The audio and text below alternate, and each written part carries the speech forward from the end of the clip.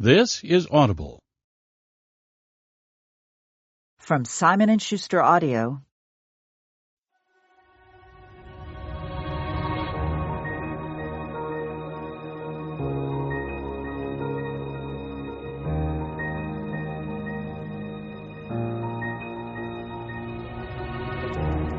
It Could Have Been Her by Lisa Jewell. Read by Leslie Sharp, James Norton, Freddie Fox, Joanna David, Ella Ray Smith, Harriet Fisher, Tim McInerney, Elsa Lepecki Bean, Emilia Fox, and Roy Macmillan.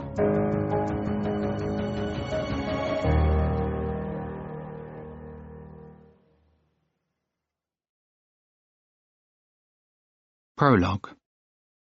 The 4th of June, 2005. I liked the girl. She had a nice smile. She was friendly. I could tell she liked us. She was asking loads of questions about the house, about how long we'd lived here, how old it was. Wanted to know if we knew anything about the history of it. Daddy was very nice to her. He was always like that with new people. Mummy, of course, was rude, as she always was with everyone. My older sister just stared at her as though she'd never seen anyone like her before. I did the opposite, looking all around her, but not at her, because it made me feel weird when I looked at her, and I didn't want her to think I was weird. "What's with the—" She was pointing at my top. It was my favourite T-shirt. Mummy and Daddy bought it for me for my birthday. It had a red nose printed on the front and a huge blue mouth, and pinned onto the front pocket was a plastic flower with a bulb at the bottom that filled with water, and you asked people to smell it and then you squeezed the bulb, which was usually hidden in your pocket, and the flower squirted water in their face. Except it didn't have any water in it, because I wasn't expecting a visitor. I would have filled it if I'd known. But actually, I don't think I'd have used it anyway, because the girl was too pretty, and I didn't want to upset her if she didn't think it was funny. "Oh," I said, trying to sound relaxed. "It's my clown T-shirt. I collect everything to do with clowns." I told her about the circus that came to the Heath every summer, how it was my favourite time of the year. Then I showed her how the squeezy trick worked, and she smiled and said, "Cool." She told us that she was a graduate, just finished her degree in music technology, wanted to be a sound engineer. Daddy said something about how unusual that was, that it was quite a man's world, and the girl said that wasn't going to put her off, and Daddy laughed, and Mummy just sort of sighed, as if it was all really boring. The girl said she could play the guitar, and my sister said she was learning, and then the girl and my sister had a conversation about that for a while, and I spent that time looking at the girl and feeling things. There was too much blood in my lap area. I felt hot down there, hot and tingly and like I needed to be touched. Then the girl looked at her watch. She said she needed to go. She was meant to be meeting some friends in a pub up the road for drinks, and she was already so late. I saw Daddy throw Mummy a look. Even though I was only a kid, I knew what that look meant. "Are you sure we can't tempt you to stay a little longer?" Daddy said to the girl. "Annie has a cheesecake in the fridge." "What type?" the girl asked, a playful twinkle in her eye. Daddy looked at Mummy again. Mummy said, "Strawberry." The girl smiled. She said, "My friends probably aren't even expecting me to turn up anyway, to be honest. They call me No-Show Claire." The girl stayed. Chapter 1. On the 8th day of May, 2026, Jane Trevally does something terrifying. She invites an estate agent into her home. Jane's home is a ramshackle Georgian pile called Rosebery Hall, left to her by her mother and father, who both died of alcohol-related illnesses within 8 months of each other, when Jane was just 19. Her younger brother died 10 years later of a drug-induced stroke, and now Jane Trevally is the sole owner of this sprawling, ridiculous country pile that needs £1 million to be spent on it just to keep it from falling down.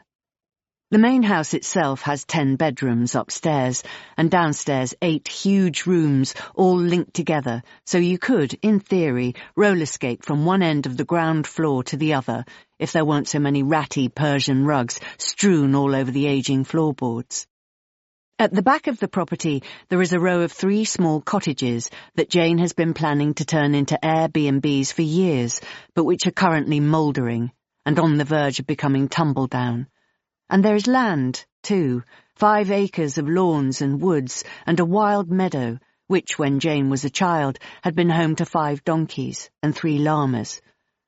She'd never got around to replacing them after they died, and now the meadow is overgrown and tangled up with blackberry and hawthorn. She must sell it all, cash it in, let someone with time and love and money bring it back to its former glory. Her parents started the downward spiral of the property by not spending a penny on it, plugging leaks and filling gaps and covering things over with cheap wallpaper and cheap rugs. But Jane has done little to reverse the spiral. Over the past 3 decades, Jane has entered and left 2 marriages to 2 wealthy men who had already had their families, both of whom made her sign prenuptial agreements, and she has spent most of the settlements from both of those ill-fated marriages, given it to dog sanctuaries and builders and scaffolders and roofers, and now this pile of bricks and mortar and memories and damp and piss-stained mattresses and cheap Persian rugs, this little corner of Dorset, is all that is truly hers. This and her dogs. Jane's heart beats hard under her ribs as a glamorous young woman called Chloe Flint walks around the house that Jane hates and loves in equal measure, and talks of different types of buyers, talks of other similar places she has sold, talks of crystal windows and holiday lets, and the perfect spot in the lawned garden for a swimming pool, and Jane nods and smiles, is utterly charming, lets the nice girl believe that she really does intend to sell this place, that she really is quite normal, thank you very much, every bit as normal and as lovely as she looks, a normal woman selling a scruffy house that is no longer what she wants or needs, when all the while she is silently screaming, "Leave now, please, please leave." And her heart races, and her breath hurts, and the moment that Chloe departs the house with more cheery talk of valuations and emails and "I'll be in touches," Jane shuts the door behind her and cries. An hour later, once she has pulled herself back together, Jane takes the dogs for a walk through the last of the spring bluebells. Overhead the sun shines crisply through a green canopy of leaves, and her dogs run on the path ahead of her. Jane has 4 dogs. They are all boys, and in the absence of any children of her own, they are the centre of her universe, though she suspects they would still have been even if she'd got around to having children. She has enough stepchildren, 5, plus a grand stepchild, to be aware of the gulf between the pure, unconditional love of a dog and the messy, ever-changing, often brutal love between a parent and a child. She pulls her phone out of her pocket and turns it to camera, wanting to capture the glory of the contrast between the dark, dying bluebells, the black soil, the green leaves, and the rich rust of the coat of Brian, her fox-red Labrador. "Brian," she calls to her dog, "look at me." Brian turns just once to face the camera. Jane gets the shot, and then Brian is gone again, catching up with the others. Jane puts her AirPods in and finds the podcast she was listening to earlier. True crime, always true crime, and follows the muted rustle and thump of her dog's paws on the path before her. But a moment later, she presses pause and pulls out her AirPods at the sound of one of the dogs barking. Bluto? She catches up with the dogs and is surprised to see in their midst a small white dog. Her dogs are all large and earthy colours, and the small white dog at the centre of the group looks like an unexpected blast of light. The dog seems comfortable in the heart of the band of bigger dogs, looks as if he wants to play, but Jane knows that Reggie, her oldest and best dog, won't take kindly to the suggestion, so she calls them all away and crouches by the small dog. "Well then, who the hell are you?" she asks, feeling its collar for a tag and not finding one. She sniffs the dog's fur, trying to discern the scent of a warm and loving home, but she gets a hit of damp earth. She feels his ribs and his belly, looking for his last meal. But his belly is empty, his ribs slightly pronounced. He looks like a West Highland Terrier, not the sort of dog that you would normally find lost in the countryside, and he is incredibly friendly and licky. Jane stands up and turns 360 degrees, looking for the owner of this sweet, errant dog. "Hello," she calls out. "Person with small white dog? I have him here." She waits a moment for her calls to reach somebody, but all around is silent, in the way that this place is always so silent. It's one of the reasons why she is still here, 55 years after she was born, in that huge, awful, beautiful, cold house, in her parents' bed, a private midwife on hand, her birth leaving a bloodstain on the mattress that is still there to this day. It's this silence. And she knows already that there is nobody else in the Bluebell Woods with her today. She knows that this dog has not eaten for at least a day, maybe longer. She knows that this dog is now her responsibility. She sighs and pulls the spare lead from her pocket and clips it to the dog's collar. "Well," she says, leaning down to scratch him behind his ears, "I guess we need to take you home and get some food in you." She enters through the side door into the boot room, where she takes off all the dog's harnesses and leads, pulls off her own Wellingtons and puffer coat, pulls on the thick, fur-lined thermal socks she wears around the house, and then lets the dogs lead her into the kitchen, towards their bowls, which she fills from vats of incredibly expensive raw sludge she has delivered every month and stores in the freezer.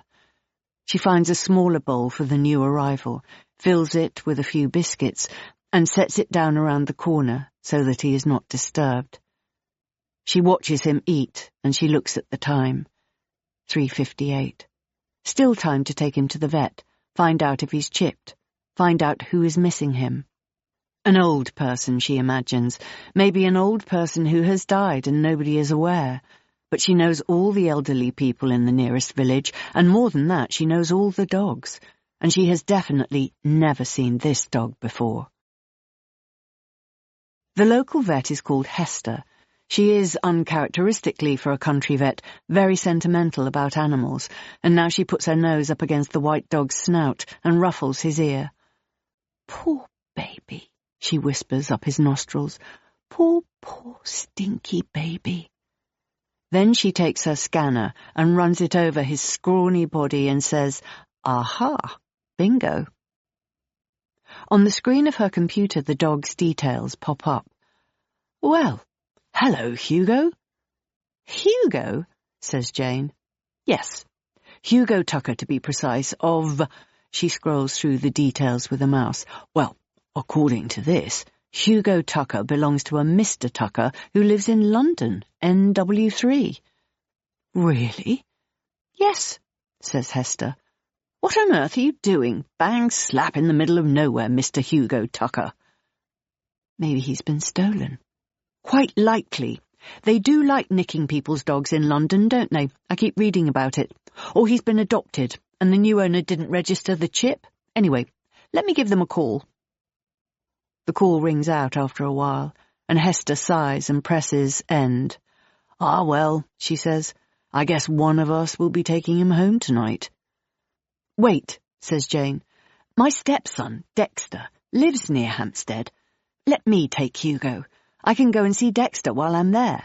"Well," Hester says, "if you're sure that's okay." Jane nods. Hester writes the address on a piece of paper and hands it to Jane, who puts it straight into her pocket without looking at it. "I'll give him some fluids," Hester says, "and then he should be good to go. Just keep me posted, will you?" That night, Hugo Tucker shares Jane's bed with her. He settles quickly and neatly, squashed between Reggie and Bluto. It's as if, Jane thinks, he's always been here, and she decides that if she can't find Mr. Tucker tomorrow in Hampstead, then Hugo can stay with her, forever. Chapter 2. The following morning in leafy Belsize Park, Jane's favourite stepchild, Dexter, opens the door to his flat. His white blonde hair is scraped back off his face with a wide lycra band, and he's wearing an oversized sweatshirt, tiny shorts, and huge slippers in the form of a pair of sausage dogs. His face crumples at the sight of Hugo on the floor at Jane's feet, and he immediately drops to his haunches to greet him. "Oh my God," he says to the dog. "You are so beautiful." He looks up at Jane with gentle eyes. "He's so lovely. Don't give him back." "I don't want to," says Jane, "but we have to. Shall I come in then?" Dexter lives with his best friend in a high-ceilinged 1.5-bedroom flat paid for by his father, who is Jane's second ex-husband, Tony. Dexter is Tony's eldest child, just turned 23, and despite a life of extreme privilege, he is one of the sweetest, purest people that Jane has ever known. He was just 8 when Jane married his father, a knock-kneed, skinny, scruffy boy with terrible eczema and a shock of wild white hair. They bonded over the family pet, a pug called Garibaldi that nobody else seemed to like, and had been close ever since. The flat is a tip. Evidence of the night before lies everywhere. Empty shot glasses, makeup mirrors, stained tissues, a vodka bottle, a half-drunk bottle of Prosecco, a sticky cocktail glass, and a carton of corner shop pineapple juice. "Let me just throw some clothes on," says Dexter. "I won't be long." Jane eyes the disarray and resists the urge to tidy it away. "What time did you get to bed last night?" she calls out to Dexter. 3, 4, I think." It's currently 11 a.m. and Jane is impressed that Dexter was able even to get to the door, let alone appear fresh-faced and raring to go. He returns a moment later in the same sweatshirt with a pair of oversized jeans and a baseball cap and says, "Let's go." The address on the piece of paper that Hester the vet gave her sounds familiar. Thornwood, the Vale of Health, NW3. It brings a kind of flickering image to Jane's mind, a strange house at night, a Victorian streetlight, a sense of dread. But she can't put the image into any kind of context. It's only as she and Dexter head through Hampstead Village and down into the Vale of Health that she starts to remember. "Oh," she says, as they descend into the vale towards the hamlet, "I think I—" She stops, her breath held. "What?" says Dexter. "Nothing," says Jane. A man. A tall man. A bar in Soho. Jane was 29. It was the year 2000, and she'd just left her first husband, the Viscount. She'd been single and heartbroken and a bit desperate. She was very thin, she remembers, had barely eaten for weeks, and she is sure, very drunk and possibly crying. He was older than her, the man, probably in his mid-40s, and looked like a character from a black-and-white movie. "You look like you should be called Horace," she'd said, "or Cecil." He hadn't told her his real name, merely smiled and bought her another drink. "Why are you so sad?" he'd asked her, and she told him about the Viscount who'd turned out to be a huge disappointment, more interested in his old school friends than in Jane and his young, motherless children. "And now," she'd said, "it's just me again, a tragic orphan rattling around this big old world with nobody to hold on to." "You're very pretty," he'd said, "and utterly charming. It won't be too long before you're snapped up again."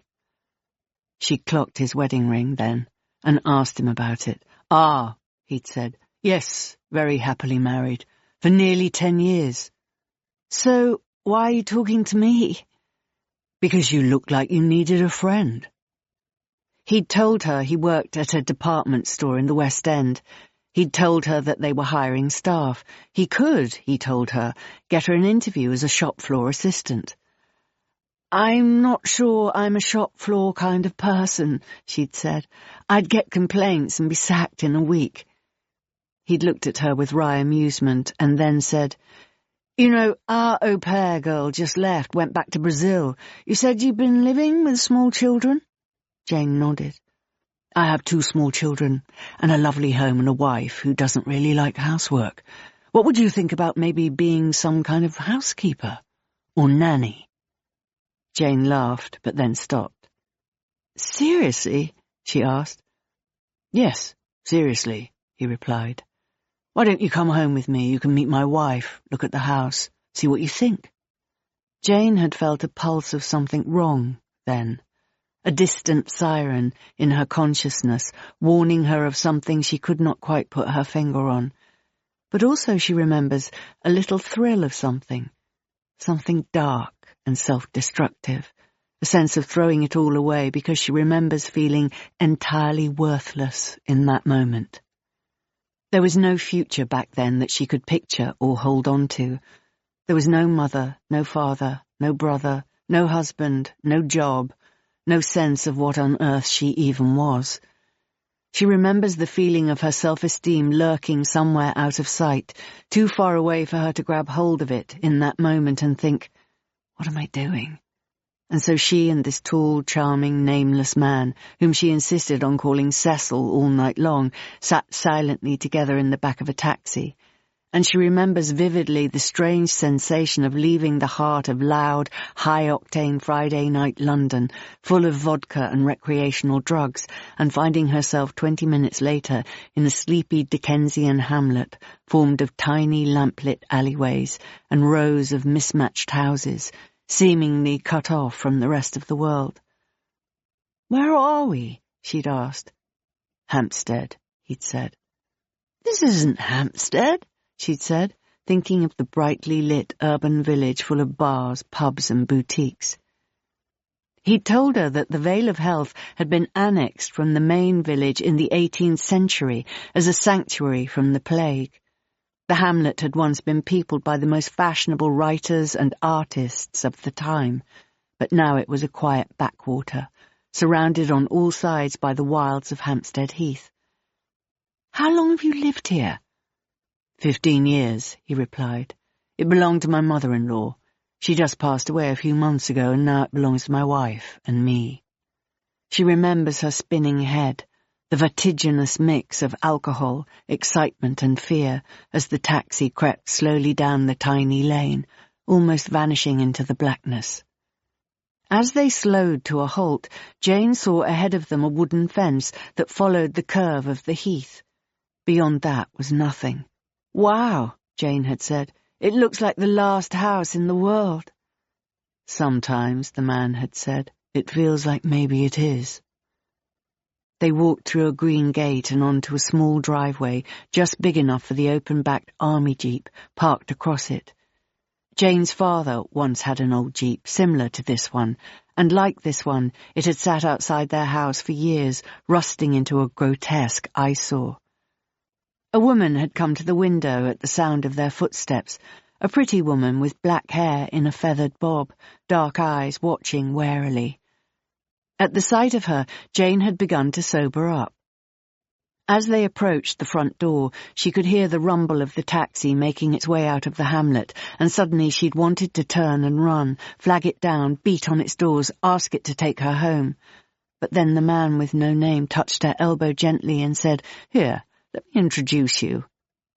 And Jane had found herself, as she had so often over the course of her stupid, mismanaged life, being dragged along into someone else's narrative, because she had never had one of her own.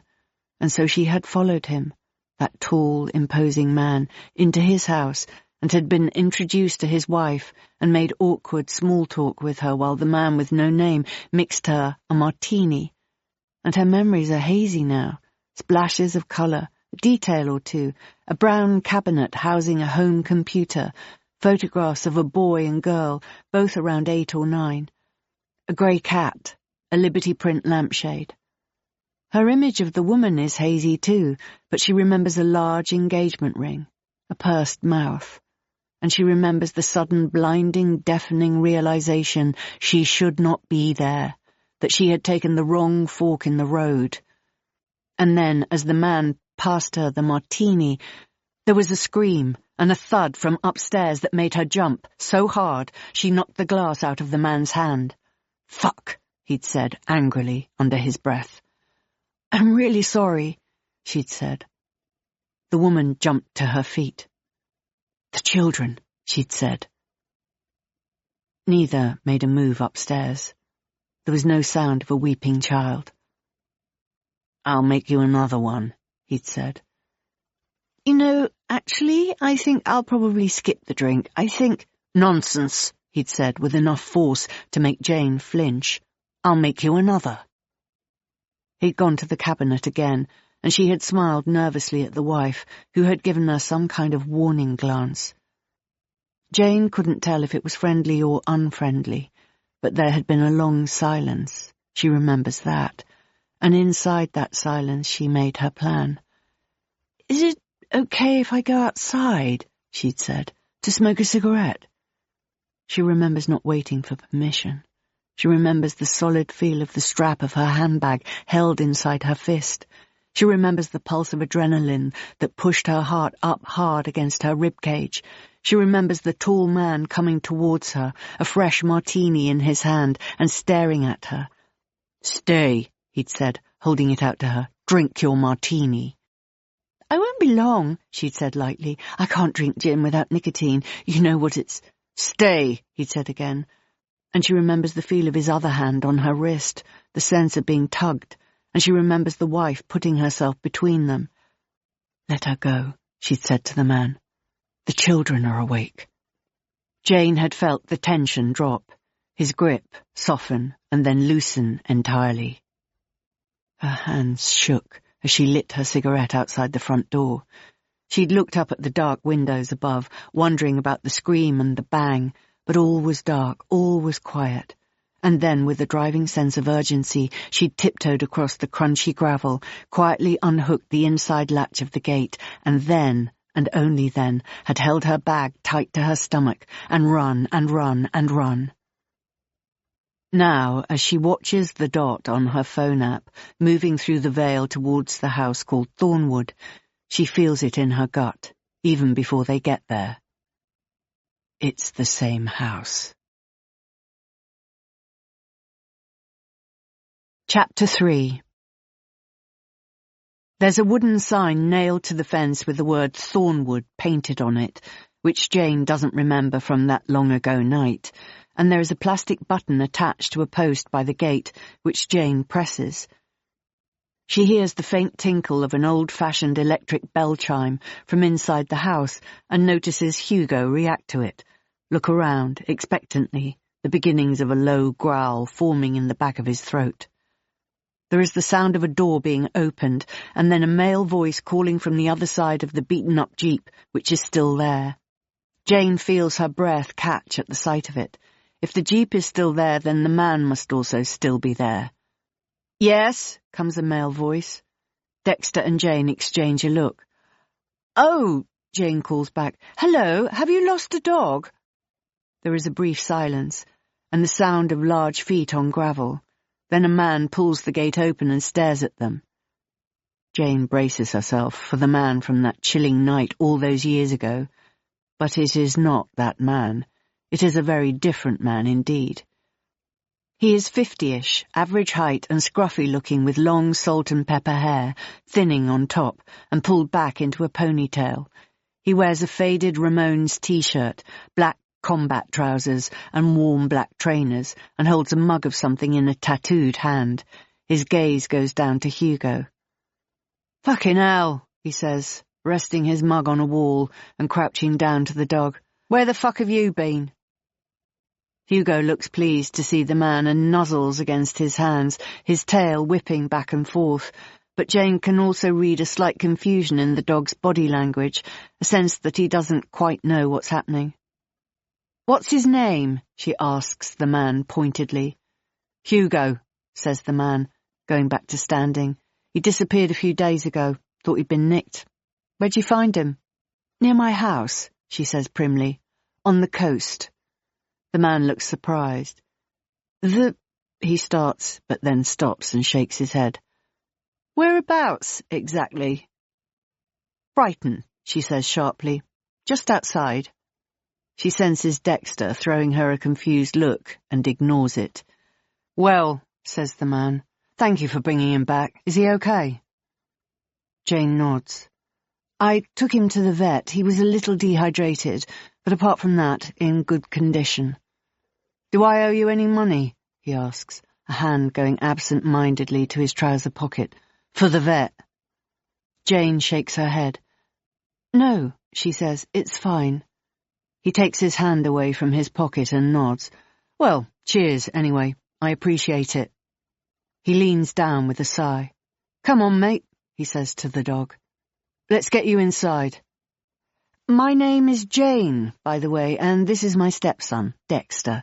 He only lives up the road, so if you ever need anyone to look after the dog, take care of him, I know he'd be more than happy. Dexter nods enthusiastically, but the man is already backing away, his hand on the gate, preparing to close it again. Sure, he says. Thanks, like I say, I appreciate it. How long have you lived here? She asks. He shrugs. 10 years or so? The Jeep, is it yours? Nah, belonged to my landlady's ex-husband. Why? Do you want to buy it? It's up for sale. Oh, she says, God, no, thank you. I just recognised it, that's all. My dad had one like it, when I was little. He nods at her, and then he turns.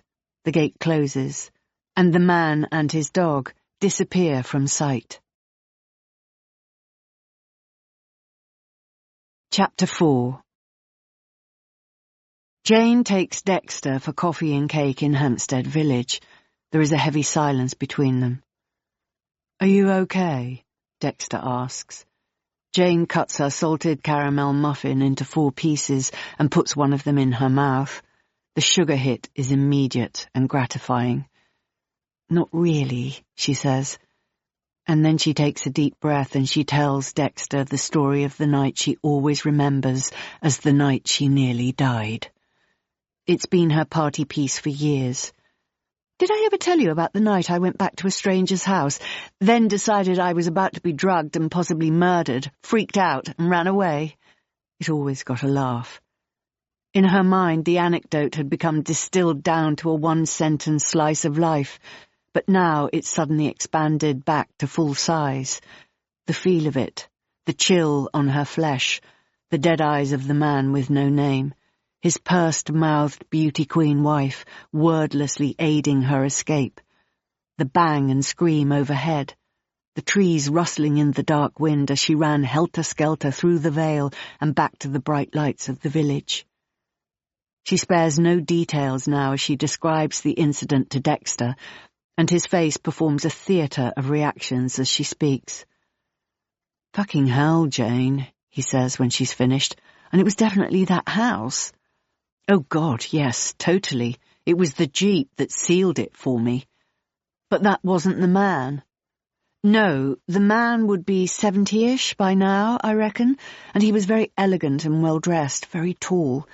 But did you hear what the man said about the Jeep belonging to his landlady's ex? That must have been her, the pretty wife.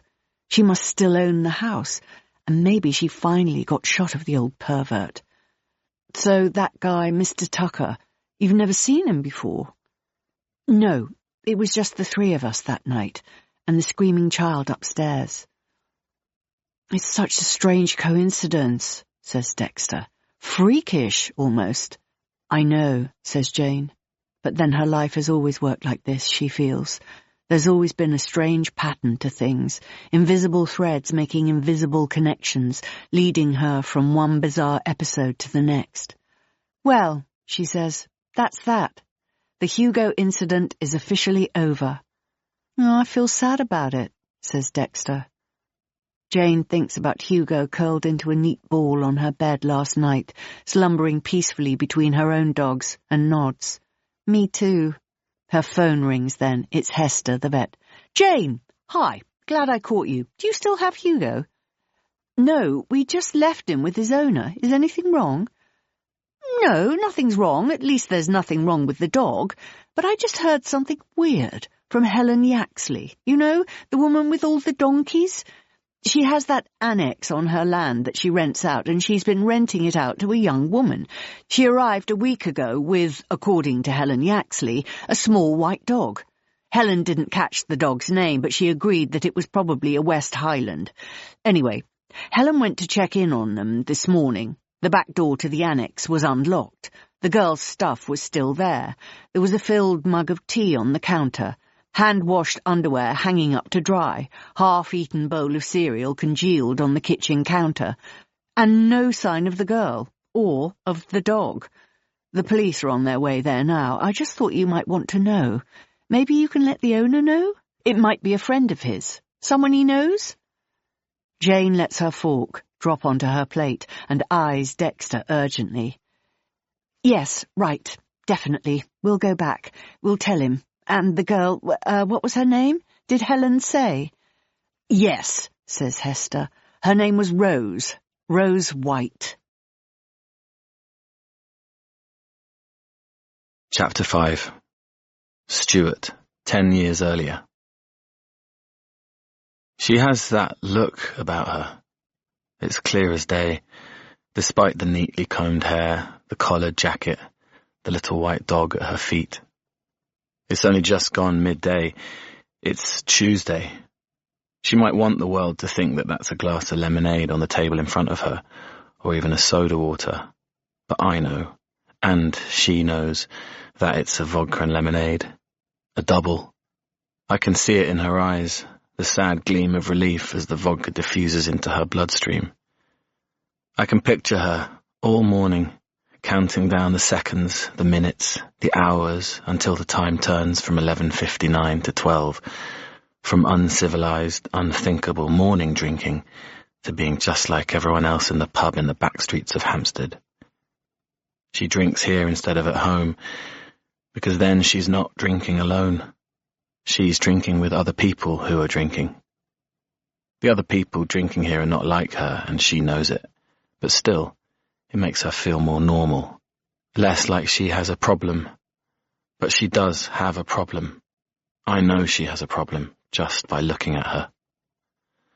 I lift my fresh pint from the bar and carry it towards her table.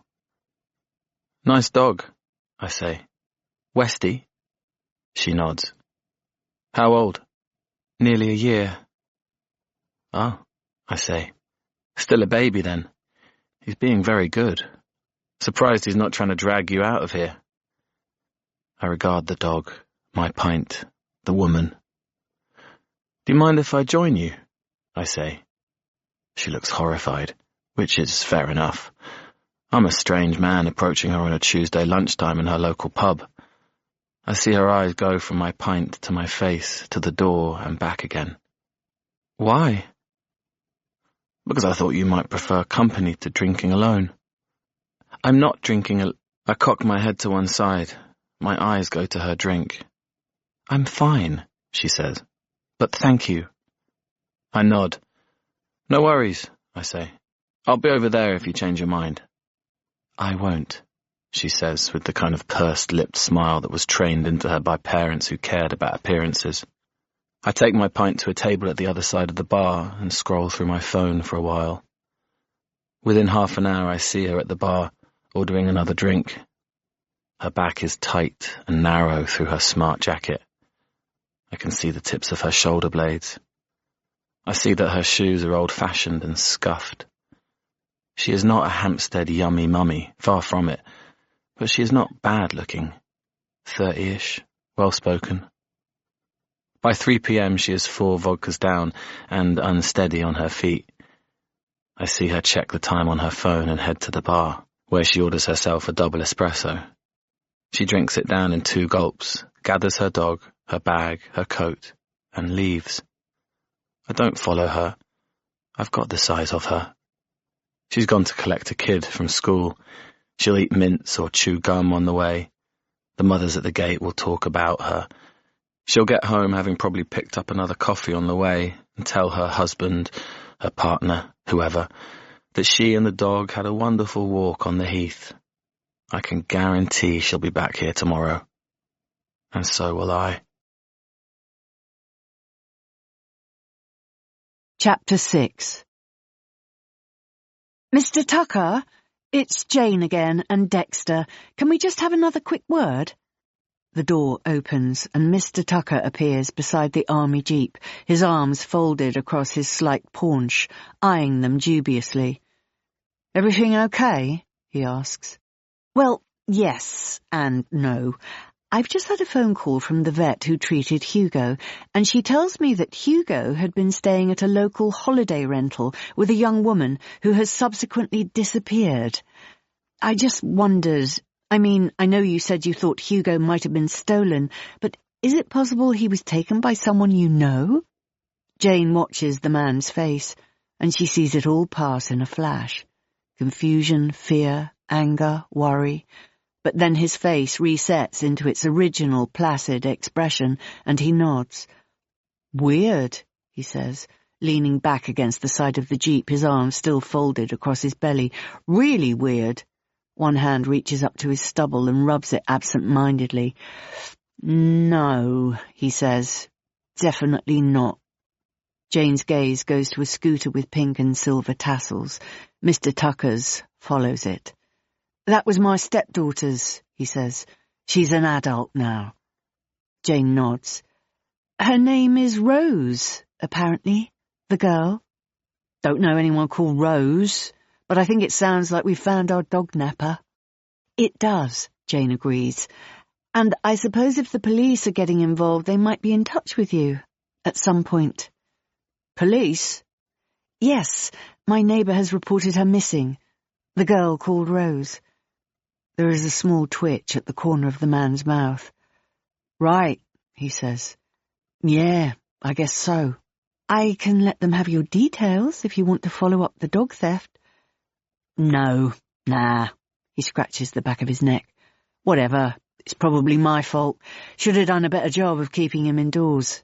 Maybe that girl, Rose, maybe she thought she was helping. Maybe she was rescuing him. He's home now. That's all that matters." He smiles, but the smile is hard, almost rigid. Slowly he unfolds his arms and pulls himself to standing. "Thanks for the update. Have a nice day." He turns and heads back into the house.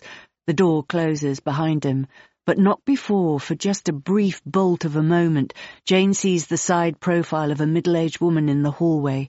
Her eyes turn to them. Something sad and blighted about her expression as the door closes again.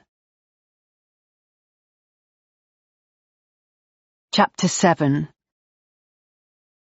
Jane and Dexter walk back to his apartment. The May afternoon is bold and bright, in stark contrast to the murky aura around Thornwood, and Jane feels a rush of city lust pass through her. Shannon, her dog-sitter, said she could stay with the dogs overnight, and now Jane can feel the siren call of proper cocktails and pretty men, rooftops and fumes and dazzling shop windows. "Fancy dinner tonight?" she asks Dexter. "Somewhere snazzy." "Snazzy," Dexter smiles. "You and your funny speak. But I can't tonight, I've got a class." "What sort of class?" "A dance thing. Finishes at 9. But Dad's in town. Why don't you see if he's around?" Dexter's dad is called Tony. He's about to turn 60, and he lives in Nevada with his third wife, Maddie. But he also has a townhouse in Seven Dials, right bang in the middle of Covent Garden, and it has always been Jane's fantasy that even though they've been divorced for over 5 years, Tony might secretly leave it to her in his will. Jane gets on with Tony, especially when Maddie is not around, but she's not sure a night out with her ex is exactly the grimy city night she had had in mind. She messages him anyway. "I'm in town. Are you around tonight? Dinner?" Seven Dials is buzzing on this hopeful May afternoon. The sun still sits high enough in the sky to cast light onto the pavements. People wear sunglasses. The tables outside bars and restaurants are all full. The door to Tony's Seven Dials house is painted dark green, with the numbers 3 and 1 attached in gold. It's the dictionary definition of discreet. 1 million pairs of feet have walked past Tony's front door over the 200 years it's been sitting there, and only a small percentage of people will ever have noticed it. On the ground floor of Tony's house is a shop selling high-end organic toiletries. When Jane first came to stay at this house, the shop on the ground floor sold second-hand vinyl. Tony buzzes her in, and she takes the steep old staircase to the first floor, where Tony sits at the kitchen counter in front of an open laptop. Tony is not a looker. He never was. It was always about his charisma, his rough edges, his money, his charm. And more than that, it was about the contrast between him and her first husband, who'd had a title and land and looked like a Prince Charming come to life, but was a horrible kisser and slept in proper pyjamas. "Hello, sweetie," he says in the slightly camp, native New Yorker way of his. He pulls her close for a bear hug, and she smells a long day on him. She smells his lunch, the coffee he had after his lunch. The smell is reassuringly familiar and slightly dreadful, both at the same time. She's glad, she thinks, so glad that she is no longer his wife. She is glad, she thinks, that she is no longer anyone's wife. But God, she misses this house. Tall and narrow, renovated by an interior designer in the 90s, tired around the edges now, but still with the lingering glamour of an expensive job well done. Real marble, real mahogany, real leather trimmings, muted lighting, giving it the feel of old-school Manhattan, like an apartment in a Scorsese movie or an old Woody Allen. Tony pours her a drink. She says, "I really wanted a dirty night out, you know? Messy, drunk, maybe a club. Don't suppose you're in the mood for that." Tony shakes his head. "No, not me, but don't let me stop you. You're welcome to treat this place like a cheap hotel and crash out here when you're done, as long as Maddie doesn't find out about it." Jane sighs. "Thank you, that's sweet, but I don't really want to go out by myself. I wish I still had friends in town, you know? I used to have so many friends in London. I wonder what happened to them all." "They all ended up dead, or in the country." "That's probably true," she says, then she sighs again. "Funny being this age, isn't it?" Tony laughs and passes Jane her drink. He offers her his glass for a cheers. "To being a funny age." Jane clinks her glass against his. "But I mean, we are not old. We really are not old. But yet what little time we have left. It's terrifying. Christ, Tony, you'll be 70 in 10 years, and then you're in the countdown, basically. Months, days, minutes. Where did all that time go? That formless, unimaginable infinity. Ugh, I just want every minute to shine, you know? Be amazing." "And," says Tony, "is it amazing?" "No," she replies crossly. "No, it fucking isn't. It's pretty shit, actually. I mean, I have the dogs, obviously, and they are my joy, but the house..." She pauses. "I had an estate agent round yesterday to value it. It has to go. I know it has to go. It's on the verge of falling down, just like me." "Nonsense. You're stunning. Always have been. Always will be." "Like I say, on the verge. I can feel it coming, but it's not here yet. And I do sometimes wonder if I should just get a job or something." "Heaven forfend." "I've been thinking," Jane says slowly, circumspectly, as it is the first time she has said this out loud, "that I might retrain as a private detective." "Ha!" Tony scoffs, but then narrows his eyes at her when he realizes she's being serious. "You mean it?" "Yes. Remember that thing earlier this year with that marriage scammer guy who murdered his wife, Simon Smith?" Tony shakes his head. "Well, it was a big story here in the UK, and I was kind of involved with it, tangentially. The daughter of one of the victims asked me to help her because I used to know her father. She didn't trust this guy, didn't believe he was who he said he was, and it was all so satisfying, following all the leads, asking people questions. It just ignited something in me. And then yesterday, something really strange happened. The estate agent had just left, and I was feeling super emotional, and this little dog appeared in the Bluebell Woods at Rosebery, from nowhere, and it turned out he belonged to a guy in Hampstead. Me and Dexter dropped the dog back there today, and..." She pauses. "I don't know," she says softly. There was something really off about the whole thing, about the guy, his weird house. She pauses again. She has never told Tony about the night she went home with a complete stranger on the flimsy promise of a job. She's certain he would not judge her, not all these years later, but still she can't quite bring herself to let him see the desperate, broken fool she'd once been. Anyway, she continues lightly, it turns out that the dog had been staying with a young woman called Rose at my neighbour's holiday rental, and now Rose has completely disappeared, and I'm just all tingly with it, you know? I want to get involved. Well, then why not? Because I'm not actually a private investigator. I'm just a nosy old bag who's barely worked a day in her life. Tony tuts. Jane, he says. Stop it. You're a brilliant woman. You just haven't had a lot of experience in the trenches. 55 and good for nothing. What happened to the dog rescue place in Spain? Jane had gone straight from their marriage to Andalusia, where she'd co-founded and helped to run a dog sanctuary, but returned to the UK late last year because she was homesick. Oh, I'm still involved with it. I still raise money for them, and I'll go back every year when I can, but I couldn't live there anymore. I needed to be here. This is where I want to finish.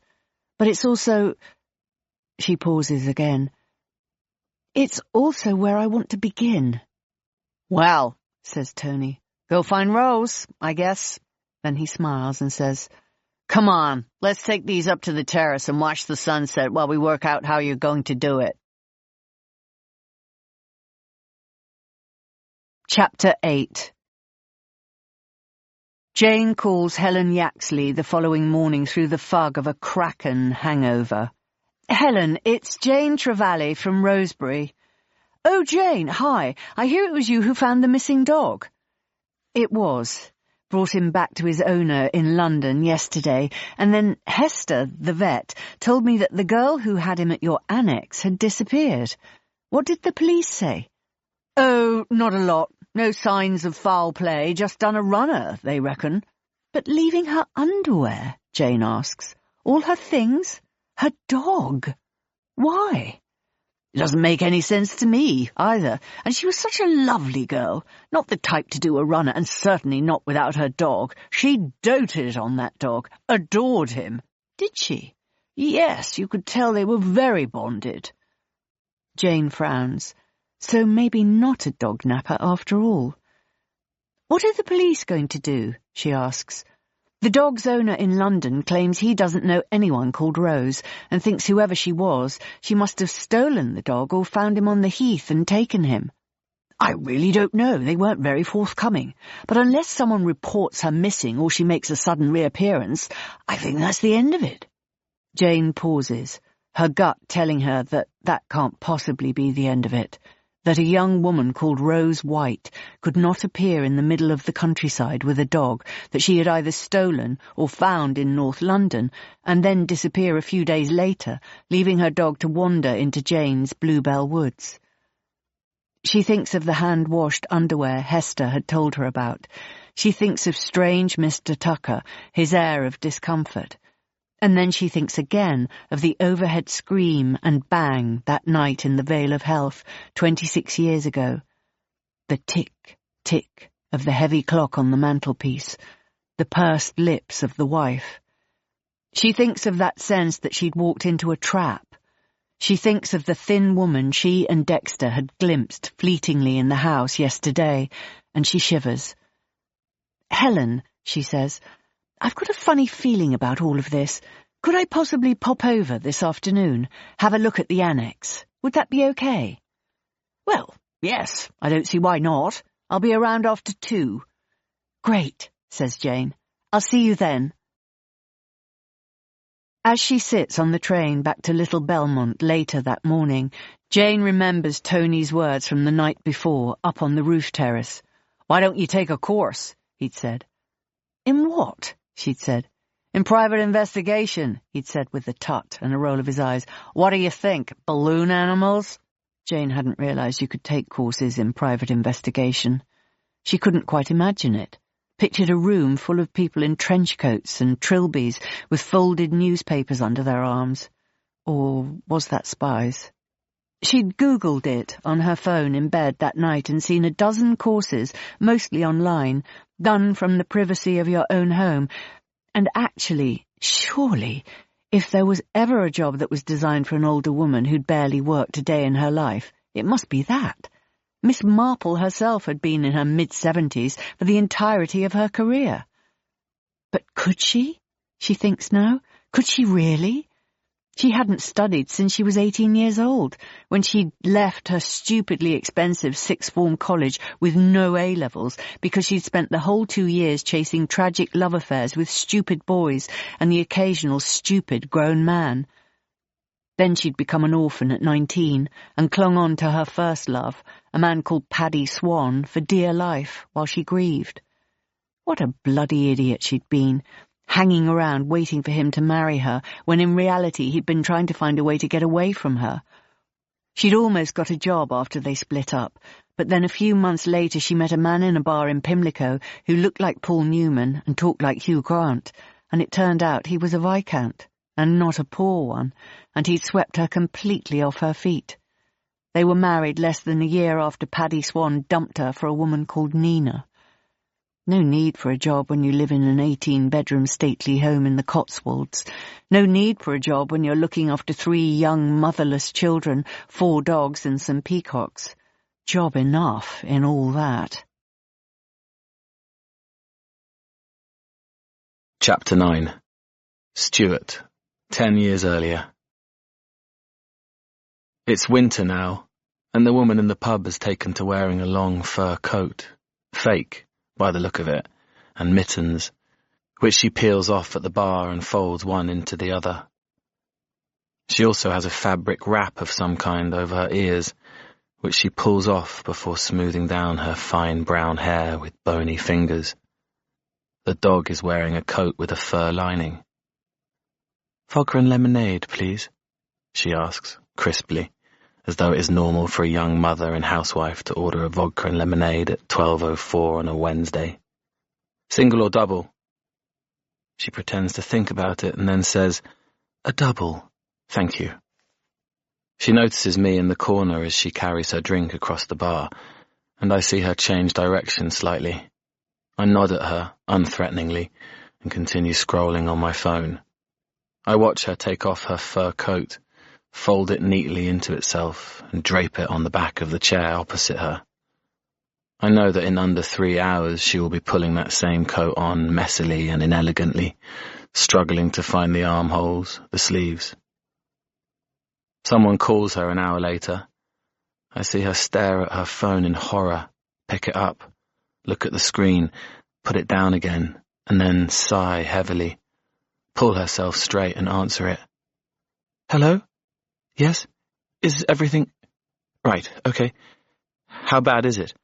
Should I... Yes? Okay. Okay, I can be there now. I mean in 10 minutes or so. I'm just up the road. Great. See you in 10. 15. Yes. Thank you." She ends the call, and I see her mouth "shit" under her breath.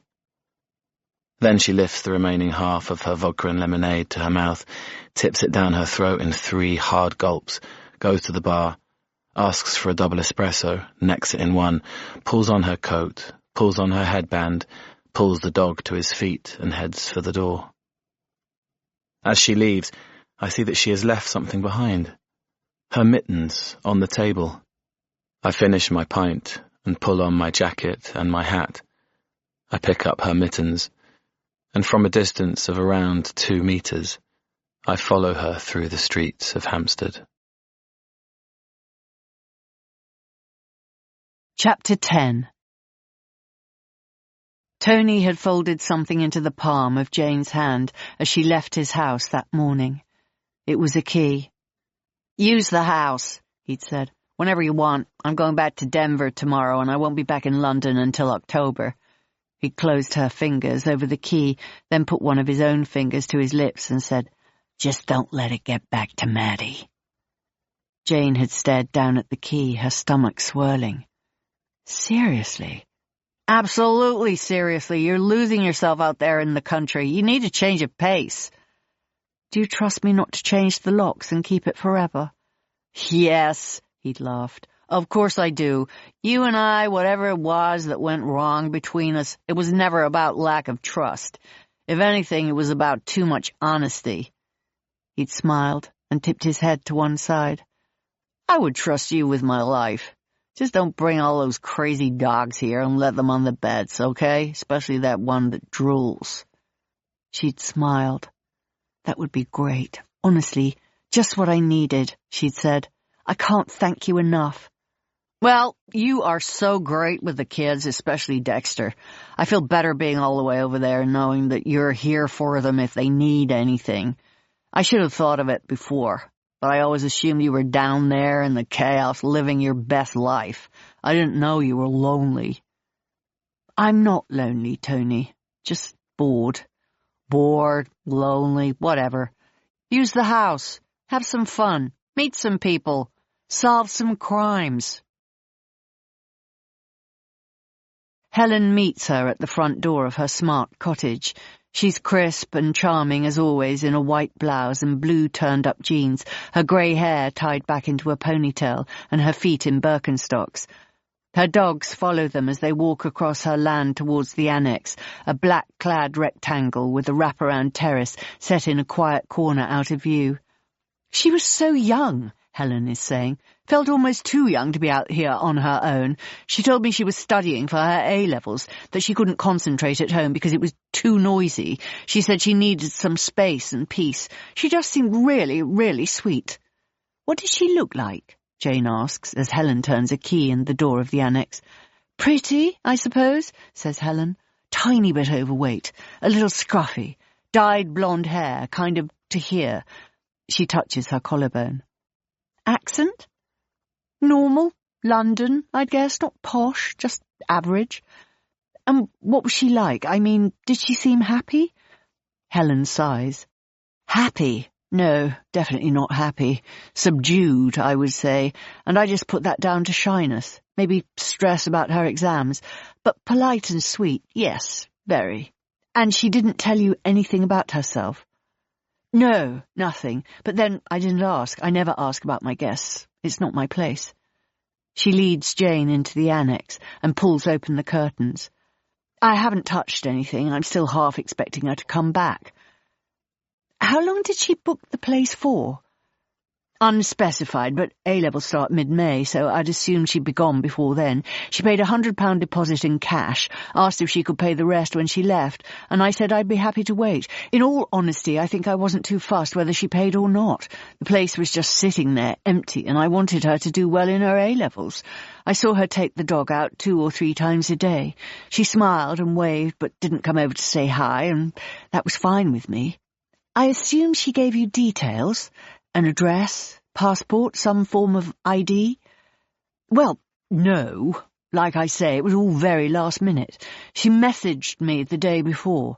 I said it was available. She turned up with cash. She was young, sweet. I didn't think I needed anything else from her. Stupid, really, in hindsight. Helen shrugs. Anyway, she says, what are you looking for, exactly? I'm not sure, says Jane, eyeing the mug on the kitchen counter full of cold tea, the open suitcase on the floor by the unmade bed, the loaf of white sliced bread by the toaster left unsealed, a tub of butter, a tube of Baroccas, a phone charger still plugged into the USB socket above the kitchen counter, a tin of Lily's kitchen dog food, a bag of dog biscuits, the water bowl on the floor. No sign of any school books, she observes crisply. Helen grimaces. Yes, she says, I did wonder about that. The pants she sees hanging to dry on the radiator are not the sort of thing that Jane would normally associate with a teenage girl. She has known a lot of teenage girls over her long career as a stepmother, and not one of them ever wore pants that covered their bellies. But these are very large indeed. You said she was a bit overweight. Only a tiny bit. Puppy fat, probably. But not those pants overweight. I have to say, Jane, Helen says with a dry laugh, I hadn't really given it any thought. Jane crouches by the open suitcase and carefully goes through the contents. Plain T-shirts, a scruffy bra, a pair of pale pink leggings, a pair of knitted slippers with a fur lining, a packet of tarot cards, a Matt Haig novel, a small leather pouch containing 2 pairs of silver stud earrings, a roll of dog poo bags, a Ziploc bag containing small vials of essential oils, a packet of tampons. In the tiny bathroom in the corner of the annex there is a damp towel pooled on the floor, deodorant, and simple face cream on the glass shelf above the sink, supermarket-owned brand shampoo and conditioner, both for blonde hair, Jane notes. A pair of discarded pants on the floor, this pair much smaller than the others, making Jane's observation of the oversized underwear in the main room more pertinent. There's no makeup anywhere in the place. No products beyond the very, very basic. Nothing nice, nothing fancy, nothing pretty. Which is fine, Jane surmises. Just because Jane loves pretty things, just because nearly every woman Jane knows likes pretty things, doesn't mean that everyone does. Well, she says to Helen, thank you for letting me have a nose around. The police have the details of the guy in London from Hester the vet, so there's a chance they might want to talk to him, to see if there's anything connecting the two of them. But otherwise, yes. Maybe she did just steal someone's dog in London, travel halfway across the country to a random Airbnb, then completely disappear minutes after making herself a cup of tea and washing her pants. Stranger things have happened, she sighs. Helen nods sceptically. Occam's razor, she says. But you'll keep me posted?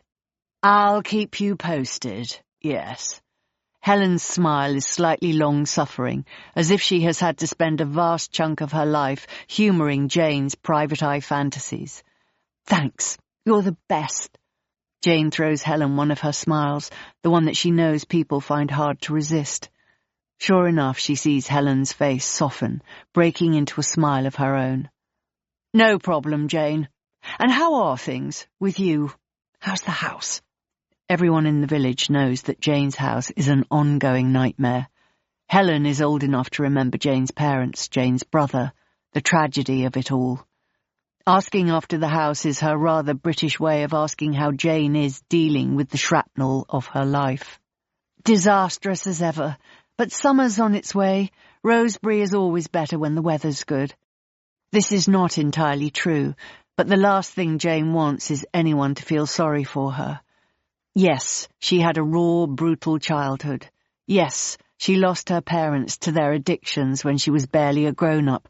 And yes, her brother went the same way as her parents and left her all alone in the world when she was still a young woman. But she's had a good life. She has more than most. She does not want to inspire pity. She wants to find Rose White. That is what she wants. The dogs are ecstatic when Jane returns. She falls to her knees and allows the 5 minutes of wet noses and dank breath, the whoosh of tails and weight of heavy paws on her shoulders, on her legs. Shannon gathers her things and smiles fondly. They've all been so good, she says, and then regales Jane with the sorts of dog-based minutiae and anecdotes that only a dog's owner would want to hear. Jane hands Shannon 3 £20 notes. Shannon says, "Oh, by the way, what happened to the cute white dog? Did you get him home okay?" Jane tells her about the cottage in the Vale of Health, the strange man, the sense that something wasn't quite right. And then Shannon says, "Yes, I saw that girl a few times out in the woods near Helen's place. You know, the parkland where I walk the Clark's dogs." "Oh," says Jane, brushing dog hair off her jeans. "Right. Did you ever talk to her?" "Yeah, sort of." "What did you talk about?" "Nothing much. Her dog, the Clark's dogs, dogs in general, you know. She said she was going to be here for a few days studying for exams." "Did she seem okay?" "Well, yes. I mean, shy, slightly anxious, edgy, but all young people are like that these days, aren't they?" "You're a young person, Shannon." "Not really, not anymore. I'll be 30 in 8 months." "That is young." "Yes, but too old to be doing with all that anxiety and whatnot. Just got to get on with it eventually, haven't you?" Yes, Jane agrees heartily. Yes, you really do. Anyway, I'm free a lot over the summer. I've left the spa, going to be focusing more on the dog business from now on, thinking of starting a daycare place, so I'll be around if you need me. Just call me whenever. You know how much I love your boys and how much I love this house. Shannon is obsessed with trashy Victorian literature about rich people in big houses falling on hard times. Thus, she loves the pandemonium of Rosebery Hall, the peeling wallpaper, broken hall tiles, dusty fireplaces, crumbling ceilings, and she loves Jane's tragic backstory, the dead parents, the dead brother, the Viscount ex-husband with a stately home and half of Gloucestershire to his name. Jane, meanwhile, craves the clean lines of Shannon's village apartment, 3 bedrooms and an open-plan living room above the spa where she sometimes works, lots of windows, a brand-new kitchen, a tiny terrace at the back, just big enough for a friend and a bottle of wine.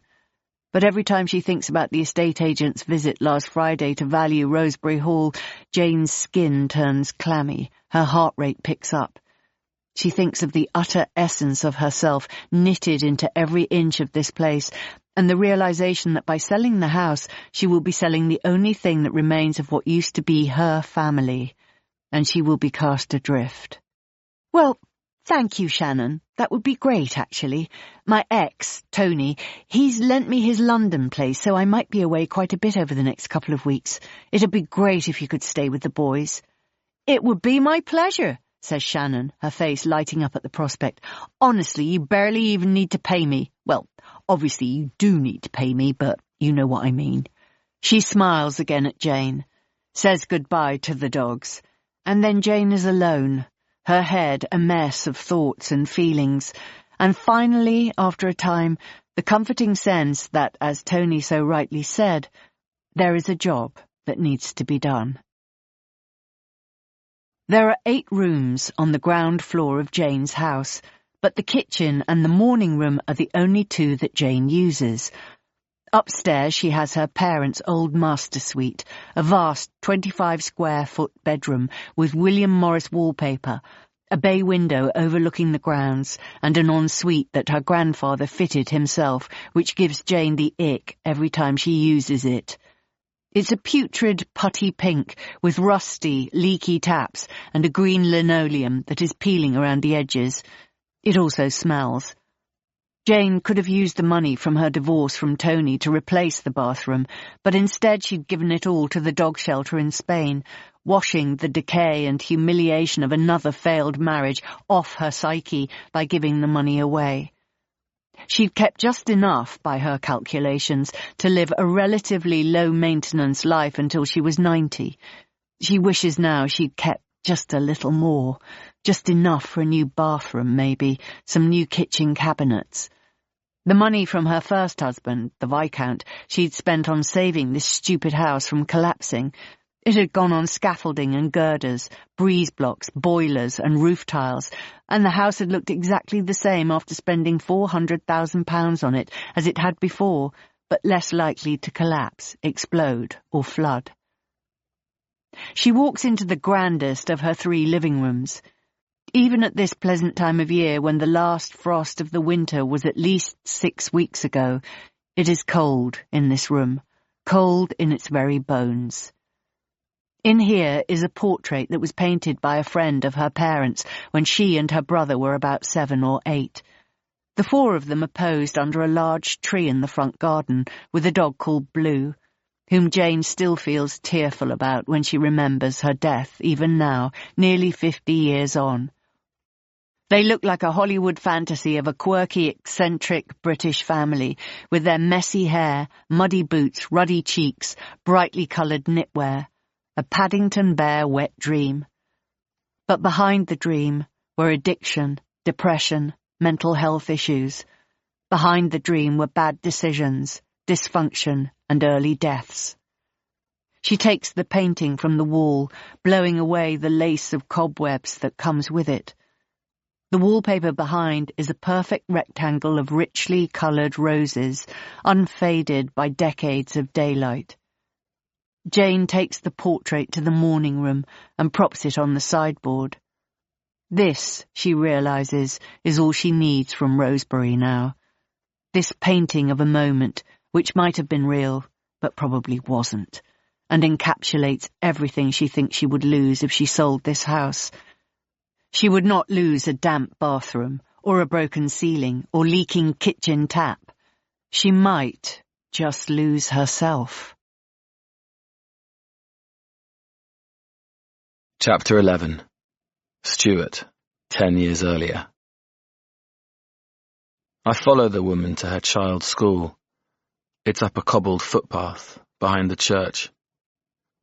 The tiny playground is set low beneath the path, and from the railings outside you can see all the way across London to the shiny skyscrapers of the city, the Shard, the cheese grater, the walkie-talkie. The woman is buzzed into the school building through a small black door. "Hi," I hear her say, brightly, before the door closes, and I wonder if the school secretary will be able to smell the vodka on her breath, see the glaze on her eyes. A moment later the woman reappears with a young girl. The girl has dark hair tied into plaits, and seems to be about 10 years old. She has a bandage around her wrist, and looks like she's been crying. The girl has, I surmise from listening into their conversation, sprained her wrist.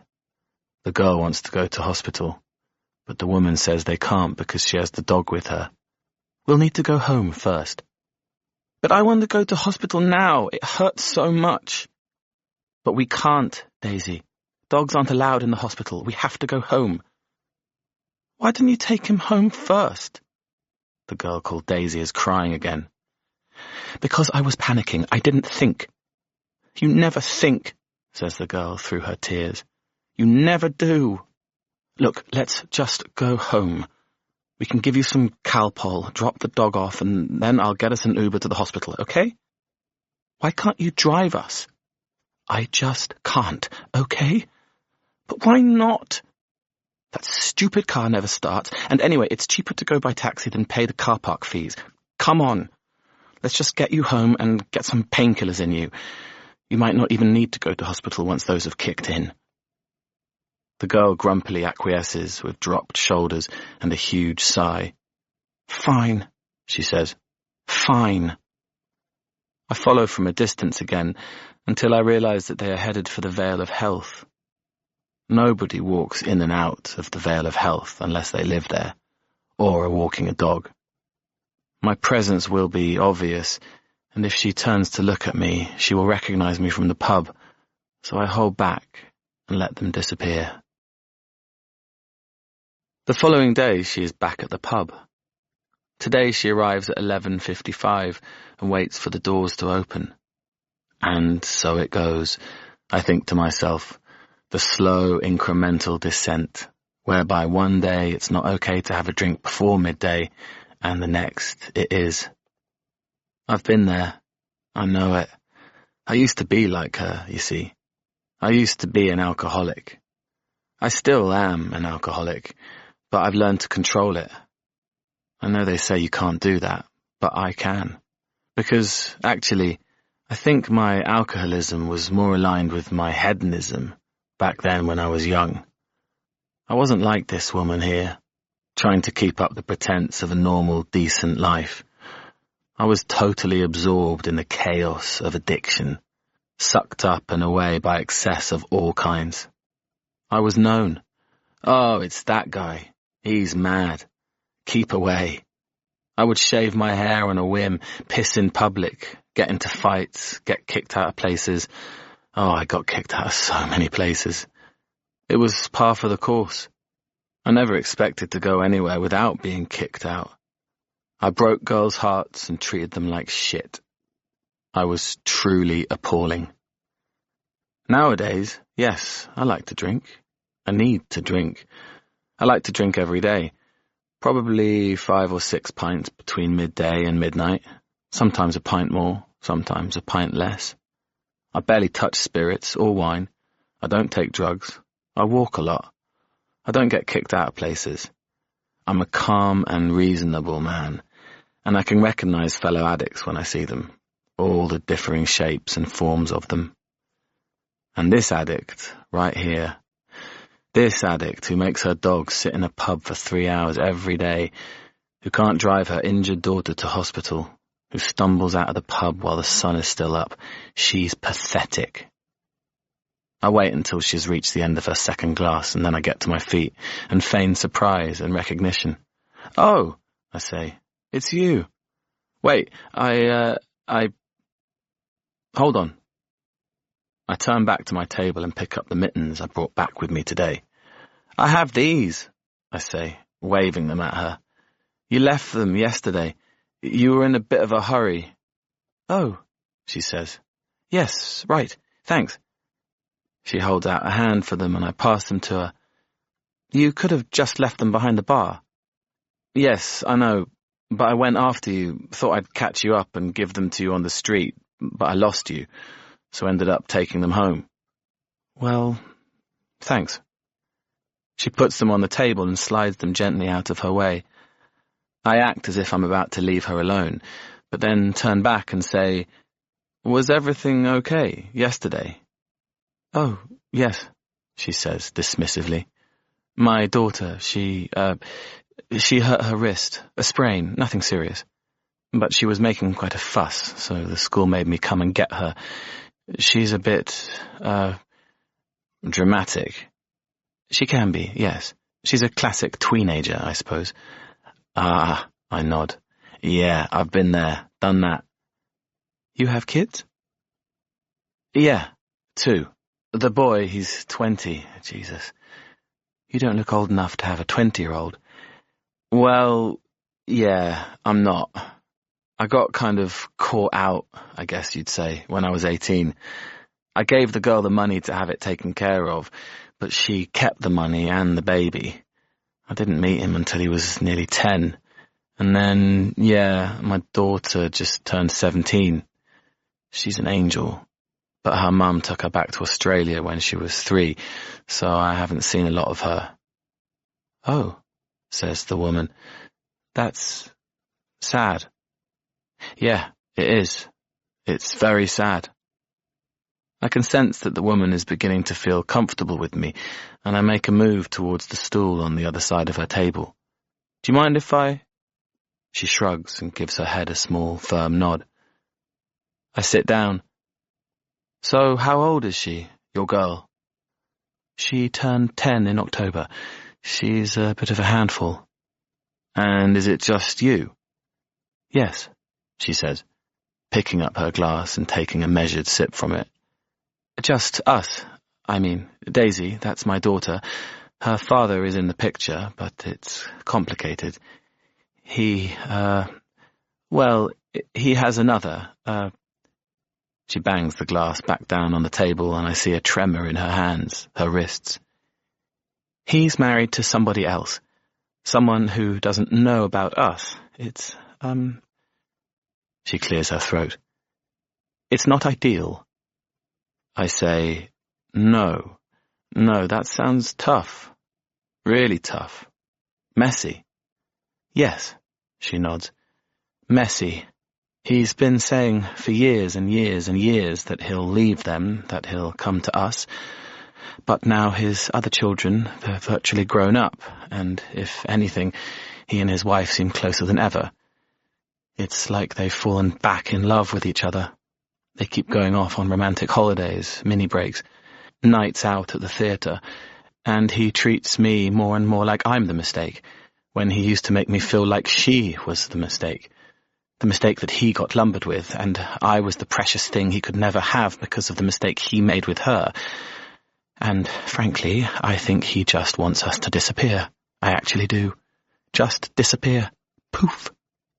She makes a small explosion with her hands that nearly knocks her drink over, and she catches it awkwardly in the nick of time. "Ugh," she says. "Sorry, I have no idea why I'm telling you all this. I don't even know you." "No," I say measuredly, "but I know you." "I'm sorry." "I mean, I see you." I narrow my eyes at her, trying to judge if I've pushed her away or drawn her closer. She veers away from me slightly and eyes me the same way I'm eyeing her. What are you talking about? You are on the precipice, I say, glancing pointedly at her vodka and lemonade, of blowing your whole life apart. Her eyes flash suddenly, and I notice for the first time that they are green, just like mine. It's not too late. I can help. She frowns at me. The line between her brows is deep and hard. For a start, I say, I can walk your dog for you.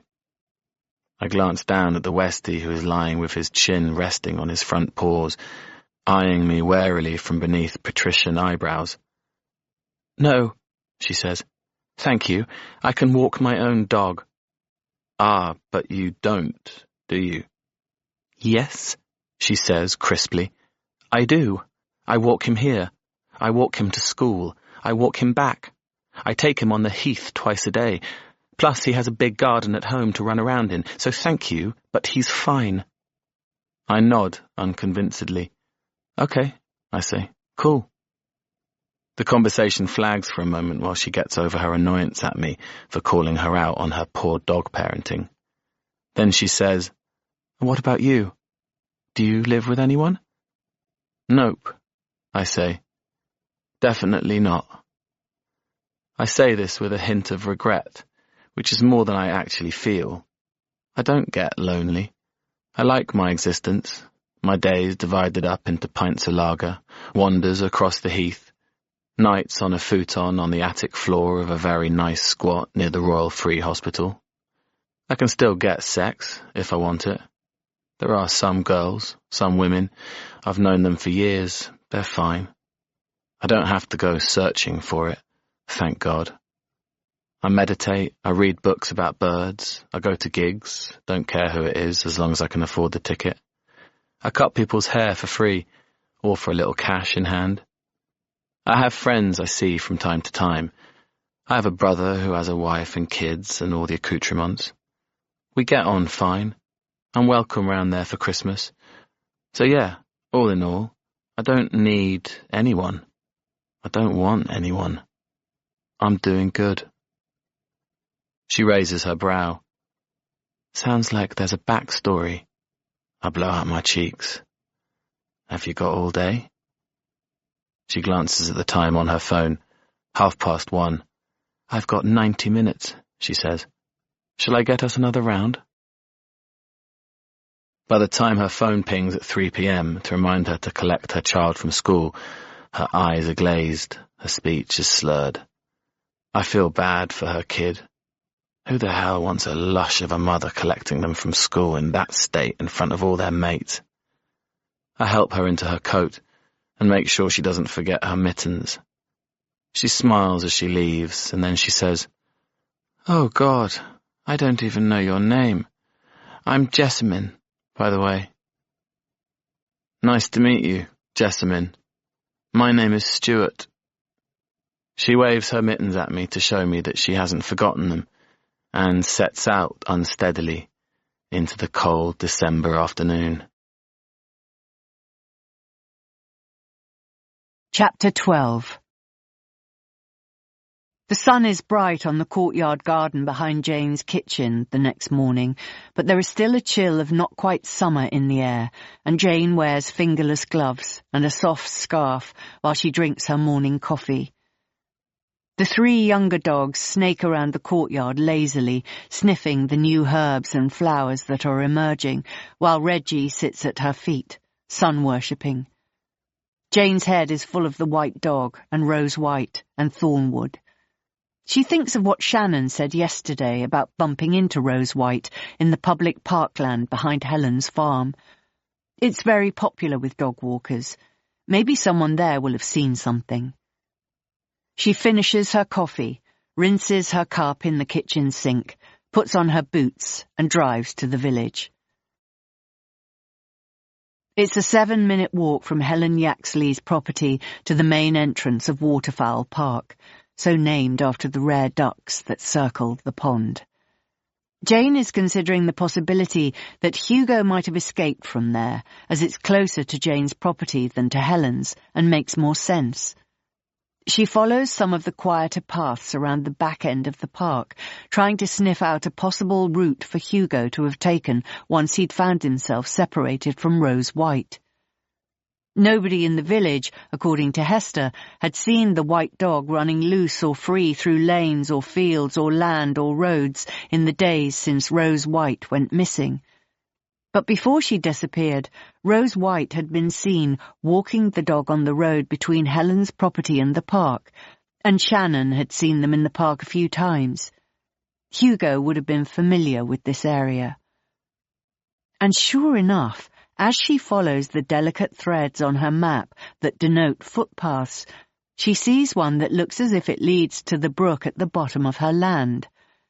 At this time of year, the brook is shallow, more like a deep puddle, easy to cross, even for a short-legged boy like Hugo. This, she considers, might have been his route to her Bluebell Wood. She tucks her phone back in her pocket and sets off. There is only one house on this footpath. Its backside faces abruptly onto a quiet lane, while its front faces the countryside. It's a shabby cottage, painted blue, with 2 outbuildings, one of which shimmers and coos with what sounds like pigeons. Jane crunches up a gravelled footpath and knocks at the door. An elderly man opens it a moment later. He has long grey hair and is wearing a knitted waistcoat over a check shirt. "Hi," he booms. "Jane, isn't it?" "Oh," says Jane, taken aback. "Yes, that's right. Do I—" "I knew your parents." He touches his chest with a gnarled hand. "Bill Newsom. Last time I saw you, you must have been about 16, 17. You had very blonde hair, I recall, pounding up this pathway with a very stern look on your face. Looked like you meant business." Jane still has no recollection of this man called Bill Newsom, but he clearly remembers her vividly. "I probably did," she says with a wry laugh. "I was a bit of a mess then." "Well, you look like you've sorted yourself out very well. You look super." His face is soft as he compliments her, and she absorbs it and smiles widely. "Thank you. Anyway, I was wondering, over the last few days, did you ever see a young woman about 18 years old, blonde hair?" "That was you," he interjects with a hearty laugh. 40 years ago. "Ah," she smiles again. "No, different blonde teenager. This one is called Rose, and she had a small white dog with her, a Westie." "Oh, a Westie. I always wanted one of those." "Do you remember seeing one? Around here? With a young woman?" "You know," he says, putting a hand to a raw-looking, freshly shaved chin, "I actually do, now I come to think of it. It was the dog I noticed first, of course, and she was not as striking as you were at that age. Gosh, you were striking. But small and a little scruffy." Jane thinks of the shabby clothes in Rose White's suitcase and nods her head. "Yes," she says, "that sounds about right. When did you see her?" "A couple of times, actually. My kitchen faces out towards the path, so I see lots of walkers. I noticed her because she looked so worried." "Worried?" "Well, more than worried. Scared, I say. She looked scared." "Was she with anyone?" "No, just her. She was on the phone both times, typing things. She seemed to be agitated." "And when was this that you saw her walking past your house?" "A while back. Last Wednesday? Thursday, maybe?" Jane nods. "Well, Bill, thank you for your time. It's nice to have finally met you." "Finally," he says, "after all these years. And, Jane, I was so terribly sad about your parents. They were way too young to go, and you were way too young to lose them." Jane is thoughtful as she takes the rest of the footpath back towards her house, checking the undergrowth and the hedgerow for any sign of a human having passed this way and come to some kind of harm.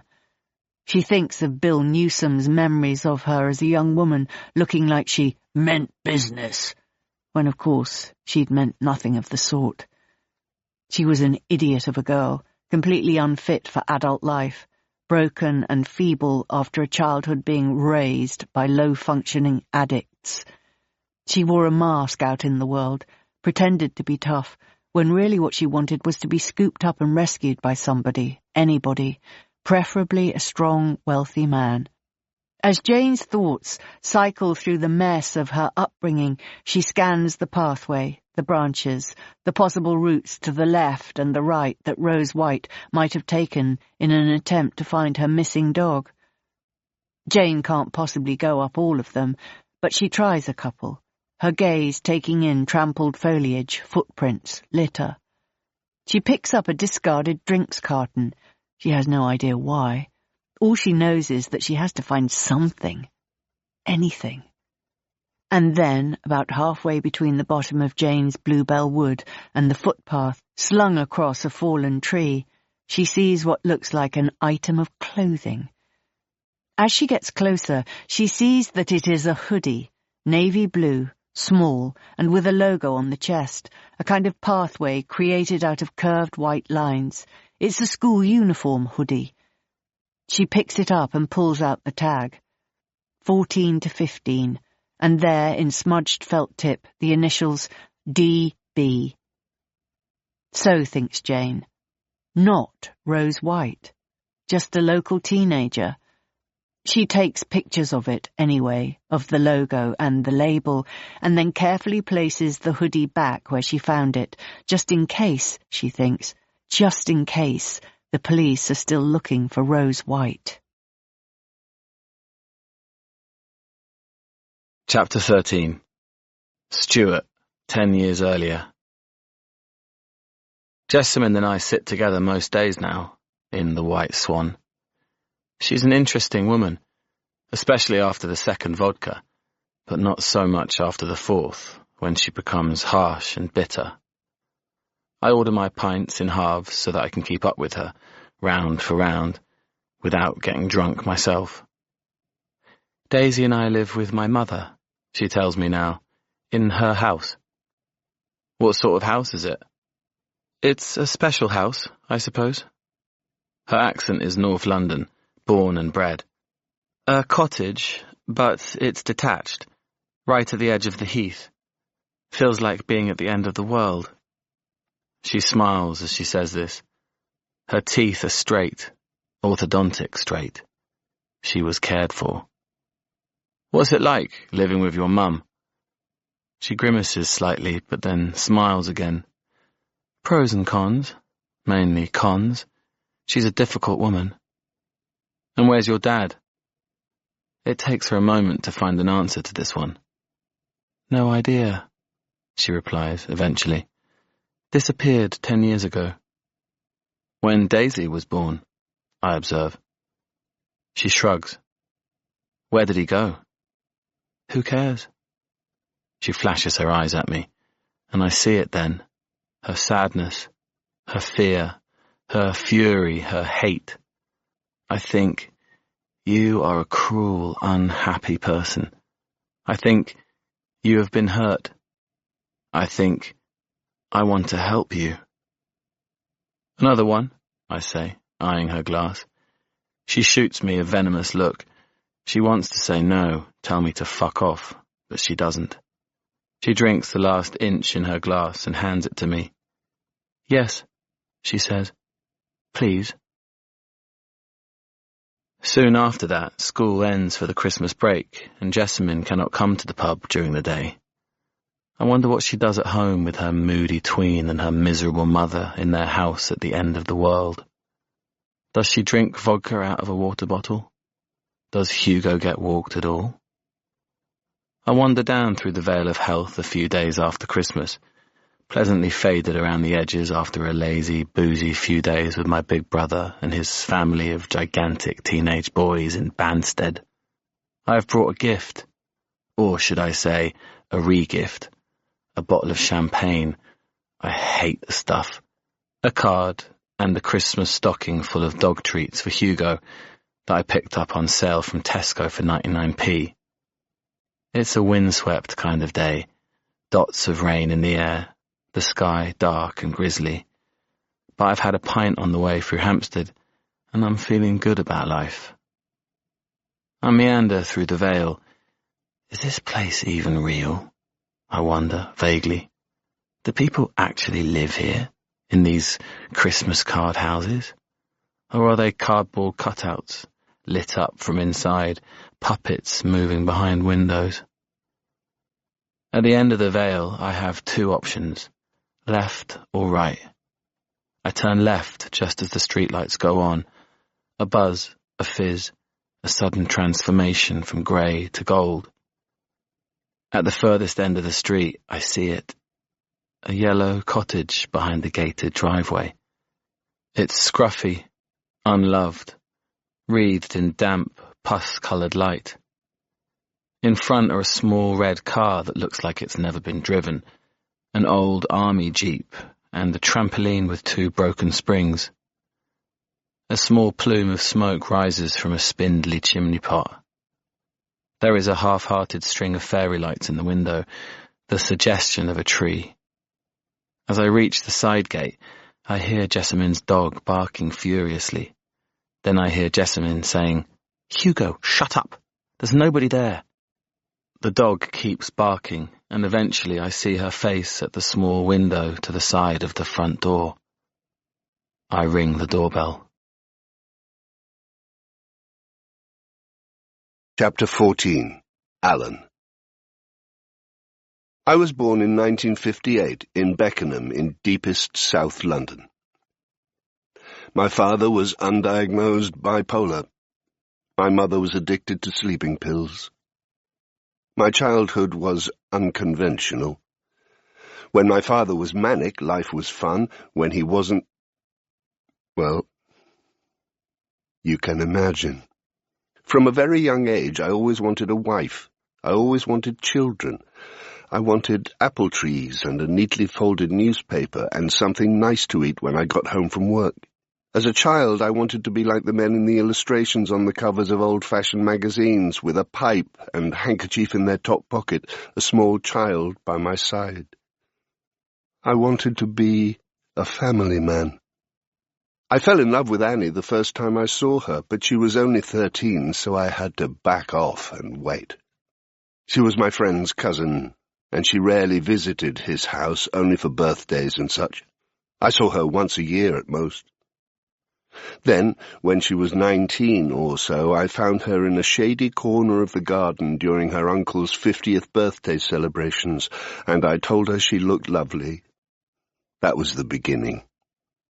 We spent a couple of years enjoying London, enjoying each other, and then we married.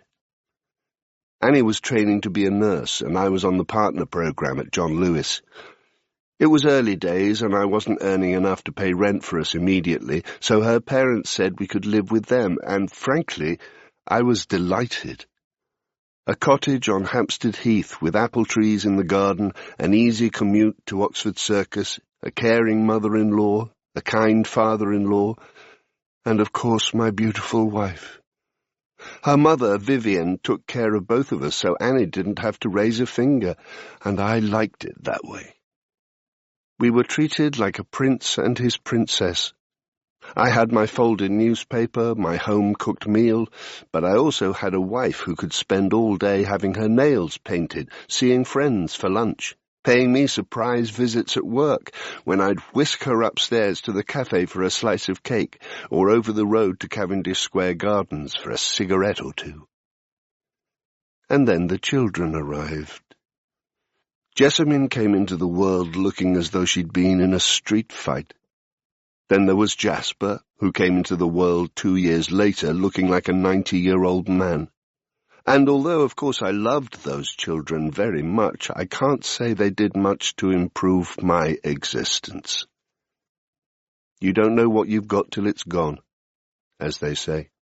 No more impromptu cake in the cafe.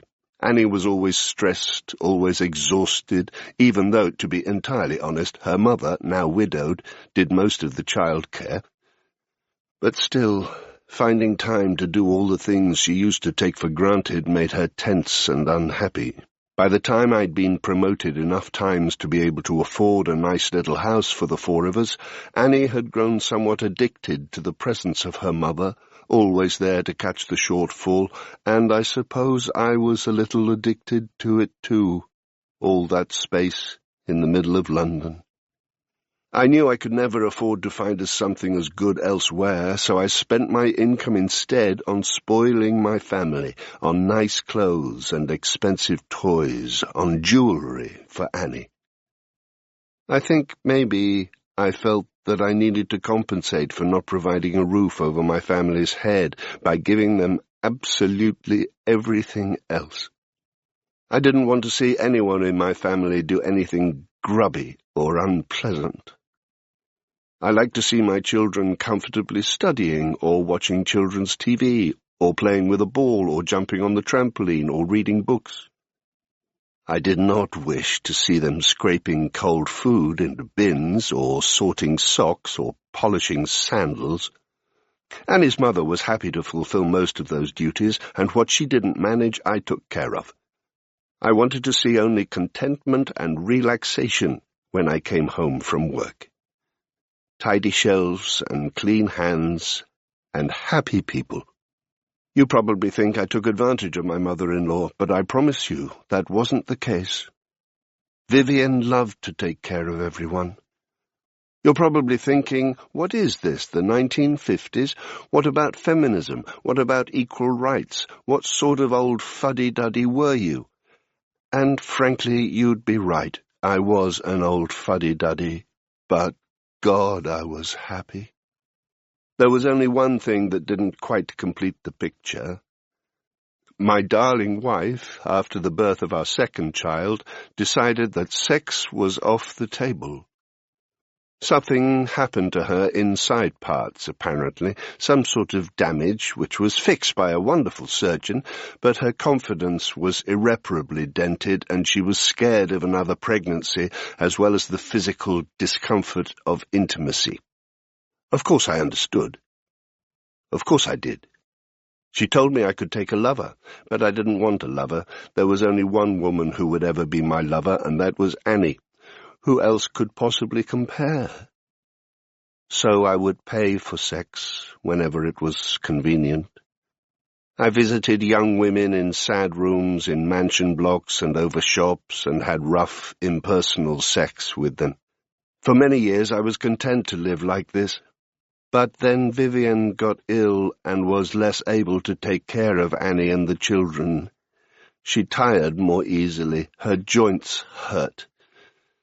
And then she had a terrible fall in her 60s, and everything went rapidly downhill after that. She was more like an 80-year-old than a 63-year-old. She died in the year 2000 when she was only 70. One day, shortly after she died, I came home to find Annie hanging laundry in the garden, and it did not sit well with me. I mentioned it to one of my regular girls. Her name was Tulip. Or at least that was her professional name. Her real name, it turned out, was Sandra. She was from the Isle of Wight and had fake breasts that were fashionable at the time, and a tattoo of Betty Boop on her forearm. She said she'd look after us. She said she was good at housework, at cooking. She could serve us meals, take care of the children. She said she would take care of me, too.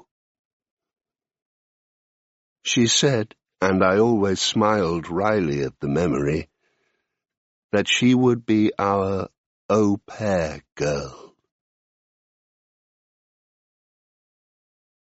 Chapter 15. When she gets back to Rosebery, Jane makes herself a cup of tea and scrolls through her phone to the photo she's just taken of the school sweatshirt. She does a reverse image search on the logo and keeps scrolling through the results until she spots it, 10 images down, the exact same logo. She clicks on the link, which leads her to a website for a school uniform supplier in North London. She finds the logo halfway down their page and sees that it belongs to a secondary school in Islington called the Waterside Academy. Islington is in North London, close to Hampstead. Jane's breath catches. Might the sweatshirt then belong to Rose White, regardless of the initials DB penned on the label? It's a stretch, but it's possible. And either way, Jane is sure that Mr. Tucker has lied to her, that Rose White is in fact his stepdaughter, and that she has been the victim of some kind of domestic trauma, possibly at the hands of Mr. Tucker, or of the man who tried to drug Jane with a martini in the very same house 26 years ago. She believes that Rose White took the family dog and made her escape, and that something went horribly wrong and caused her to flee without the dog, and Jane feels it like a punch in her gut. Jane wants this mystery, wants it all for herself, because on some subconscious level she wants to return to that terrible night in the Vale of Health and fix it. Jane takes an early train into London the following morning. By 8:45 a.m. she is outside Waterside Academy in Islington, and by 9 o'clock 30 students or so have told her that they've never heard of a girl called Rose White. The morning rush outside the big, shiny, new-build school dwindles down to a small trickle of latecomers, and Jane accosts the last to arrive, a boy and girl holding hands, both smelling strongly of cigarettes. The young boy squints at her from under a hood. "Nah, never heard of her. You should ask the head of sixth form, they'd know." "Thank you," says Jane, pleasantly taken aback by the amenability and good thinking of the young man. "Where would I find them, and what are they called?" The boy and girl look at each other. The girl shrugs. The boy looks back at Jane, scrunches up his face, and says, "Wen something? Wenlock? Wendover? Wenham?" He looks at the girl, and she shakes her head. "No clue. Anyway, we need to..." He indicates the school gates. "Sure. Sorry. Off you go. Thank you. You're both adorable." The boy says, "Calm," and they head inside. Jane wanders away, feeling a little deflated. She's not sure what she was expecting.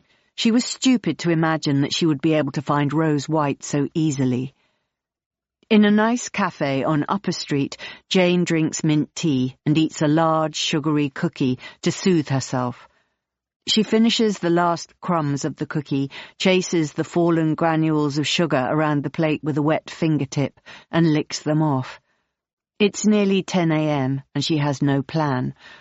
Right now she just wants to go shopping. Upper Street is jammed full of brilliant-looking boutiques, and then maybe head back to Tony's place to open a bottle of wine. But that is precisely, exactly what she should not be doing. Although Jane has never had a full-time job, she has been a good person, cared for animals, looked after other women's children as if they were her own. She has been a reasonable friend, though she wonders now why she doesn't seem to have any, and she is a good laugh and fun to be with. Jane has also had, let us call them, episodes, during which she may not have been all that easy to live with. She'd been a little wild, a little cuckoo. She might in fact have been an absolute pain in the arse. She virtually terrorised poor Paddy Swan, the man she was with from the ages of 18 to 22. She had behaved appallingly, turning their entire existence into an overlong, badly paced drama from which he wisely escaped before the final act. She was a restless wife to both her husbands, tricky to deal with, prone to moods and existential nonsense. But she has also brought joy to people. She knows she has. Her good relations with both her ex-husbands and their offspring surely bear that out. But now, before she hits the next decade of her life, the age that marks the end of most adults' working lives, she should really have something more to tell people at parties than that she looks after a crumbling house and 4 dogs. She thinks of her failure to uncover one useful piece of information outside the Waterside Academy, the blank faces and shaken heads, and how stupid she'd felt as she walked away from the gates an hour ago. But then she remembers how helpful the kids had tried to be, how each of them had stopped and connected with her, really engaged, called around for other people to come and join the conversation, and she reminds herself that if there is one thing she is really good at, it's getting people to talk. All her life she has inspired confidences, been a person that others turn to share their secrets, their woes. People feel comfortable around Jane. People trust her. And surely that, more than anything, provides the essential basis of performing a private investigation, getting people to talk to you. And there is one person more than any other that Jane wants to talk to her right now, and his name is Mr. Tucker. Jane collects her belongings and heads towards the tube, back towards the Vale of Health. Chapter 16. Stuart, 10 years earlier. "Hello, Jessamine," I say. Then I look down at the dog. "Hello, Hugo." I wave the bottle of champagne at them both. "Merry Christmas." Jessamine's face is doughy with drink and lack of fresh air. She looks behind me and then around. "What are you doing here? How did you know where I live?" "You told me." "I did not tell you." "Well, you as good as told me. I worked it out. Anyway," I wave the champagne bottle again and beam at her. "I mean," she looks behind herself again, "we're just watching TV." "Oh," I say. "Anything good?" "No, not really." Her eyes dip to the champagne, and I can see the machinations, the idea that she now has a legitimate reason to drink in the middle of the day. "Come in, just excuse it's messy." The house is indeed messy. It looks as though someone got halfway through moving out or moving in and then abandoned the project. Boxes. Lots of boxes. Lots of plastic storage units. But also antique furniture. Beautiful antique furniture. The type that is so unfashionable now. Ornate credenzas, bow-fronted chest of drawers, crystal chandeliers, chinoiserie coffee tables. I know about furniture. My dad was a cabinet maker. "Beautiful house," I say, brushing my feet on the doormat. And it is beautiful, but it is also strangely cold and unwelcoming. There's something in the atmosphere that makes me feel on edge, as if I should be ready to make my escape at any moment. I follow her into the kitchen. It's old-fashioned. Pale green formica-covered units with cream plastic handles, a pock-marked terracotta floor, frilly gingham half-curtains at the window, pots and pans hanging from a wooden pulley. Jessamine selects vintage-style champagne coupes from a shelf, tiny, as if they belong to a doll's tea party. I watch her moving around, the urgency of it, the tight silence. I can hear the TV on somewhere else in the house. Hugo sits in the doorway and watches her. Then he turns his head and watches me. "Here, boy," I say, crouching down on my haunches and offering my fingers to him. "Here, boy." He comes slowly, and I scratch him under his chin.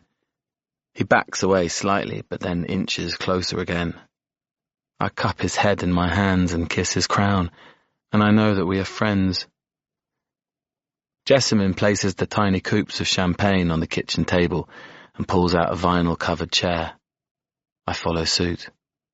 The champagne isn't chilled. I hate champagne at the best of times, and even more so when it's not cold. But I need to drink it, so I do. "Cheers," I say, lifting my glass towards her. "Cheers," she says, lifting hers in return. "How was your Christmas?" "The usual. He's off in Istanbul. I'm stuck here." "He?" I ask. "You mean the married man?" "Yes, him. He's just landed in Istanbul, another mini-break, with her." "His wife?" "Yes, his wife. His wife who is 20 years older than me and 2 stone heavier." I flinch. "Sorry, I'm a bitch. Whatever. I just don't understand it." "She's his children's mother." "I'm his daughter's mother." "Yes, but to keep you, He'd have to sacrifice everything. And maybe, I take a small breath in, maybe she's easier than you. Ha! She reacts loudly. Easier? Are you actually mad? The woman is a nightmare. What sort of nightmare? Demanding, spoiled, stupid? Stupid? And you know this how? Because he told me. I sigh. That's what men do, I say. They tell you the current woman is substandard to suggest that you're superior, when often the current woman is not substandard, merely not you, not the fresh meat. For what it's worth, I think it's quite nice that he's found his way back to his wife. I'm sorry. I know that's not what you want to hear, but it's true. She grunts. You know, I say, that you can control the way you feel about this. This isn't his story. It's yours. That's bollocks. Her tiny glass is empty, and she pours herself another one. He's the one in control. Always has been, always will be, because he's the one with my heart. A layer of tears spring to her eyes as she says these words, the first suggestion of warmth I've seen in this woman. Well, take it back then. It's yours. Go on your own mini breaks. Stop drinking. You have options. Fucking hell, she says under her breath. You've got a lot to say for yourself. I don't even know you. Yes, you do. You do know me. And I know you. I literally have no idea what you're talking about. You're just a man in the pub. And now I'm a man in your house. She runs her finger over the rim of her glass and narrows her eyes at me. Yes, she says. And what's that all about? I lean away from her, eyeing her appraisingly. I have no fucking idea what I'm doing in your house, to be honest. But I knew you'd let me in. Should I be scared of you? No. I shake my head and smile. You most definitely should not be scared of me. I'm not here to hurt you. I'm here to help you. I pick up the bottle of champagne, top her up, and then myself. I keep my gaze on her the whole time. She looks twitchy, but she also has a flush of something on her cheeks. It could be the champagne, but it could also be excitement. Show me a picture, I say, of this man, this remarkable man who has taken your heart to Istanbul. She looks at me sideways. Then she picks up her phone and scrolls through, with an air of slight impatience. She says, no, not that one. This one. She turns the phone. There's a vague-looking man in a grey shirt and jeans, limp white hair combed to one side, trendy glasses, a pained smile. Jesus, how old is he? 60? 60? You're losing your shit over a 60-year-old. Well, he wasn't always 60, was he? He was in his late 40s when I met him. So you were 18. He was my boss when I was temping. Ha, yeah, of course. I smile and lean in towards her. You've been dragged down the wrong road, Jessamine. Imagine, I say, how different everything would be now if that dirty old bastard hadn't persuaded fresh-faced little 18-year-old you that he was a good idea, that fucking around with a married man was going to somehow improve your life. I see a shiver of discomfort run through her, and she shakes her head. What's going on here? She says. What's your deal? No deal. Just had a great Christmas at my brother's place. Lots of people, lots of fun. Kept thinking about you. One of her fine eyebrows shoots up her forehead. What the fuck? She mutters. But I see it again. That flush, a sudden rush of something through her system. Not necessarily in that way, I counter. I mean, Just thinking about you being alone down here in the last house at the end of the world with your mum and your kid. I wanted to see you. Make sure you were okay, that's all. She shrugs again and tries to look as if that's exactly what she thought I meant. I feel bad for her, so I smile, a sly, flirty smile. I might also have thought a bit about how pretty you are. Ha! Her response is so loud it makes me jump. Don't be ridiculous, she says. Why? I say. Why is that ridiculous? Doesn't he ever tell you you're pretty? No, she says sniffily. Because I'm not. I pull my chair roughly across the terracotta floor, and it squeaks horribly. I reach her side of the table, and I stare at her. You, I say, are pretty. I stare a bit longer, enjoying the array of mixed emotions passing across her face. Then I push myself back again.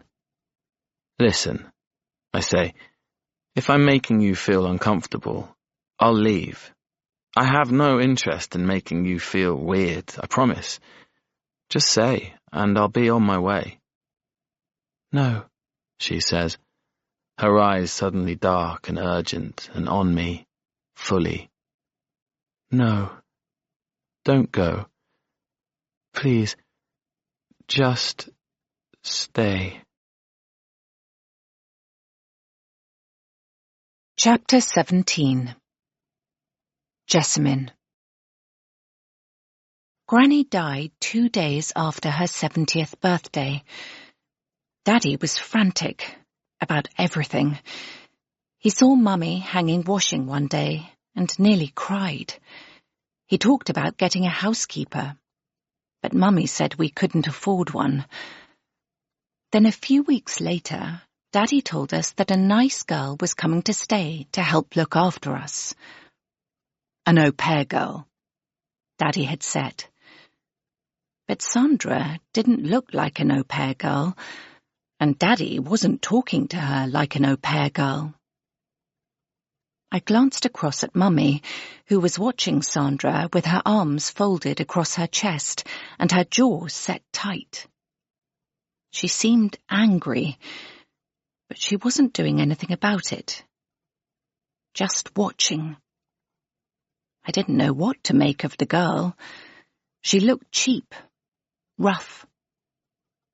I didn't understand what she was doing here, in our home. I followed my father into the other room and said, "She doesn't look like an au pair girl." "Well, she is." "Aren't they meant to be foreign?" "Not always." "It feels weird having her here." "You'll get used to it, Poppet." I shook my head. I knew already that I never would. But Daddy was right. I did get used to having her around. By the time she'd been living with us for a few weeks, I almost liked her. She was so different to Mummy and Daddy, so modern compared to them. It was the year 2000, but Mummy and Daddy still acted like it was the olden days. They were very private. They didn't have friends or go to parties. They just wanted to be with each other. Or with us. They told us we were better than everyone else, and I decided to believe them. But with Sandra around, I started to see the world differently. It wasn't bad, I realized, to wear cheap clothes.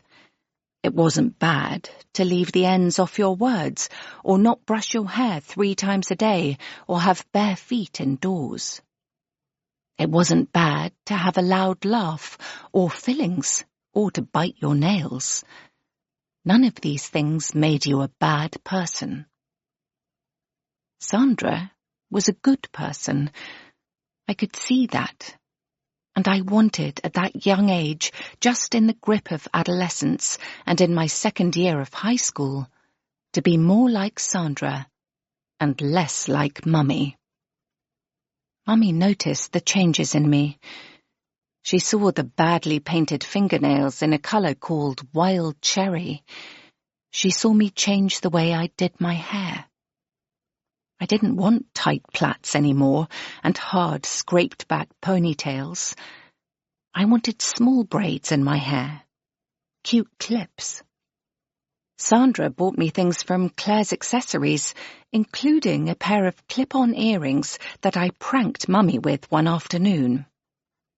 "Look," I said, entering the kitchen. "Sandra took me to have my ears pierced." I pulled my hair away so that Mummy could see. Immediately, I knew that something had shifted. Everything tilted in the wrong direction. Mummy's face turned hard. I saw her nostrils flare, and then I saw her stride across the kitchen to Sandra and slap her around her face. There was a terrible moment of silence, and Sandra's hand went to her cheek. Her eyes went wide. And then, and I don't know why, Mummy slapped her again, even harder, hard enough to unbalance Sandra and nearly knock her over. I saw that there was a small trickle of blood coming out of Sandra's nose, and I wanted to go to her, to offer her a tissue, to check she was okay. But I was too scared. "How dare you?" Mummy said to Sandra. "How dare you mutilate my child?" "Oh, my God," said Sandra, touching the blood on her lip with the side of her finger and looking at it in horror. "Calm down. They're fake. It was a joke." I saw Mummy's nostrils flare again. I saw her eyes absorb the extent of her overreaction. I saw her double down on everything. When my father walked into the kitchen, she said to him, "Get this woman out of here. Now." I watched my father open the door of his Jeep to Sandra, then close it after she put herself in the passenger seat. I saw her little wheelie suitcase on the back seat, her puffy winter coat, a shopping bag bulging with clothes. I could still see the red mark on her cheek from where Mummy had slapped her. She looked tired, resigned. She turned just once to look back at the house, to smile at me. And then she was gone. 2 days later, Daddy brought back another au pair girl. But this one didn't live in the guest room. She lived in the attic. This one didn't smile, and this one wasn't allowed to talk to us. Chapter 18. Jane heads back to the Vale of Health later that day. Mr. Tucker pulls open the front door of Thornwood and looks at her with an expression of displeasure and annoyance. "Hi," says Jane. "Sorry to bother you, again, but—" She stops at the sight of the white Westie appearing from behind the man's legs, his tail wagging hard. "Hugo," she calls out, and he runs from the doorway to the gate. Jane crouches and pets him through a gap. Her feelings for this dog seem strangely disproportionate to the amount of time she has known him. She wishes she'd never brought him back. "I wondered," she says to the man, "if I could have a minute of your time? To talk?" He scowls at her and folds his arms across his rotund middle. "What is there to talk about?" "Well, this whole thing," she says, "with Hugo and the girl and the Airbnb and all of that. I found a hoodie in the woods near my house, near where Hugo found his way onto my land. It comes from a school not far from here. I mean, it could be a coincidence. Obviously it could. But seriously, where I live, it's the back end of nowhere. It's not full of North London holidaymakers. And yet, there he was, Hugo, a North London dog, far from home, and now a sweatshirt from a North London school, And, of course, the missing girl called Rose White who ties the two things together. I told you, he says. I don't know anything about this girl. She clearly nicked my dog. End of. What more do you need from me? The child, Jane says, dropping her gaze to the old scooter, the old trampoline. You told me your stepdaughter used to live here. What was her name? The man stares at Jane impassively. Does she have the initials DB, your stepdaughter? I haven't got time for this, he says. I'm going back indoors now. And seriously, I don't want to sound rude, but I'd rather you didn't come round again. Jane sees it then. A slight pulse through his frame, a shiver of discomfort. He pauses, just for a second. Then he grabs Hugo's collar and guides him back inside the house. A moment later, the door closes hard behind him. Jane gets back to 7 Dials, where she immediately swings open the lid of her laptop and begins a deep dive into everything Mr. Tucker and Thornwood related. She's infuriated with herself for not asking for his name just now while she had the chance. She tries dozens of different combinations of his surname and his address and scrolls through nearly 20 pages of results before finally finding something. It's an online petition signed in July 2018 calling for an early general election. Stuart Tucker. Bingo. And not only that, but there is another signatory at the same address, a woman named Jessamine Black. Jane inhales sharply. This must be the mother of Stuart's stepdaughter. And if she is, then she might also be the daughter of the weird man who brought Jane home all those years ago. And maybe, just maybe, she was the child asleep in bed that night. The child who fell and screamed. Adrenaline courses through Jane's veins as all these tiny cogs and wheels start to slot into place, and things feel as if they are moving again. On a roll, she types the name Jessamine Black into Google and is stunned when there is a direct hit on the first page of search results. IMDb. www.imdb.com. Jessamine Black. Known for The Bedsitter, 2006. Jane quickly clicks the link and scans the rest of the page. There's no photo, no biography, no signs of Jessamine having appeared in anything before or since. Then she stops. There, next to costume designer, is the name Natasha Delage. Jane knows someone called Natasha Delage.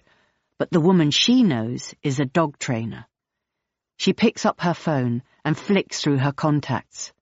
No Natasha. She switches to Instagram, and there she is, @Natasha, the dog woman. She looks ruddier than Jane remembers.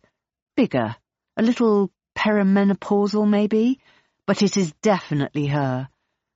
Jane hasn't seen Natasha since roughly 2012.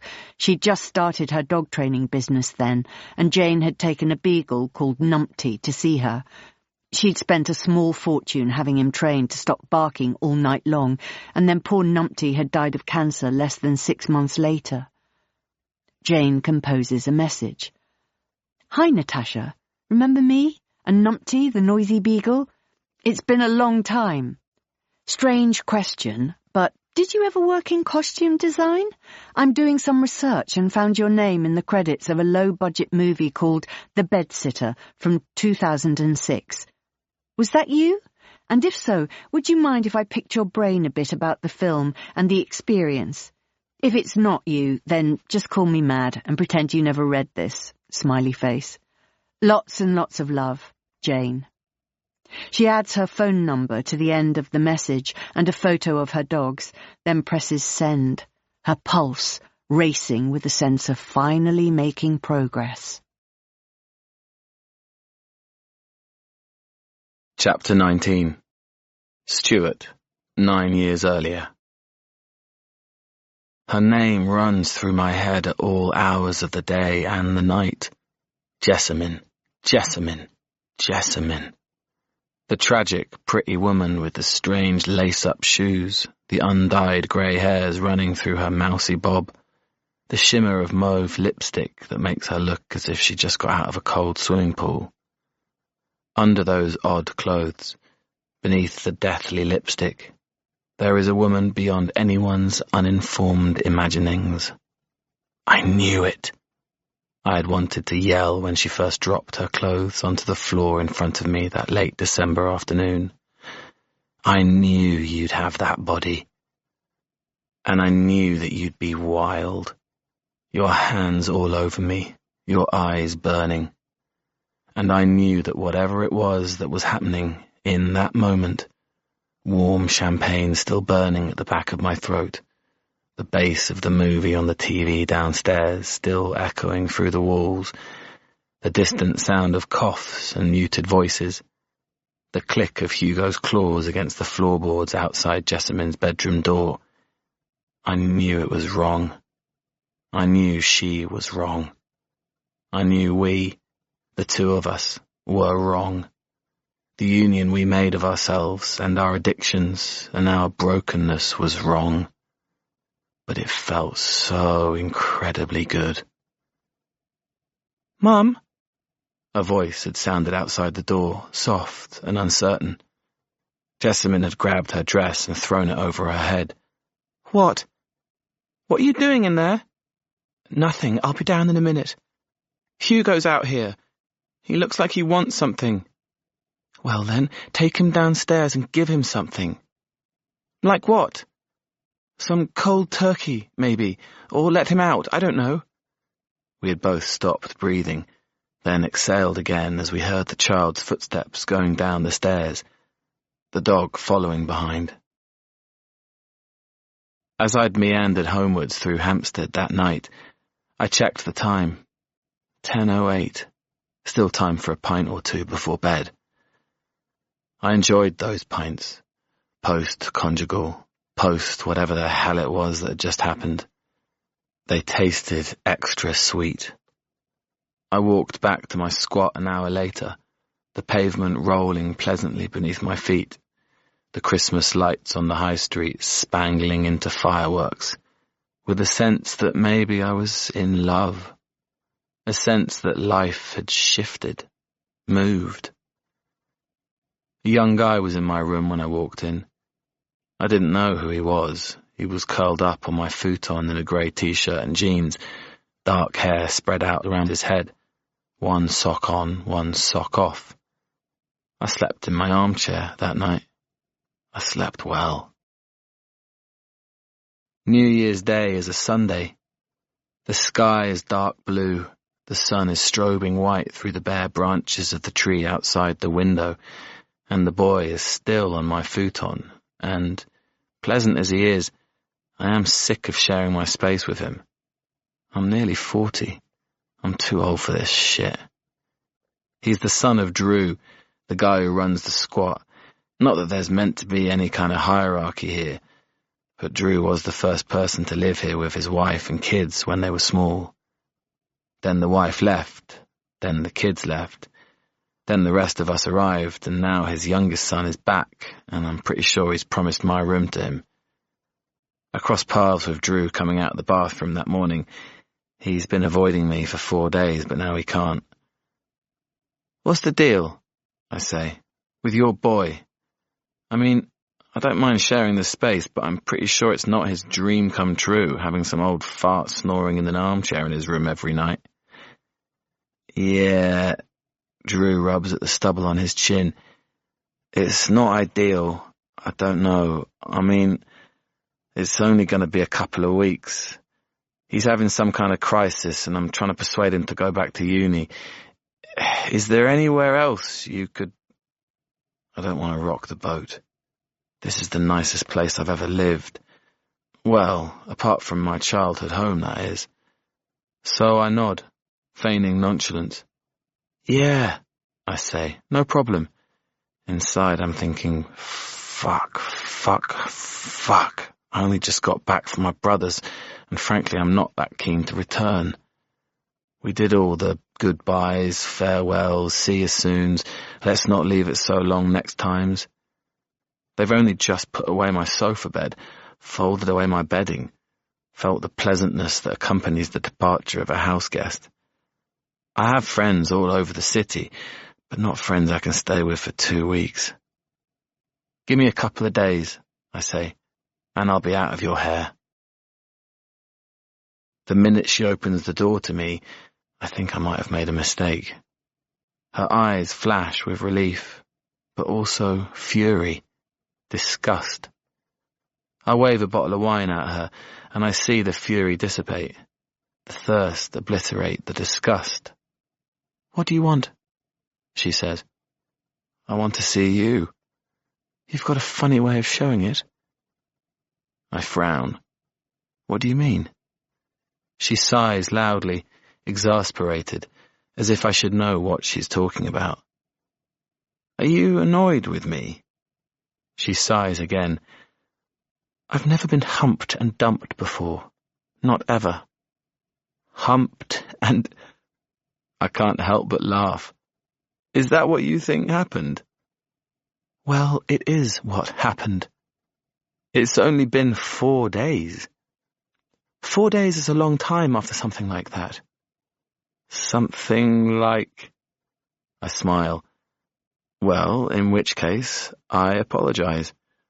I thought I should leave you alone, it being New Year and everything. To be honest," I say, not entirely disingenuously, "I thought maybe you'd regret it." She gives a tiny shake of her head. Her eyes dart from left to right. "Not really," she says. "Well, can I come in?" I wave the bottle again. She shrugs and then reaches behind her to buzz the gate open. "Are you alone?" I ask. "Yes," she says. "Mum's taken Daisy to the cinema. They won't be back for a couple of hours." I step through the door, leaning down to pet Hugo, then follow Jessamine into the kitchen. She immediately reaches for the wine glasses. I wonder how long it's been since she had a drink. "When does Daisy go back to school?" I ask. "Wednesday."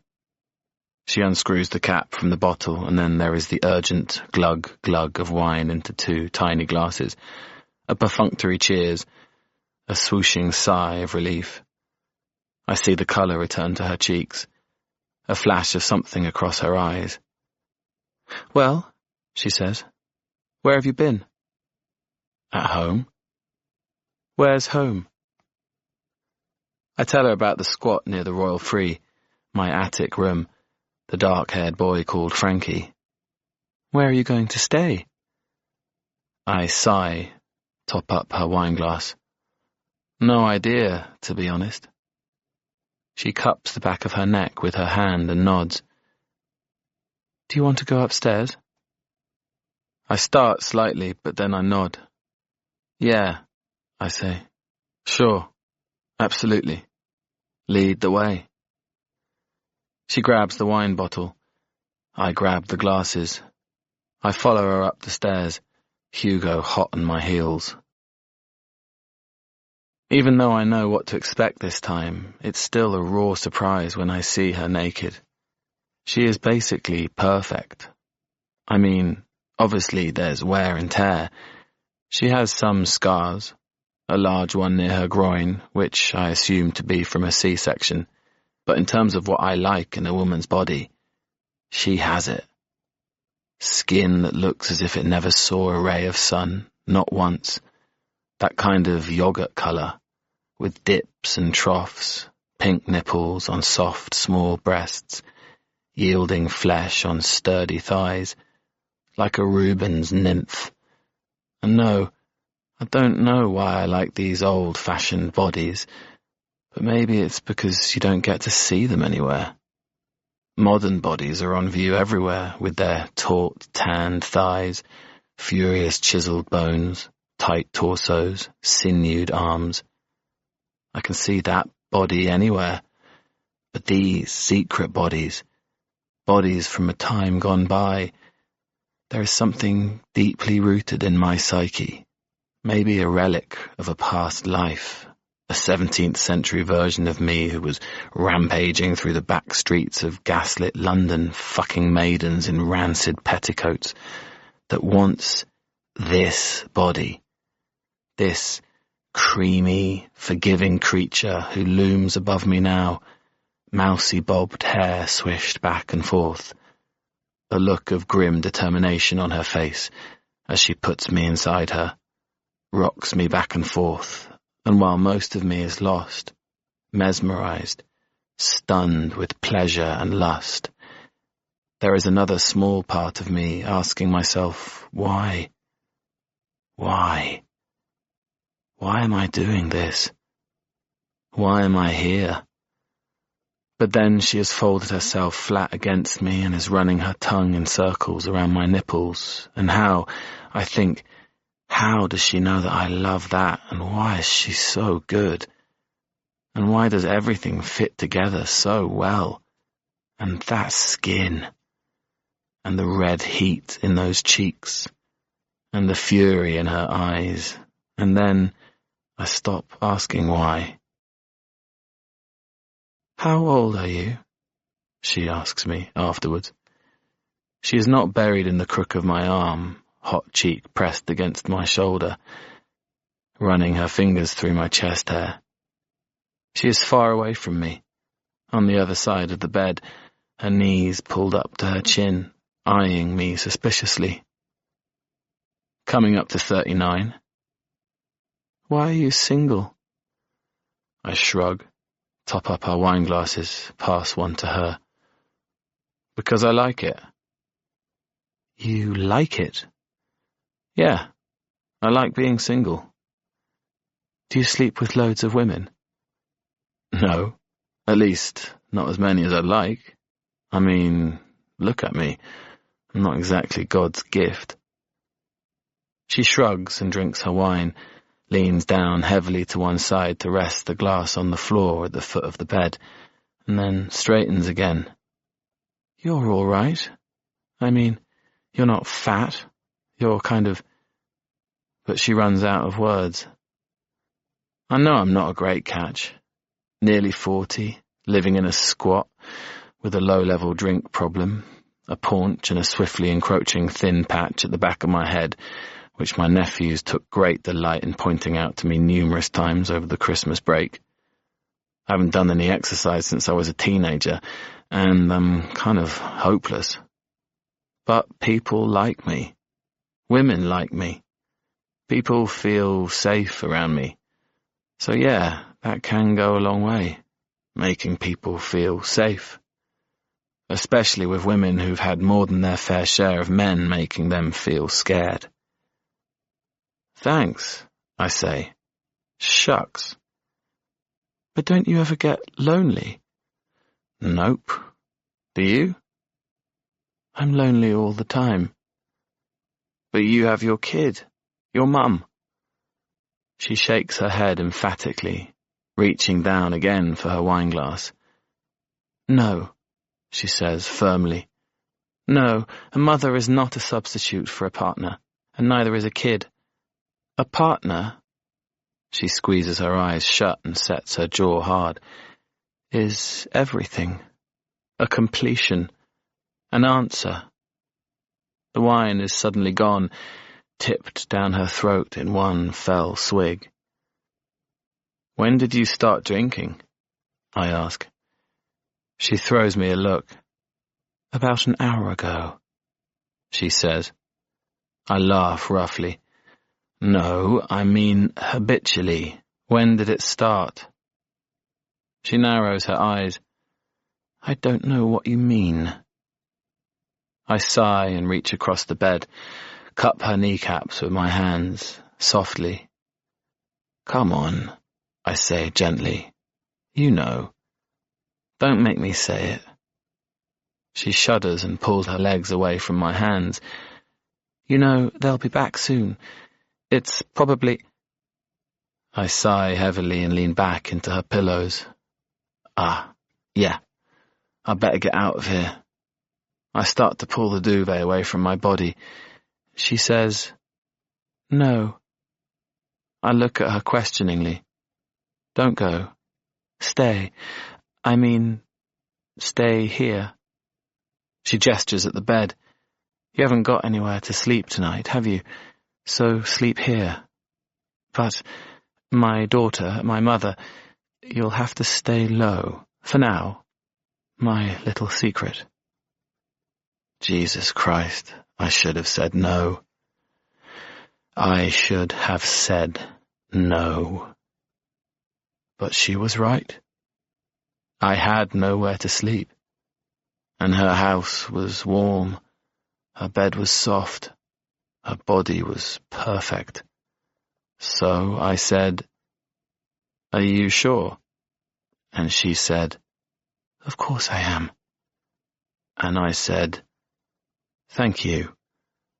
I promise you I'll be quiet."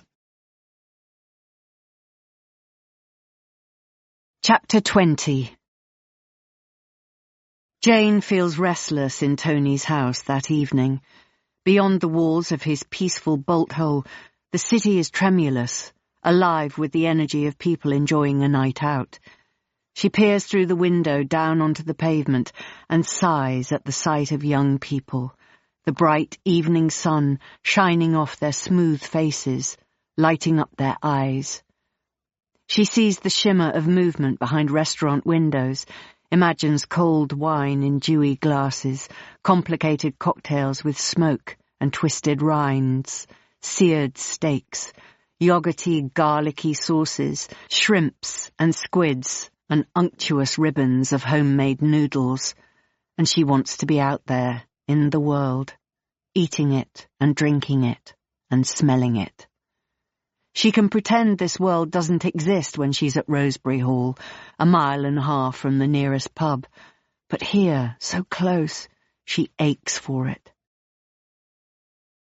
An hour later, Jane is sitting at a table for one in a beautiful French restaurant, lit with flickering candles, sipping a spicy margarita and researching every cast member of the 2006 low-budget movie called The Bedsitter.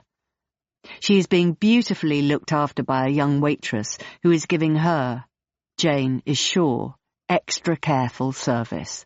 Jane has always rejected the idea that women become invisible after a certain age, believes that if you exude enough bright energy into the world, everyone will see the shine, and you will always get the attention of people, be found attractive, regardless of your age. Jane is rarely ignored, and mostly favoured by good service, flirtatious encounters, and kind interactions. Invisibility is, she theorizes, a choice, and it is a choice she has never wanted to make.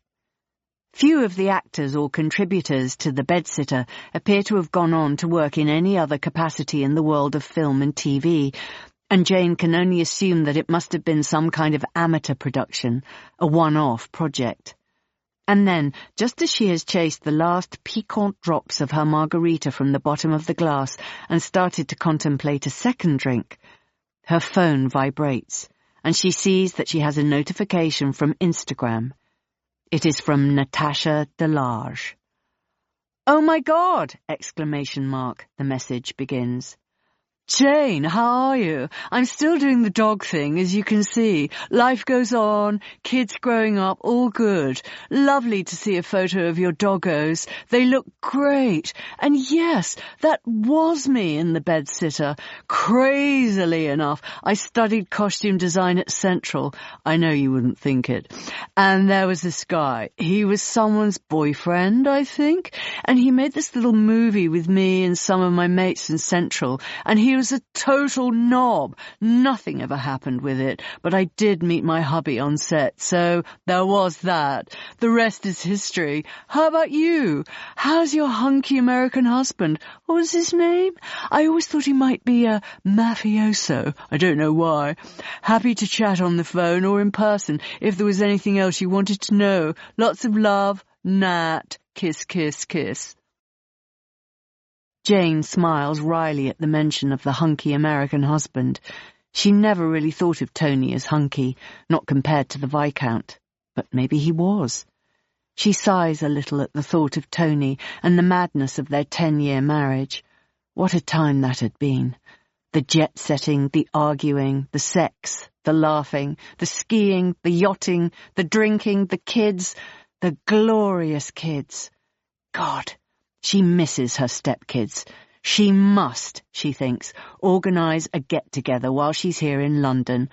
It's an impossible task to drag everyone down to her stupid house in the middle of nowhere. It's not like the movies where crowds of amenable people turn up to order for country weekends. Her stepkids are always busy, away, babies, jobs, clashing schedules. And she knows, of course she does, that they make excuses, because getting to her place is a nightmare, and once you're there, there's nowhere comfortable to sleep, and Jane is a terrible cook, and everything is covered in dog hair and dried mud. And no, she gets it, she really does. But a gathering in central London is simple. Ubers, babysitters, nice hotel rooms, easy-peasy lemon squeezy. She's about to post a message in a WhatsApp group called The Kiddies when the sweet waitress arrives at her side and asks her if she'd like another drink. Jane beams at her and says, "You know what? Yes, that would be lovely. Maybe a glass of champagne. Thank you." The young waitress beams back at her. "If I wasn't here," she points at her spot, "doing this, I would totally be there." She points at Jane's chair, drinking champagne. She winks at her and then turns. "1 glass of champagne coming up." Jane lets her eyes go back to her phone after the waitress leaves and sees that she was about to message the stepkids, but then remembers that as much as she wants to make a wonderful plan, give herself something lovely to look forward to, that is not why she is here, and Natasha Delage is currently her priority. "What can you tell me," she types in reply, "about Jessamine Black?" Jane returns to the townhouse on 7 Dials an hour later, in very good spirits. She pours herself a glass of wine from the fridge and takes it to the roof terrace. The night is not as warm as it had been, and she pulls on a cardigan. But still, here, in the pulsing heart of everything, full of tequila, champagne, wild mushrooms, garlic, soft, warm bread, good service, a hot pink sunset, her own pleasant company, and a mystery to solve, Jane feels complete.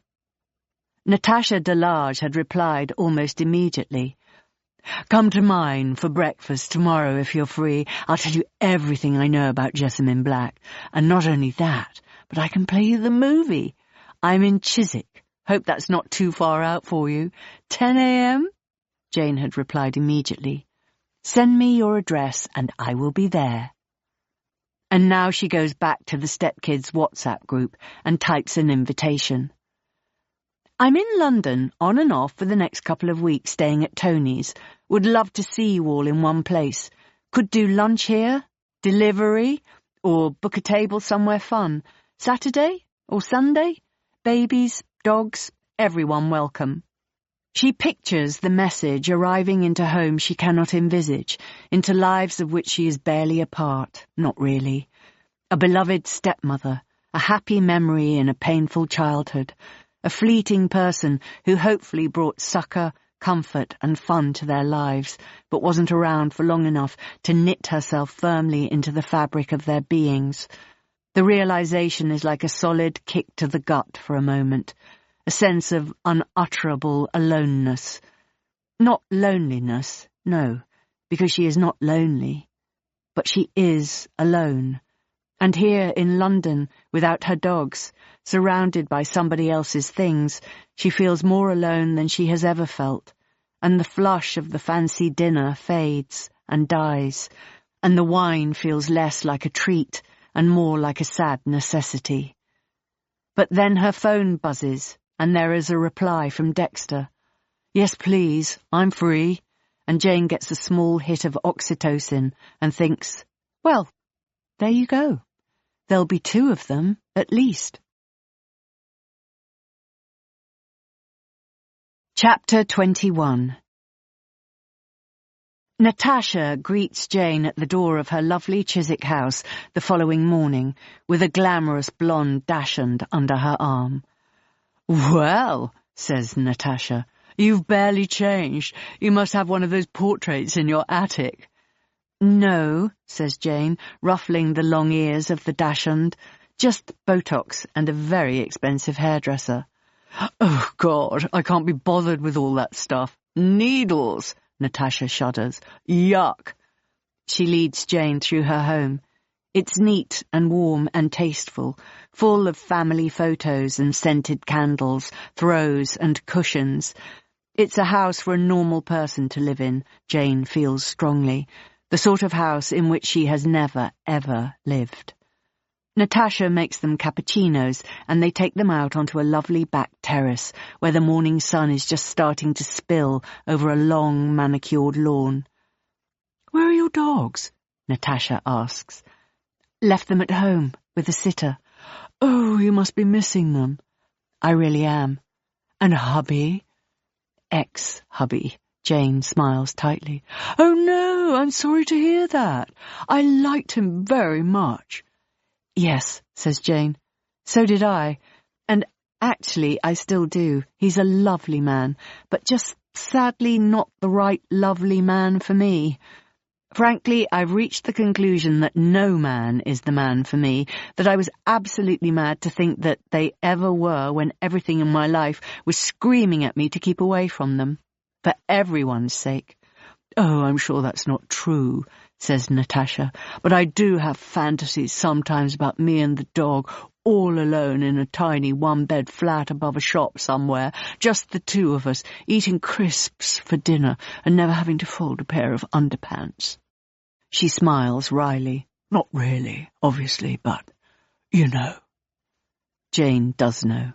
She really does. "So," Natasha draws the conversation back, "Jessamine Black, what's the deal with her?"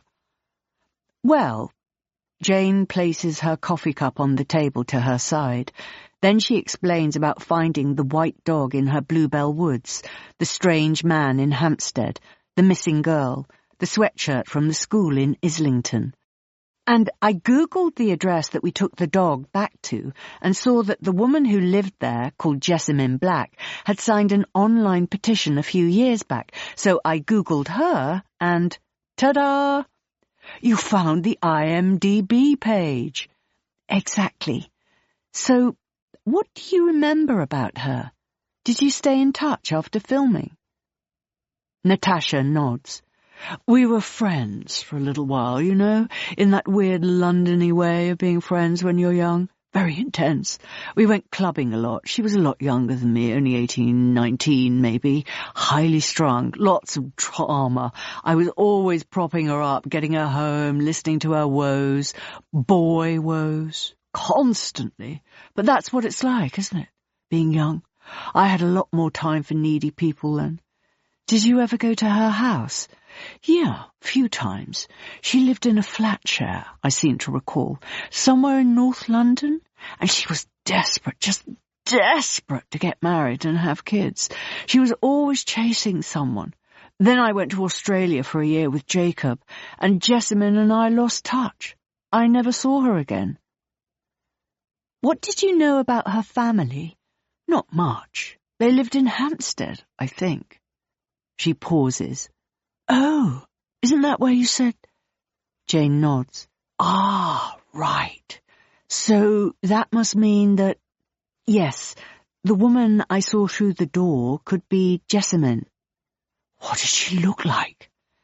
"Barely got a look at her, but 40-ish, I'd say." "That sounds about right," says Natasha. "She was 6 years younger than me or so. Come on, let me show you the film." They go back into the kitchen, and Natasha slips a USB stick into the side of her laptop. She clicks on the folder, opens the file, and presses play. The credits roll. "She was quite good, actually," says Natasha. "I always thought I might see her in something else, but clearly life took her on a different path. Here." She presses pause as the first scene opens on the screen. That's her. A young woman sits curled into the corner of a tatty sofa. She holds a book in one hand, a cigarette in the other. She has mousy blonde hair cut into a bob and is wearing a green polo neck and a brown miniskirt. Natasha presses play again. On screen, Jessamine looks up towards the camera and says, "What? What do you want?" A male voice behind the camera says, "I've been looking for you everywhere." Jessamine says, "Well, now you've found me, I suppose." She has a neat red mouth, smooth white skin, very wide-set green eyes. She's beautiful, in a way. Not head-turning, but quietly striking. "I got that outfit from an Oxfam shop in Stoke Newington, I recall," says Natasha. "We wanted her character to be kind of 60s looking, you know, a bit Marianne Faithfull. I had so much fun shopping for her, and she was a great clothes horse. Everything just looked fantastic on her." "Was she nice?" "Nice?" Natasha pauses and narrows her eyes. "Gosh, no. I wouldn't say she was nice, but she had something magnetic, you know? You wanted to be around her, even when she was a pain." Jane smiles wryly to herself. She is pretty sure that this is exactly what anyone who'd spent time with her in her youth would say if asked. "Have you ever seen anyone else you made this film with since? Anyone you think might still know her?" Natasha shrugs. "No, Jessamine was the only person I stayed in touch with after making this film. Well, and hubby too, of course. There." Her eyes dart back to the screen as a young man appears from the left. "There he is, my Jacob, wasn't he beautiful? Gosh, so much hair." But Jane can't take her eyes off Jessamine, those wide-set eyes, that confident glare at the camera, the dips beneath her high cheekbones, the untold story lurking behind her eyes. Chapter 22. Noemi. I am shown to a room at the top of the house. It isn't as nice as the rooms in the rest of the house, but it's 100 times nicer than the dingy room in a Paddington back street where I've been raising money to fund my time in London for the past 3 months. I make the room look as nice as I can with what few possessions I have. Drawers, a few books, my stripy duvet cover, a couple of plants. The daughter, Jessamine, who looks about 12 or 13, comes up to my room and sits on the edge of my bed. I smile at her. "Hello," I say. She looks at me thoughtfully and picks at the corner of my duvet. "The last au pair got sacked." "Oh, yes?" I respond, surprised to hear that there had been another au pair. "Why was that?" Jessamine shrugs and lets the duvet drop. "My mum didn't like her. I think she thought she was too fun. We played a joke on Mummy. Pretended I'd had my ears pierced. She didn't like it. Daddy drove Sandra away the same day. So, yeah, you need to be not fun." I nod sternly. "Right, got it. Don't be fun." She gives me a half smile. "And also," she says, "my brother is weird. Really, really weird. He thinks he's a clown." "Yeah," I say. "I noticed that. I wasn't going to say anything." "Just ignore him, though. He's harmless. At least, I think he is." She winks at me, and I laugh. I like her. She has a twinkle in her eye. She looks as though she might be a handful, just as I'd been at her age. All the best kids are a handful, in my opinion. "And your mom?" "Yeah, just do what she tells you to do and keep out of her way." The mother doesn't like this arrangement, it's clear. She knows why I'm here just as well as I know why I'm here. I'm here to service her husband and tidy her house and feed her children. All jobs that she should be doing, quite frankly, and I have no idea why she isn't. In Brazil, where I'm from, it is a patriarchal society. But here I thought that women had more power. Annie has no power from what I can see. Annie is a prop in her husband's stage play. But, whatever. I don't want to be in that dirty room anymore, with those dirty men. I would rather be here.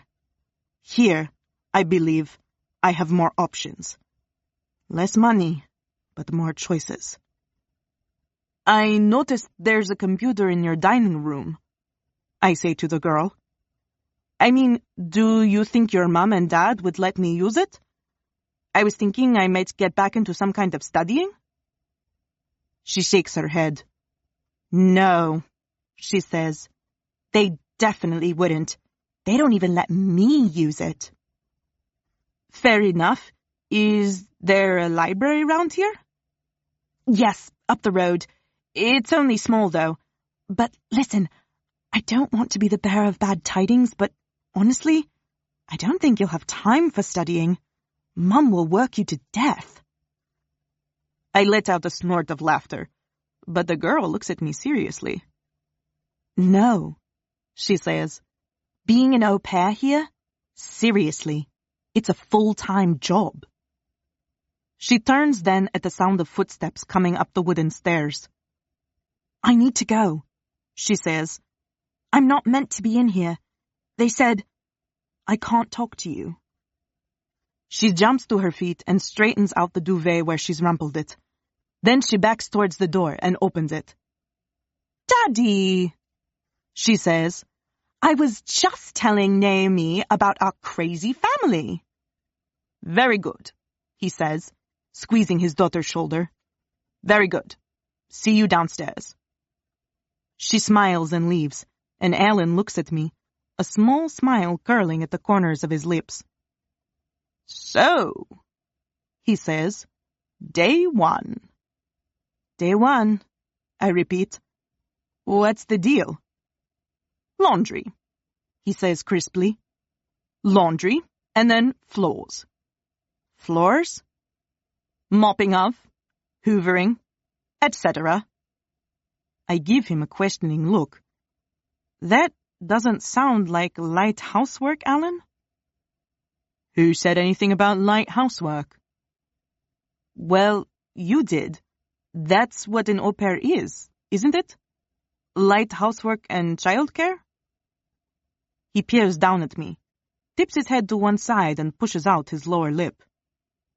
Not quite, he says. At least, not in this house. Chapter 23. Stuart, 9 years earlier. The bedroom door creaks slightly. I am wide awake and breathing heavily, disturbed from a very deep dream. Jessamine doesn't stir, and it feels like the middle of the night, but it is hard to tell at this time of the year. A bolt of pinkish light falls into the room from the open door, and I can just make out the shape of a human being. Hello? I whisper into the darkness. Dad? A child's voice whispers back. Fuck. I duck under the duvet and hiss into Jessamine's ear. Jess, it's Daisy. She rouses and groans. What? Mum? The child's voice is closer now, and I wriggle further under the sheets. What? I hear Jessamine mumble. What is it? I can't sleep. Then a second later. Is Dad here?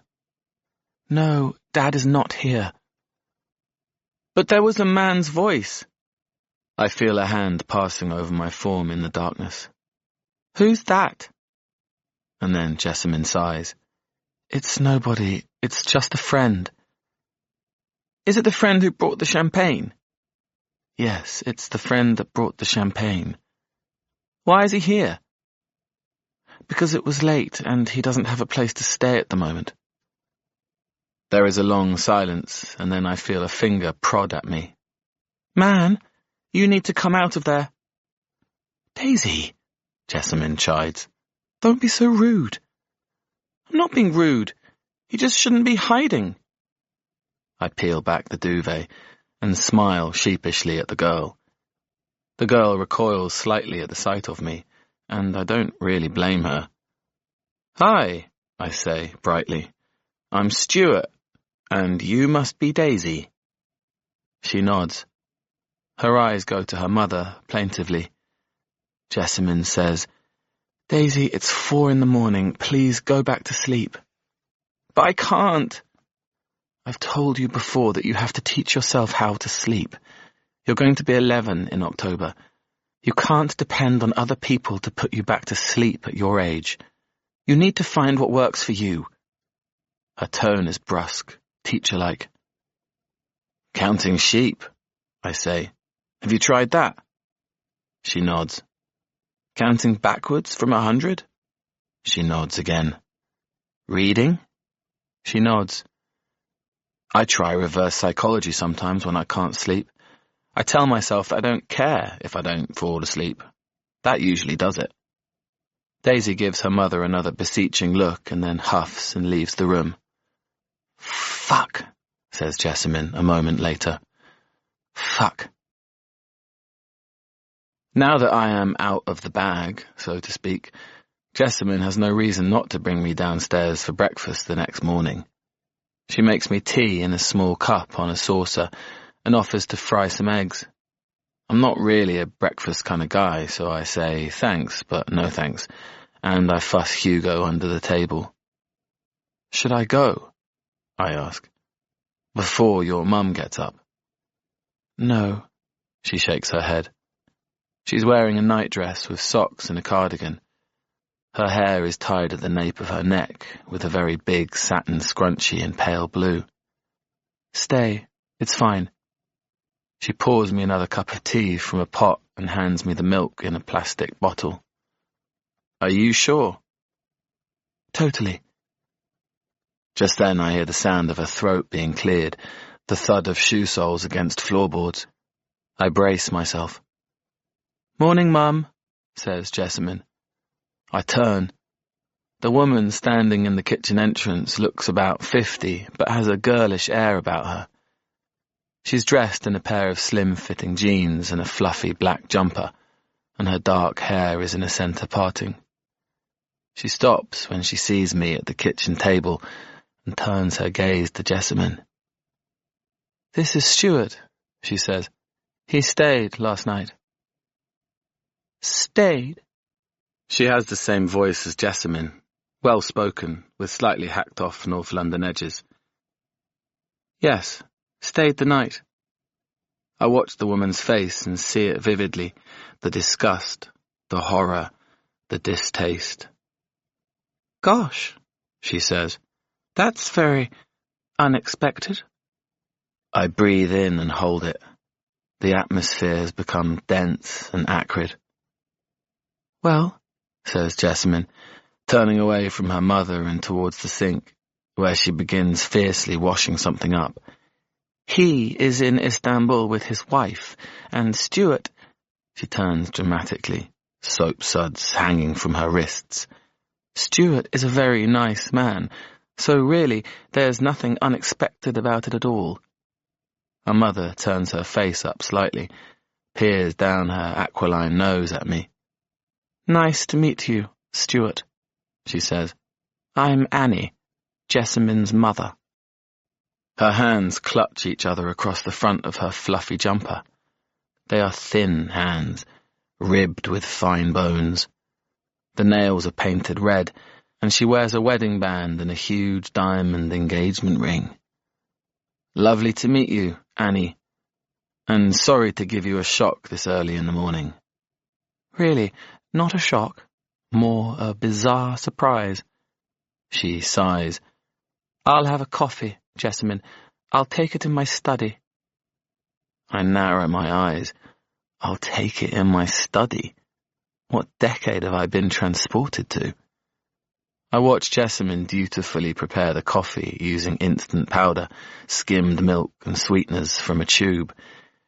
It all goes into a wide-mouthed cup on a saucer, and there on the edge of the saucer, a single thin brown biscuit. Jessamine carries it carefully from the kitchen and returns a second later. "What was that?"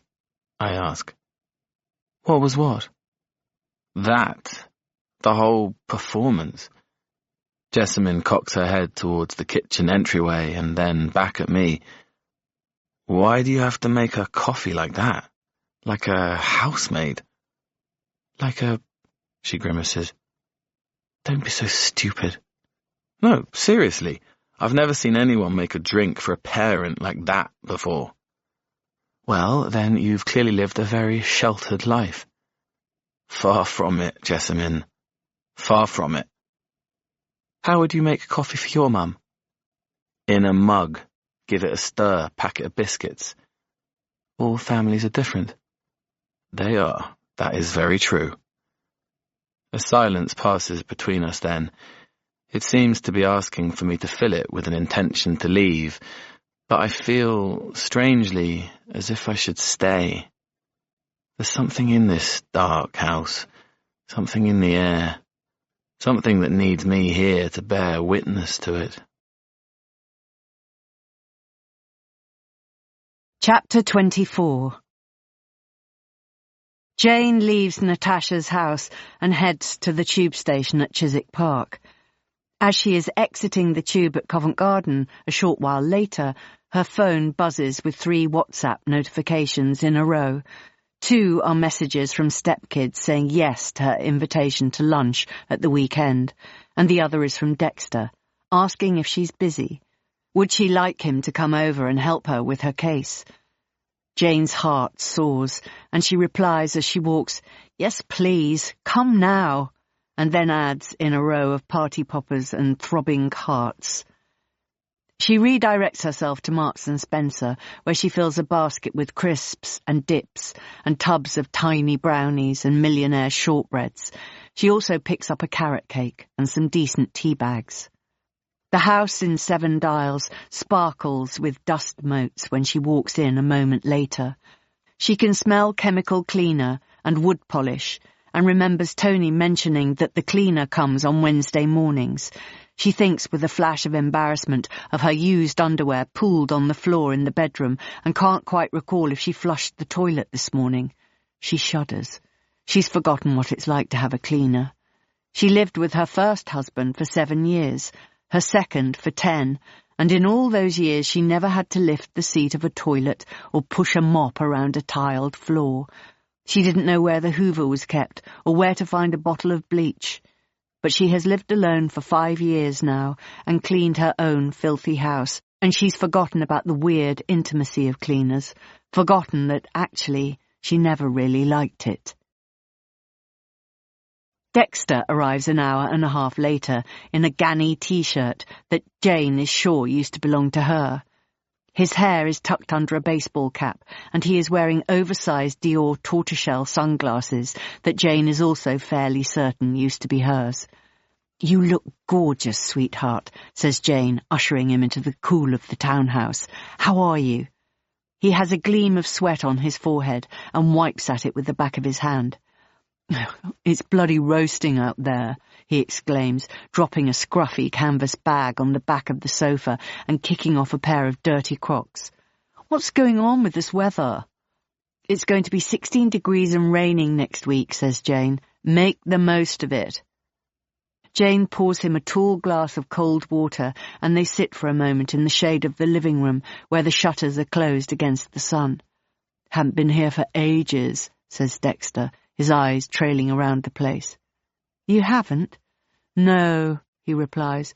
"When Dad's in town, we tend to meet up my way for dinner. He never invites me here. I forgot how nice it was." "How often do you see him, your dad?" "Once or twice a year, I suppose. Maybe 3 times. Not much. I'm always kind of quick." "Oh," Jane blinks. She's long entertained fantasies about the rich lives her lost families have lived in her absence, not rushed suppers à deux in Belsize Park dineries. Dexter's sister, Romy, is at university in Leeds, so it's only Dexter left stranded here in London. "That makes me sad." "It's fine," Dexter smiles tightly. "I'm a big boy when I've got you." He leans towards Jane and squeezes her kneecap. You have, says Jane, 100%. Well, maybe 20% after Brian, Bluto, Reggie and Beamish. Jane laughs wryly. Well, yes, maybe. But I'm so looking forward to the big get-together next weekend. It will be great for you to catch up with the others. I was always in awe of your other stepchildren. They were so cool, with their posh names and ponies and country houses. Ponies and country houses don't mean anything, says Jane. I should know that. But in spite of it all, they've turned into lovely, level-headed adults. Do you want something to eat, by the way? I have crisps and stuff. As she lays out a selection of snacks, Dexter asks her about her investigation. Jane tells him about finding the hoodie, going to the school in Islington, the student movie starring Jessamine Black, her third visit to the house in the Vale of Health, and another frosty doorstep interaction with creepy Stuart Tucker. Dexter nods enthusiastically as Jane talks. Wow, he says, sounds like you're really getting somewhere. Jane sighs. Well, no, not really. Precisely nowhere, in fact. So far, I have a young woman called, possibly, something beginning with D, who lives, possibly, with her mother, Jessamine, and stepfather Stuart. She possibly took the family dog, absconded to the countryside, and made herself at home in an Airbnb, paid for in cash, and then somehow, possibly, got entirely lost while walking the dog. The police seem to have stopped looking for her, and as far as I know, they haven't followed up with the man in the Vale of Health, even though the vet gave them his details. So, what next? Jane blows out her breath. Good question. Any ideas? Don't you know people like, dance people? Well, yes, Jane replies, thinking of the man Tony had once paid to keep him safe, both personally and professionally, a man called Tobias, who had access to high-security corners of the internet, to police records, to people with information. She'd used that very man earlier in the year when she was trying to identify the marriage scammer. But this is different. She's not looking for a crook this time. She's looking for a young woman who may or may not be a runaway. It's all just feelings and ideas. There's nothing substantial enough for Jane to throw at a third party and say, here, check this for me, get me stuff. I'm not sure it's appropriate to use him here, she says. I think this is down to us. Well, me. No, us, Dexter replies. Definitely. But we need to find out more about Jessamine and Stuart, about Rose White, Black, whoever. We could always maybe ask their neighbours. We could, says Jane, sitting up a little straighter. Yes, we actually could. But we'd have to be careful. I wouldn't want it getting back to Stuart. I mean, she says thoughtfully, if there is someone in peril in this situation, we really do need to tread carefully. Dexter nods. I could pretend to be an old friend, maybe. Like the girl and I used to go to school together and lost touch. Yes, Jane claps her hands. That could work, though we still don't know what her real name is. I've been thinking, White, Black. Maybe she swapped the first name for something similar too. Maybe a floral thing to go with Rose. It might be, I don't know, Dahlia or Daffodil, or she runs out of ideas. Daisy, Dexter suggests. Jane nods. Yes, she says brightly. Maybe let's just assume that it is something flowery and take it from there. They start at the furthest end of the terrace that leads towards Stuart Tucker's house. Here there are 3 small stucco-fronted cottages in a row, each one a different shade of cream.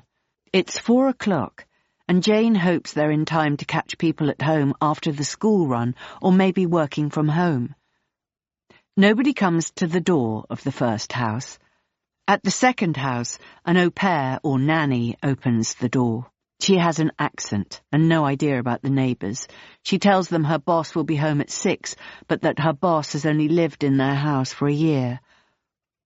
At the third cottage, a middle-aged man answers the door. He is handsome and stylish in a t-shirt and shorts, horn-rimmed glasses and a deep suntan. He looks at Jane and Dexter curiously. Yes? Dexter begins. Sorry to bother you, but I used to have a friend who lived down here, about my age. I'm not sure which house she lived in. I can't quite remember, but we were both at Waterside Academy. She lived somewhere up there with her mum, Jessamine.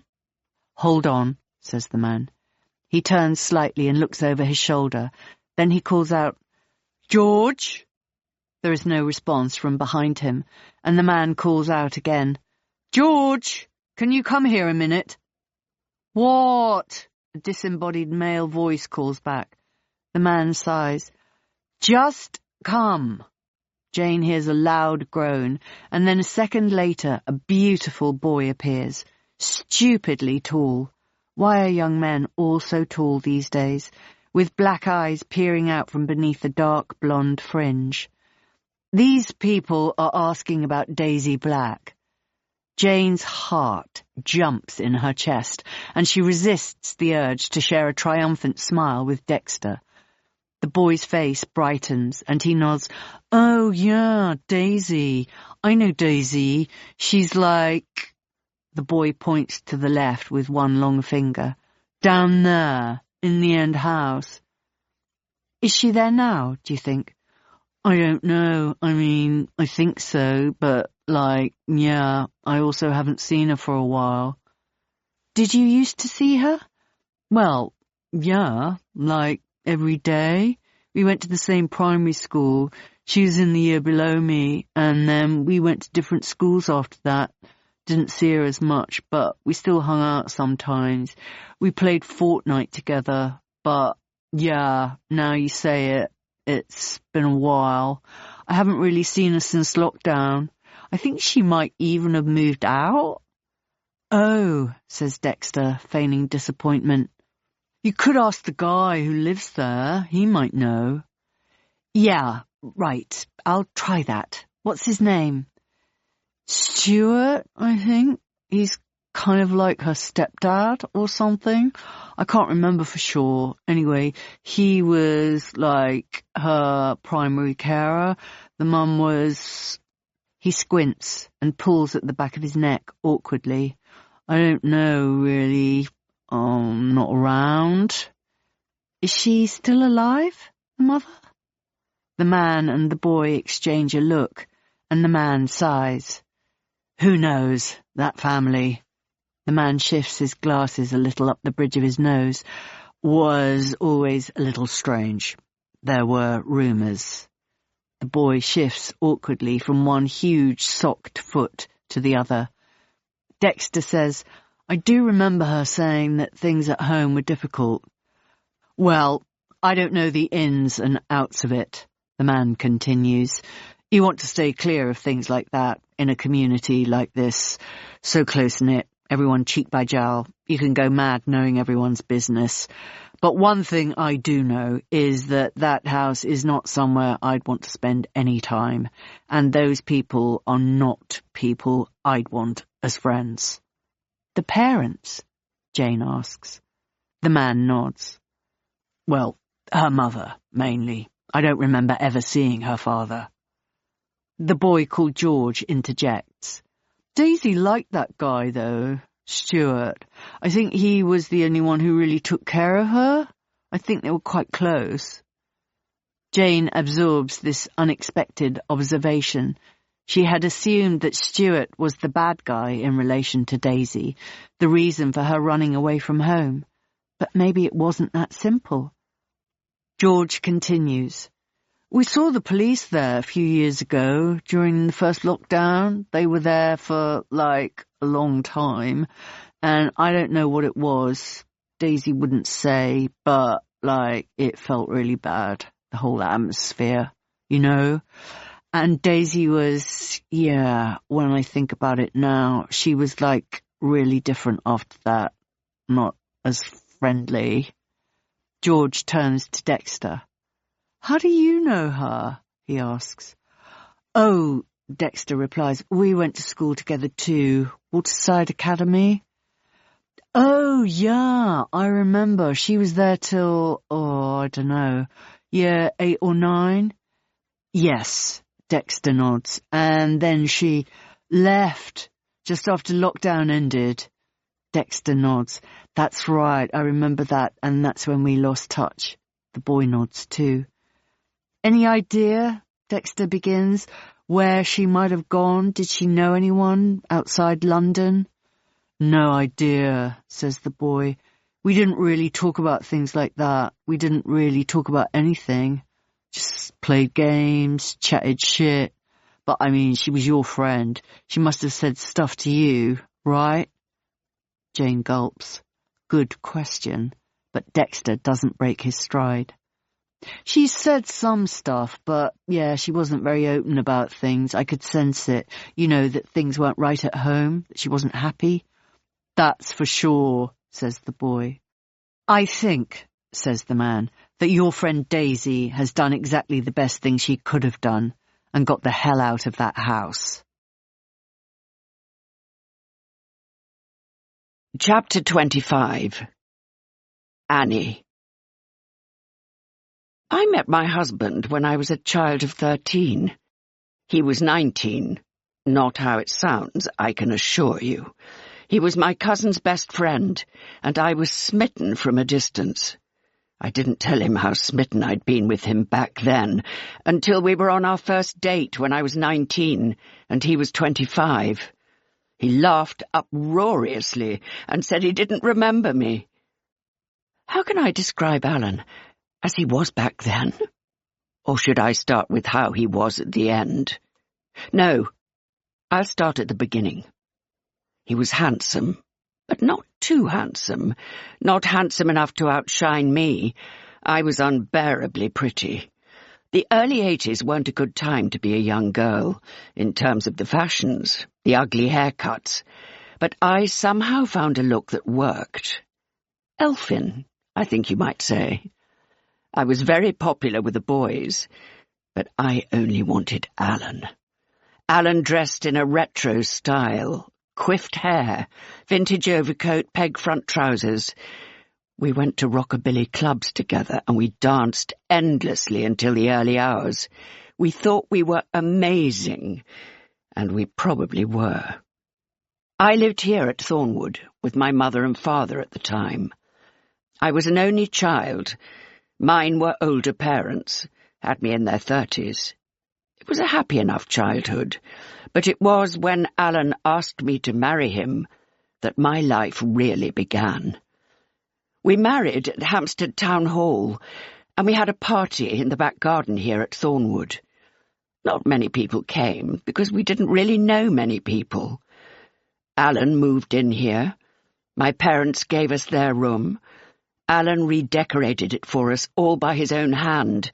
You never had to get a tradesman in, or a builder with Alan in the house. He was remarkable like that. I was training to be a nurse back then. I didn't really want to be a nurse, but I loved the uniform, the accessories, the idea of being adored. I qualified shortly after we married, and then the babies came. Jessamine, when I was 23, Jasper, when I was 25. Beautiful babies, of course, but difficult, so difficult. My mother was a godsend. She was reborn when those babies came.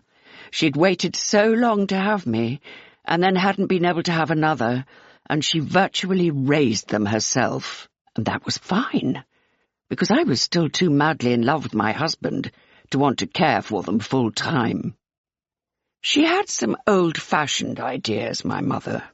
She was born in 1930, after all, had lived through a war.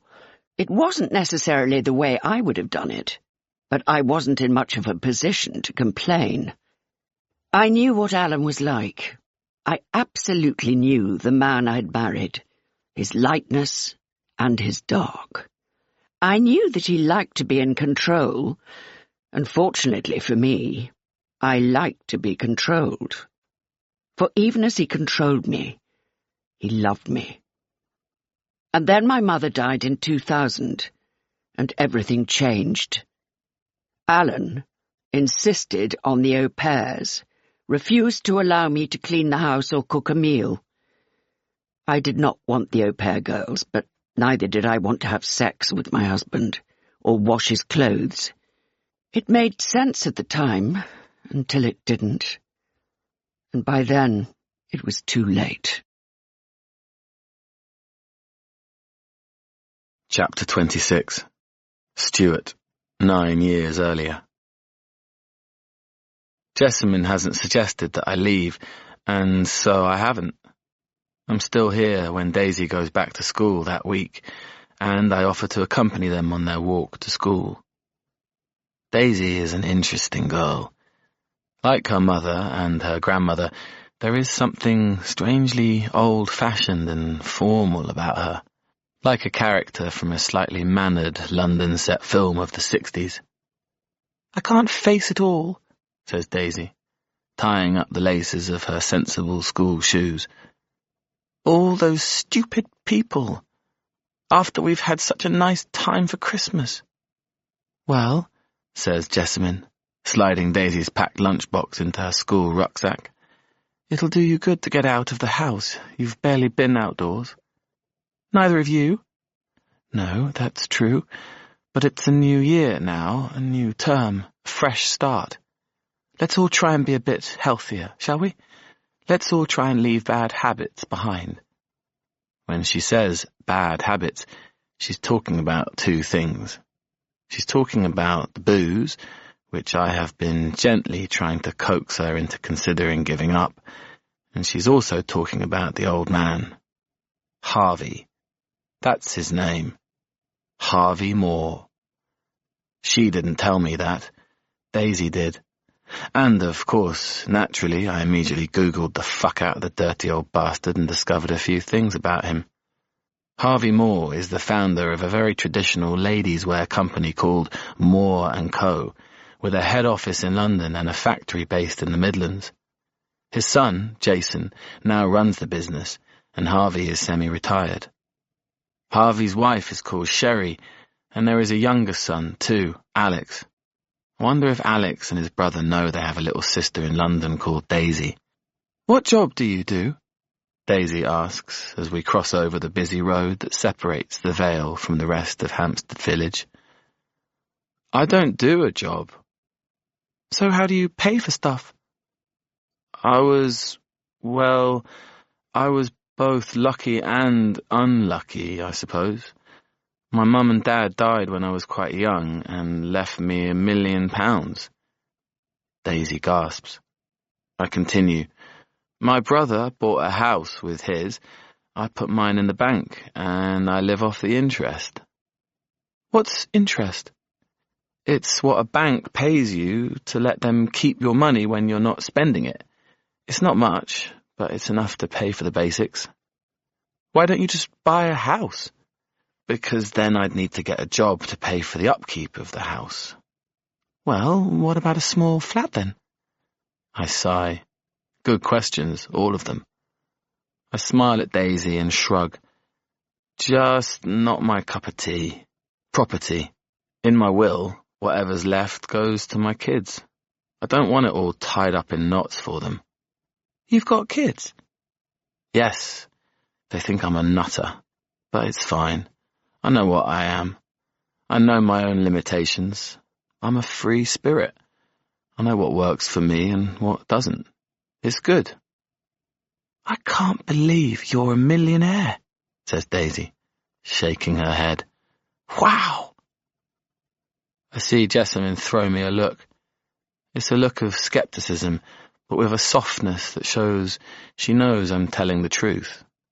Because I am. And now I've made myself vulnerable. Now she knows my big secret, and she could, if she wanted, try to take advantage of me. But the money's locked down. I can barely get to it, let alone anyone else. She'd have to work me so hard to get a penny out of me. After we drop Daisy at school, I suggest a walk, a coffee in the village. Was that true? She asks me, urgently, as we head down the narrow alleyway together. What you told Daisy about your money? Totally true. I'm living a good life this way. I'm free. I can meander, you know. And if that means that one day I cross paths with someone who makes me feel compelled to turn up at their house uninvited with a bottle of champagne one dark December afternoon, then all the better. Didn't your children's mothers try to get the money off you? I shrug. I paid my maintenance. I send them cash on their birthdays, at Christmas. Both of them know what they've got coming when I die. Everyone's happy. I turn and look at her. I'm a good person, Jessamine. Then what the hell are you doing hanging around me? You're a good person too. No, I'm not. Hugo pulls her gently towards a lamppost and sniffs its base urgently. What makes you say that? She sighs impatiently. Listen, Stuart, this is all... I mean, okay, I'm sure you're a good person. She says this as if it is purely a theoretical possibility. I'm sure you are, and I enjoy spending time with you. But you can't just move into my house, you know? It's mad. I haven't moved into your house. Well, you know what I mean. You've stayed. I have, and now I can leave. I can leave whenever. Just say the word. But you've got nowhere to stay. I've always got somewhere to stay. Hugo finishes sniffing the lamppost and we move on. How much do you make in interest every month? Varies, but roughly £1,000, sometimes 2. Once I made 3 back in the day. She eyes me thoughtfully. So you could pay rent? I'd rather not. That's kind of the whole point of me sleeping on a futon in an attic for the last 3 years. I don't want to pay rent. She nods.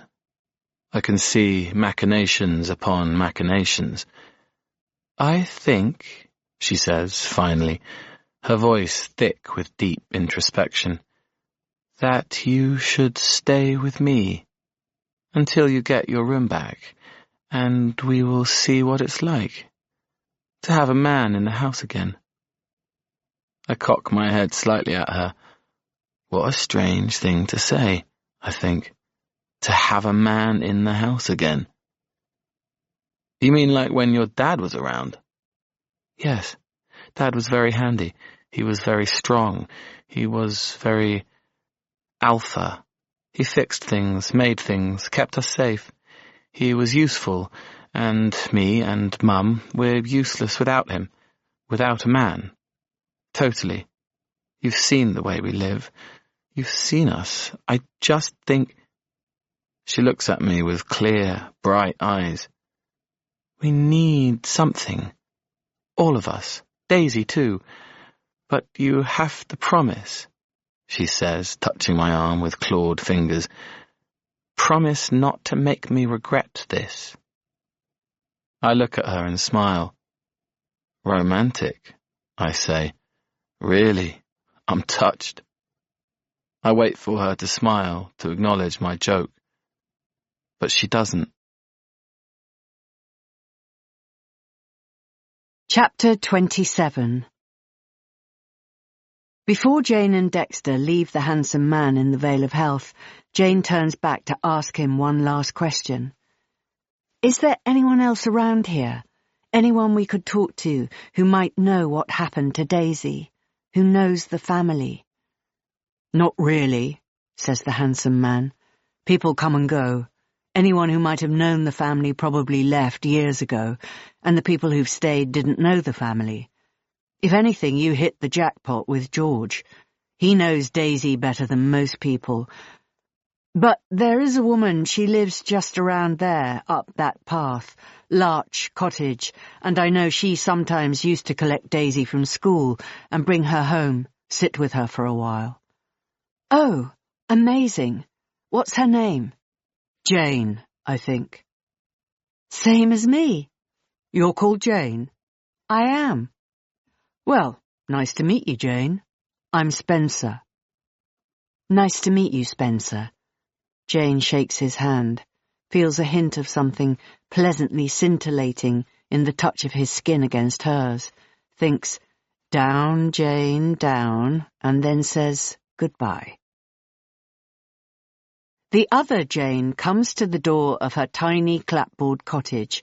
She is small and pretty and wears her silver hair in a bun and lots of eyeliner. She looks about 65. Behind her, Jane sees a strong aesthetic message, clashing patterns, rampaging wall art, bright colours, chandeliers. Hello, she says. Are you Jane? Yes. The woman smiles warmly, quite happy, it appears, to see randoms on her doorstep at 4:30 in the afternoon. What can I do for you? I wonder, says Jane, if you happen to know anything about Daisy Black, the girl who lives up the lane. My stepson went to school with her, and he's trying to track her down for a reunion, but nobody seems to know where she lives these days. And the nice man around the corner, Spencer. Oh, yes, I know Spencer. Lovely man. Him and his lovely boy. Jane nods and makes a mental note of the fact that there doesn't appear to be a Mrs. Spencer in the picture. Well, he told us that you sometimes used to collect Daisy from school. When she was small, I wondered if maybe you'd kept in touch with her at all. Jane looks beyond Jane and Dexter, from left to right, as though there may be others lurking out of sight in this silent, deserted backwater. Why don't you come in, she says, if you have time. They follow her through the tiny door and straight into her cosy living room, which smells of scented candles and expensive furniture polish. She gets them each a glass of water and invites them to sit side by side on 2 small tapestry poufs.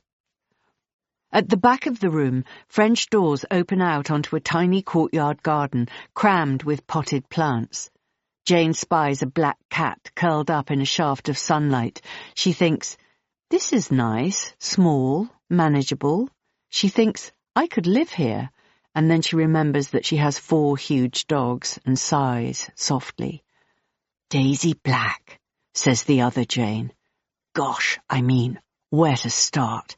Such a funny little girl. Grumpy. Very grumpy. And then, of course, she went to big school, and I barely saw her again. But you, she glances at Dexter, you went to school with her. Dexter shrugs and smiles. Well, not for that long. Well, no, because she left, didn't she? Early. That's right, Dexter rejoins smoothly, just after lockdown. I never really saw her again after that, and we're having a reunion, and someone asked if I could invite her. I couldn't remember her address to send her an invitation, but I did remember what her house looked like. The man who lives there wasn't very helpful, though. Well, no, that doesn't surprise me. So, who exactly is that man? He said his name was Stuart. Yes, Stuart. I feel that he might be some kind of carer. I know he took over looking after Daisy when she was about 10. Didn't see so much of the mother after that. I never really see anyone coming and going anymore. And you know, that dog of theirs? It walks itself. You'll see him, just there. She gestures towards the far end of the vale, where Thornwood meets the crook of the heath. Just snuffling around. He gets picked up sometimes by people who think he's a stray, taken to that posh vet's in the village, and they say, oh, that's just Hugo, and someone drops him home. Jane is taken aback. So nobody walks him? No. And I mean, he is getting a little old now, I suppose, but still, I do feel a little sorry for him. Do you have any idea where I could find her? Asks Dexter. Daisy, I mean, or would you be able to pass on the invitation for me if you have a number? She shakes her head. I lost touch with Daisy a long time ago. I can't even remember the last time I saw her. I assume she still lives here, but then again... The boy around the corner, says Dexter, George, he said he thought she might have moved out. Well, the other Jane shakes her head gently. That doesn't surprise me at all. I can't imagine if it was a heap of fun living in that house as an only child. What was it like in there? I never went in. The mother would come and collect Daisy from here, or the grandmother. The grandmother? Yes, Daisy lived with her mother and her grandmother. There used to be a grandfather and an uncle too at one point, I vaguely recall, but they both seem to be out of the picture now. Jane blanches, thinking of the older man who picked her up in a bar when she was 29. What was the grandfather like? Oh, not terribly pleasant, very full of himself, thought he was a cut above. I think the wife, Daisy's grandmother, I think she threw him out in the end, and I didn't blame her. Jane nods. Of course, she thinks. Good for her. There were au pair girls, too, from time to time, but I don't know what happened to them. Au pair girls? Jane feels something cold creep down her spine. Yes, when Daisy's mother was a young girl, there were often girls staying there, some foreign, some British, all very young. They never stayed long. Gosh, it sounds like the Bermuda Triangle in there. Ha, says the other Jane. I suppose it was, a little bit. But you know, an area like this, it's strange. It's a village, so everyone knows everyone. But also, it's London, so people keep themselves and everyone else at arm's length. You only have half the information you need about people to work out who they are, to work out what they're up to. And if you're nosy, like me, you just make things up to fill in the gaps. I have stories for all the neighbours, believe me, but that family...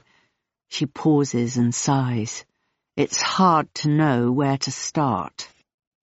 Spencer told us that the police visited there a few years ago.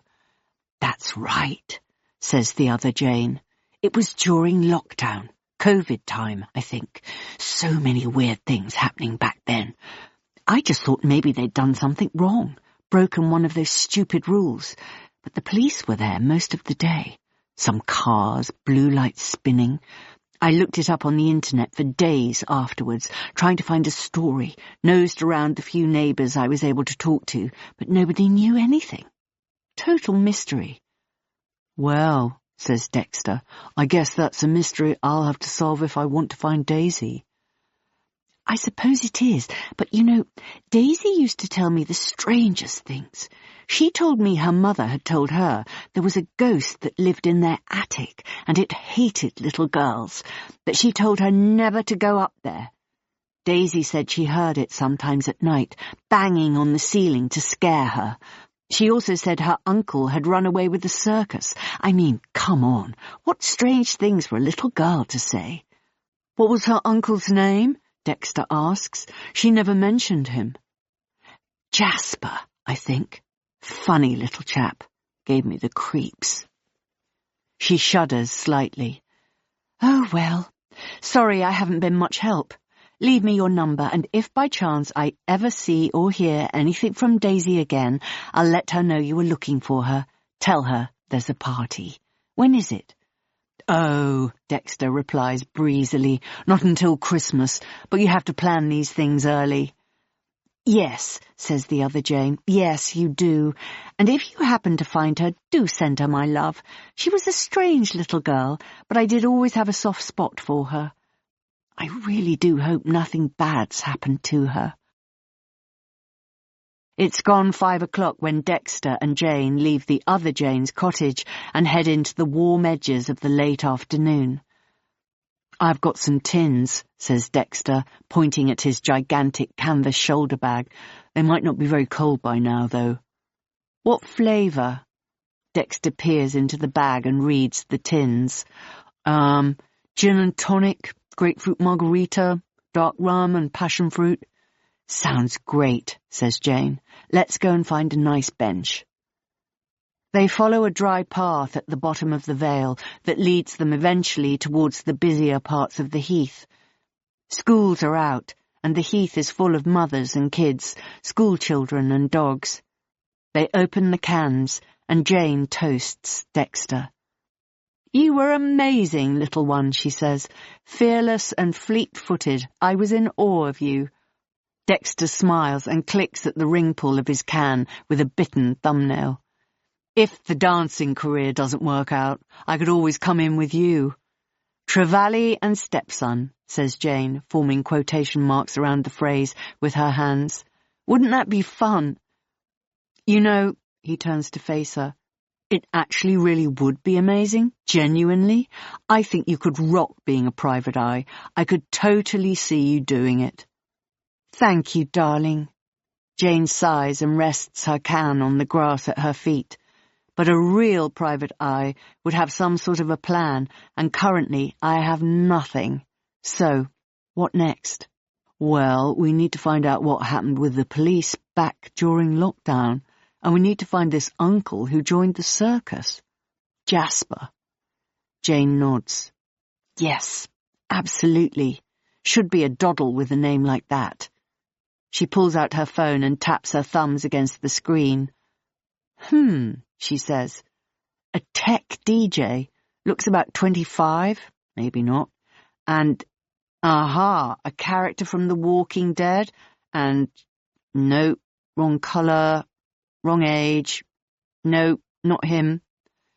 Dexter sighs. Might need a bit more of a heavyweight approach, he says. Might be time for Dad's people. Chapter 28. Stuart, 9 years earlier. Annie hates me. She hates everything about me. She behaves as though I smell, simply because of the way I dress, the way I present myself. But if there's one thing you learn when you're sleeping in a different place every few months, every few days, when you're sofa surfing, squatting, short-term renting, a night on the streets, whatever it is, you learn how to stay clean. You learn where to get your clothes washed, or you learn how to hand wash. You learn how to shampoo over the side of a bath with a jug of cold water and a bar of soap if necessary. You learn to keep your shoes fresh, your breath fresh, all the shortcuts to hygiene. So I may look rough from a distance, but close up, I smell like a summer meadow, I can assure you. However, Annie will never know that because she will never get that close. She is like a magnetic particle, repelled across whichever space we find ourselves sharing. Boing! I don't care. I can't say that I'm fond of Annie either. I'm only here for another week, I tell her reassuringly that weekend. Don't you worry. And in the meantime, I will do all that I can to help around the place. I'm pretty handy. I can build things, fix things, move things. Whatever you need doing, Annie, just ask. There's a dead cat in the shed. It's been there for over a year. Maybe you could get rid of it for us? Dead... I sigh. Jesus, I bloody love cats. I don't want to see a dead one. But I need to earn my keep, to earn my place here. Sure, I say. I ask for rubber gloves, a bin bag, and a point in the right direction. I set off through the back door and head up the scruffy, overgrown path that leads through the scruffy, overgrown garden.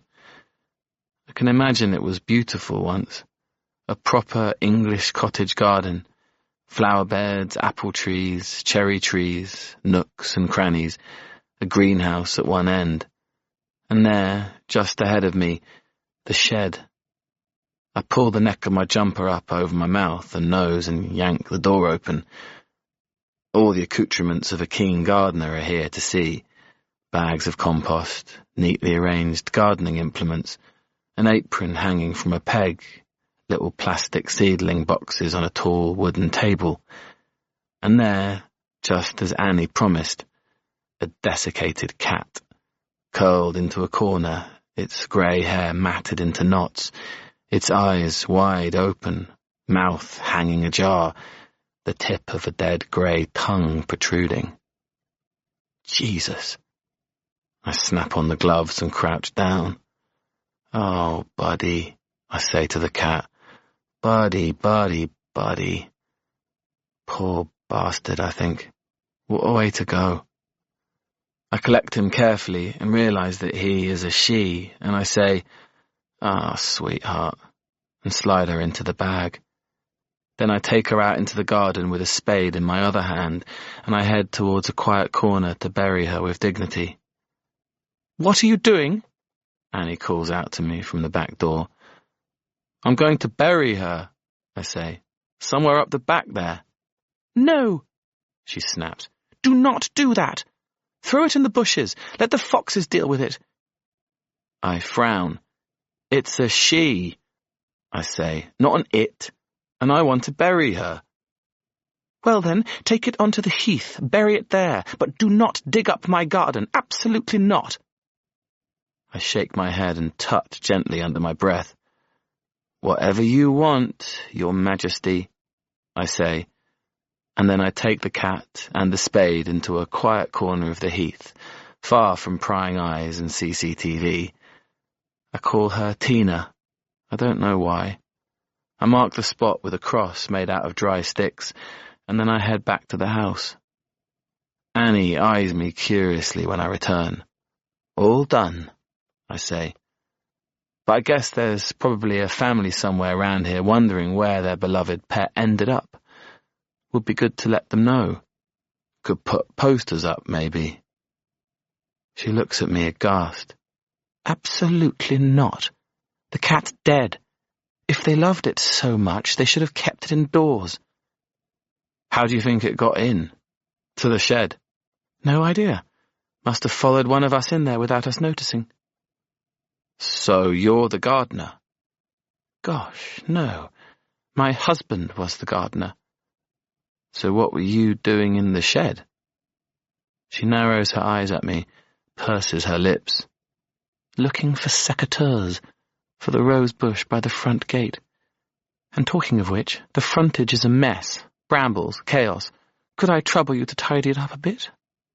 "Absolutely, Your Majesty," I say. "Pass me the secateurs, and I am all yours." I see her shudder slightly at the idea of me being all hers, but she turns and pulls open a drawer in the Welsh dresser behind her and hands me a pair of secateurs. As she passes them to me, my eye is caught by other items in the drawer, a glint of a pair of handcuffs, a pair of white leather gloves, and there, smiling up at me chillingly, a plastic clown mask. The January sun has disappeared beneath the January horizon, and I am alone for now, cooking dinner for the family.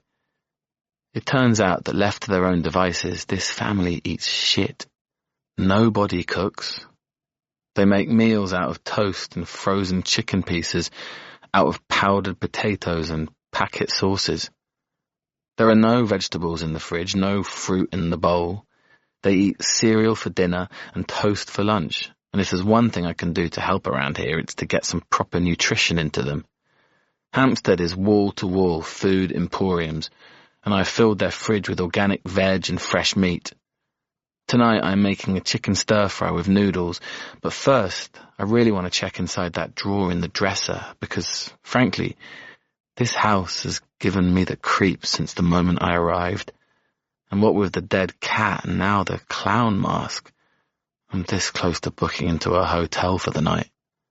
I check the entryway into the kitchen and see that the coast is clear. Then I pull open the drawer. The clown mask still manages to make me jump, even though I'm expecting it. I touch it gingerly. It looks old, vintage almost. It repels me in a way I can't quite fathom.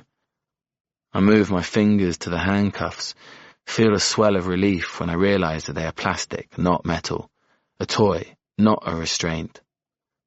But still, there is something about them that sets my nerves jangling, that makes me wonder about this family and what other secrets they might be hiding. Annie's not in at the moment. She's gone to Brent Cross, her favourite place in the world, according to Jessamine. Brent Cross is a shopping centre out near Hendon, built in the 1970s. The very first in London, and beloved of those with northwest London postcodes and cars. She will return later, fizzing faintly with the electricity of retail therapy, with bags that she will ferry directly to her bedroom, maybe a spritz of department store perfume on her wrists, a bale of Egyptian cotton bath towels from John Lewis. The fizz will die down slowly over the space of a few hours, and then she will seat herself back in her study, the tiny room opposite the kitchen, where she spends nearly 90% of her time. Nobody is allowed to be in that room for more than a few seconds, just long enough to deliver the cups of tea and coffee on saucers. But even during such brief moments, I feel something bad in the air in there. I tiptoe into the hallway now and gently push against the door, but it does not give. I notice that there is a keyhole halfway up, and I realize that Annie has locked the door. There are other locked doors in this house, including one up in the attic that has a large piece of furniture placed in front of it, behind which you can just make out the rectangle of the doorframe, and another into an outhouse attached to the back of the house. As someone who grew up in a house with no locked doors at all, I find this unnerving. I hear footsteps coming down the stairs from the hallway and quickly head back into the kitchen. Jessamine appears, rubbing anxiously at the nibs of her elbows inside the sleeves of a baggy cardigan. "When's it ready?" "Oh." I turn to regard the ingredients still half chopped on boards. "A little while." "Shall I open some wine?" "I thought," I begin carefully, "we were knocking that on the head for a couple of weeks." She shrugs and backs away. "Never mind," she says. The atmosphere has been tense these past few sober days. I can feel the burn of Jessamine's physical longing like a bubbling cauldron. She pretends she's all right, but I can feel the magnetic pull that flows through the house at 11:30 every morning, when she looks at the dog, looks through the window, envisages her table in the corner of the White Swan, the sharp, blessed blow of a vodka and lemonade hitting the base of her stomach, the edges of her world bleeding out, the pain of whatever it is she carries around with her day in, day out, quickly fading away. I make sure to distract her at this time of day. I suggest a walk to the shops or on the heath. I ask her what she wants for dinner, show her recipes on my phone, but she is short-tempered, even more so than when she is drinking. She is unhappy, and she is dark. And I can't say I'm surprised, because there is something in this house, something living and breathing behind locked doors and in the creases between this world and another. I'm not talking about ghosts or spirits. I'm a little woo-woo, but not all the way. But there are fissures and scars in this house. Something misaligned. Something horribly, brutally broken. And I am determined to find out what it is. Chapter 29. Annie. The new au pair was a problem. She wasn't like the first one, Sandra, who had been horribly annoying and crass, and had overstepped boundaries left, right, and centre, but had at least seemed to enjoy taking care of the house and the children. This one, Naomi, seemed to think she was too good for us. She seemed to think that she could run a wet cloth around the kitchen counter, put a bowl of food down for the cat, empty a bin or two, cook dinner for the children, and her work here was done. Also, Alan seemed more taken with this girl. He spent more time up there in her room than he'd spent with the other one. I didn't like to think about this happening under my own roof. Of course I didn't. But I understood that it had to. Because worse than it happening was it not happening. Our home was not a solid home. I could see that then. Our lives hung on flimsy strings. Our happiness dependent on tenuous conditions. Alan was blinkered in a way that suggested he'd written out the script of his existence and would not veer away from it for a second. Inflexible. That's the best way to describe Alan. Entirely inflexible. But this girl Naomi, she was pushing at his boundaries. She was creating issues. From what little I could glean, she came from a very middle-class background in Sao Paulo. Her parents were professionals. She had an inflated view of herself for someone who'd been selling herself to men in a Paddington bedsit. I could barely bring myself to look at her. If she walked into a room, I left. Unlike her predecessor, she made no attempt to ingratiate herself with me or with the children. But I could hear her and Alan bickering, griping at each other. She asked him for money. He told her not to be ridiculous. She had a huge room in a beautiful house in Hampstead. How on earth did she think she should be given money too? Do you know, he told her how much it would cost to rent this room? Do you know, he told her how lucky you are?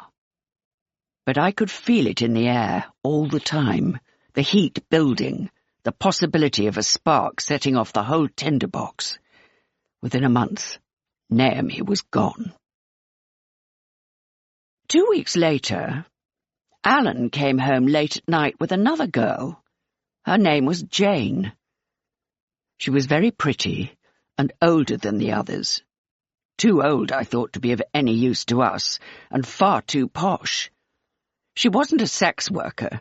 She wasn't itinerant. She was a divorcee, and felt too similar to myself for me to countenance sharing my home and my husband with her. I watched Alan that night, mixing her a drink, and I knew what he was planning. I knew it was a terrible mistake. Thank goodness for Jessamine tumbling out of bed, as she often used to back then. I saw the girl called Jane knock the drink from Alan's hand, and I realized we'd all been given a second chance. When Alan tried to get her to stay, I did not allow it. I watched her from the front window running helter-skelter into the night, and I hoped that there would be no more girls. Chapter 30. After their drinks on the heath, Jane says goodbye to Dexter and takes the tube into town. She alights at Charing Cross and walks through the buzzy back streets from the Strand towards Seven Dials. Another glorious evening, another reminder that she has no one to share glorious evenings with, another opportunity to chastise herself for feeling bad about her aloneness. Her mind tumbles with images and facts, and not quite facts, which flicker and fade through her thoughts with nothing to grab hold of. She pulls out her phone and types Helen Yaxley another message. I know you said you'd let me know if you heard anything. Hate to be annoying. Any word? Any news? Then she messages Shannon. I'll be back on Monday, she types. Hope that's okay. No reply from Helen, but a reply instantaneously from Shannon. No probs. Me and the boys are having the best time. Bit of an issue with the tap in the kitchen sink, though. No water coming. Using hose water instead for now. But you might want to get a plumber in. Also, that bit of ceiling in the room next to the kitchen that was hanging off, it's finally come down. Looks a bit grim up there. Soz to bear bad news. Sure, it's fine. Have a good weekend. Jane groans under her breath, adds a thumbs up emoji to Shannon's message, and puts her phone back in her bag. She can't think about it all now. That bloody house, the decay and the frailty of it, the money she doesn't have to spend on it, the job she doesn't have to earn the money to spend on it, the life she has lived that has made her indolent and work-shy. The time trickling through her fingers to change anything, fix anything. She thinks of Chloe Flint, the glamorous estate agent, her talk of crittle windows and foreign buyers, and she knows that that is the only sensible solution, but she's still not ready to face it. Back at Tony's house, Jane sits up on the roof terrace and watches the clips of Jessamine Black's B-movie that she'd recorded onto her phone from Natasha's laptop. She casts her eyes across the rest of the actors.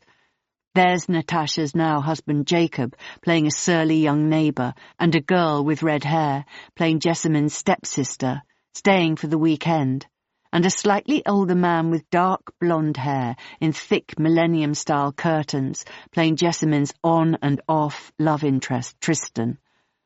According to IMDb, his name is Oliver Bloom, and he appeared in a few movies during the 90s and early noughties, but a quick Google earlier showed that he was now an artisan cheesemaker living in the West Country. Natasha told her the cast had lost touch after filming, that only she and Jessamine had stayed friends. But was it possible, she wonders, that Jessamine might have said something on set, or done something that had stayed with anyone else, something they might remember?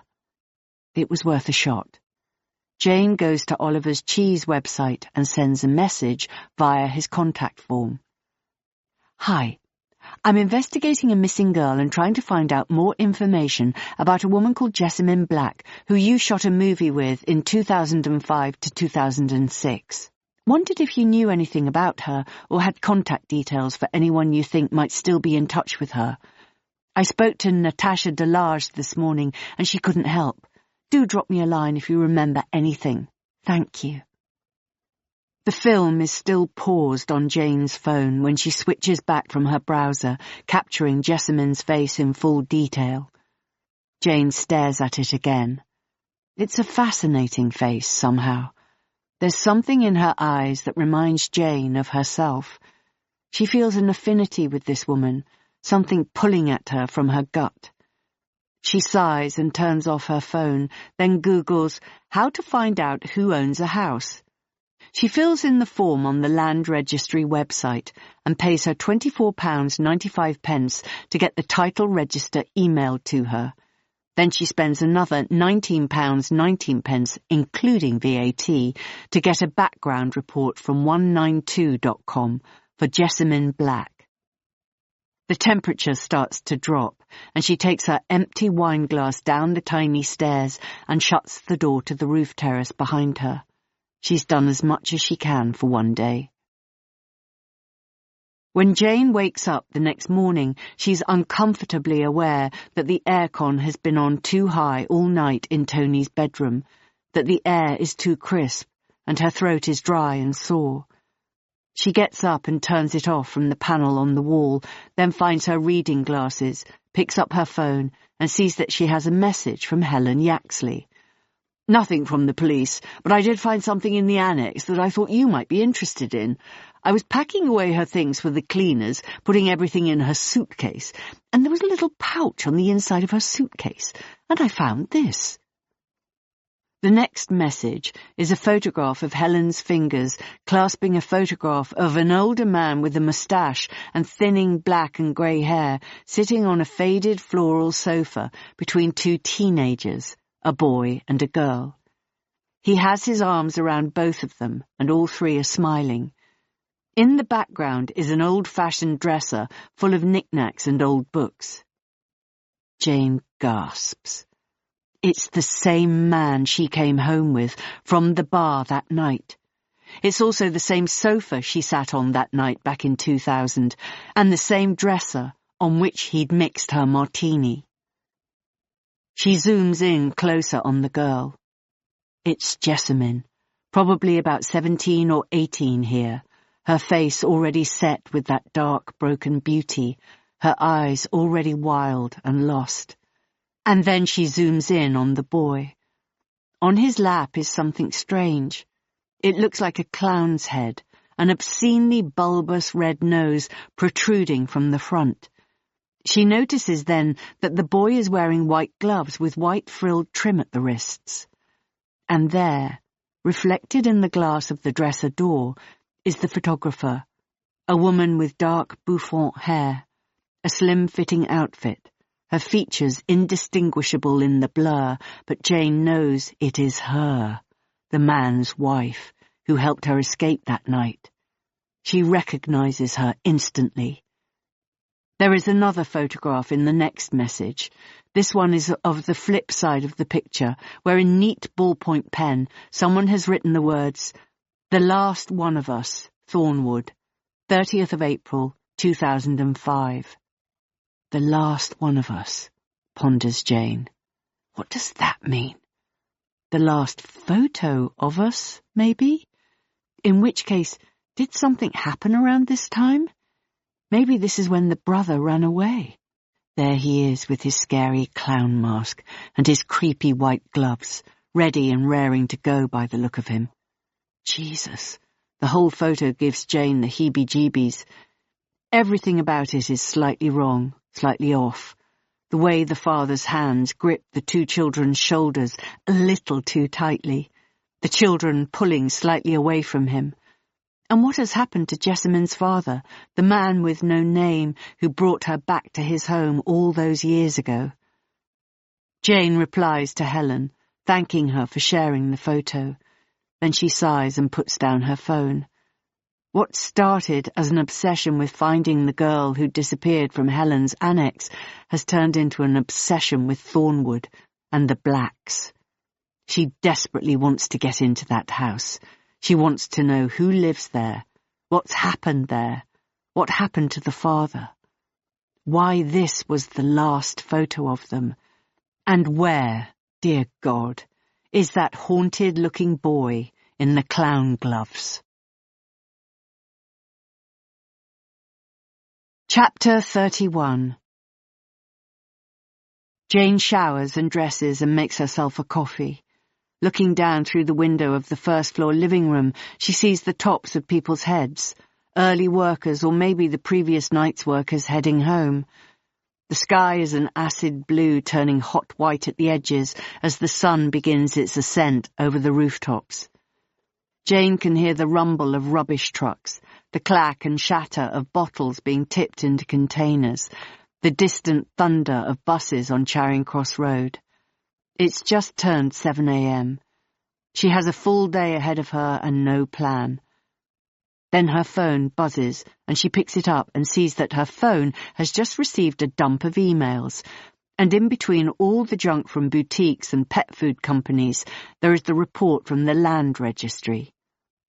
Her heart races as her thumb clicks the email open, and then the attachment. Her eyes rush across the forms, looking for the bottom line, and there it is. Thornwood, Vale of Health, London, NW3. Currently owned by Alan and Anne Black, but formerly owned by someone called Vivian Rich. Jane immediately Googles her and finds nothing. Then she adds the postcode NW3 to her search, and the results narrow to one solitary item.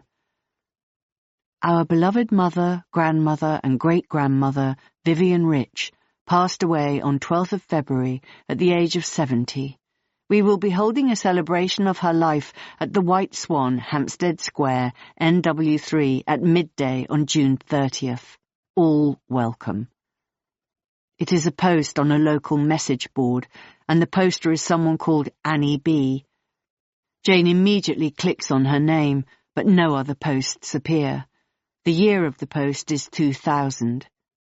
It is time, Jane realizes, to make a timeline. She opens and closes a dozen drawers in Tony's home before realizing that Tony does not own paper, pens, or in fact anything useful of any description beyond bottle openers and cocktail stirrers.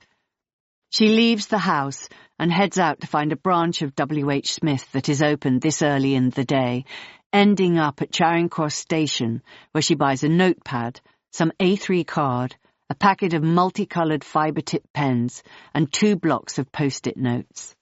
Back at the house, she sets up a work area at a desk that appears to have been used only as decoration and begins to arrange all the facts and pieces of evidence that she has accumulated over the past few days into some kind of aesthetically pleasing order.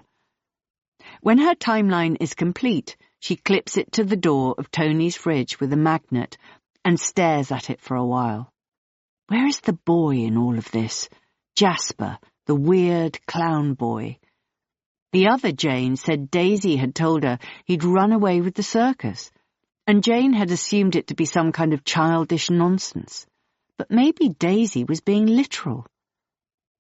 Jane opens the email from the land registry again and goes through the attachments. She gets to the title plan and zooms into the delineated line drawing of Thornwood. She's amazed to see how far the property extends at the back. The plot looks to be at least 3 or 4 times bigger than the plots of any of the nearby properties. It's shallow at the cottage's front, but then spreads out from behind in a fan shape, with what looks like connecting footpaths through shrubs onto the back corner of the heath, where it joins Spaniards Road. Is it possible, she wonders, that she could find a way onto this land without alerting Stuart Tucker, that she could get another view of Thornwood? Well, she thinks, she will certainly give it a go. Jane is about to leave the house when her phone buzzes once more. It's an email notification, and she quickly clicks it open when she sees it is from Oliver Bloom, the cheesemaker man from the B-movie that Jessamine made back in the noughties. Hi, very mysterious. Yeah, I remember Jessamine. Between you and me we had a thing. Brief, weird. I could tell you things. Here's my number. Give me a call, but make it later. Maybe midday? Jane puts a reminder into her phone to call Oliver at midday. She does not subscribe to all the brain fog nonsense that is continually spouted about menopausal women. She is quite sure, sharp as a pin. HRT and lots of fresh air. No fog whatsoever. But she does find it's usually a good idea to set things down in writing, to pin things into the matrix to make sure they don't slip away. Chances are she will remember to call Oliver at midday with or without the automated reminder, but it really doesn't hurt to set one anyway. She finds her sunglasses, fills a bottle with water, adds a slick of SPF to her nose, and heads out towards the tube station. Chapter 32. Stuart, 9 years earlier. I ask Jessamine about the clown mask a few days later. What's with this? I ask, holding it up towards her. I see her flinch very slightly, and then shrug. It belonged to my brother. I thought you were an only child.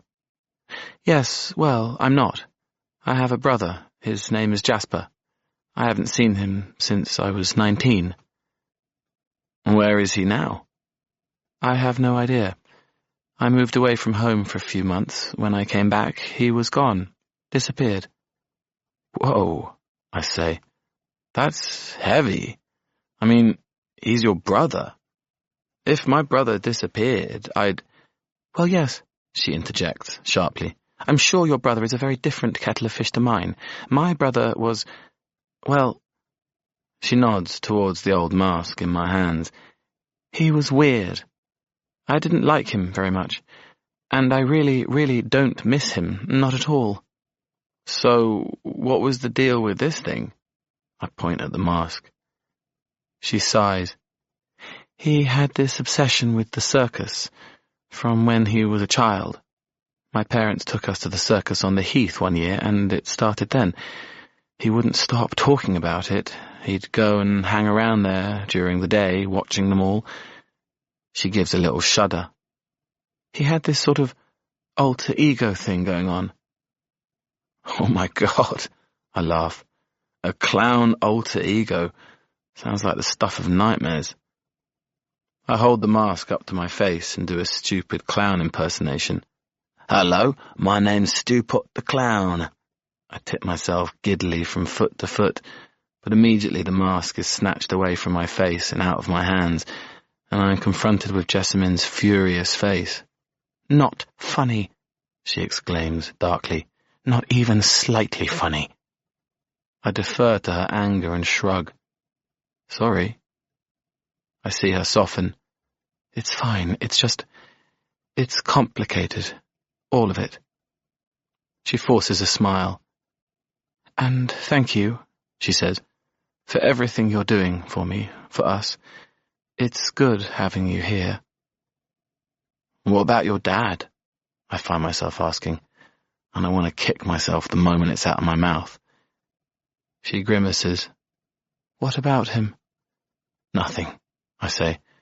It's just, you never talk about him. She shakes her head slightly. It's fine, I say. We don't need to talk about him. Thank you, she says. Then she turns and puts the clown mask back into the dresser drawer. She asks me to take Daisy to school the next morning. She says she thinks she might be coming down with something. Daisy is perfectly happy for me to walk with her.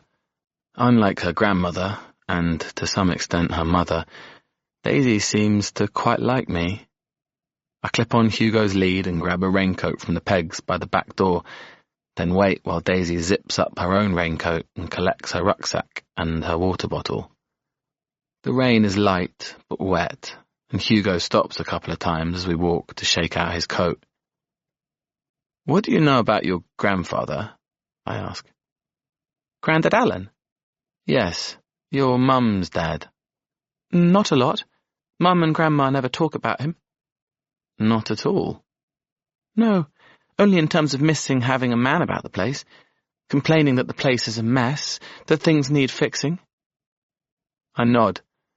That has definitely been a recurring theme in my brief experience. And your uncle, Jasper, did you know him? No, he disappeared before I was born too. When your mum was pregnant? I think, I'm not sure, it's like nobody really wanted to meet me. She laughs, dryly. I smile. Their loss, I say. She doesn't say anything, but I can see from the slight softening of her facial features that she appreciates the concept. And did you ever meet your great-grandmother? Why are you asking so many questions? I shrug. Because I'm nosy. She shrugs too, and sidesteps a big puddle, almost stepping off the curb of the narrow pavement and into the road. I pull her back quickly. Careful, I say. God, can you imagine me going back to your mum and telling her that I let you get run over? Jesus. I press my hand to my heart and feign fear. She laughs. I don't think she'd mind that much, she says. I glance at her. Don't be silly. Your mum loves you. Daisy sighs. I know she does, but I think her life would go on just the same without me in it. You know, she'd just carry on. I find my breath held as these words make contact with my consciousness. As much as she's a little odd, I've found myself growing very fond of this child, who is, in my opinion, very easy to love. It hurts me that she feels her mother doesn't care about her. Wow, I say. That's quite a big thing to say. It is what it is. She is what she is, I think, she says thoughtfully. That Mum had a bit of a weird childhood. That's all. When I get back from dropping Daisy at school, Jessamine has taken herself to bed. I sit on the foot of her bed, next to the steeple in the duvet formed by her bent knees, and I ask her what I can do for her. She asks for mint tea and honey and 2 ibuprofen. I slide up the bed and touch her forehead. Her temperature feels normal. She looks fine. But I head downstairs to the kitchen anyway and fetch her the tea and pills. Where's your mum? I ask as I drop the pills into the upturned palm of her hand. She's gone out. Where? Shopping, I think. I nod. When will she be back? After lunch. I smooth her hair away from her brow and tell her that I will leave her to sleep.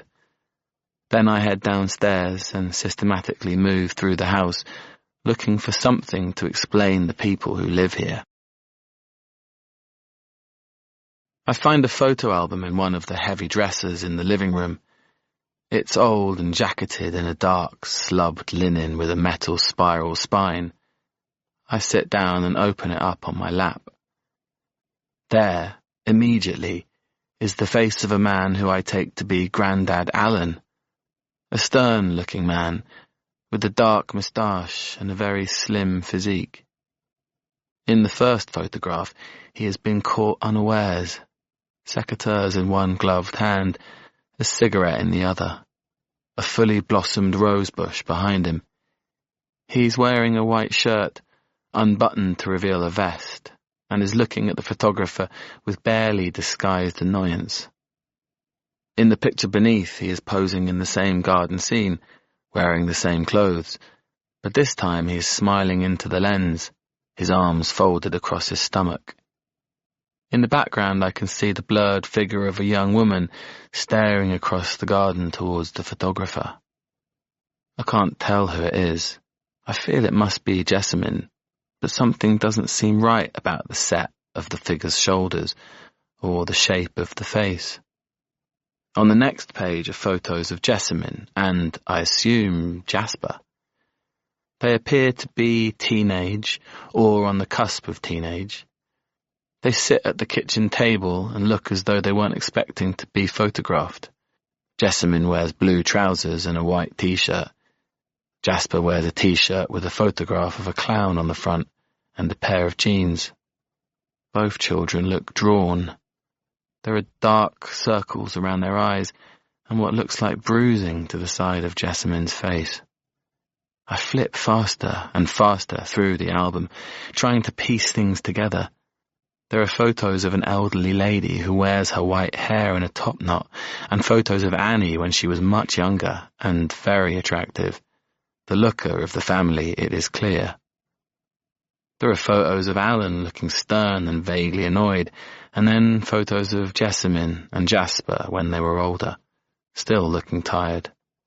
Jasper appearing increasingly unhinged, his thick hair grown out into an unruly mop, his eyes slightly wild, his face often blurred as if caught in the act of movement. Jessamine is thin and unkempt, while Annie shines at her side in designer clothes and coiffed hair. Then I turn the page, and there is a photo of the older man, the one with the moustache who I take to be Alan. He is wearing a tweed jacket with a packet of cigarettes poking out of the breast pocket, and in his arms is a beautiful grey cat.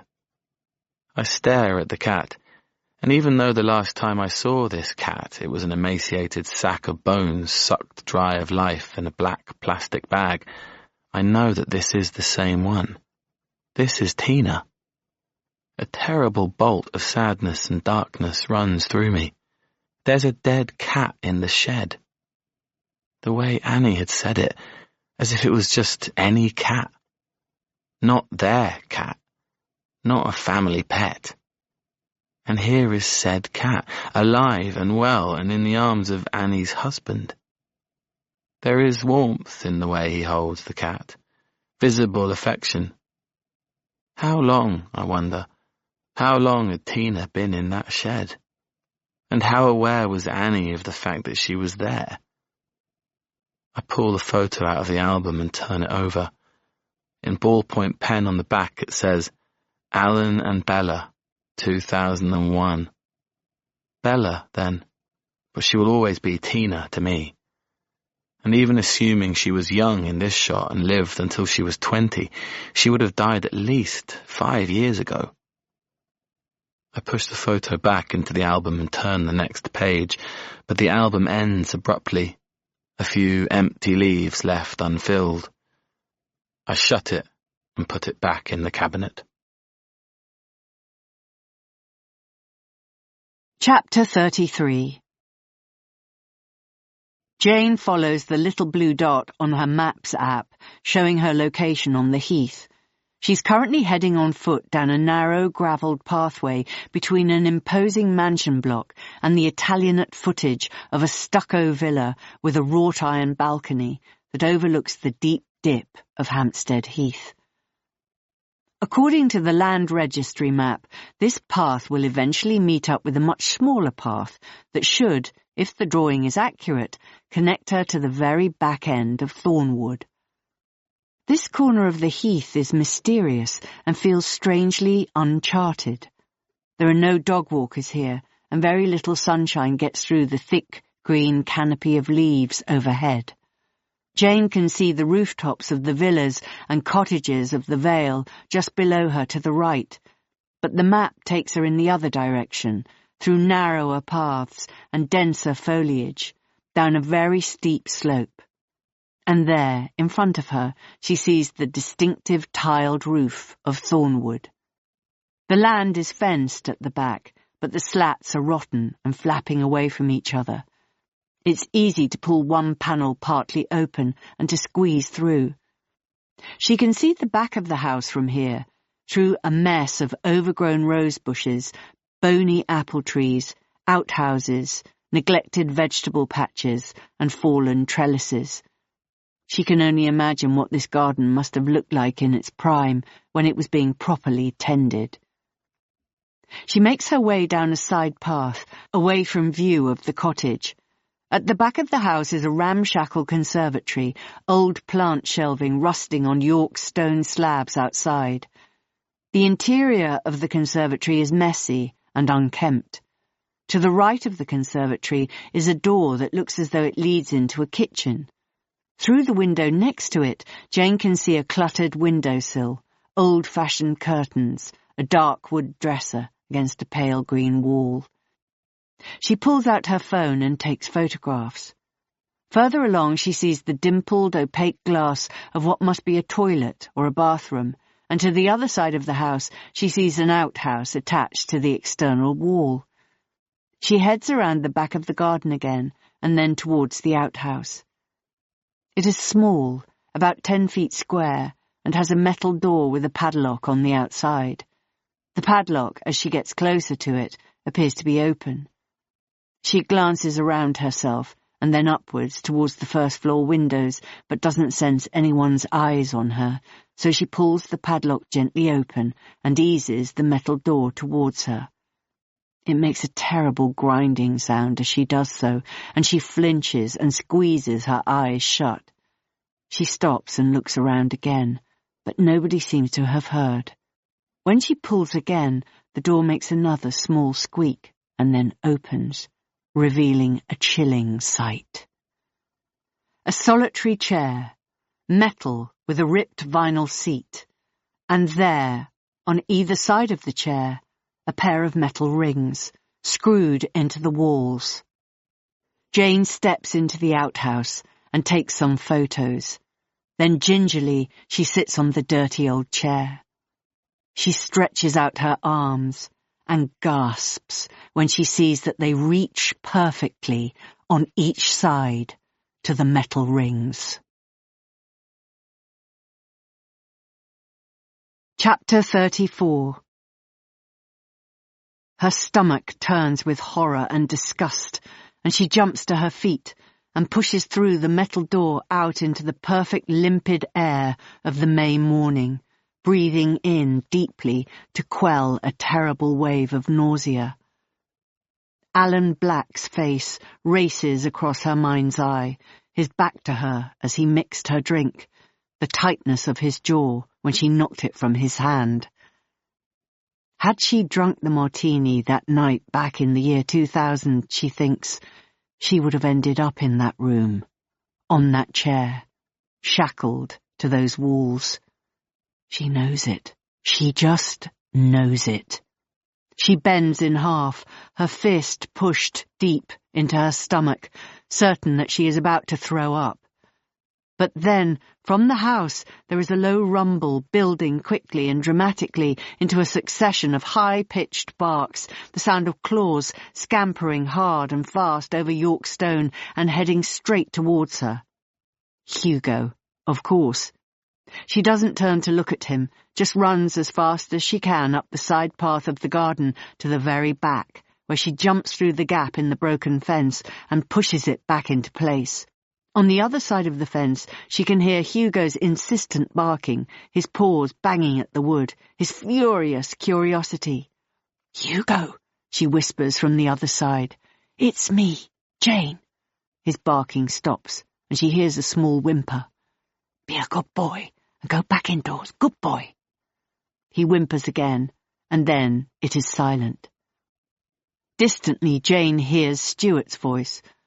"What the fuck, Hugo? Chill. There's nothing there. Jane holds her breath hard and waits for a minute or two, then heads back through the depths of the heath and out into the daylight, to the Hampstead ornamental pond gleaming in the sunshine, the shiny traffic in 4 directions, people, dogs, light. In a pub called the White Swan a moment later, she orders herself a gin and tonic. It's early for a drink, but her nerves are shredded, her stomach is churning, and she needs something to absorb the shockwaves. She has 5 minutes before her call from Oliver. Yes, she remembered without her phone telling her, and she needs to gather herself. She squeezes the lemon slice into the drink and stirs it through, then takes a large slurp through a straw and readies herself to look at the photos of Thornwood on her phone. She swipes through them quickly until she gets to the photos of the interior of the outhouse. She thinks of the smell in there, the putrid green smell of moss and decay and damp, and she thinks of that chilling feeling of stretching her arms from wall to wall and realizing that they fitted. She sends the photos to Dexter with shocked face emojis and the words, "In Stuart's back garden," and then she sees the time on her phone switch from 11:59 to 12 o'clock, and calls Oliver. "She was nuts," says Oliver, and Jane immediately rankles. Only the worst men describe their exes as nuts, and she knows this because she has, in her time, been described as nuts. She was known as Mad Jane Trevally by some, but the best men she has been with never talked about her in derogatory terms when their relationships broke down, and she includes both of her ex-husbands in that. "Nuts," she says circumspectly. "In what way?" "Oh, just intense. Too much, you know?" "No, I don't. Not really. Give me some examples. Tell me how it started." "Well, there were some scenes in the film, intimate scenes. We had to play them out together. I had a girlfriend at the time, and this was the first time I'd ever had to kiss someone, do sex scenes on a film set. And I think I misread the situation, thought it meant something that it didn't, kind of pursued her off camera when I really shouldn't have, and possibly gave her the impression that I was, crazy about her, when really, in retrospect, I was just crazy about being young and making a movie and getting to kiss a pretty girl on a film set and all of that. And she kind of fell in love with me, and I kind of didn't handle the situation very well and tried to get out of it, and she kind of went a bit bunny boiler on me." "In what way?" "Turning up places. She literally walked into a restaurant one night when I was having dinner with friends and took a seat at a table across the room and stared at me. Just stared. She followed my girlfriend all the way down Oxford Street once, from one end to the other, 3 paces behind, in and out of clothes shops. I tried to be nice to her, tried to make up for leading her on, but she wouldn't take it. I was close, to getting a police restraining order out on her, and then suddenly it all stopped. Silence. I never saw her again." "How long did your affair go on for before you ended it?" "Oh, maybe 4, 5 months, tops. She was living in a rented room in a shared house, not with friends, with strangers. Her room was Spartan, not much in the way of decor. Thin sheets, nothing on the walls, none of the, clutter that you normally find in a woman's bedroom. Cushions, that kind of thing. She was filthy, sexually. I'm sorry if that sounds harsh, but she wanted it every way, which way it came, non-stop, to the point, frankly, that I couldn't keep up." "Did you know much about her background, her family?" "She didn't talk about her family. I never met them. She had scars." "Scars?" "Yeah, strange marks on her body. I asked her about them. She said she was in a car accident when she was 14. There's a small, dry silence on the line between them. Jane thinks again of the horrible little jail cell attached to the back of the house. "Do you think she might have been abused?" she asks softly. "It would not surprise me, and it would explain a lot of her strangeness." "Can you remember where she lived, when she was sharing the house?" "Somewhere near Alley Pally. You could see it from her bedroom window. That's all I remember." Jane scribbles Alley Pally into her notepad. "And at this time, how old were you both?" "I was, 22, 23, and Jessamine was about 18, 19, young, you know, both so young, and stupid, and I do feel bad to this day. I don't make it my business to hurt people, but I feel like I really did hurt her. I caused her pain, and at the time all I could see was what she was doing to me, but it was my fault. I can see that now. I hope she's okay." He sighs heavily and then says, "Why are you trying to find her?" "Oh, I'm not trying to find her. I'm trying to find her daughter. She's gone missing." "Daughter?" Oliver sounds surprised. "Yes, her name is Daisy." "And what makes you think she's Jessamine's daughter?" It's a good question, Jane thinks, but she's sticking by her instincts. "Well," she says, "they have the same surname." What? "Well, I don't know. Jessamine was a bizarre girl, and she might have been lying to me, but when we were together she told me that she was infertile." Chapter 35. It's only as Jane is returning her glass to the bar and getting ready to leave the White Swan that she recognises the name of the pub she's in. It's the same pub that Annie B. posted about in the local message board about her mother's memorial event. The man behind the bar looks about Jane's age, and Jane assumes him to be the manager. "Excuse me," she says, "slightly random question, bear with me, but did you work here in 2000? I've been in this place since I was virtually a child for my sins." Jane smiles at him encouragingly. "Great," she says. "So, do you by any chance remember a funeral wake here that year for a lady called Vivian Rich, organised by her daughter, I think? Her name is Annie Black." The man screws up his face, shakes his head slowly. "Doesn't ring a bell, but we do a lot of wakes and the like, and 2000 was a bloody long time ago. What did they look like? I'm good with faces, not so good with names." "Well, I don't know what the woman who organised it looked like, but I have a picture of her daughter when she was young." Jane takes out her phone and finds the screenshot she'd saved from Jessamine's B-movie. She turns the screen towards the man, who puts on his reading glasses and peers at it. "Oh, yeah," he says. "That's the lemonade lady. I remember her." "The lemonade lady?" "Yeah, she used to come in every day without fail, drink vodka and lemonades till she could barely stand straight, then she'd set an alarm for 3 on the dot. She'd have an espresso at the bar and then wobble out with her dog. Poor woman, we felt really sorry for her." "A white dog?" "Yeah, little Westie. Felt sorry for it too, sitting under her table half the day." "Did you ever talk to her?" "Only in the way of talking about the weather, that kind of thing, nothing proper." "When did she last come in?" "Haven't seen her here for a few years. She got chatting to a man, another keen drinker. I think they might have, hooked up, moved away together or something. They seem to get on very well." "Long hair? The guy? Kind of scruffy?" "Yeah, spot on, that was him. Has something happened to them?"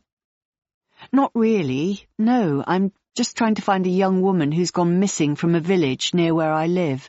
I think she's called Daisy Black, and I'm pretty sure she's your lemonade lady's daughter." "Missing?" "Well, she spent several days in an Airbnb in my village, then disappeared into thin air, leaving her Westie running around my back garden. The same Westie you used to see in here with that woman. I really do think that something bad has happened to her. The man nods his head thoughtfully. Wow, he says. Looks like you've got yourself a true crime special going on in the real world. I'm sorry I can't be more helpful. Jane smiles. You have been, she says. It's good to get more insight into Daisy's mum. It all helps. She's about to leave when she remembers what the man had said about running the pub since he was virtually a child, and she switches her screen back on and finds the photo of Jessamine and Jasper sitting on either side of their father. I don't suppose you remember these two, do you? This is Jasper, she points at the boy, and this is his dad. She sees a shadow pass across the man's face as he peers at the image on her phone. Oh my God, he says, pointing at the man in the middle of the photo with one bitten-down fingertip. That's him. That's who? That's the guy. He taps the screen 3 times. What's his name? I told you, I'm bad at names, but him, I know him. He lived down in the Vale of Health. You know, he begins cautiously as if he's wondering whether to say it or not. Jane nods encouragingly. There was a rumour about him a while back. The police turned up at his place during lockdown, this was, and someone told my wife they were looking for someone, for a missing person. He shrugs and holds his hands up as if to say that none of this is anything to do with him. But that's as much as I know. And it might well be total nonsense, but... He pauses dramatically. That man was dark. Dark as all hell. Hated people. You could tell. Just hated them. There's nothing you could tell me about that man that would surprise me. Nothing. Chapter 36. Jasper. The au pair girls were not really human beings as far as I was concerned. When I was young, I saw them as props, actors, people to practice my magic tricks on, my mimes, my persona. And then, as I got older, I started to find their presence arousing. I knew why they were here. I knew what Daddy was doing with them at night. I would stare at their breasts, touch myself sometimes when I thought about them, sometimes even when I was in the room with them. I was only a child, and I knew it was wrong, obviously, but I wasn't me when I was doing that. I wasn't Patch either. I'd switch into another persona, and then I could enjoy doing it without feeling guilty. There was one au pair girl, I forget her name, but I remember her crying while I was doing it, staring at me with sad eyes and just crying.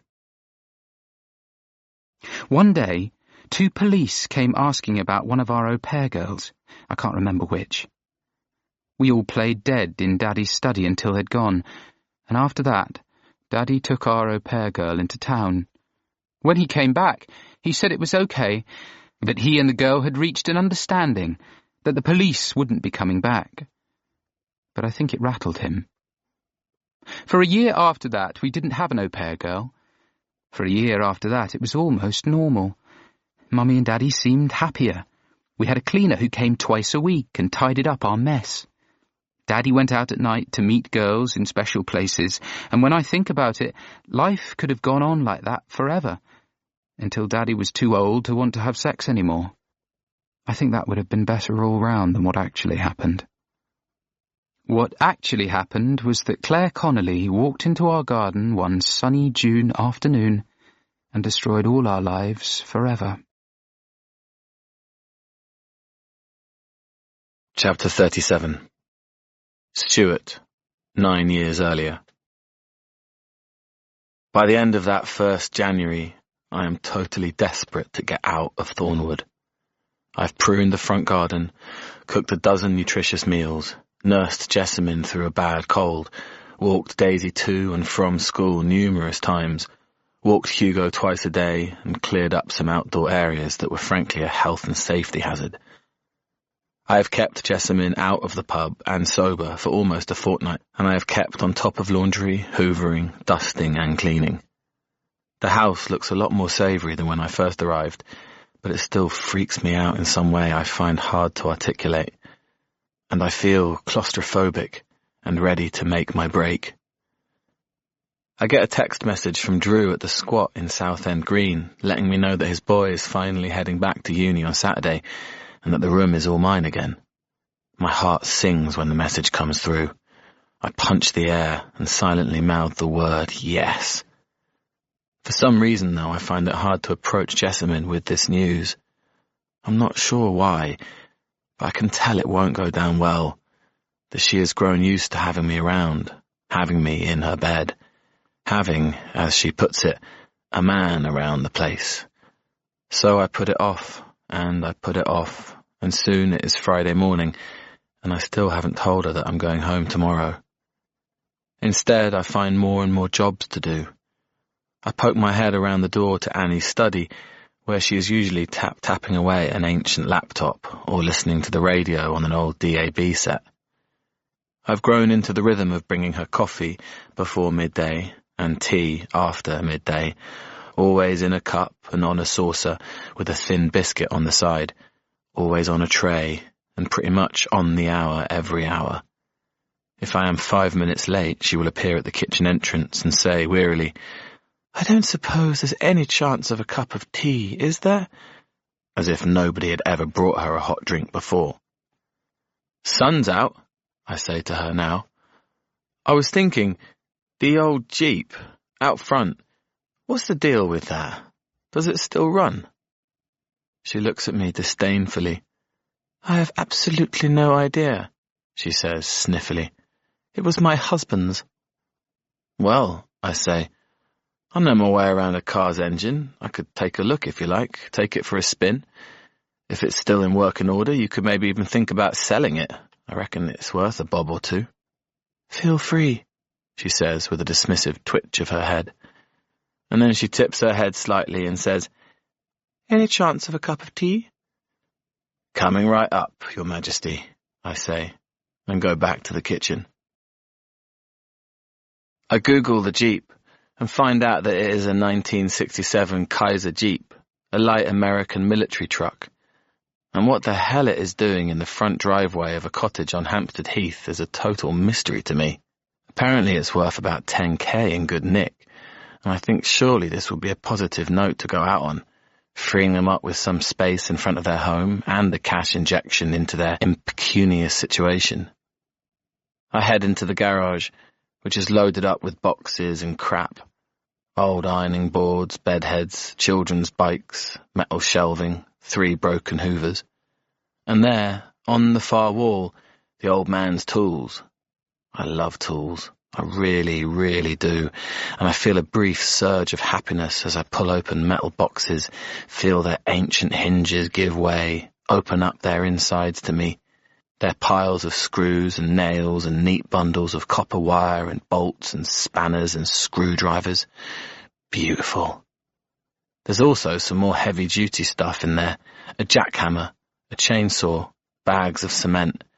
The old man was clearly handy as hell. I find what I need and spend a joyful 3 hours under the bonnet of the Jeep, before my stomach starts to rumble and I head indoors to wash my hands and make myself a sandwich. Jessamine walks in a few minutes later, and I take a deep breath. Now's my moment, I decide. This is it. "Listen," I say, "I got a message from my place. My room's come free again, and I can move back." I don't breathe for a moment, waiting for her to react. "I don't know what you mean," she says blankly. "My room, at the squat. The kid's gone back to uni. It's mine again." "Well, I don't suppose you actually want a room in a squat anymore, do you? Not when you've got this." She passes her arm in an arc around the kitchen. "That's kind of not the point, Jess. This is your house, your place. I have my own place. All my stuff is there. My life is there." She folds her arms across her chest and blinks slowly at me. "Your life is here," she says bluntly. I sit back into the chair and fold my own arms, matching her body language.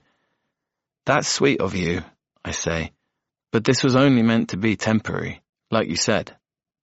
No, not temporary. I didn't say that. I said it would be an experiment. I bristle, knowing full well that she did not say that at all. Well, I say gently, whatever we agreed, the fact of the matter is that I have to go back to the squat. If I don't go back, they'll give my space to somebody else, and then I'll have nowhere to go. You've got £1 million, Stuart, she says. Of course you'll have somewhere to go. I sigh. Why can't I ever keep something back for myself? Why do I have to tell people everything? I explained that, I say. It's for my kids, not for spunking on rent. You don't need to pay rent staying here. I sigh again. Jessamine, I say, I like you. I like it here. I like helping out. I like being a part of your life, a part of Daisy's life. But that's all I can offer you. I can be a part of your life, but not the whole thing. I need my space. You know that. I can't believe you're doing this to us. After everything we've done for you. Her face is set hard, showing those cruel edges to her expression that I have grown so used to. Oh, sorry, I say facetiously. I was under the impression that I had been doing things for you. Am I wrong? You know that's not what I meant, Stuart. I meant letting you stay. Well, I say, yes, and I am very grateful to you for that. But genuinely, I need to go back now. That doesn't mean I won't still be here a lot. I mean, I need to get that Jeep fixed and on the road for a start. And I can help out with Daisy if you need me to, and the dog. I can still be your guy, you know? Just not your live-in guy. I give her a goofy smile, hoping to warm up the chilly atmosphere. But we need you. We need a man around the place. Mum is so much easier to manage, Daisy is so much easier to manage, and I haven't had a drink since you moved in. I know, I say, reaching for her hands and holding them inside my own. I know, and I'm so proud of you. I really am. You've been amazing. 10 days, Jessamine. 10 days without a drink, which just shows how strong you are. And now you need to prove to yourself how strong you are by doing it alone. She snatches her hands away from me. I can't, she says, pressing her fists against her mouth and staring at me beseechingly through wide eyes. I can't. Yes, I say softly. Yes, you can. She shakes her head, a tiny twitching movement. No, she says. I can't. I sigh. Jessamine, listen, I am here for you, okay? Anytime you feel yourself slipping, call me. I'll catch you. I can be like your AA sponsor. How about that? But I can't live here. I need to go, okay? She shakes her head again, but doesn't say anything. I take her hands in mine once more and squeeze them. So, since it's my last night tonight, how about I make us something really special to eat? And then we can put a film on. I'll get some popcorn, make a really nice night of it, okay? Again, she shakes her head and doesn't say anything. I pick up the remains of my sandwich and finish them quickly, put the plate in the dishwasher and flick on the kettle to make Annie a cup of tea. When I turn round, Jessamine has left the room. It takes 2.5 days after I move back to the squat for everything to come off its wheels, completely, horribly, sickeningly. It's 3:45 on Monday afternoon when I get the call from Annie. Stuart, it's Jessamine. She needs you. You have to come right now. I was in the middle of a haircut. The lady next door has male pattern balding and likes to have her hair cut by a man because they know how to deal with it. She's a sweet woman. She gives me £25 and something she's baked. This time it's a pair of vanilla cupcakes with rainbow striped toppings. Annie, I say, I'm really sorry. I can't come now. I'm busy. She's been arrested, Stuart. What? I walk away from the lady and towards the window. Arrested. Drunk and disorderly. She was causing a public nuisance down the back of Heath Street. Annie tuts and sighs. I knew this would happen. But where is she? Which station? Can you get her out? I'm with Daisy. I had to collect her from school. I was hoping you could go and get her. They've taken her to Kentish Town. I sigh heavily. My heart feels like a rock in my chest, weighty and disproportionate. Fine, I say. Give me some time to finish with my client and then I'll head over. Thank you, Stuart. She'll be very glad to see you. As will I. Her skin is grey. There is vomit in her hair. Her eyes are wild, and she has wet herself. Jesus Christ, Jessamine, I say as she walks into the front desk area. Jesus, actual Christ. Fuck off, she says. Don't say anything. This is all your fucking fault anyway. That, I say, is entirely untrue. Just take me home, for fuck's sake. I order an Uber and we sit on a bench outside the station while we wait for it. What were you drinking? What do you think I was drinking? But how much and where? Too much and everywhere. Fuck me, Jessamine, it's Monday afternoon. I only said goodbye to you on Saturday. You were fine. What the fuck happened? She nails me with a narrow-eyed stare. You left me. I told you not to, and you did. That's when I feel it, pulling its many arms around me, tightening its grip all over me. My breathing becomes restricted, and a sense of panic rushes through me. All my life I've been free to do whatever the damn hell I wanted. Nobody has ever asked me for more than I can give. Not my children, not my children's mothers, not my family, not my friends, and certainly no woman I've ever been with. There's always been this deep, beautiful level of respect and understanding between me and everyone I've ever loved or let into my life.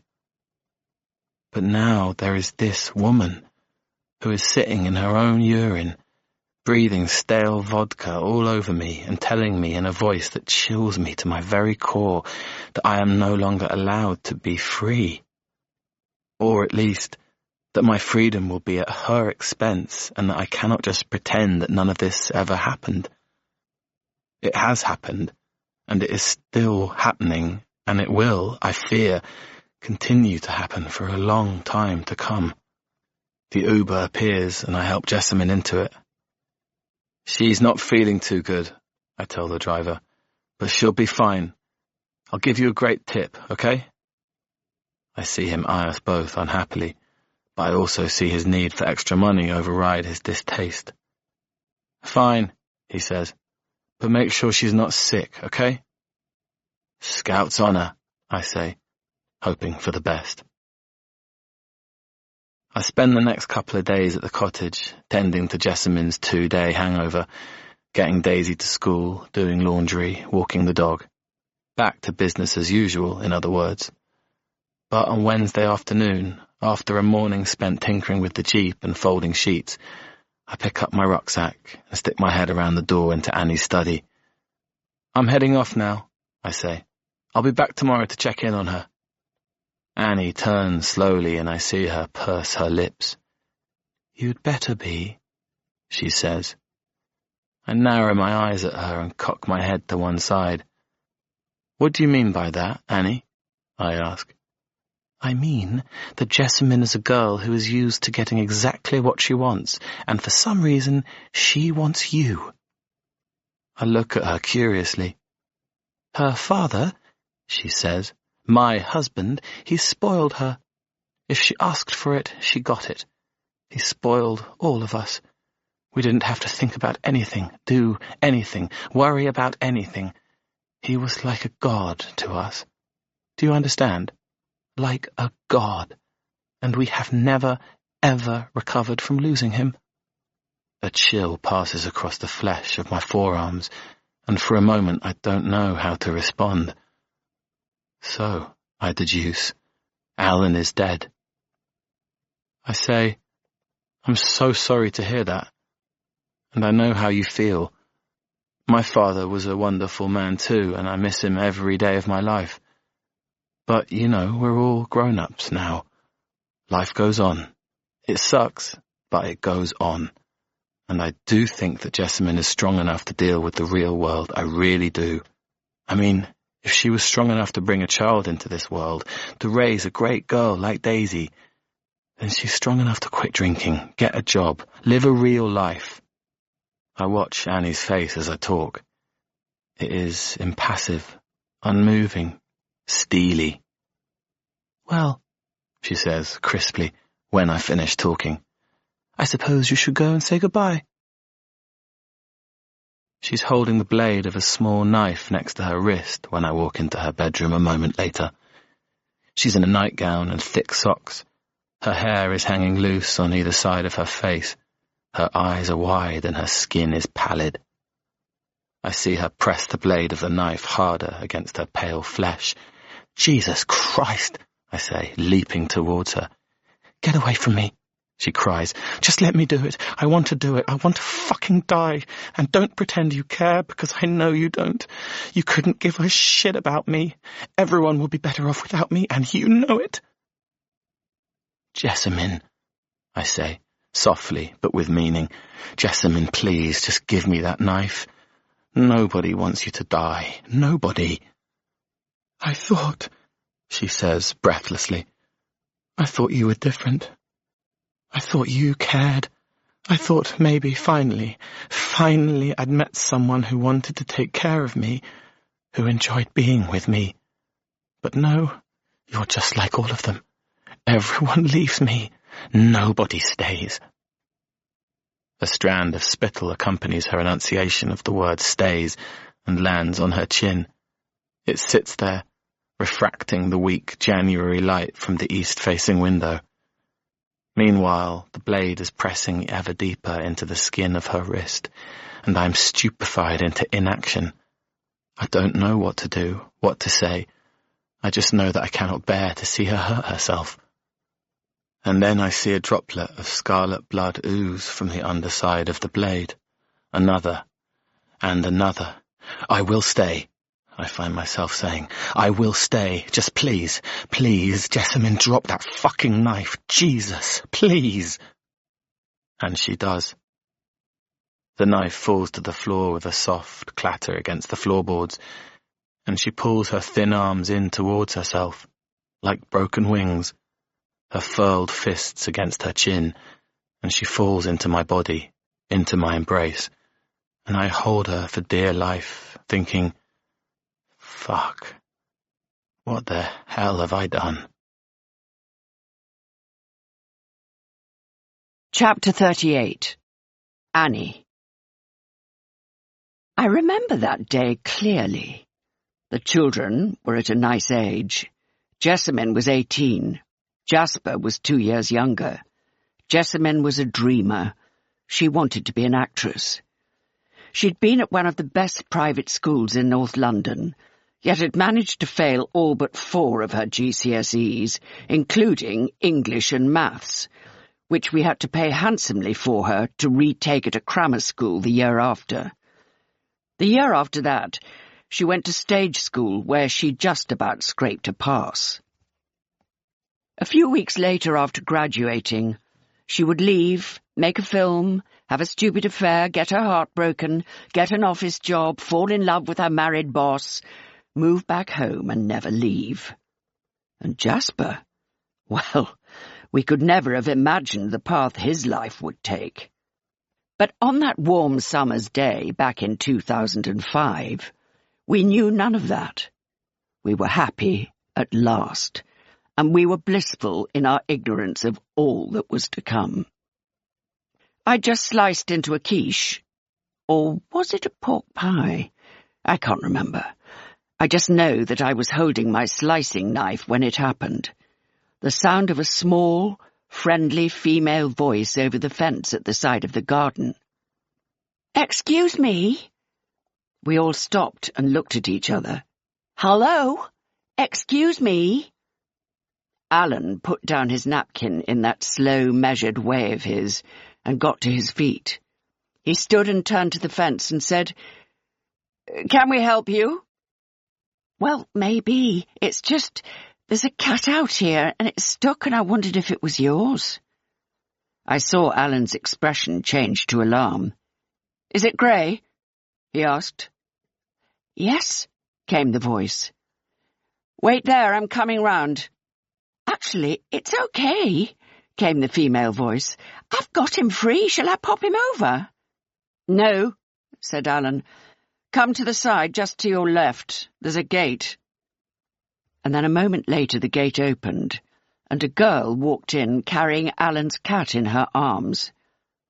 She was pretty, with long, dark, wavy hair, dark eyes, a pale denim jacket, a spotty dress, white Converse, a canvas bag with badges on it, scruffy, but artfully so. The cat jumped down and ran towards the back door of the house. "His collar was caught on a tangle," the girl explained. "Her?" said Alan. "She's a girl, and thank you. We're very grateful to you. Would you like to sit down? Have a glass of water? Something to eat?" There was a gleam of sweat on the girl's forehead. "Yes," she said thankfully. "Actually, a glass of water would be amazing." I could tell then that she was enchanted, tantalized, could barely believe that she had entered this secret corner of this magical enclave. People peer over walls and fences and gates in the Vale. They want to know what's behind them, who lives here, what secret universe we inhabit. And now this gorgeous, fresh-faced girl was on the other side, and there was a table laid with a French linen cloth that had been in my mother's family since the early 1900s, and two lovely teenagers, me, my handsome husband, and his precious cat, the sun shining through trees and rose bushes, the sense of being somehow a part of the heath itself here, right at the very furthest tip of the Vale. I could imagine her telling her friends about this later on, this magical interlude. Alan had not brought a girl home for a long time at that point in our lives. I thought that phase was over, but I could feel it in the air that afternoon, smell it even, and my smile was brittle. My voice was flat. My husband pulled a chair out for her. I poured her a glass of iced water. She sat down. Chapter 39. Back at Seven Dials, Jane searches her email contacts for a man called Tobias Wilson. Tobias is retired now, but was once Tony's security consultant, and of course, when she was Tony's wife, he'd been responsible for Jane's safety too. He's everything you'd imagine a private security manager to be, plainly handsome, low-key, gently spoken, and hugely discreet. A former assistant commissioner at the Met, he's married with twin daughters who are both lawyers, and he lives somewhere in a place that's near London, but not London, and that's as much as Jane knows about him. But he was very helpful earlier in the year when Jane was trying to track down the marriage scammer, and now she is hoping that Tobias Wilson might be equally helpful with information about the missing person investigated by police at Thornwood in 2020. Dearest Tobias, I hope you are well and that your lovely girls and lovely wife are all flourishing. I'm back with another request for information. I know, anyone would think I was a private investigator, but I seem somehow to have stumbled upon another wrong-un. This one lives in Hampstead and appears to have had something to do with a missing person investigation. And now there is another person missing from the same address, and that is who I am trying to find. Anyway, the family name is Black, and the house address is Thornwood, the Vale of Health, London NW3. Police visited this address during the early weeks of the first lockdown in 2020. Do let me know if you can uncover anything. I can pay you for your time, or if you've still got that lovely retriever, I'd be happy to board her for free with me down in Dorset. Or wine. I can always send wine. Thank you, Tobias. I am always in your debt, and so very grateful to you for all your help over so many years. Yours, with love, Jane. After the email is sent, Jane spends some time Googling local restaurants that might be able to deliver food for her get-together with the stepchildren on Saturday. Then she Googles the weather and sees that Saturday is the last day of the current hot spell, and that means she can move the lunch party onto the roof terrace. But then wonders if it's childproof up there and goes upstairs to check it out. Establishes that only a very acrobatic child would be able to breach the walls, and then she calculates how many chairs she can get up here, and decides it might need to be a sit-down picnic, in which case the food will need to be simple, and thinks, pizza. Yes, pizza on the roof, lots of cushions, blankets, champagne. It will be wonderful. And then, and only then, does she stop and think about Daisy Black. That poor girl. Where is she? It's been at least a week since she disappeared. A week, and no sightings, no developments. Jane thinks again of those slight possessions, the unpretty underwear, the basic toiletries, the old-school sweatshirt, her stressed texting as she passed by the front of Bill Newsom's cottage. Jane sighs heavily. Her phone buzzes 5 times in a row, and she picks it up to look at the screen. It's photos of the dogs, sent by Shannon. "They can't wait to see you," says the accompanying message, and Jane replies with a string of love-themed emojis and dog faces. And then she checks her email and sees that there is something from 192.com, the report on Jessamine Black that she'd ordered. She opens the attachment and quickly scrolls through it. There are the names of the residents of Thornwood: Jessamine Black, Annie Black, Alan Black, Jasper Black. But there is no mention of Daisy, and no mention of Stuart. Jane returns to the email she'd sent Tobias earlier and replies to it with a copy of the report and of the land registry details.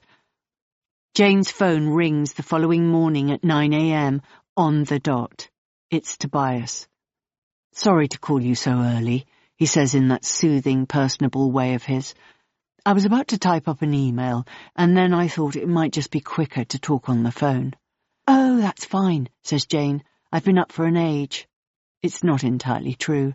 The rubbish trucks woke her again at 7 a.m, as they have every morning since she got here, but she had managed somehow to drift back to sleep and has only been up for 15 minutes. "I've been down a rabbit hole and a half with this one," Tobias continues. "So much doesn't add up. This guy, Alan Black, he used to work for John Lewis, department head at the Oxford Street branch, left in 2006 when he was 48. No record of employment anywhere after that, and no sign of him since, but also no death registered. There is a record of a police visit to the house in 2004 to inquire after a woman called Destiny Trent, a working girl, it seems, reported missing by her mother, but she turned up safe and sound a few days later. And Jessamine Black, there is an arrest on file for her, drunk and disorderly in Hampstead in January 2017. She's registered as being born in the Royal Free Hospital in 1987, but there's no birth registered for a Daisy Black, or in fact anyone else at that address. And the police visit that was carried out on the 3rd of May 2020 was, according to my contact at the Met, part of a cold case investigation into... Are you ready for this, Jane?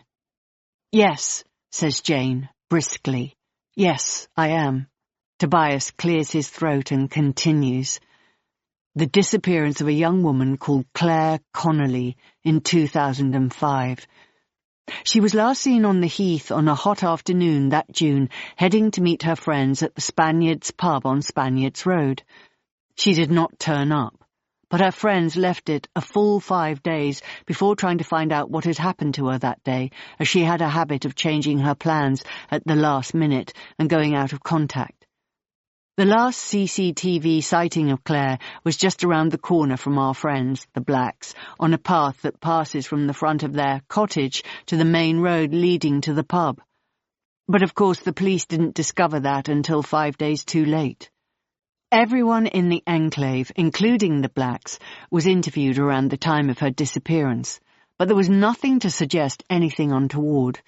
The investigation ran out of gas and was finally closed down in 2010.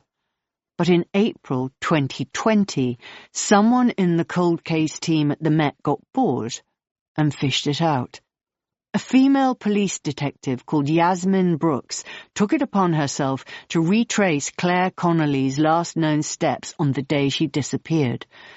She walked from Claire's apartment in Kentish Town across the heath, following the exact route that Claire took, and then, as she turned onto the Vale of Health, Detective Brooks noticed a young girl in the front garden of Thornwood.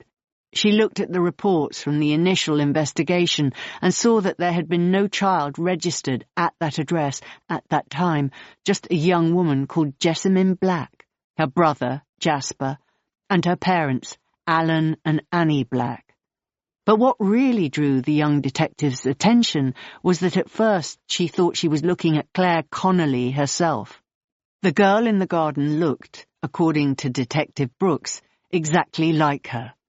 Jane's breath catches. Obviously there was nothing to be done in the moment, but it set Detective Brooks on a mission. She went back through the notes taken during the initial Black family interview back in 2005, but couldn't find anything out of place. The family said they had been eating lunch in their back garden on the day in question because it was such a beautiful day. They said they hadn't seen or heard anything. They had not seen Claire. They had not seen anything suspicious. The original investigation team had asked to look at the garden and noted that there was nothing strange. A beautiful garden, according to their notes, well tended, but... Tobias clears his throat again. There was something that caught Detective Brooks' eye when she was rereading the original interviews. A neighbour, a lady called... Jane hears Tobias tapping a key on his laptop. Sarah Alto is recorded as having said she saw someone behind her house that afternoon in the scrubby section of the heath that runs between the houses at the end of the Vale of Health. She said she didn't catch sight of the person, couldn't have said if it was a male or a female, just saw a blurred figure beyond her hedge. And then she says she heard a voice. She said it was a woman's voice. She said it sounded as if she was saying, "Excuse me," but she couldn't be sure. And then she'd heard laughter and chatter coming from the Blacks' garden and realized it was just the family eating their lunch outdoors. So our intrepid lockdown detective went back to the Vale of Health and explored the back end of the last few properties and found a loose panel in the back fence of the Blacks' property. She noticed that the well-kept garden was now overgrown and neglected. She saw a scruffy woman sitting in the sunshine, a scruffy man pegging up washing to dry. She thought of the description given by the original investigators of a vibrant, happy family, a well-maintained home, lunch in the garden. She felt something was off. She performed a fine tooth search of the heath on the other side of the Blacks' garden fence, and she found, after 2 hours, Jane stops breathing again. A small package, nestled into the fencing, just behind the Blacks' property. It contained a small packet of guitar strings and a purple plectrum.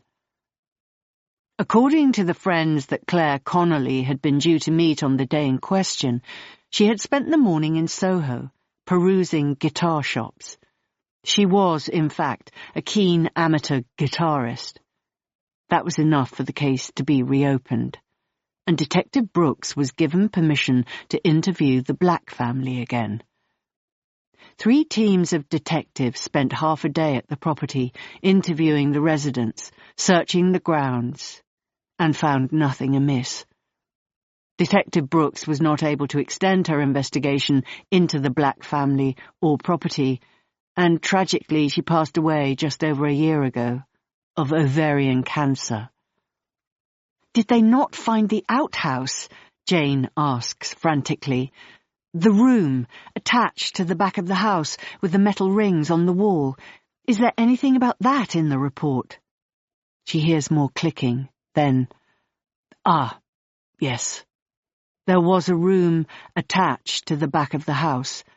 When questioned about the purpose of the room, Annie Black told Detective Brooks it was where her husband had stored his ride-on lawnmower, that the rings were there to secure it. Jane scoffs.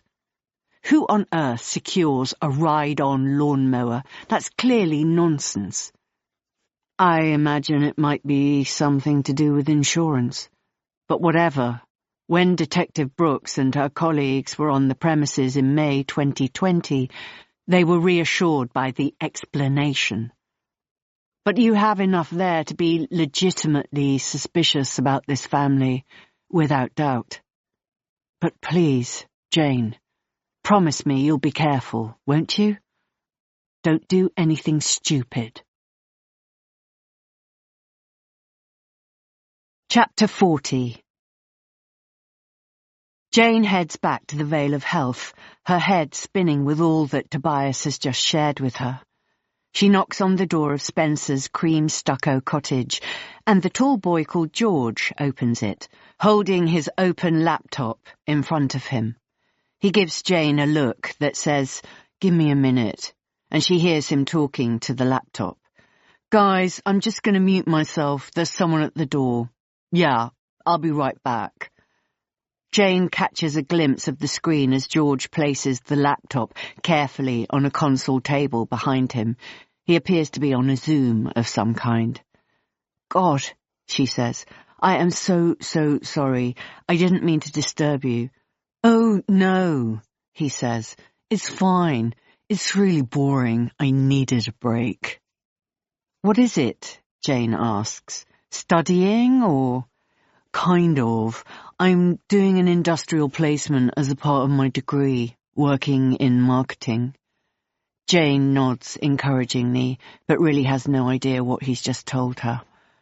"I wonder," she says, "if you wouldn't mind giving me a few minutes of your time, just about Daisy Black?"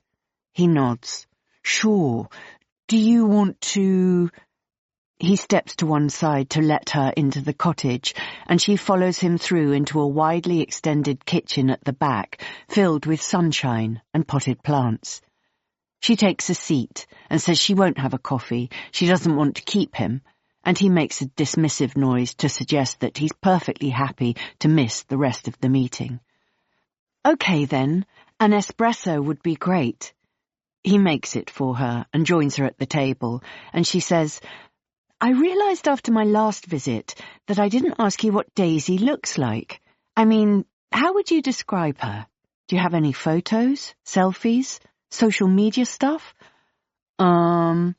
He drops a sugar cube into his coffee and stirs it. "I don't think so, no, but I can check. Hold on." He pulls his phone from his back pocket and starts to scroll. "I would say she was kind of pretty, small build." "Small?" "Well, average height, slim." "Not chubby?" "No, I mean she used to be a bit when we were at primary, but not when we were hanging out. And her hair is kind of dark." "Oh," says Jane, "not blonde?" "No, definitely dark, though she might have dyed it, I guess. I haven't seen her for so long." "Was it long? Short?" He squints. "I mean, I can't really remember." "Both? Or, I mean, sometimes it was long, sometimes it was shorter, and I don't know what it was like the last time I saw her, but—" "Oh." He looks up from his phone. "Hold on, I do have a picture. I'd forgotten about this. It was one night when she was over and we were playing Fortnite, mucking about with the characters, like cracking up. I was taking a photo of the screen of my laptop, but she was in the shot too. Here." He turns the phone to face her. There's a strikingly pretty girl with dark hair cut to her chin, big eyes, a sweatshirt with some kind of graphics on it, a nose ring, her mouth open in the throes of laughter. She looks cool and cute and fun, and everything that the girl described by Helen Yaxley and old Bill Newsom was not. "That's her?" Jane asks. "That's Daisy?" "Yeah, that's her." Jane blinks slowly. Her head spins. "Do you mind if I send this to myself, from your phone?" "Sure," he says. "Use WhatsApp." She sends it to the app and puts in her number, presses send. Then she knocks back her coffee, thanks George for his time, and leaves him to go back to his boring marketing Zoom. As she walks back up to the tube station, Jane forwards George's photograph of Daisy Black to Helen Yaxley. "Is this Rose White?"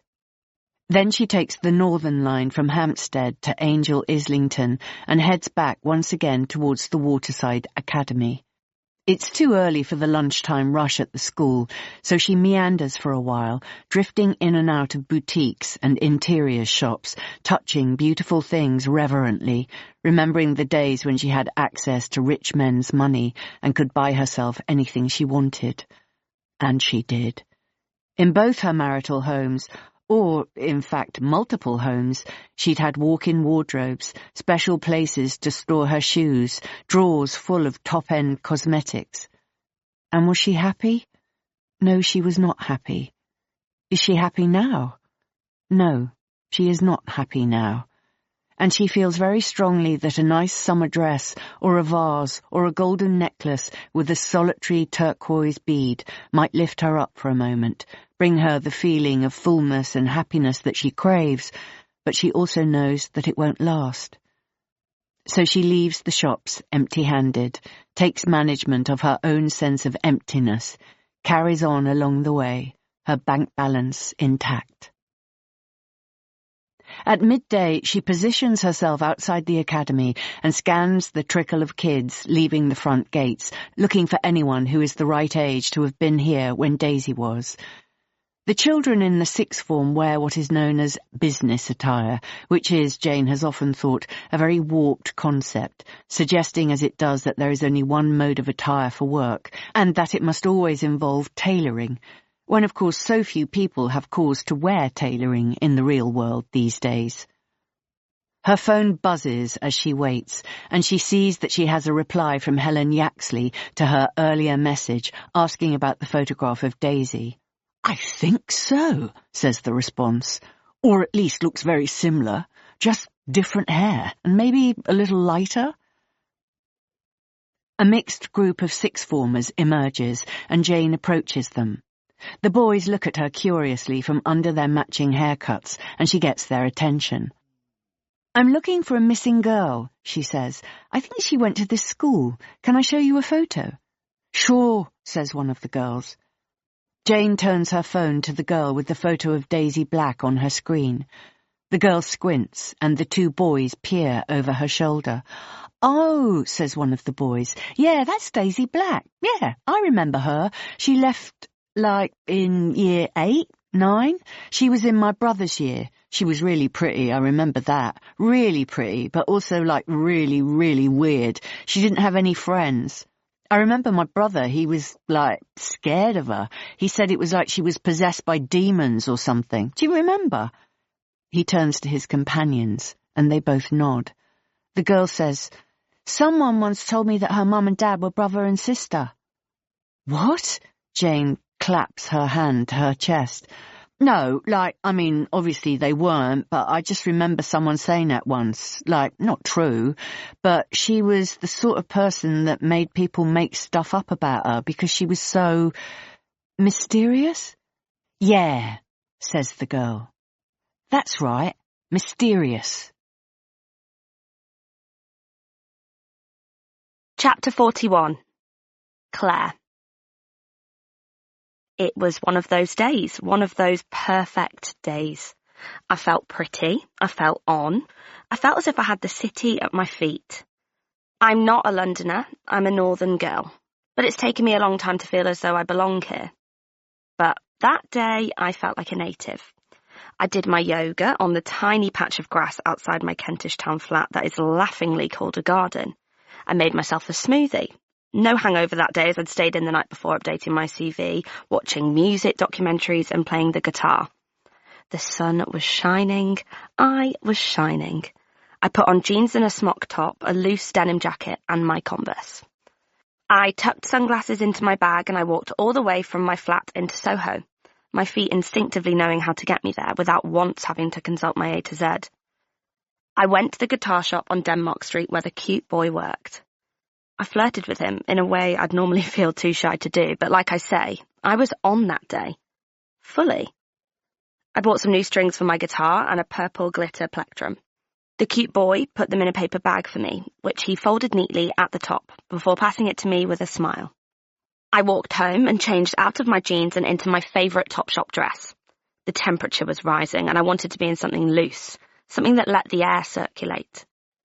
My friends texted me to tell me they were meeting up for drinks in Hampstead. I replied that I would join them there later. I wasn't in a hurry.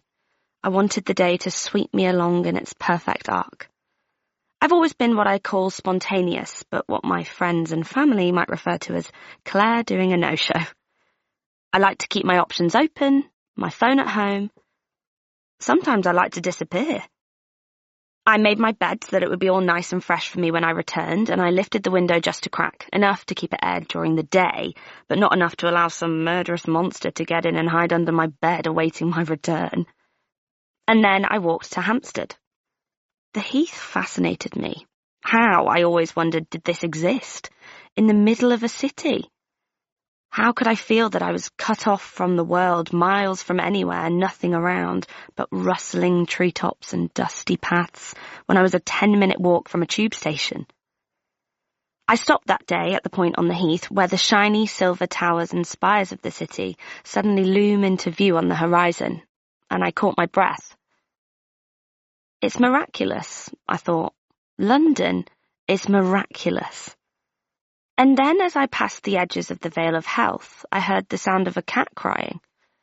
I followed the pathetic noise to the fence at the back of someone's property. I crouched down in the tangled undergrowth to pull away some weeds, and there was a beautiful grey cat. Its collar caught on a spiny branch, its body contorted into an uncomfortable position. I put down my bag and tried to free the cat, but it fought and struggled. And then I heard voices floating dreamily over the top of the fence. It sounded like a group of people conversing sociably. A party, maybe? I called out, "Excuse me, hello? Excuse me?" A man's voice responded. Chapter 42. The first one to arrive at Jane's party on Saturday afternoon is Dexter. He's wearing a dark blue t-shirt from Ralph Lauren that, of course, used to be hers. Jane had left tons of stuff in her walk-in wardrobe when she and Tony had split up 5 years ago. She'd been heading off to Spain to help run a dog rescue centre and couldn't at that point in her life have imagined ever again wanting to wear anything nice. She was so over it all back then, the whole lifestyle. It makes her happy now to see Dexter making use of the lovely things she left behind. The next to arrive is Jane's oldest stepchild, 41-year-old Wilf, with his wife Carlotta and their small daughter, followed by Wilf's younger brother Charlie and baby sister Isla, plus partners. And then lastly, Dexter's sister Romy and her boyfriend Fred. And soon the roof terrace is jam-packed with people considerably younger than Jane, and as she pours drinks and answers questions and moves from soul to soul, taking in their faces, their foibles, the way Wilf still holds his hand flat against his chest whenever he laughs, just like he did when she first met him as an 8-year-old boy with dark, suspicious eyes. Romy's fat curls that Jane used to tie into sensible plaits every morning before school. Charlie and Isla, still a little distant, still a little unknowable, just as they'd been as 6- and 5-year-olds, but now with a manufactured sparkle plastered on over the top. Jane feels her heart swell and blaze. She knows these people so well. She knows where they came from, what hurt them, what made them.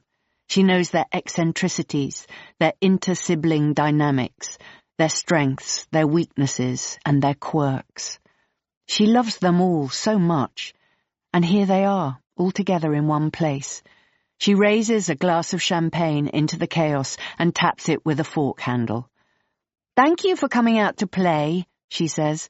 "I know how busy you all are, and the fact that you are all in the country at the same time as each other is a miracle. So here's to miracles, and I love you all."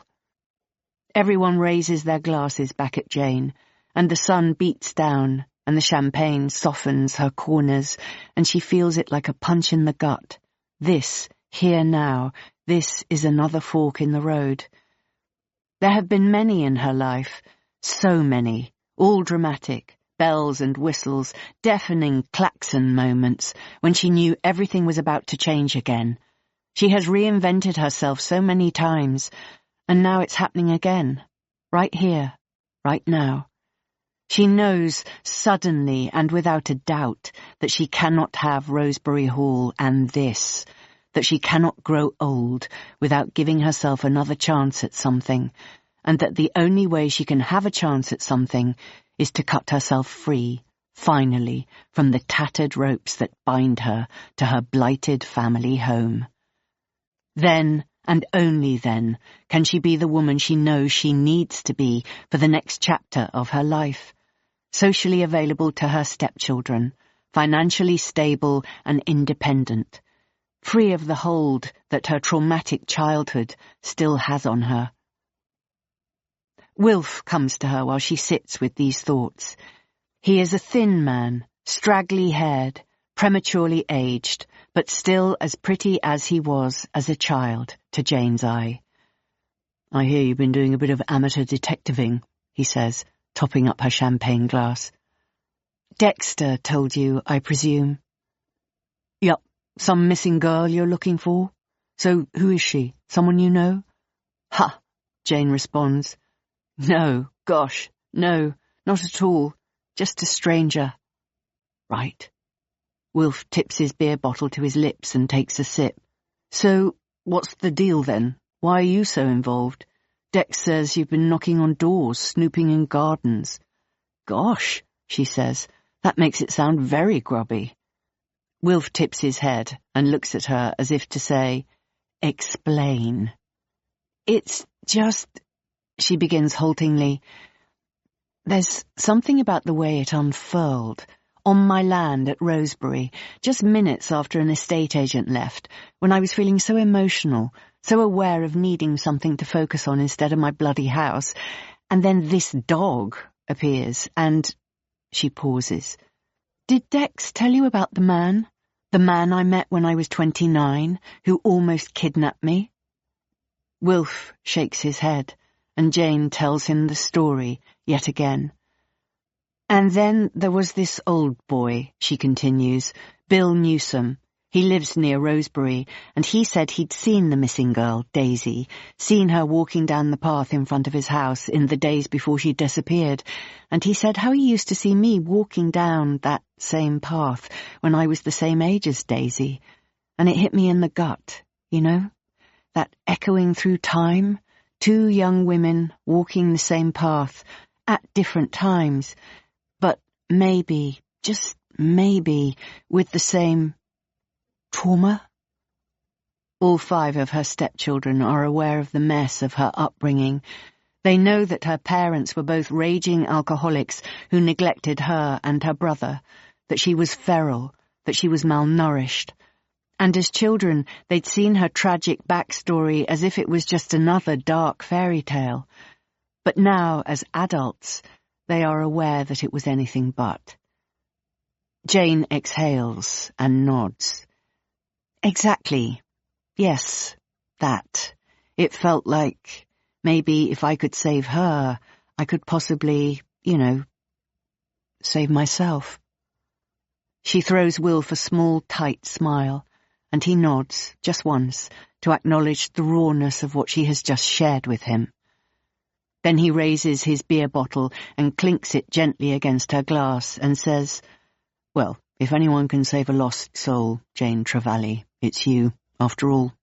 He gestures around the roof terrace at her many stepchildren. "You saved all of us."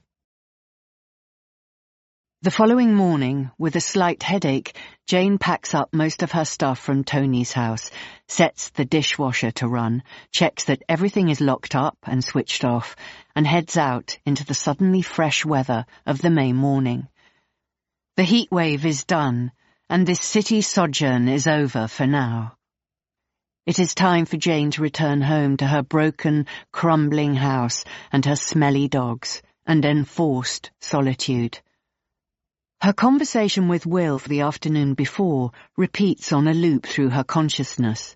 The gentle thrill of it, his understanding of what she is trying to do, the beautiful gut punch of his closing words, that she is not a loser, that she is a saver of souls.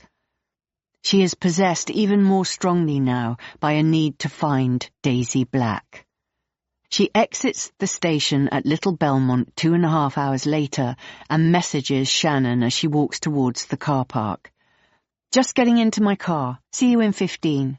Shannon replies immediately. "We're all ready for you," with 4 dog face emojis at the end.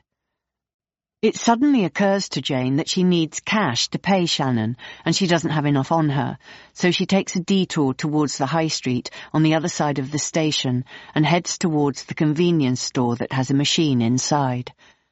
As she walks along the slightly down-at-heel high street, her eye is caught unexpectedly by a shut-up retail unit. She's not sure what it used to be. A key-cutting place, she thinks, or maybe a dry cleaner. It closed ages ago.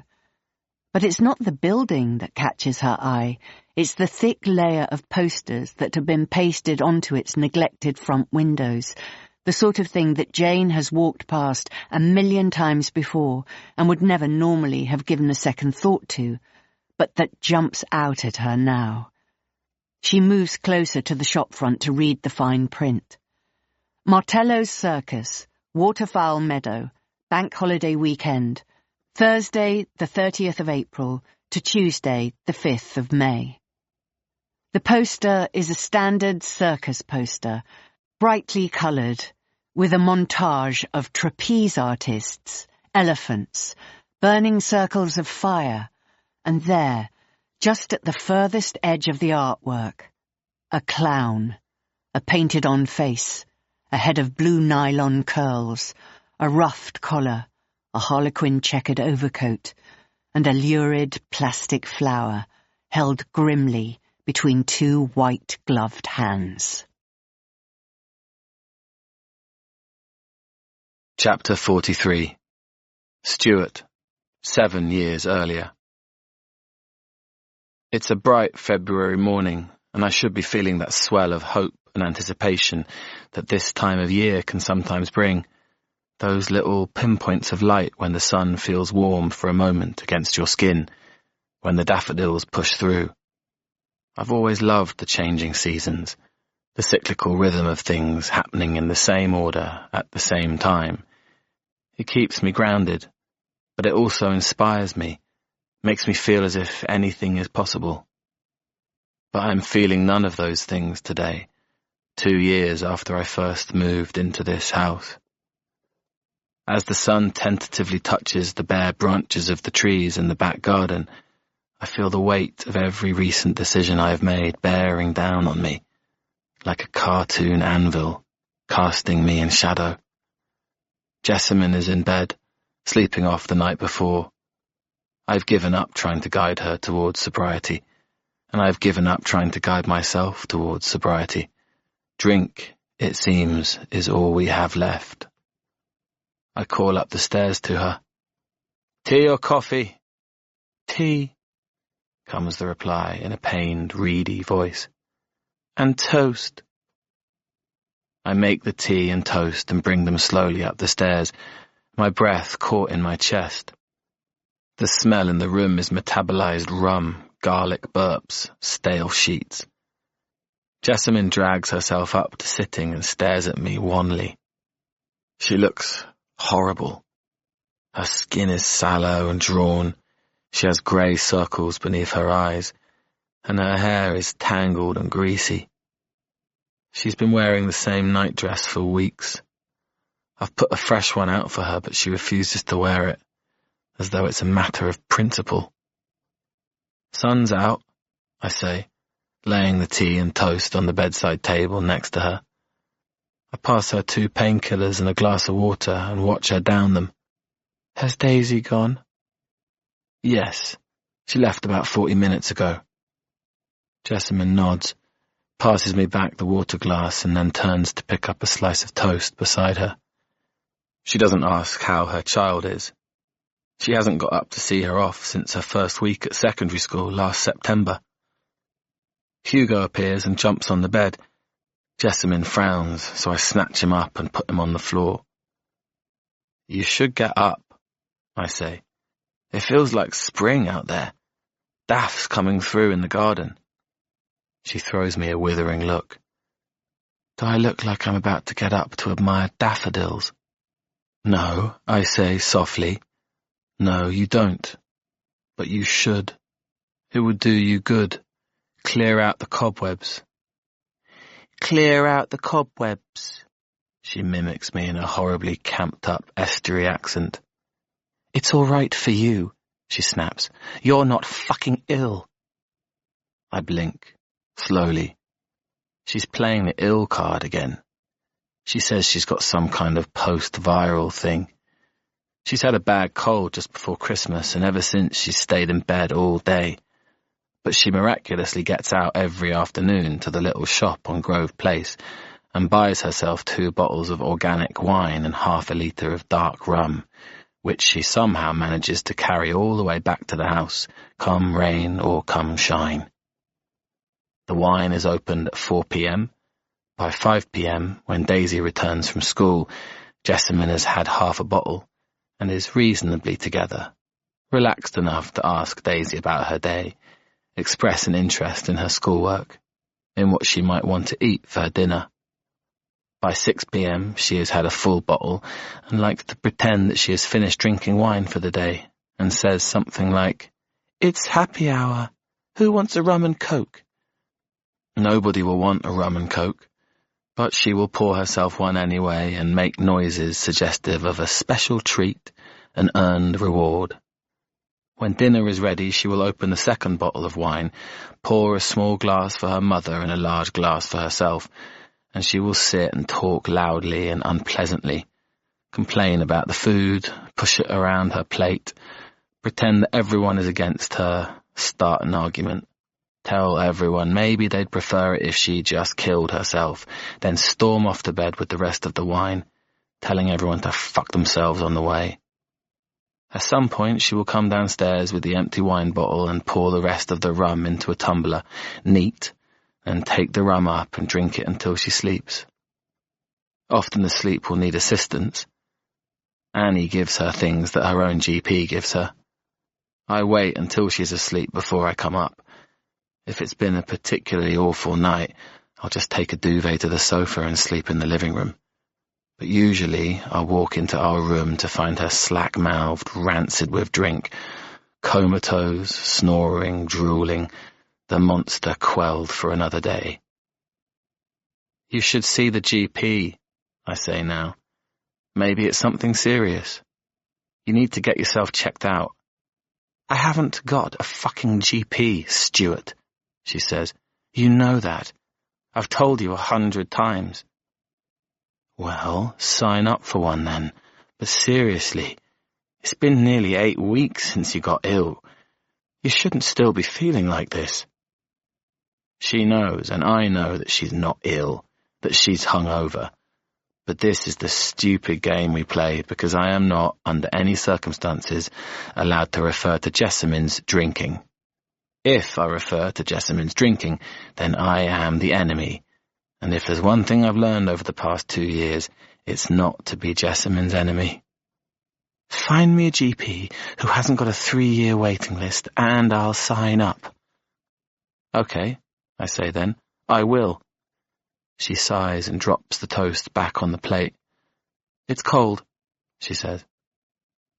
I don't tell her that of course it is, that if she wants hot toast, she needs to come downstairs and eat it quickly straight out of the toaster while the butter is still melting on it. What? She asks me pointedly. Nothing, I say with a sigh. Then I say, listen, My daughter's coming over next week from Australia. I'm going to take her out on the town, have a few drinks, a fancy dinner. I lick my dry lips. That's nice, she says, acidly. I've known about this for weeks and have been putting off telling her. Yeah, I say lightly. Yeah, it'll be great. When? She says petulantly. Wednesday, probably, just finalizing. She only wants to see you for your money. I sigh again. She's obsessed with the money thing, thinks everything is about the money constantly. She's just a money-grabbing little bitch. You know she is. This is based on me giving my daughter £500 about a year ago to help towards her puppy's vet bill. Blaze offered to pay me back, but I wouldn't let her. The only reason Jessamine knows about it is because she goes through all my paperwork and emails. I let her because it makes for an easy life. And if there's one thing you must have worked out about me by now, it's that I like an easy life. I give her a tight smile and then tell her I'm going down to make coffee for her mum. Well, she shouts after me, aren't you going to say anything? I'm right, aren't I? You know I'm right. Your choice to see her, but don't come crying to me when she gives you some sob story about dying dogs and you end up giving her half your money. I slow as I approach the door, swallow down my fury, and quietly close the door behind me. She sits across the kitchen table from me later that day, staring at me with icy eyes. I have made spaghetti with a slow-cooked cherry tomato and basil sauce. There are curls of hand-shaved parmesan on top of it. It's one of my specialities. Daisy, in particular, loves it. I'm drinking a cold lager, my third of the day. I will have 2 more in front of the TV, and then I will stop drinking. Not least because if I drink any later than 9 p.m, I'll be up half the night peeing. Jessamine is usually on her first rum and coke by now, but I see that she has already emptied the bottle and is making her way swiftly through the second bottle of wine. I have a bad feeling. What have you done to your hair? She snaps at Daisy. Daisy shrugs. I just cut some side bangs, it's no big deal. Jessamine shudders lightly. It looks terrible. You should have asked Grandma to book you a proper hair appointment. Daisy narrows her eyes at her mother and then looks at me as if to say, what the fuck? Well, I say, as a professional hairdresser, I can truthfully say you've done a lovely job. Really suits you. Daisy has blossomed in the last couple of months. She turned 12 last October, but looks older. She cut all her girlish hair off last year into a bob that skims her jawline, and she wears edgy makeup and wants to get herself pierced. She's cool, striking. We get on really well, and she is, as it's probably clear, the only reason I'm still here. She tells us about her day at school, about some girls who are giving her a hard time. Jessamine slops another serving of wine into her glass and says, You make yourself stand out too much, that's the problem. I throw her an admonishing look. Jess, I say, that's a terrible thing to say to a young girl. I turn to Daisy. You can never stand out too much, okay? Remember that. All your life. Just remember that. A darkness descends over the table. It feels like winter. I hear Annie clearing her throat. I hear Jessamine's fork clank against her plate. Then I hear the sounds of the feet of Jessamine's chair grinding against the tiled floor and the swoop of both of her arms, hands turned outward, heaving her plate of pasta across the table and straight towards me. It tips into my lap, warm and red. The dish drops to the floor and smashes into 2 pieces. Annie makes a shrill, panicked noise. Daisy yells out. I don't say a word or make a sound. I simply grab my paper napkin and scoop up the spaghetti from my lap and from the floor, get to my feet, put the napkin in the bin, put the 2 halves of the broken plate in the bin, and quietly leave the room. She's after me in seconds. I feel her fist around my ponytail, yanking my head back. I grab hold of my hair and try to pull myself away from her, but she yanks back harder. "What is it with you and her?" she hisses in my ear. Her breath is sour and hot. "Are you a pedo? Is that what it is? Do you fancy her?" "Jesus Christ," I snarl, freeing my hair from her grip and turning to face her. "Jesus, what the fuck are you talking about?" "What the fuck are you talking about?" The horrible mimicry again. "You know what I'm talking about." Her words are slurred, her eyes are wild. "You and her, Daisy. You can't get fucking enough of her. Always complimenting her, telling her how great she is." "Well, I'm sorry, Jessamine, but someone has to. Left to you and your mother." The minute the words are out, I know what I've done. "Left to me and my mother what?" Her voice is ripe with madness and fury. "Nothing. Just that she needs a bit of building up, that's all." "Why?" she asks. "Nobody fucking built me up. What makes her so fucking special?" I pause. We're here, having the conversation that I've been wanting to have for so long. But Jessamine is so drunk, and so close to the far edges of reason and sanity that now is not the moment. But suddenly I find myself not caring. She's not so fucking special, Jessamine. She's just a girl who needs a nice mum and some TLC. Needs to be told she's good and important. Needs, Jessamine. I pause, inhale, and then continue. Not to end up like you. The palm of her hand is like flicked elastic against the skin of my cheek, stinging and raw. I clasp my hand to my face and sigh loudly. Fuck's sake, Jessamine. She goes to slap me again, and this time I grab her wrist inside my fist. She pulls my hand towards her mouth and tries to bite it, but I pull away from her. And then she comes for me with everything, every bit of her, nails, teeth, fists, feet.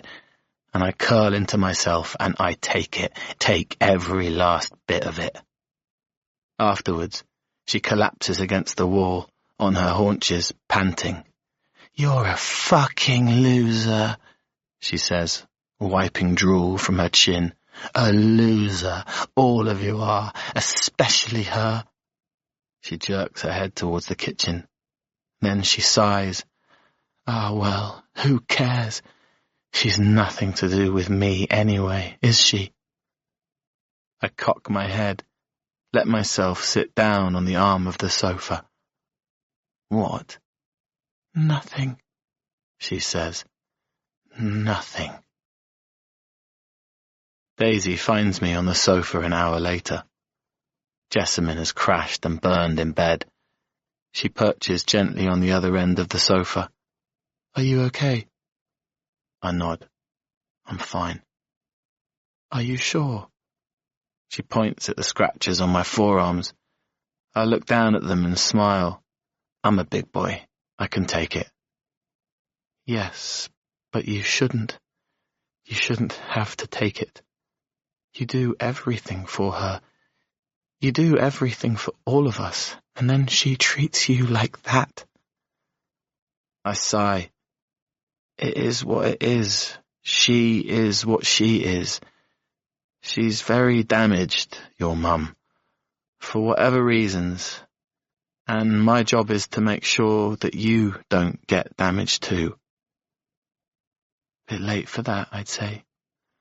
Well, okay then, any more damaged? She smiles. "I'd really like to meet your daughter," she says. "Well, you should come with us. Blaze would love that. Mum would lose her actual shit." Daisy used to talk like an Enid Blyton schoolgirl. Now, 5 months into secondary school, she sounds like all the other London kids. "Well, yes, she would. But she's going to lose her shit whatever I do. So we may as well go for broke." "What's she like, Blaze?" "She's cool. Like you. Except with an Aussie accent." "Is she pretty?" "Yes, of course she is. I'm her dad, after all. I smile at her, and then I think about what Jessamine had said earlier. Do you think you look like your dad? I say. I guess. I mean, sort of. How well did you know him? She shrugs. Not very. He used to come, like, every other weekend, take us out for lunch, and then it got less and less and less. Last time I saw him was just before Christmas, 2 years ago. Why did he stop coming over? She shrugs. It was around the time you came, so I guess he didn't like you being around very much. Do you ever contact him, like text him or speak on the phone? No. She shakes her head vehemently. Mum wouldn't let me. Apparently he hates us both. But you have a number for him? Yes, it's his office number, not a mobile number, so I can't text him on it. I nod. Do you miss him? She shrugs again. Not really. I mean, I like him, but he never really felt like my dad. You know, I say, if you wanted, I could try and talk to your dad. Find out a bit more about what happened between him and your mum. She looks at me and nods. But seriously, she says in a tiny whisper that I can barely hear, be careful. Don't make things worse than they already are. I pat her hand. I'll go carefully, I say. Don't you worry. Chapter 44. According to Helen Yaxley, Daisy Black had arrived in Little Belmont at the beginning of May. Is it possible, Jane wonders, that she had come to find her uncle at the circus? That the clown pictured in the poster was in fact Jasper Black?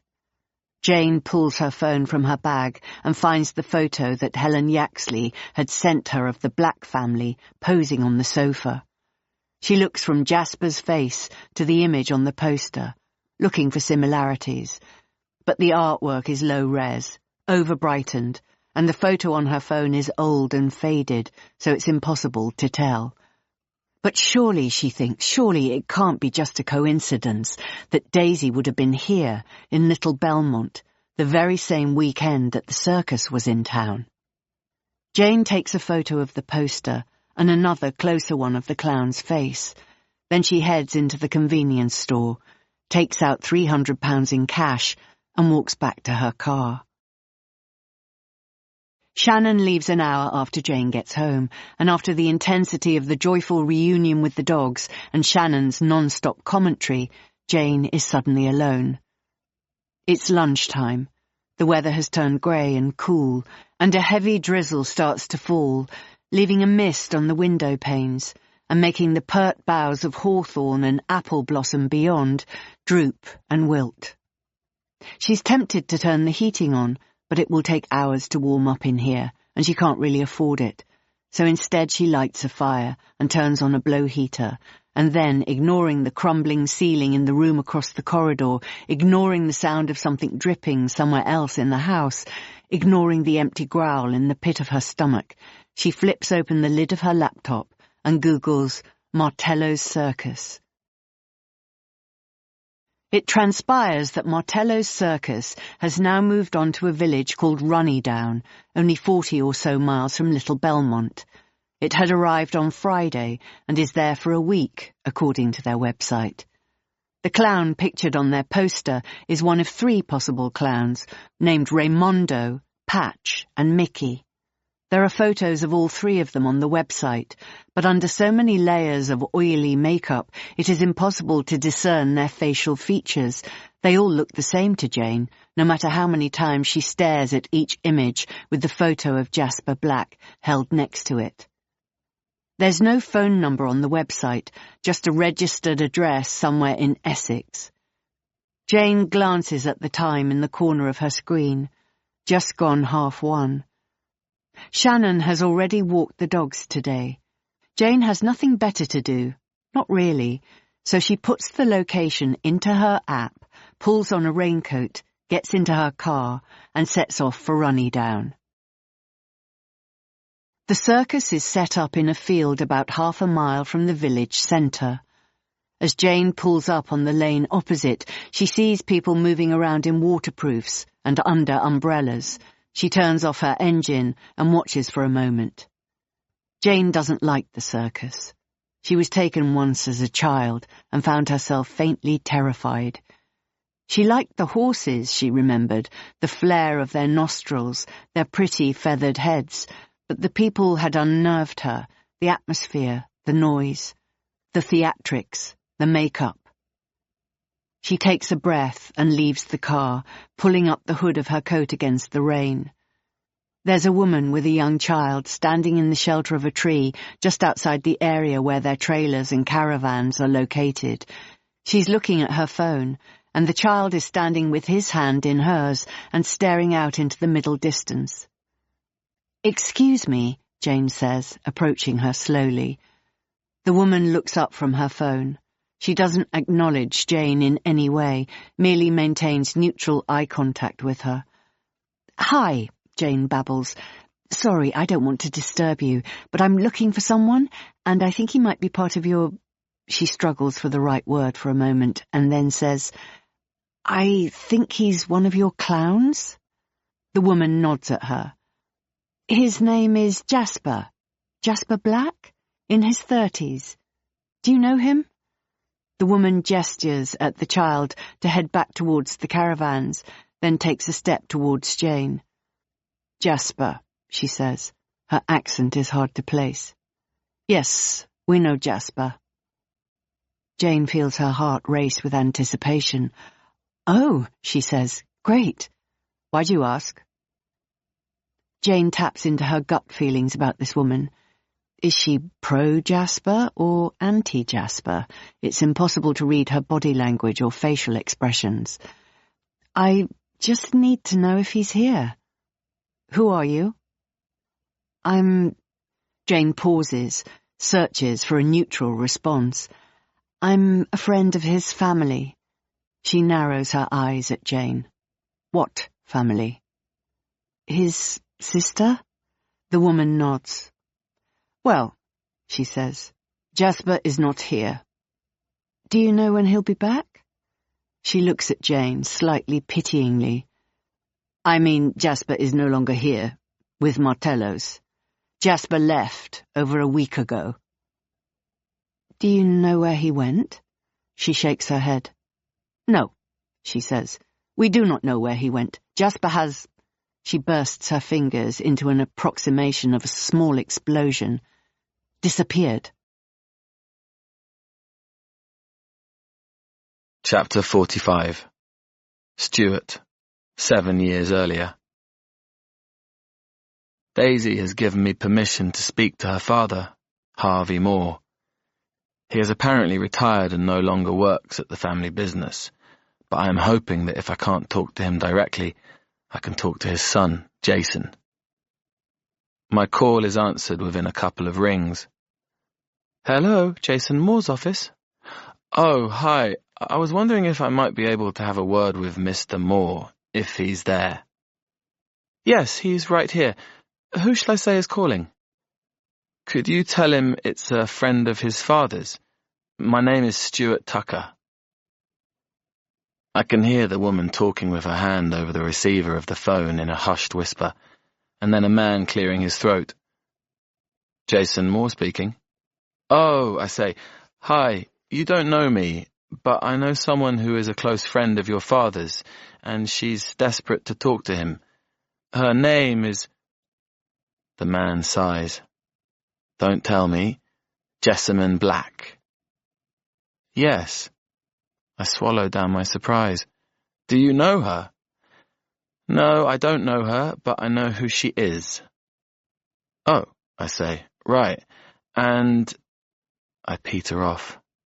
"And she is a total nutter, and my father has made it very clear that he wants nothing more to do with her, so please, can you tell Ms. Black that—" I cut in over him. "I'm not calling on Jessamine's behalf. I'm calling on her daughter's behalf." There is a brief pause. Then Jason says, Her daughter? What's she got to do with anything? Well, I assume you're aware that Jessamine's daughter is... I stall. What am I doing? Am I about to launch a hand grenade into the heart of this family that I know nothing about? But before I can form the end of my sentence, Jason resumes talking. I know who Jessamine claims her daughter is, but I also know that my father had a DNA test carried out 2 years ago and established categorically that Daisy is not his daughter. She's... I trail off again. She's not. No. If you want, I could email you the results certificate from the lab. Jessamine has been in receipt of a copy, and there is a copy lodged with our solicitors too. My father has been told that there is a 0.01% chance that he is the child's father. That woman strung him along for years, took him for his money and took advantage of him in so many other ways. She kept him from his family with emotional blackmail, threatened to kill herself, threatened to report him to the police, threatened to destroy his family, and all the while it was a lie.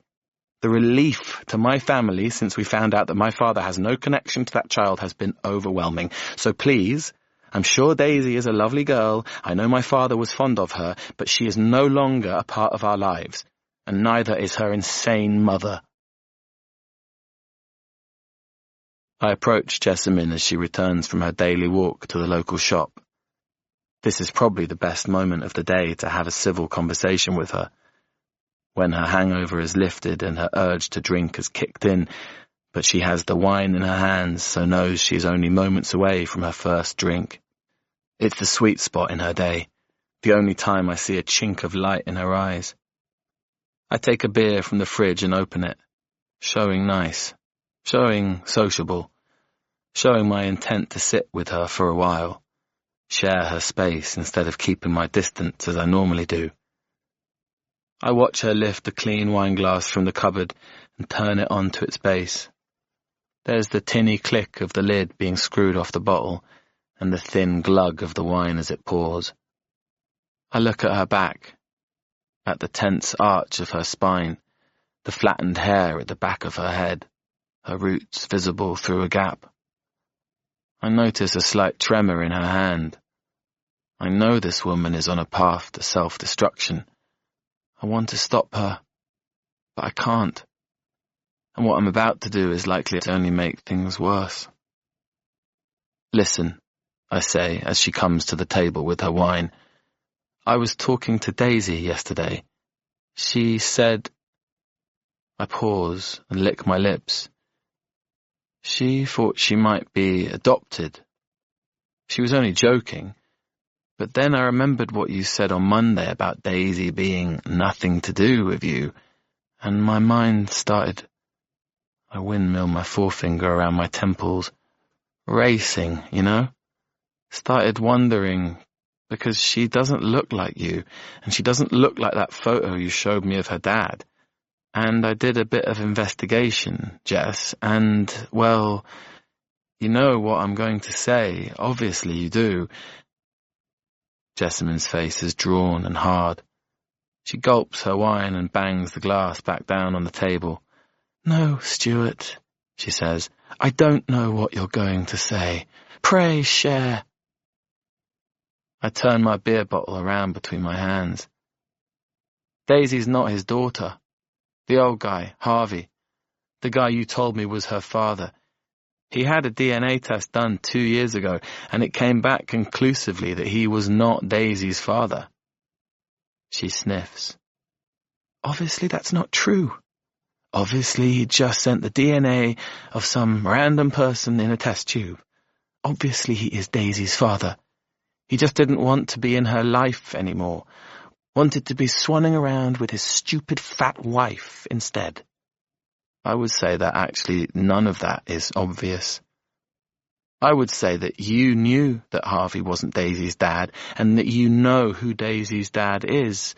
And, Jessamine, if you want me here, in your life, if you want me looking after everything, taking care of Daisy, taking care of your mother, taking care of the dog, this house, all of this, if you want me to stay, Jessamine, I need you to be honest with me.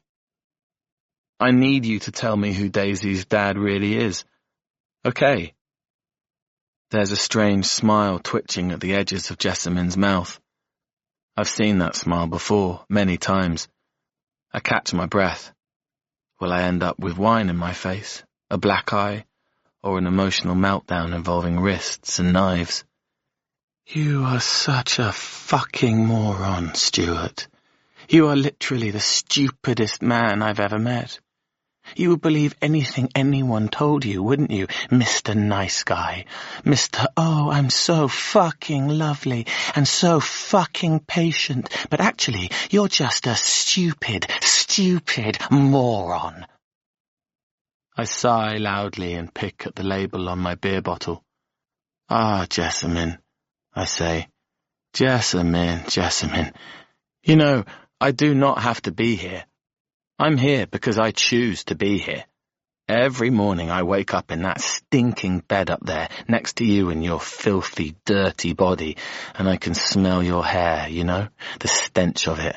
I have to hold it all back down and get out of bed as quick as I can so I can breathe properly. I look after this house for you. I buy you food with my money. I cook you food. I am single-handedly keeping that daughter of yours sane and in one piece. Then, for my efforts, I get to watch you drink yourself into putridity every single day. Watch you alienate your daughter, humiliate your mother, blame everyone for everything, and yet here I am, still here. And I make that choice every morning, Jess. Every single morning, because I care about you. And that is what makes me stupid, Jess. That choice. That's what makes me a moron. The fact that I choose to stay here with you when you do not deserve me. And in fact, you do not deserve anything. Not Daisy, not this house, not that dog, none of it. So don't fucking push me, Jess, because I will go. I will fucking go, and I will take your daughter and your dog with me. I fucking swear it. I stare at her. Her eyes gleam with a demon delight. But still she doesn't yell. Still she doesn't move. Her fingers caress the narrow stem of her wineglass, but she doesn't lift it and throw it. She just stares and smiles. I don't know who Daisy's dad is, okay? I have no idea. As far as I'm concerned, Harvey is her dad. And if he isn't her dad, then who cares? It doesn't matter. It's irrelevant. I nod, amazed by her civilized response. But, she says, leaning across the table towards me, her eyes flashing as she speaks, if you ever tell Daisy about this, I will kill you in your fucking sleep, Stuart. Okay? I will fucking end you. Chapter 46. While Jessamine is still sleeping the next morning, and after Daisy has left for school, I knock gently on the door of Annie's study and offer her a cup of tea. Yes, please, Stuart. Thank you. She doesn't look up from her laptop to say this. I am absolutely Annie's butler. When I bring the tea into her a few minutes later and put it down next to her, straightening the cup on the saucer so that the handle faces the right way, I say, Annie, do you have a minute? I see her shoulders freeze slightly under the soft fabric of her smart blouse. I imagine her to be fixing her face so that when she turns to look at me, I will not be able to see her impatience or her distaste. Of course, she says, smiling blandly at me. What can I do for you? Is it okay if I take a seat? I catch my breath as I ask, knowing how far out of Annie's range of comfortable interactions I am suggesting we go. I have never spent longer than 30 seconds in her study before. Her existence in this tiny, claustrophobic room, with its worn, velvety furniture, piles of paperwork, shelves of clutter, untended pot plants and ancient paperbacks, is a mystery to me.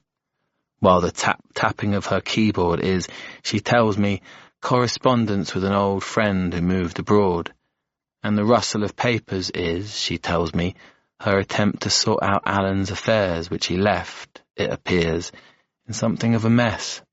It sometimes feels as if she is trapped in this room, forced to undertake pointless activities just to have a reason to stay in here. It feels, I sometimes think, as if she is guarding something. I wonder, maybe, if this is the room where Alan died, but I know better than to ask. She blinks and nods, and I sit down on the small velvet armchair in the corner of the room. I wanted to ask you about Daisy, I begin.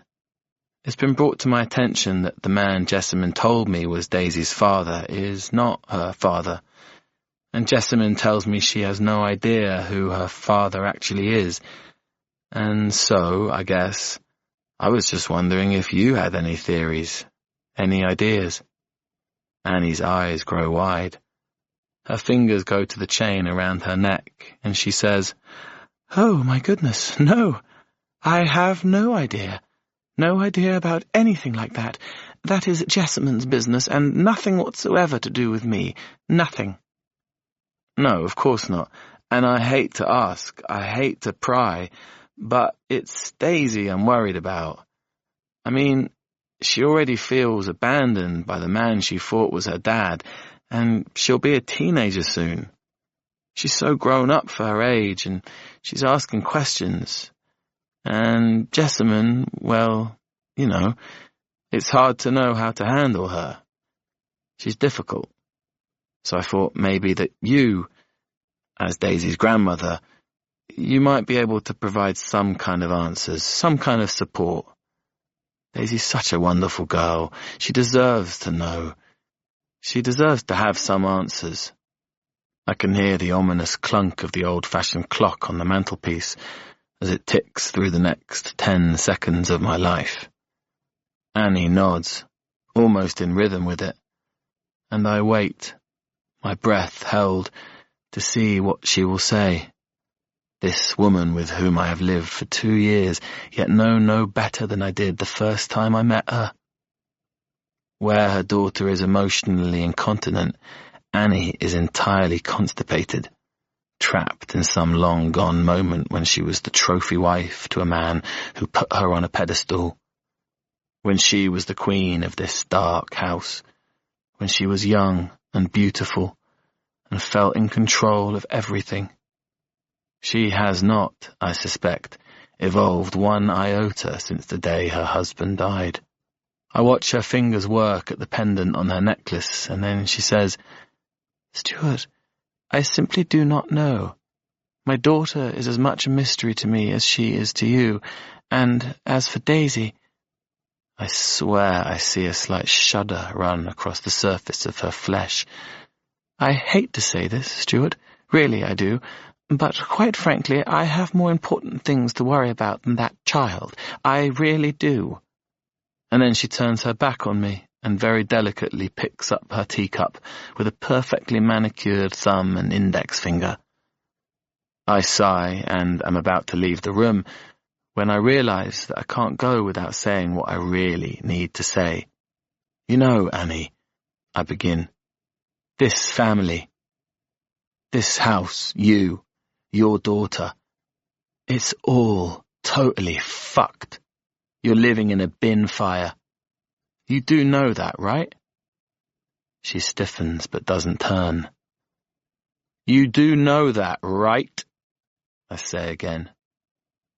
I watch Annie place the cup carefully back on its saucer. Her hand is shaking very slightly. Chapter 47. Claire. I'm lying on a bed. The mother is in here with me, sitting on the side of the bed. She says, "Drink some water. You had a funny turn." The light behind her looks strange, soft and peachy, not bright and blue as it had been earlier. What has changed? I try to sit up, and the woman, the mother, lays a hand on my arm and says, "Don't move too quickly. Take it slowly. My gaze goes to the window. It's evening? Dusk. It's June. Dusk comes late in June. I sit up fast then, feel blood rush to my head and make my vision blur. What time is it? I ask. And my voice sounds wrong. Thick. Slurred. It's 9 o'clock. Am I in your house? Yes, you're in my house. I don't remember. No, you don't. You had a turn. You passed out. We brought you in to cool down. You slept. We thought maybe. The woman purses her mouth into a moo of disapproval. Maybe you'd taken drugs. I blink. What? I don't know. We just theorized. We couldn't think why a perfectly healthy young woman would suddenly collapse like that in a stupor. I touch my cheek. It's hot and sticky. I'm about to say I don't take drugs, but that's not true. But on that day I had not that day. That perfect June day when I'd woken up in such high spirits, seized it, done the things. I had already planned what I was going to say when I got to the pub, about my special day, about meeting the weird family in the amazing house, with the huge garden right on the heath, being invited in and given lunch and even a slice of homemade cheesecake. And the boy with the t-shirt with a squirty flower on it, and the mum, who had definitely had a facelift, and the daughter, who was kind of cool. I had so much I was going to share with my friends about my little adventure, and I knew what they were going to say. They would say, "That could only happen to you." Because it was the sort of thing that only happened to me.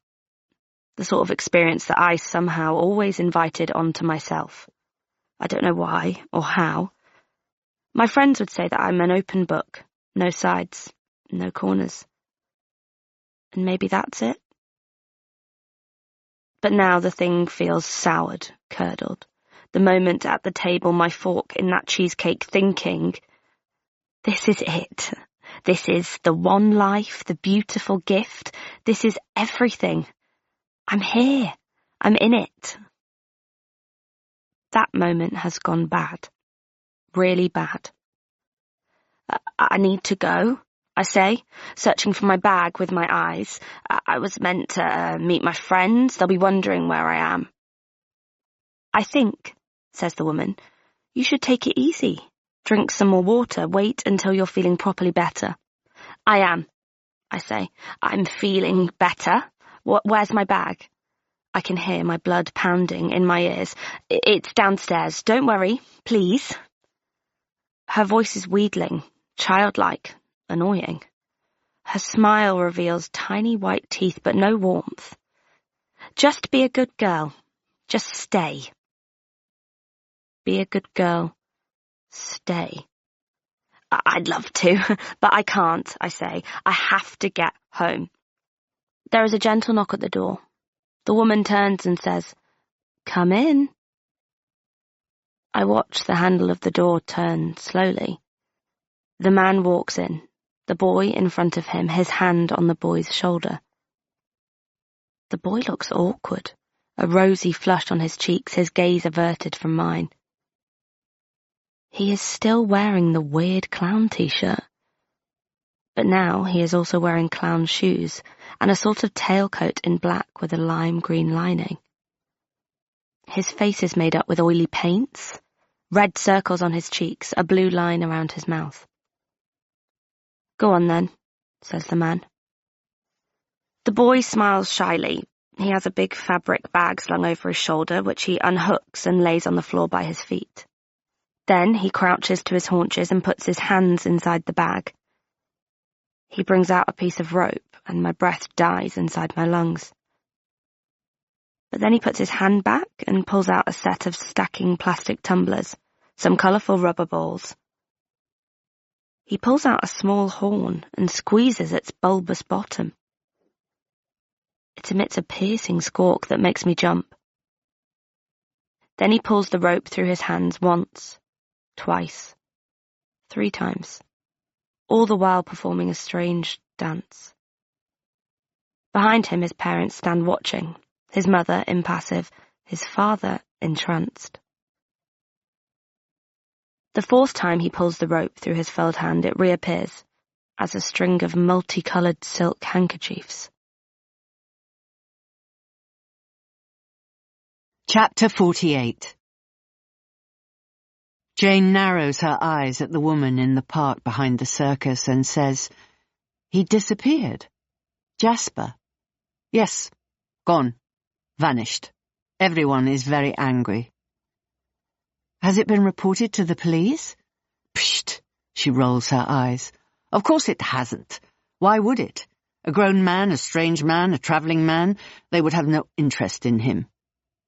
"But where do you think he might have gone?" "Nobody knows. Nobody really knew him. A very quiet man, and, like I say, a very strange man. He left after the last performance of the bank holiday weekend. 1 minute he was there, the next his caravan was empty. His things packed. He'd gone. No note. Nothing." "So he didn't have a family? A girlfriend?" "Ha!" She laughs dryly. "No, he most definitely did not have a girlfriend. He has been here with us for nearly 20 years, and never in that time has he even had a friend." "A loner?" "Yes, a loner. And you know, his persona, this Patch, he made it too real. We had to call him Patch, even when we were not at work. He would mime, even when he was not wearing his makeup, his costume. The children, they didn't like him. Nobody really liked him. But he was a very good clown, so we kept him." "And now he's gone?" "Yes, now the clown has gone. Maybe he'll come back, maybe he won't. First he runs away to the circus, and now he has run away from the circus." She sighs. "You could talk to the others, they might know." "The others?" "Yes, the other clowns, Dave and Steve."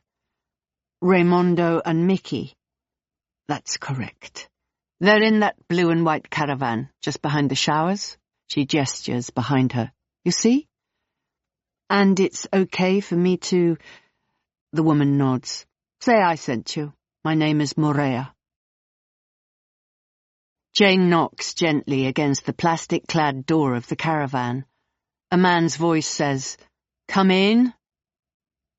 Jane breathes in, uncertainty racing through her nervous system. Then she pulls down the handle and peers into the unit. She sees 2 men sitting on the sofa area at the back of the caravan.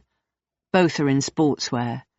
One, wearing a baseball cap, is eating a wrap and watching the other, who is wearing pink Nike slides, play a video game.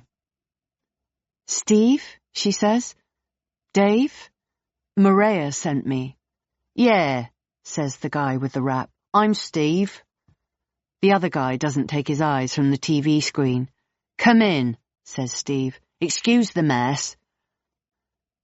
She steps into the unit. It's not messy, but it does smell overwhelmingly of whatever is inside Steve's wrap. "Thank you." The other guy makes a noise of annoyance at something that has just happened in his game, and then slams down his console. He looks at Jane and says, "Hi." "I'm really sorry to disturb you," she says, "but I'm looking for your colleague. Jasper? Or Patch?" "Yeah," says Dave. "Aren't we all?"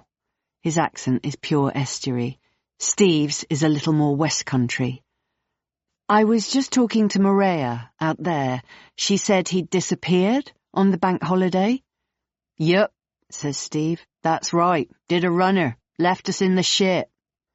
"She said he was a bit of a mystery man. Is that how you think of him?" Steve moves across the seat and gestures to Jane to sit down. Dave says, "Yeah, Jasper. Total freak, but kind of innocent, if you know what I mean." "Yeah," says Steve. "Like a child, really." "So, him being out there in the world, is that unlikely?" Dave nods. "Totally. That man has only known this place, this world, since he was virtually a kid, you know? I can't see him out there. fending for himself. In here, you see. He gestures through the window. He had us to look after him, to make sure he didn't just, spiral into his weird fantasy world. You hung out? Yeah, we hung out. He liked a drink or two. He liked playing games with us. He liked reading books. Yeah, Steve agrees. Always reading.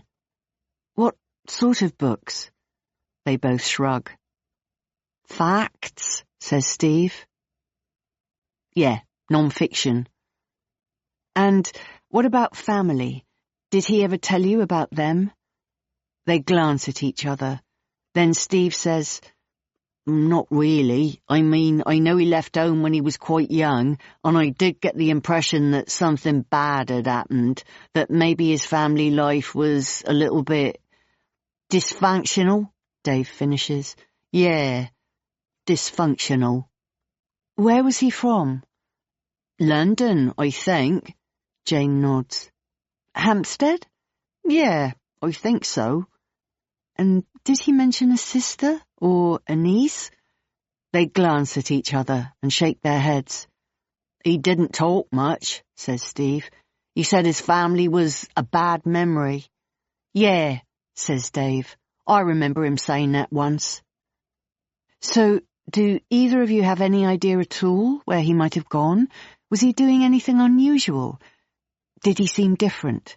Talk about anything new? They both look at each other again and shake their heads. Nah, says Dave. He was totally normal. Well, says Steve, as normal as he ever really was. Which wasn't very, says Dave. And they both laugh, wryly. You didn't see him with a young woman, a girl with a white dog. Here. She shows them the photo of Daisy on her phone, and then a photo of Hugo. Nope. I'd definitely have noticed if I'd seen him with a girl or a dog, and I definitely didn't. Me neither, says Steve.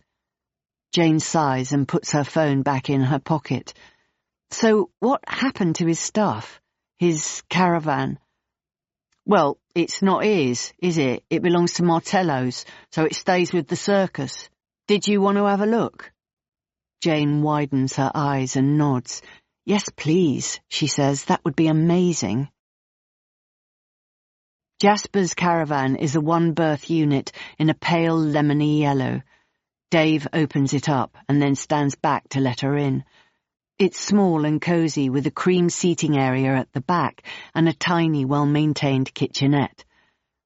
Could I have a snoop around? Go for it. We'll just be over there. Take your time. The unit appears to have been cleared out completely. Everything is clean and shiny, no personal effects on display.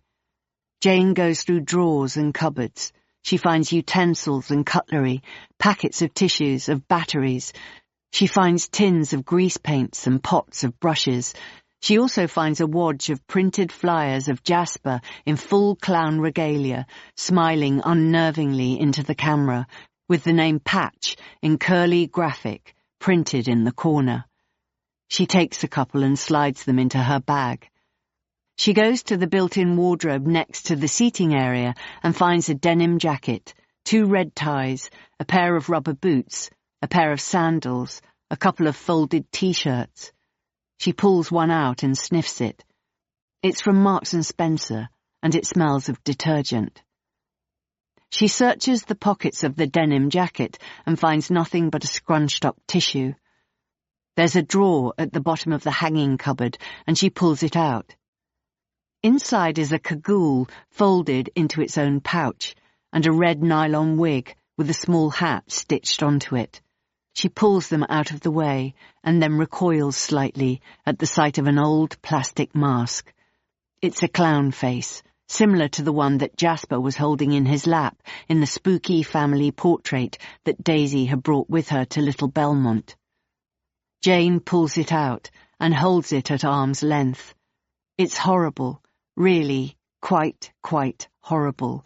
The clown's face more of a devil's rictus than a jolly buffoon. 2 white light flares painted into the centre of each eyeball, a snarl at the corners of its lips. Jane turns it round to look at the back, and then recoils again at the sight of what looks, without the benefit of her reading glasses, like 4 bloody fingerprints, but could just as easily be dirt. "Ew," she says, dropping the mask back into the drawer. She shudders, then picks it up again, and very gingerly pops it into her shoulder bag. She pulls the cushions off the sofas and lifts up the wooden hinged seat.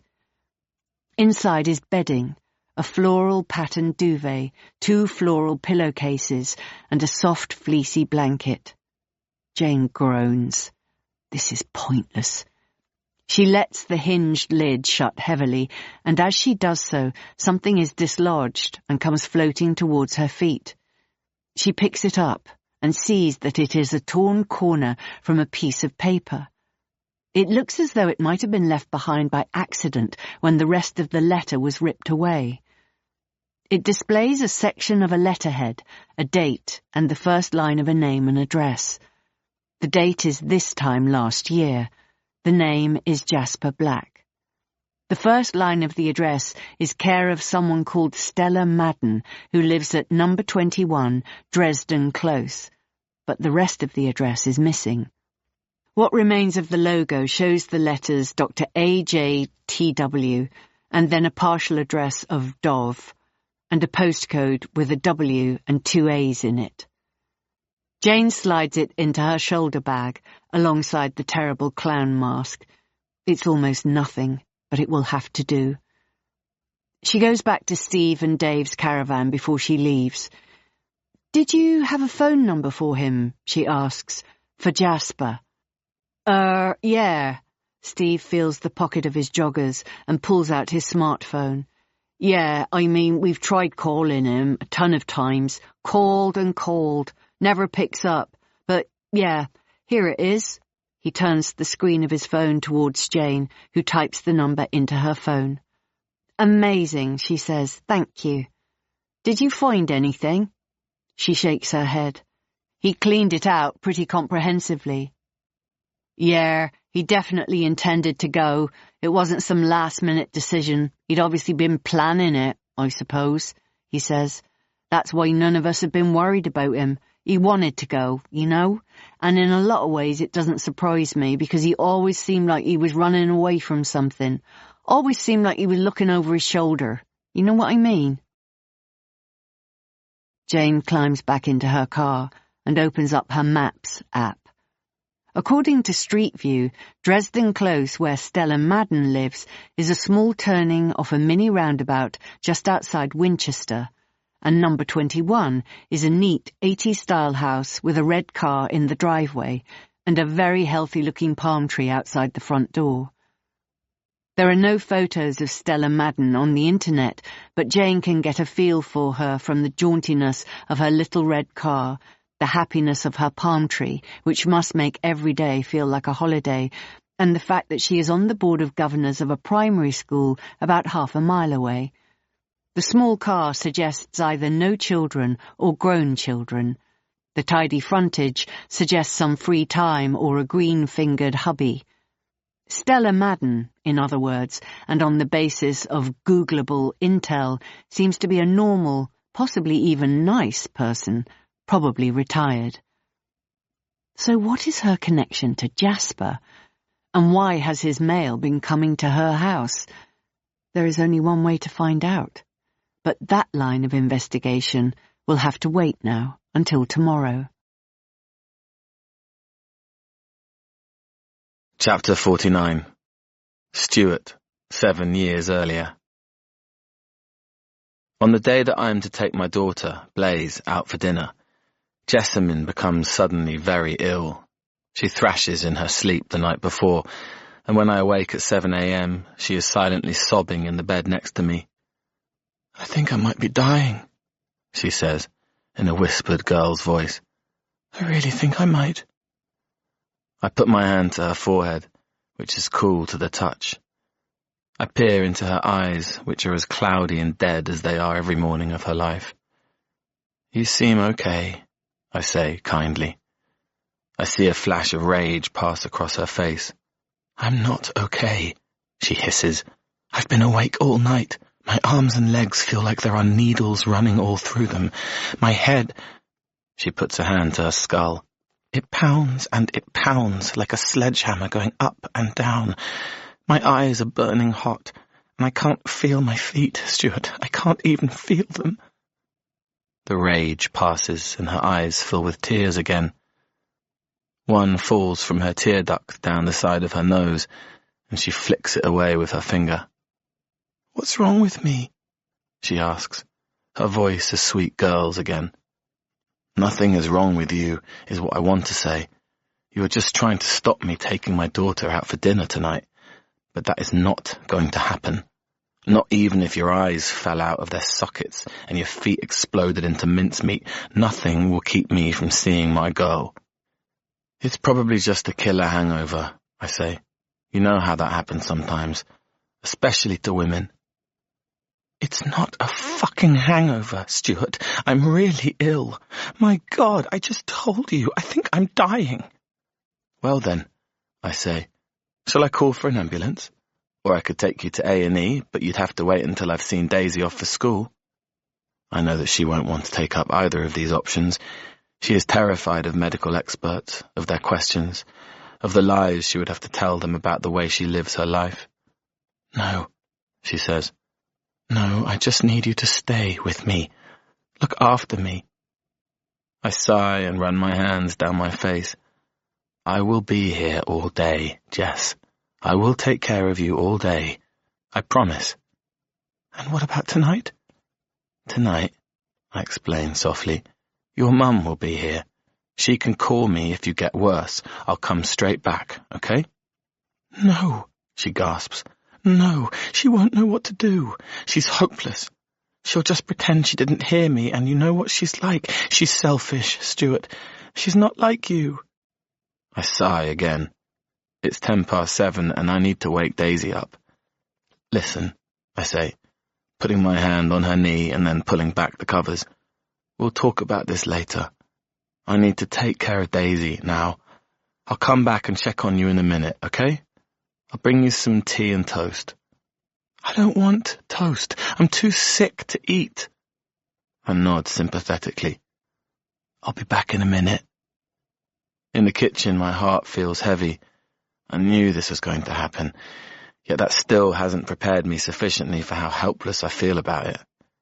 The whole day hangs heavy over me now, the endless ticking minutes of it taking me to the point in the day when this is all going to explode and erupt into a magma-hot mess of screaming and tears and physical violence, and I can't bear it. I just can't bear it. But for now, I have a packed lunch to make, a kettle to boil, a child to send to school in the most functional way I possibly can. Daisy looks up at me from the kitchen table, where she is putting on the makeup she is not supposed to wear to school. "Is she pretending to be ill?" she asks. "Well, yeah," I say. "I mean, I don't know, maybe she is ill. But either way, the timing is a bit suspect." I nod.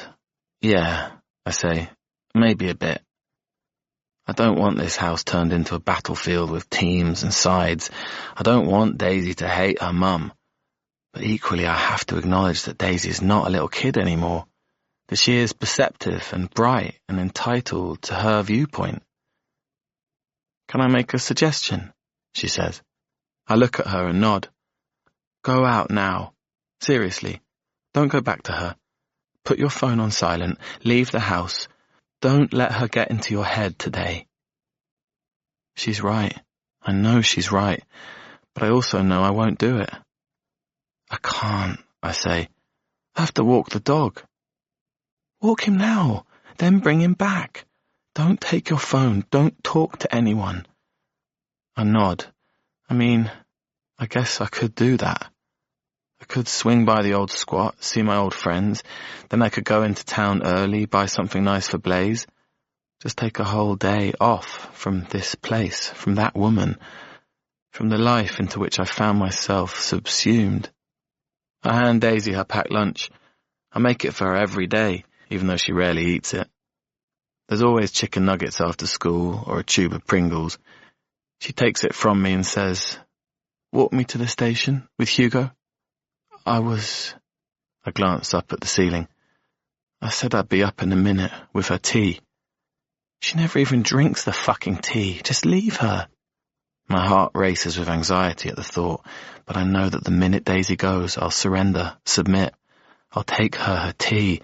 I'll be pulled back in, and all I want today, all I want in the whole world, is to have a nice dinner with Blaze. I nod. "Okay, yeah," I say. "Let me just get my jacket. You get the dog." I leave a note for Jessamine when I return to drop Hugo home. "I'm heading out for the day. See you tonight." And then I go. It's like a dull, metallic ringing sound all day in the back of my head, the reality of what I have done. My phone is on silent, but I keep imagining it to buzz or trill. I have to resist the urge to pull it out of my pocket and look at it. I head over to the squat and have a cup of coffee with Drew and his current girlfriend.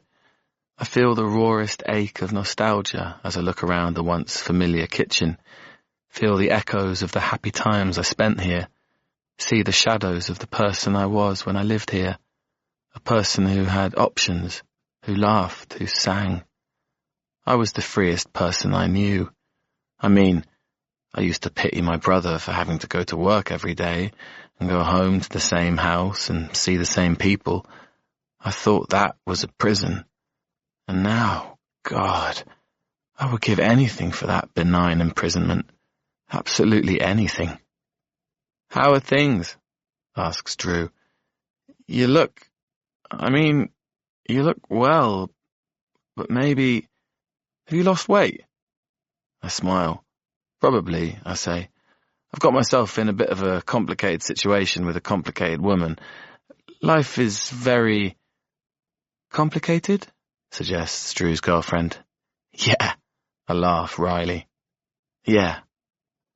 When I leave, I walk towards Camden Town and meander for a while through the incessant crowds, the wide-eyed tourists.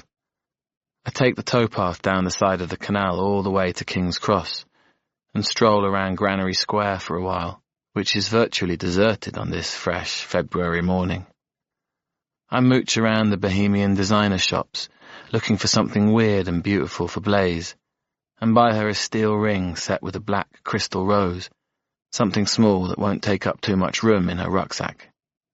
I buy a sandwich and a cup of tea at a coffee shop in the station, and then, and only then, do I dare to look at my phone. It shows 23 missed calls. It shows 18 new text messages. I have notifications for numerous voicemails.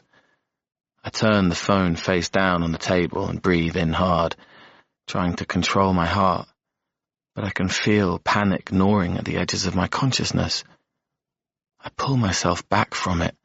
Fuck no, I think. Fuck no. This is my day. This is for me. When I'm an old man and I look back on my life, I want today to shine in my memory like a burnished star. I want to remember this precious day with my one and only daughter, this remarkable young woman who I have spent a total of less than 10 days with over the 19 years of her life. And I want to think of a beautiful walk through London, the pleasure of handing over my card to pay for that ring, the sun just blotting through the cloud overhead as I, younger now in this moment than I ever will be again, head through this remarkable city, free, joyful, and fully fucking alive. No, I think to myself, fuck you, Jessamine Black, fuck you. This day is for me. Chapter 50. Blaze eyes me across the table of the super cool restaurant on the top floor of the Standard Hotel, where I've brought her for dinner. Her eyes have been on stalks all night, soaking up the beautiful young male waiters, and she loves the food. I chose well. She has told me about her life, about the uni course she's starting when she gets back to Sydney next week, about her Bondi lifestyle of evenings on the beach, surfing on Sundays, and, God, I envy her life. I try not to show it as she speaks. To be 19 again, I think, To be this beautiful, this young, this free. My God, I'd give a kidney. But I've just done the thing I told myself I wouldn't do. I've shared the car crash of my life with my daughter. Stay with me, she says now, her eyes wide with horror. Seriously, there's like a sofa bed thing in my hotel room. Please, don't go back there. I have to, I say. The dog needs feeding. Daisy needs me. They all just need me. Please, she says. I hate this for you. They'll live without you, just for one night. But every time I start to give the idea genuine thought, bam, there, like a dropped breeze block in my consciousness, is Daisy.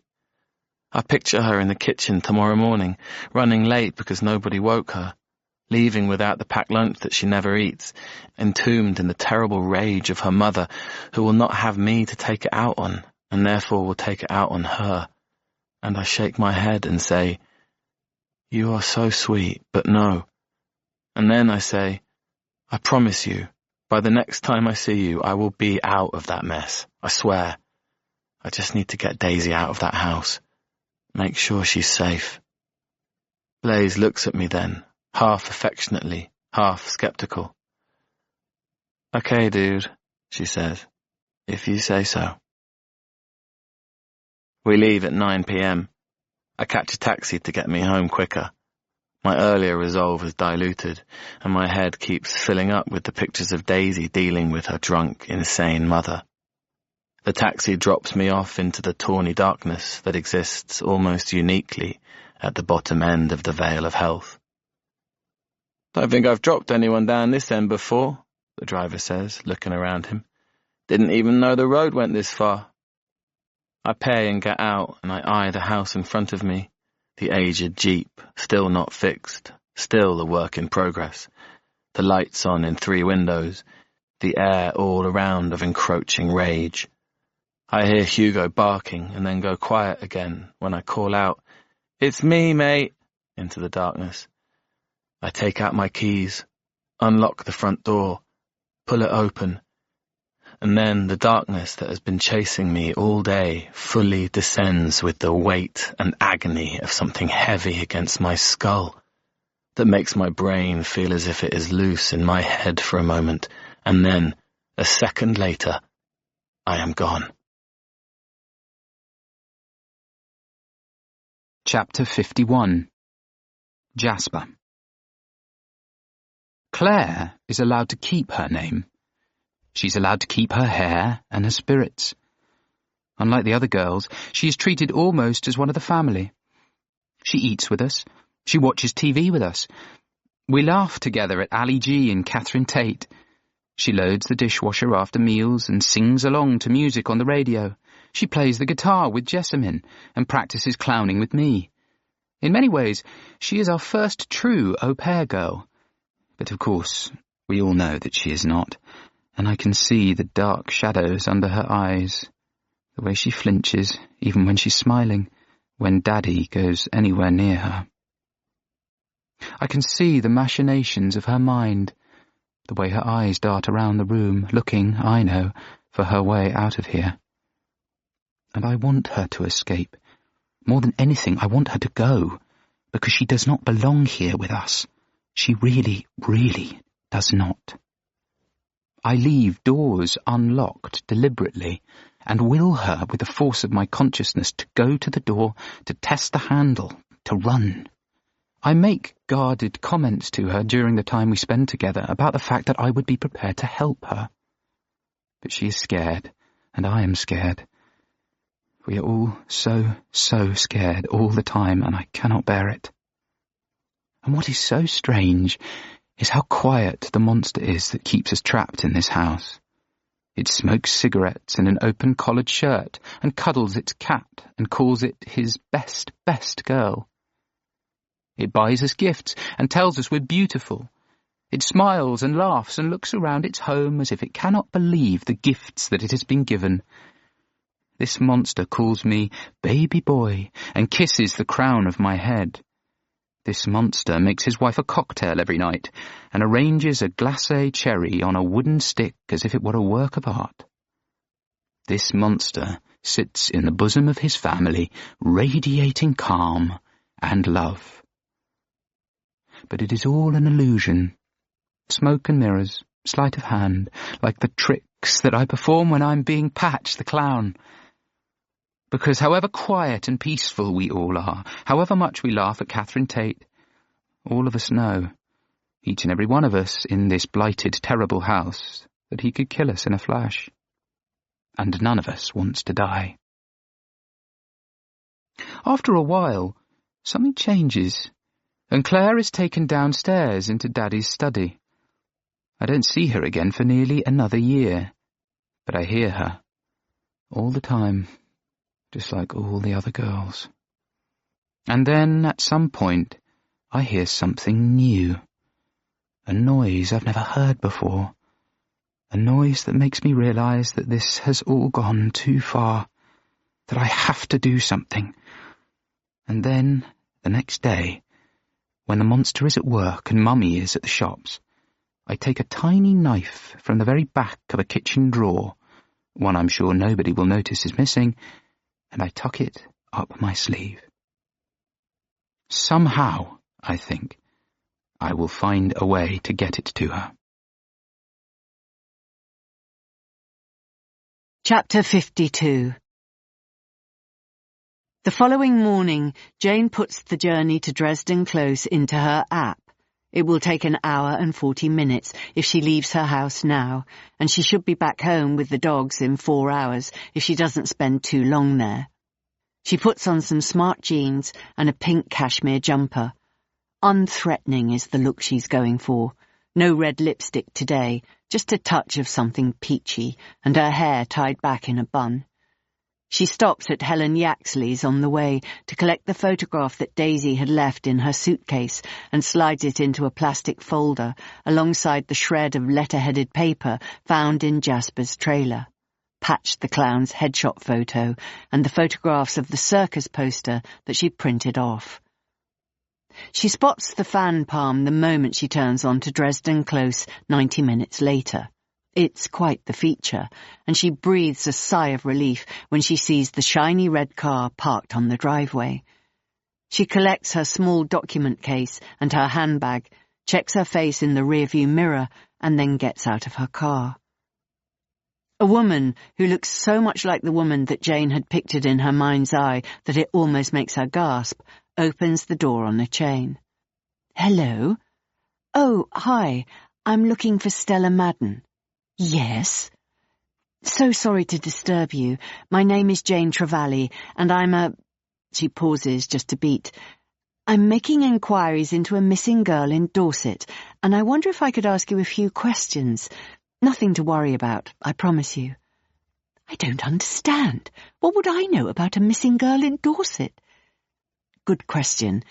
It's possible you won't know anything.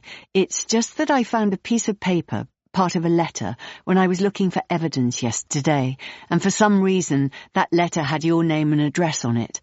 It had been sent care of you." Jane sees Stella's eyes open wide. "I mean, gosh," she says. "No, I can't think of anyone who would use my address like that, apart from... You don't mean Jasper, do you? Jasper Black?" Jane flushes with delight and triumph. "Yes," she says, "yes, that's exactly who I'm looking for." "Oh," Stella says softly. "Right, I see." There is a long pause, and then Jane sees the chain lock being pulled back, and the door opens, and there is Stella Madden, in red corduroy trousers, a black polo neck, and black socked feet. "Come in," she says. "Come in." She leads Jane into the living room and seats her on a grey felt sofa, brings her water, and introduces her to her cat, Mabel. "So," says Stella, pulling her hair back into a low ponytail, "what do you need to know about Jasper?" "Well, everything," says Jane with a dry laugh. All I know is that he used to live with his family in Hampstead and disappeared when he was a young man and now works for Martello's circus as a clown called Patch. Stella nods. That's right, yes, apart from the bit in between, which is when I met him. She pauses and sighs. He was our lodger for about a year and a half. Here? Yes, here. Our son had just moved in with his girlfriend. They'd bought a flat together, and we knew that his bedroom wouldn't be needed anymore, so we redecorated it, put a little kitchenette in there, built ourselves an ensuite so that the other bedroom had its own bathroom, and advertised it on an app. This young man replied, very well spoken, told us he'd just left home, was about to start at the clowning school in Winchester, needed somewhere to stay for a few months. So we offered him the room. And how did it go? Fine, at first. He kept himself to himself, caught the bus to school in Winchester, stayed in his room. Always very polite when our paths crossed. Neat boy. A little bit strange. I did try to talk to him about himself, about his life, because, as I say, he was very well spoken, and not necessarily the sort of boy you'd imagine wanting to run away from home to join the circus. I was curious about him, but he wasn't very forthcoming, anyway. Stella picks a cat hair from her trousers and sighs again. His clowning class is finished, and I thought he'd be on his way. But it took him a long time to find a job, about 6 months. And during those 6 months he became... She sighs again. He became quite dark and brooding. He didn't leave his room very much. Some nights he'd wait until John and I had gone to bed, and then he'd leave the house in the middle of the night. We never heard him come back, but he'd be here in the morning, and I don't know, Jane. I just had a bad feeling about him. I can't put it into words or explain it, but I just felt that something wasn't right. I felt uncomfortable being in the same room as him. He had this aura. You could feel it leaking out of him, like his initial charm was a veneer that was chipping away, peeling off, and under it was this festering child, this desperate man. I felt quite often as if he hated me. She rests her hand against her breastbone when she says this, and her voice cracks slightly. I did not feel safe, Jane. That's the bottom line. I did not feel safe. And there was one night when I was lying in bed and I was looking at the local news on my tablet, and there was a story about a young woman, not far from here, who'd been followed at night through a local park, harassed, verbally abused, and intentionally terrified by a man wearing a clown mask, and also, playing with himself. Jane gasps, her hand going unthinkingly to her mouth. Oh my God, she whispers. My husband and I both said the same thing at the same moment. We looked at each other and we both said, "You don't think..." So, really, whether it was Jasper or not, the fact of the matter was that we couldn't have someone in our home who made us feel that way. It was unthinkable. We made up a lie about our son splitting up with his girlfriend and coming home and needing his room back. Jasper took it very well. He'd just found a job at Martello's, so he moved out a couple of weeks later, left his room in good order, asked if we could forward any mail on to him, and left. And John and I, as the door closed behind him, both breathed this huge sigh of relief, like we'd just marched the devil out of our own home. I can't explain it. We had no proof of anything, no way of knowing anything, but on a fundamental level, we knew Jasper simply wasn't right. What was the name of the girl in the news report? Jane asks. The one he harassed? Oh, gosh, I'm not sure I can remember. It was such a long time ago, and it was such a small story. This was before social media, you know, where things proliferate. But I can remember when I read about it because it was my mother's 70th birthday, the day after. My mother was born on the 12th of June, 1938, so this must have been the 11th of June, 2008. And it had happened the day before the news report came out, so the 10th of June? And I remember where it happened because it was right next to the school that my son went to, and where I'm still a governor, in fact, Cherrywood Primary. There's a small park just around the corner where the children used to be taken sometimes to do activities. I still shudder when I walk past it to this day, just thinking of what happened to that poor girl. Her gaze goes to the photos on Jane's phone, and she sighs. I should have said something. My husband and I both should have said something because we knew. We just knew. Jane reaches across and covers Stella's hand with hers.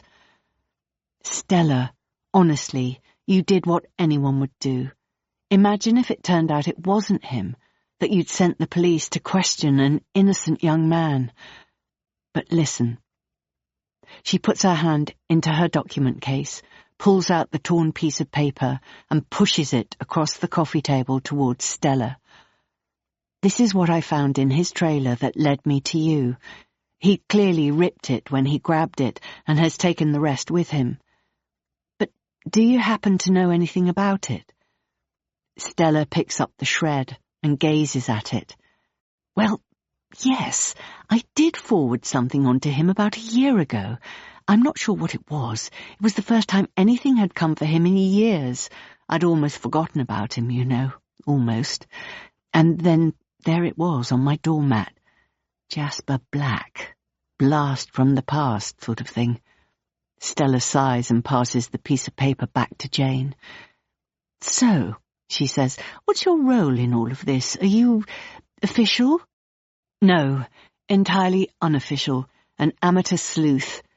Just got this bit of grit in my head that I can't shift, and frankly, I've got nothing else to do.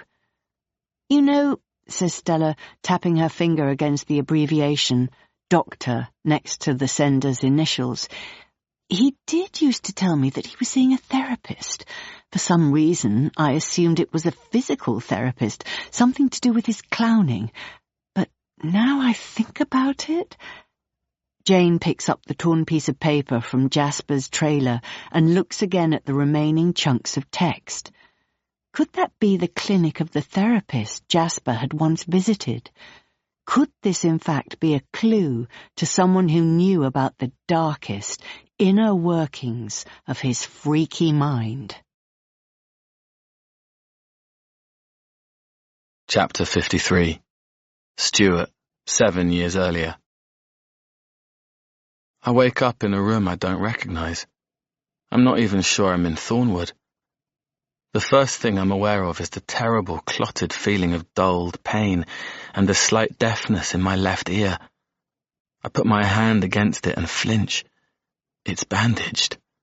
The bandage goes all the way under my chin and appears to be tied in a knot at the back of my head, where I can feel it digging in slightly. My vision on that side is blurred too, as if there is gauze over it. I run a finger across my eyelid and flinch again. It feels as though there is something in there, something sharp. My body aches all over, the way it does when I have flu, but mostly it is the left side of my face that feels broken, unhuman. I want to see it. I need a mirror. I look around this room that I don't recognize, and it's only when I spy the chimney stack of the house on the other side of us, through the low dormer window, that I know that I am still here, at Thornwood. I must be in the locked room on the attic floor. I slowly swing my legs out from under the thin duvet and pull myself up to sitting. Blood shifts from place to place in my head, clouding my vision, forcing a sudden rush of dull pain all through my sinuses and the back of my head. I say a quiet, ow, to myself, and then look around again. A dresser with a bowl and a jug, a small armchair, some books on built-out skirting, a tiny fireplace with nothing in it, an old wooden mantel over it built into the wall, but no mirror above. I see that someone has placed 3 plastic bottles of water on the floor next to my bed and a box of tissues. I recognize them as the brand I buy for the family when I do the big shop. It takes me a minute or two to find the strength to stand, and when I do, I immediately sit down again. My head spinning, my legs weak. I call out, "Hello?" My voice is a puny rasp. I open a bottle of water and glug from it, and then I try calling again. "Hello?" The house seems silent, empty. I pull myself up again, and this time I stay on my feet. I go to the door and lift the old-fashioned latch, pull the door towards me, pull again. It's locked from the outside. I bang my fists against it and shout louder now, louder and louder. My voice has found itself. A moment later I hear soft, slow footsteps on wooden stairs. Then I hear something clicking, and a thin, fearsome face appears in a crack in the door, followed by 2 small hands clutching a knife. Then I hear the words, "Stuart, get away from the door and get back into bed, right now. Or I'll cut off your other fucking ear. Okay?" Chapter 54. Jane gets back from her visit to Stella Madden 2 hours later and takes the dogs straight out for a walk. As they run ahead of her through the dark mounds of dead bluebells, she uses her phone to search for the mysterious therapist for whom she has only 5 letters and 6 numbers to work with. She also has no idea what kind of therapist she is looking for, but she Googles every single possible combination of letters to make words out of them, surnames, street names, anything, and adds the word therapist to all of them. She's pretty sure it's Dover Street in Mayfair, but it's the doctor's surname that is eluding her. Dr. T.W. something. She's tried Twining, Twig, Tweedy, and nothing. The dogs have started running circles around her now as they approach the brook beyond the woods, and she knows they are expecting her to throw sticks for them. She finds a handful and hurls them one by one through the air until all 4 of their wagging tails disappear below a dip for a moment, which she uses to run another search before they all return. By the time they all make it to the brook, she has thrown sticks roughly 30 times, and the dogs are panting and ready for a short rest. There's a small bench here. Her grandfather had put it in place for her grandmother, for whom this was a favourite spot. The bench is green now, a touch slimy, and Jane pulls her waterproof coat down low before she seats herself. How lovely it would be, she thinks, if someone could give the bench a jet spray, give it some love, bring it back to her grandfather's dreams. And she finds herself for the first time feeling the responsibility for this job falling to Rosebery's potential next owner instead of her. While the dogs tip-tap around on the cool, wet pebbles in the brook, she Googles surnames beginning with T.W. And there it is. Twist. Dr. Anthony Twist, to be precise, of 26 Dover Street, London, W1. Dr. Anthony Twist, according to Google AI, is a renowned London psychotherapist specialising in the practice of EMDR. Jane immediately Googles EMDR and discovers that it stands for Eye Movement Desensitization and Reprocessing, and is a therapy designed to help individuals process traumatic memories and reduce their emotional distress. She goes on to Dr. Twist's website and sees that he works in a very rarefied environment. Absolutely the type of environment that both Tony and the Viscount had allowed Jane to grow very used to during her years married to them. Plants, sofas, a smiling receptionist behind a walnut desk. What now, she wonders? Dr. Twist will be bound by patient confidentiality, He won't be able to tell her anything about his sessions with Jasper Black. But maybe she could find another way in. Let's face it, she thinks. She has enough of her own traumatic memories to deal with. She is damaged and distressed. She could do with some EMDR, she's sure she could. She goes to the contact page and finds the phone number for Dr. Twist's clinic and presses it in. 5 minutes later, she has an appointment for 10 a.m. on Wednesday. It's going to cost her £250 for an initial consultation, but she pushes the discomfort to the back of her mind. That's one Botox appointment, she thinks. She can live without Botox for a few more months. It's not as if anyone would even notice. She turns off her screen and puts her phone back in her pocket. "Come on, boys," she says. "Let's go back and get you all hosed down." Jane has lentil soup for dinner and a glass of Prosecco that Shannon had left at the bottom of a bottle in the fridge. It's virtually flat and far too sweet, but it gives her the gentle release she's looking for before she can face ending the day. The boys follow her up to bed and take their usual places on her bed, Reggie in his own bed at the side, sighing heavily. It's barely 9 p.m. and still light at this time of the year, but she can't bear to eke the edges of the day out in the gloom of the kitchen or the morning room. She pulls up Dexter's last message to her on WhatsApp and starts to type. "Hi, beautiful. Guess what? Jasper is a filthy flasher. He's also run away from the circus and nobody knows where he is. The circus was in, guess where, when he disappeared, Little Belmont.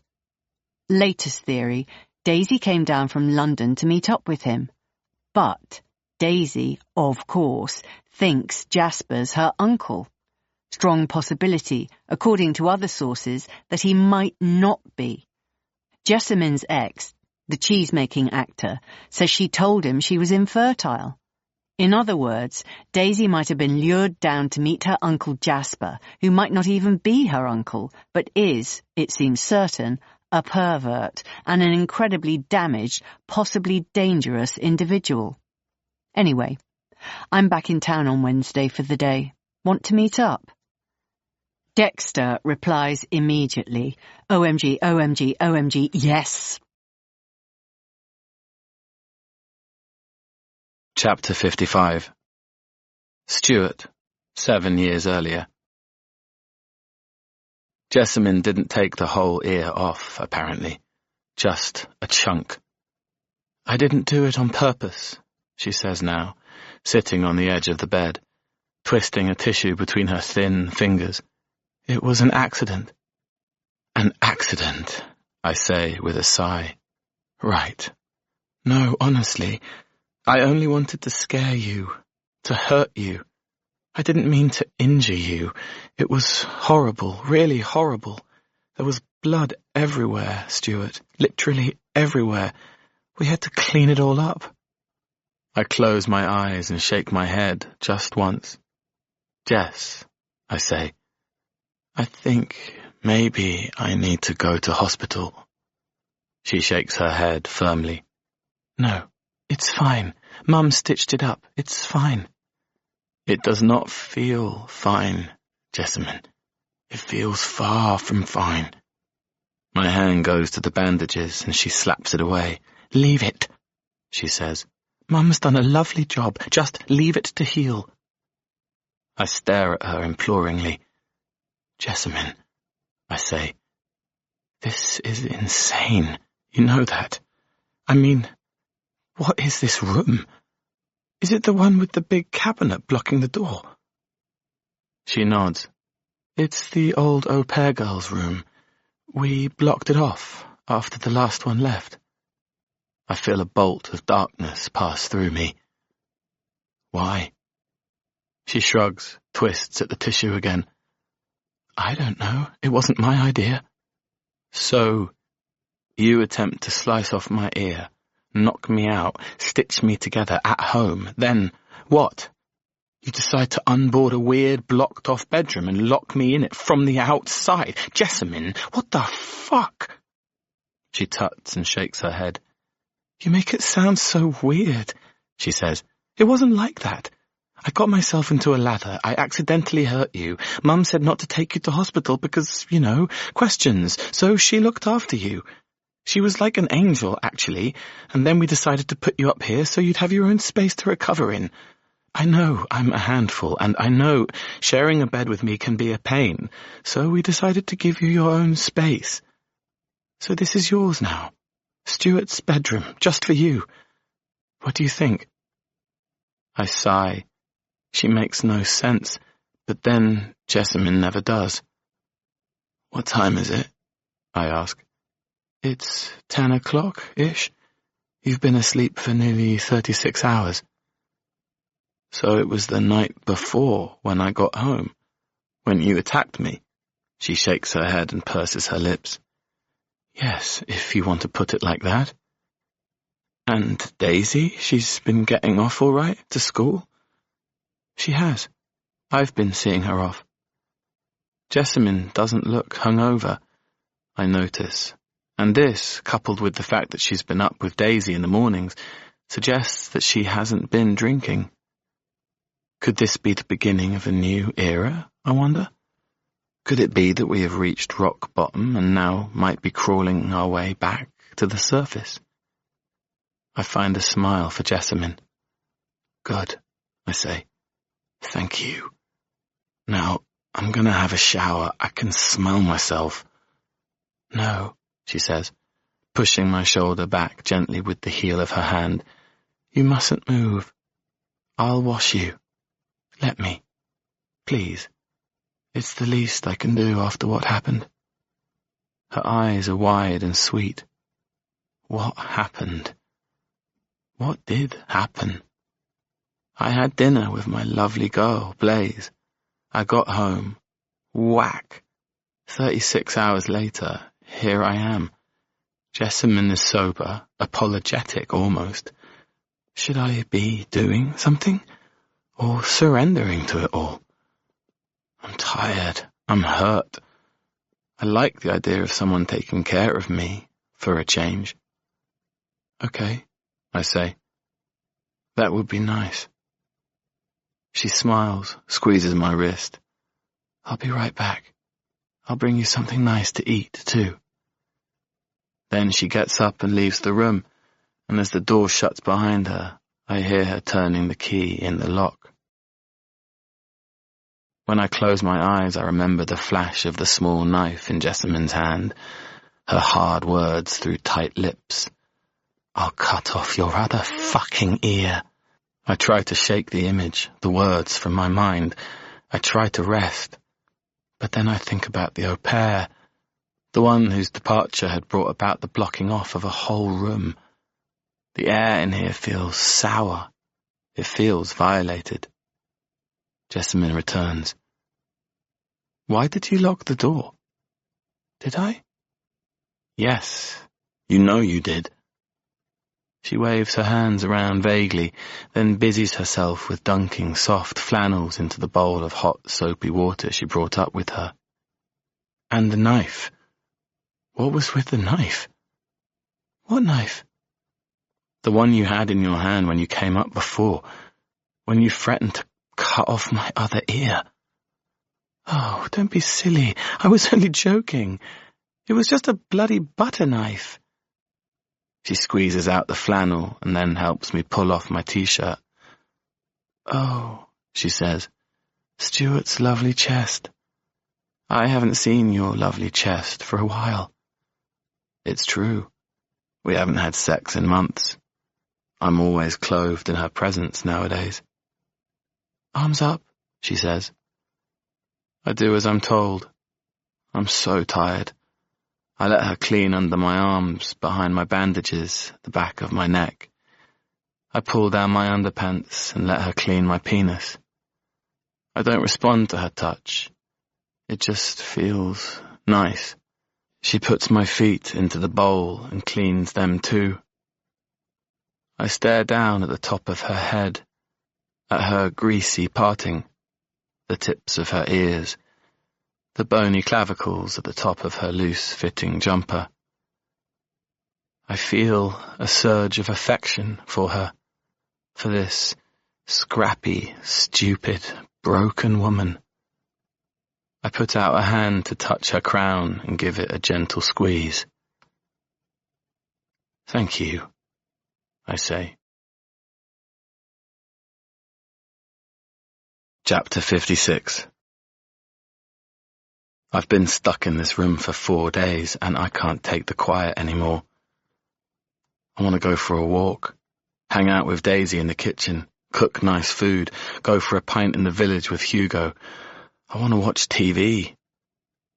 Jessamine likes having me up here, trapped behind a locked door, but I'm working on her. You know, I say, we should go out for dinner, you and me. We've never done that. She throws me a sideways look. I don't think you should be going out, not yet. You're still in a bad way. I am in a bad way.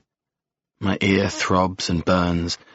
Annie has redressed it a couple of times, but I think I need antibiotics.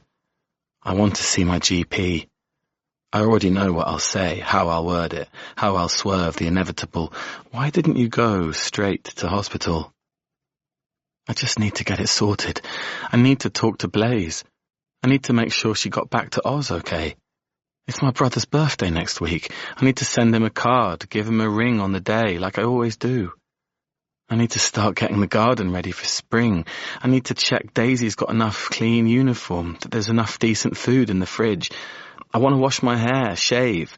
But Jessamine, she's on edge. Her sobriety is killing her. She shakes. She's down, gloomy, no wild mood swings, just one flat line. I have to get out of this fucking room. I'm feeling so much better, I say.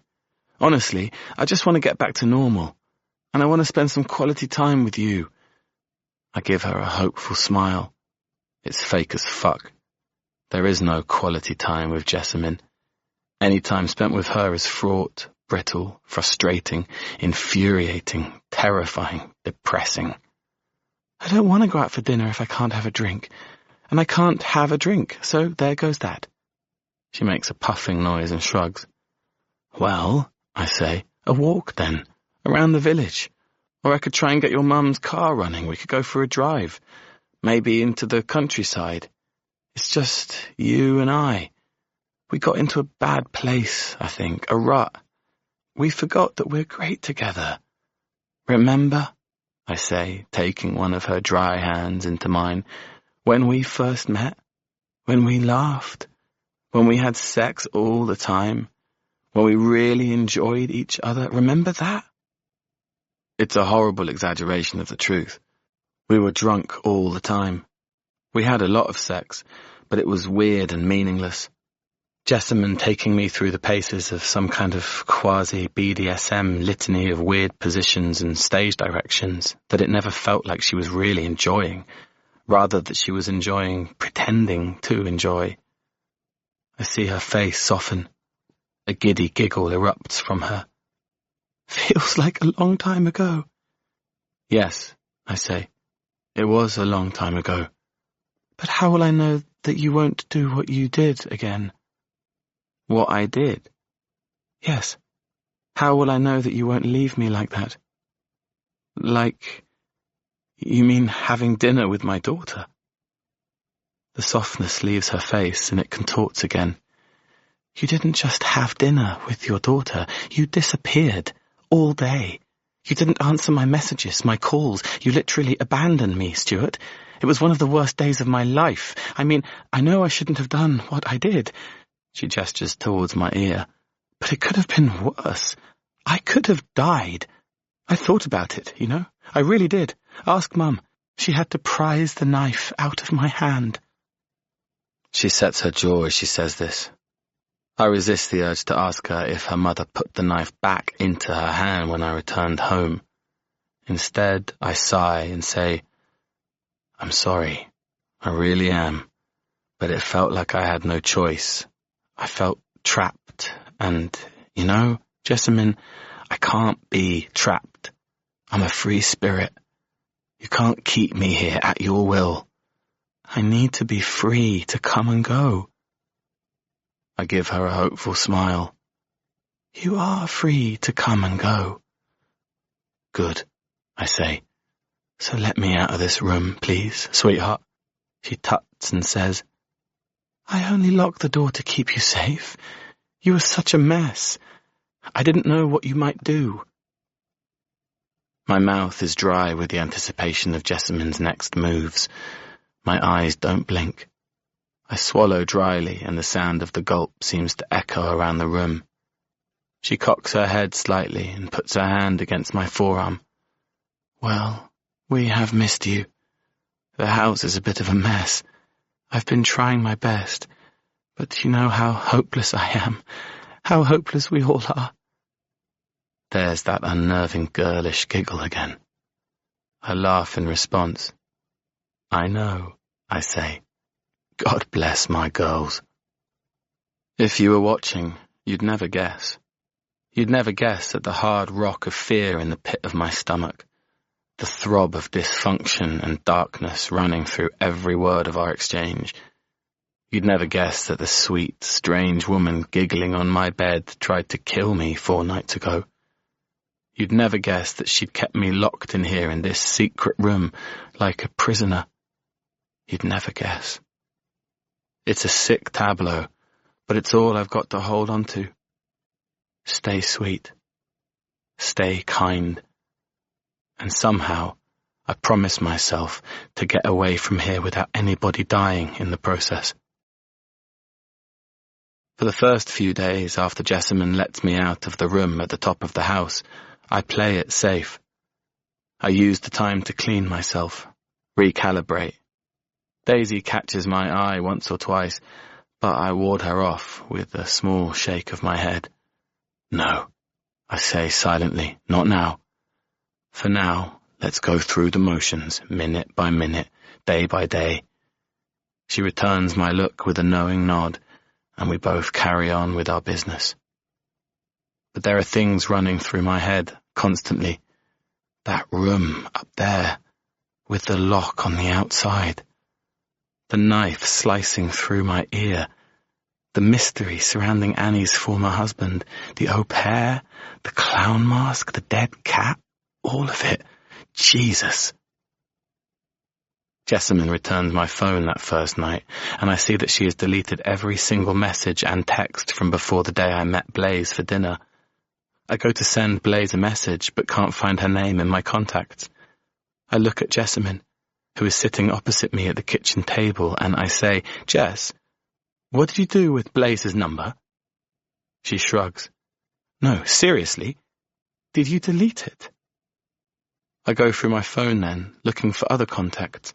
My son, my brother, my nephews, Blaze's mum, my son's mum, all gone, all of them. I feel a roar of fury begin to build up in the pit of my gut, but I tamp it down. Instead, I take a deep breath and then let it out very slowly through my nose before I say, Jessamine, seriously, my family, my kids, why would you do that? Why? She picks at the hem of the tablecloth and sniffs. I was drunk, she says. Sorry. Sorry? Yes, it was that first night when I was so mad, Stuart. So mad. I mean, I'm sorry I did that, but you shouldn't have done what you did. You should have told me where you were going. You should have answered my phone calls, replied to my messages. I mean, it was kind of your fault, Stuart, and I know I played my part, but really, you played your part too. I sigh heavily. I can get the phone numbers back, but it will take work and time, and right now all I want to do is get in touch with Blaze. She must be worried about me. So I don't pick a fight. I acquiesce. I'll go into the village, I say. Get something in for dinner. What do you fancy? She twitches. I'll come with you. It's fine, I say. I can go on my own. But, her voice is shrill and dry, how do I know you'll come back? I came back last time, didn't I? Eventually. Eventually. But I came back. You have to trust me. Call me, she says, When you get to the shops, send me a photo of you at the shop. And if you're not back in half an hour, Stuart, I can't promise I won't do something stupid. I'll be back in half an hour, okay? And I'll send you a photo of me at the supermarket, okay? She nods and purses her mouth. But, Stuart, she says, I'm trusting you. Please don't let me down. The warmth of the early spring sun on my skin as I swing my empty bag for life back and forth makes me feel euphoric. The sight of normal people going about their normal lives, the sound of children screeching in the playground of the local school, dog walkers, Amazon delivery vans, fresh flowers on the pavement outside the florist, a small queue outside the French bakery, all of it fills my heart with joy. I make sure to send Jessamine a photo of myself in the supermarket. I even smile. Appease. I'm in so deep that I can't extricate myself in one fell swoop, bit by bit, moment by moment, but extricate myself I will. Daisy beams when she sees me at the kitchen sink when she gets home from school that afternoon.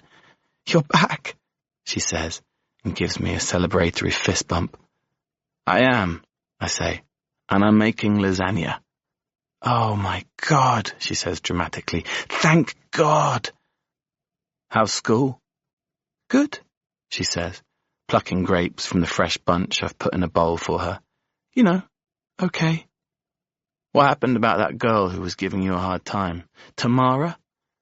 Tamika. Yeah, she's still being a bitch, but it's fine.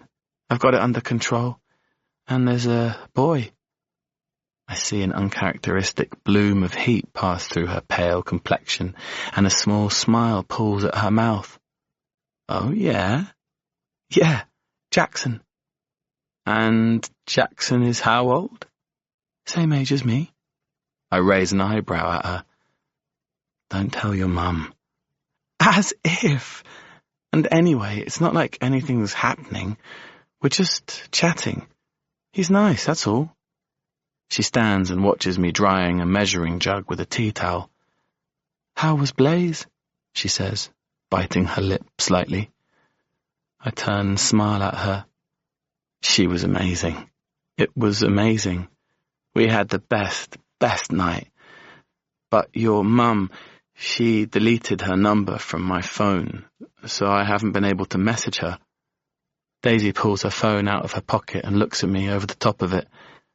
Blaze Tucker? She asks. No, I say. Drummond. She has her mother's surname. Blaze with an S? I nod. She taps her phone. A moment later she turns it towards me. Is that her? It is. It's my girl, smiling and laughing all over the world, those big white teeth of hers, that sweet open face. I nod again. That's her. Daisy passes me her phone and says, Send her a message. I take the phone from her and type in a message. Sweetheart, it's Dad. I've lost all the contacts on my phone. Can you send me your number on here? This is Daisy's account, who I live with. Thanks, love. Would be great to have your brother's phone number too, and your mum. Love you. Dad. I press send and then go back to Blaze's account. Her last post is a series of 10 photos, each taken in a different part of London, and there's me and her in the final shot, our arms around each other, smiling up into the phone camera in our booth at the Standard. I look so happy, so relaxed. I turn it to show Daisy. Look, I say, that's us the night we got together. Daisy stares at the image thoughtfully. She's really pretty. You look really happy. Yep, right on both counts. I'm really sorry, she says, taking her phone back from me. About what happened. I feel like it was my fault for telling you to go. No, I say. No, it was not your fault. It was the right thing to do. I'm glad I went. And the only person to blame for what happened to me is your mum, okay? Daisy nods, fiddling with her fingernails in her lap, Then suddenly she looks up at me and says, "Promise me you won't leave us, Stuart. Please. I know it's a nightmare here. I know Mum is fucking mad and Grandma is a total bitch. I know how shit it all is, but please, please, don't leave. I don't know what I'd do without you." I look Daisy directly in the eye and I smile. "I will stay here until you're 18, okay? I'll stay here until you're ready to fly." 5.5 years, I think to myself. In 5.5 years, I'll only be 46. I'll still have petrol in the tank. I'll still have money in the bank, a twinkle in my eye. I could start again. Maybe even somewhere new. Amsterdam, Edinburgh. Maybe even settle in Australia to be closer to Blaze. If there's one thing my years in this tainted house have taught me, it's the beauty of everything, of every single thing. Having your wings clipped makes you see the world differently, shows you the extraordinariness of normal lives. Daisy nods. "Thank you," she says. "Thank you." Chapter 57. Jane smiles at Helen Yaxley, who is halfway through hosing down her dogs outside her house. "Jane," Helen says, pointing the hose towards the gravel and then turning it off at the wall. "Lovely to see you. How are you?" "Oh, fab. Yes, all good. Just, still pottering around trying to find your ex-guest, Rose White, who it turns out is actually called Daisy Black." "Gosh, is she really? Sounds like you've been doing sterling work." Funnily enough, turns out she might have been down here to meet her uncle. He works as a... quite funny, actually, but he works as a clown at the circus. I mean, someone has to be a clown, I suppose. And anyway, not only has Daisy disappeared, but so has her clown uncle. And, God, I could go on, Helen. I really could. But for now, Reggie and I... She indicates the German pointer in the passenger seat of her car. "We're heading over to the grounds where the circus was on the bank holiday, and we're going to have a sniff around, see what we can find. And I wondered, and I know this sounds weird, but could I possibly grab something of Daisy's from her suitcase? Something she'd worn, assuming you still have her things." "Oh," says Helen. "Right. I mean, yes, I do still have her suitcase. It's in the garage. And your dog, he's trained, is he?" "Well, yes and no. As in, I have not trained him, but someone must have, as he is very good at it. At sniffing." Helen wipes her hands down on the sides of her jeans and hands the dog's leads to Jane. "Give me a minute. I'll be right back." The wet dogs collapse at Jane's feet, panting. She's not sure what they are, some kind of poodle mixes, a black one and a brown one. Helen returns a moment later with the scruffy suitcase and passes it to Jane. "Knock yourself out." "You're a star," says Jane. "Thank you." She unzips the case and is confronted once again by the sad array of clothes. She holds leggings, t-shirts, bras to her nose, and she sniffs, looking for that scent of skin and flesh. Then she sees minuscule white flecks of dry deodorant on the edge of a bra cup. That's the one, she thinks, and she waves it at Helen. "Got it," she says, and Helen gives her one of her looks, a look that says, "I always thought you were a little mad, and now you've just proved it." "You may as well keep the suitcase, Jane, to be honest. I really don't think the police are coming back for it, and clearly you have more use for it than me." "Good idea," says Jane. "Great." She zips it back up and lobs it into the boot of her car. Helen waves her off a moment later, looking slightly dazed. The field is bare. It's hard to imagine that just over 2 weeks ago, this small corner of the Dorset countryside had been packed with cars and people and animals and caravans, and there was a huge tent here, right in the middle of it all. Now it looks a little tired, the grass not as lush as the grass elsewhere, but apart from that, you'd never know a circus had been here. She pulls into the empty car park and opens the door for Reggie, his lead in one hand, Daisy's bra in the other. "Here," she says to Reggie, running the straps of the bra across his snout. "Find it! Find it!"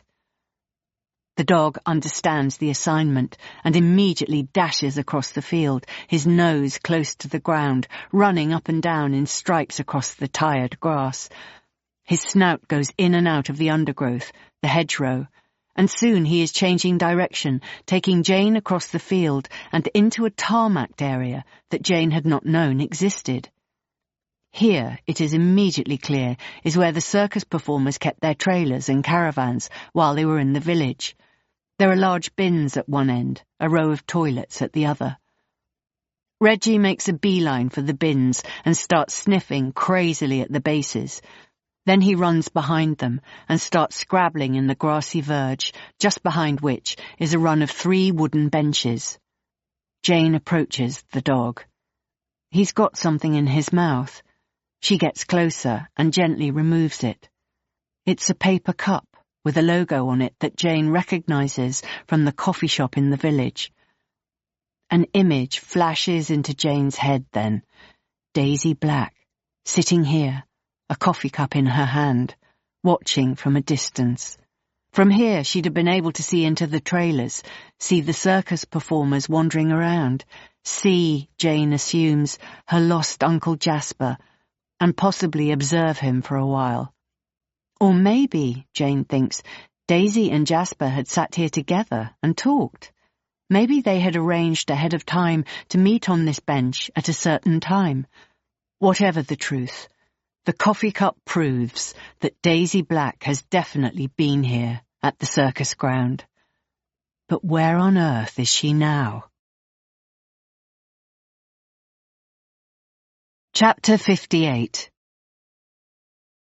At Dr. Twist's smart Dover Street office the following morning, Jane smiles at the lady behind the walnut reception desk. Not the same lady as the one pictured on his website, but not entirely dissimilar, and says, "Jane Trevally, here for my 10 a.m. with Dr. Twist." The receptionist directs Jane to a sofa next to a water cooler. Jane has no idea how this is going to go. She has lightly researched how to wheedle information out of a medical professional, but come back with no more than she'd expected. It is only acceptable to divulge a patient's personal details if the patient poses a significant risk to individuals or the public, or where there is immediate danger to self or others. Well, Jane is pretty sure that Daisy Black is currently at significant risk and in immediate danger from her so-called uncle, Jasper Black, so she hopes that Dr. Twist will be prepared to cough up. Dr. Twist is wearing a sky blue shirt tucked into crisp jeans and shiny brown brogues, as if he has Googled how to dress like a modern doctor, but not got it quite right. Miss... Jane nods. "Miss Trevally, lovely to have you here today. Can I get you anything to drink?" "No, thank you, I'm fine." He takes a seat behind a big modern desk and smiles at her. She can't age him because he has so much hair. He could be anywhere between 45 and 60. "So, how much do you know about EMDR?" he begins. "Well, to be frank, not a lot. I mean, I feel I would be a good candidate from what I've heard. I had a very difficult childhood and have made all sorts of terrible decisions throughout my adult life, which have led me to becoming rather insular and, well, very lost. I'm 55, and I have another 20 good years, and I want to make them incredible. But I am so often my own worst enemy. I need recoding, and I think possibly that's what you can offer." He smiles at her and clears his throat. "Yes," he says, "I suppose, in a way, although really I am recoding your trauma rather than you." "Yes," says Jane, "that's right, exactly, that's what I want. I want my trauma recoded, carved into another shape, a better shape. My parents died within 6 months of one another, when I was 19, you see, And then my brother, my only sibling, died 10 years after that. And they were all addicts. All of them. Drugs and alcohol. And my childhood was what I'm sure my parents would like to have called benign neglect. But the further I get from it, the more I know it was just neglect. Pure and simple. My parents didn't just like a glass or two of Beaujolais at the end of a long day. They liked a glass or two of Beaujolais before the day had even begun. I barely went to school. My father used to piss anywhere he found himself in the house, up against walls, in cupboards. My mother stank. I didn't know she stank because I was used to it, but I heard someone saying that she stank. Social services came all the time. I was put into foster care once for 3 months. My parents cleaned up their acts, got me back. Within 6 months, my dad was pissing in wardrobes again. I had head lice all the time. I broke my wrist once and nobody took me to the hospital. I was 7 years old and I walked all the way into the village, 2.5 miles, to ask the nice lady in the chemist what to do. She took me to the hospital, but it had already half healed. Look. She shows her wrist to the doctor, the strange crick in it. Then she pulls her arm back onto her lap and sighs. I mean, I could talk and talk and talk. Talking about it isn't the problem. The problem is this. She indicates her physical form with gesticulating hands. What's left? This stupid woman, who I hate. You hate yourself? Well, of course I do. I had a horrible childhood. Then I made lots of men miserable. I have spunked all the money I ever had away and refused to sell the hellhole house where my parents neglected me, and now I'm just flailing around looking for meaning and purpose and wishing my parents were still here so I could scream at them and kick them in the fucking shins. Jane feels blood race to the surface of her skin, surge through the veins in her throat, her hands, her heart. I just need to stop rewinding everything back to that. Stop letting that be my reason for everything. Scratch it out. Ugh. Dr. Twist rearranges his legs and leans slightly towards her. Right, he says. Well, thank you, Ms. Trevally. Jane. Jane. I'm very grateful for your candour and your articulacy. I'm going to say that normally patients I see in this office have a harder time accessing the roots of their issues. I feel like you're already a long way down the road. I've been this far down the road all my life. I just need to get across this hump. I can see that, yes. And I do think you'd be a good candidate, so what I'd like to do now is to spend a while explaining exactly what it is we do here. I'm sure you've read a bit online, and in the pack my assistant emailed you when you booked the appointment, but I think it's helpful to hear it from me, with more nuance, and I can express it more specifically in terms of what you've just told me. Is that okay? Jane nods. Absolutely. I'm all ears. Dr. Twist leans back into his chair 20 minutes later and eyes Jane thoughtfully. Any questions? Jane is fizzing with positive energy. She wants it. She wants all of it. She wants Dr. Twist in her head, in her eyes, bleaching it all out with his dark magic, his mystical powers. She shakes her head enthusiastically. No, she says, no questions. It sounds incredible. You sound incredible. I want it, please. When can I have it? Well, I'm slightly booked up at the moment at this practice. We're looking to at least the end of the summer before I have any slots available, but I could put you on the waiting list for my practice at Charing Cross. It's a slightly faster turnaround. I have more slots. I could get to you quicker that way, and also, obviously, it would be a lot more cost-effective. You mean free? Says Jane. Yes, says Dr. Twist. Free. Jane glances at the clock on Dr. Twist's desk and sees that there are only 10 minutes remaining of their appointment. She pulls her chair closer to the doctor's desk and takes a deep breath. I'm afraid I haven't been fully transparent with you today, Doctor. I mean, everything I've told you about myself and my need for therapy is true, and I absolutely 100% would like to see you again. I would like treatment. But you should know that I'm also here in a semi-professional capacity, that of a, private investigator. She stumbles slightly over the descriptor again, feeling that same frisson of fraudulence. I'm searching for a missing girl called Daisy Black. Her uncle is called Jasper Black, and I believe he is a former patient of yours. She sees a flash of dark recognition pass across Dr. Twist's eyes. Then she pulls out her phone, which she has preloaded with Jasper's photograph. This is him. He was a little older than this when you saw him, no doubt. And listen, I know you have your patient confidentiality to protect, but this boy, this man, he's potentially an abuser, and Daisy Black is, I believe, in grave danger from him. She pauses and looks at Dr. Twist. She has no idea what he's thinking, how he's feeling about this curveball. He issues a small nod and says, "Ah."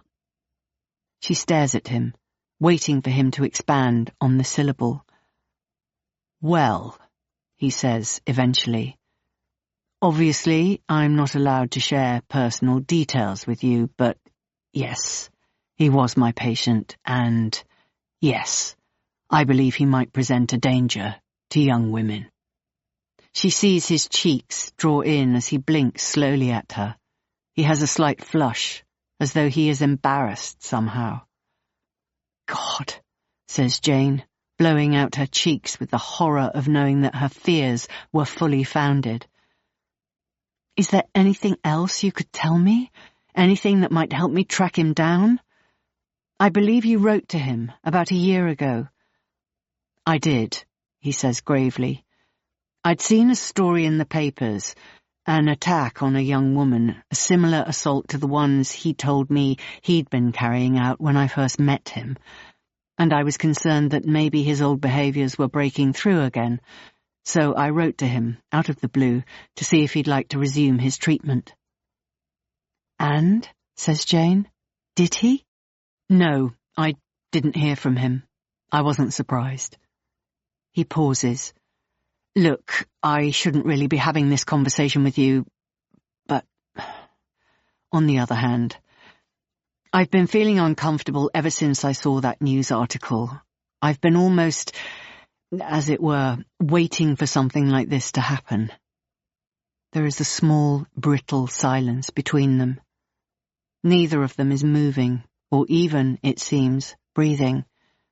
They are both behaving in ways that are outside their remits. "What shall I do?" Jane asks. He looks at her apologetically and shrugs. "I mean, do you have any idea where he might be? Where he might have taken Daisy? Did he ever mention anywhere that was important to him?" Dr. Twist shakes his head. "No, never. In fact, he barely spoke.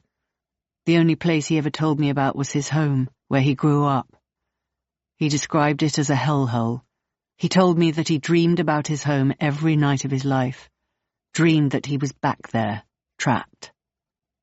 Trapped, thinks Jane. Just like whoever was once chained to the chair in the outhouse, and as she so very nearly was when she was just 29 years old. Once again, Jane realizes, it all comes back to that house, that terrible, impenetrable house, and she knows, more than anything, she has to get inside again. Chapter 59. Jane meets Dexter at his flat in Belsize Park an hour later.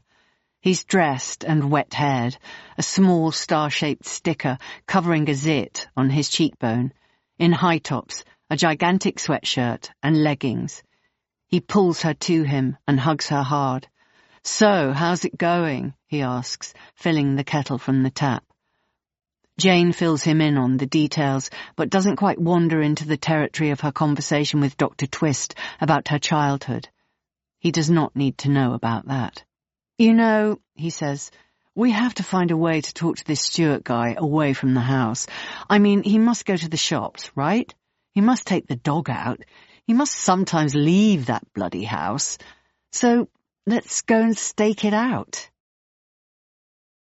They buy sugar buns and large coffees from the Swedish bakery on Hampstead High Street and take them to the small hill on the heath opposite Thornwood.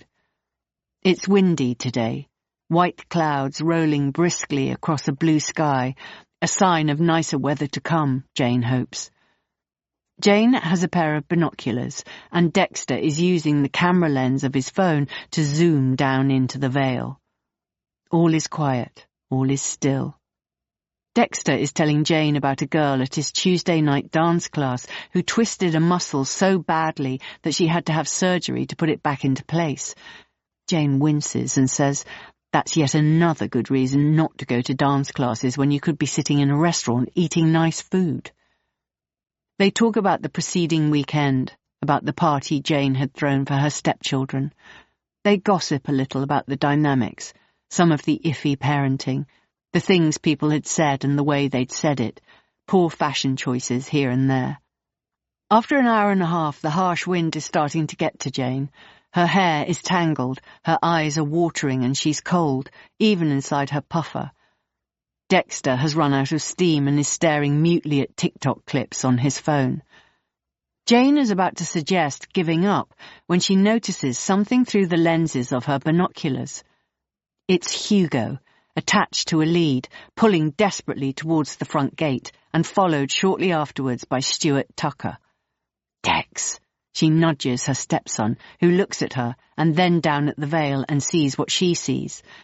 They jump quickly to their feet and walk back down the hill towards the lane. When Stuart and Hugo have turned the corner, they follow them at a distance onto the heath via the traveller site, and then turn right past the ponds, where ducks float on tiny platforms and the blue and white of the sky is reflected in the limpid surface of the water.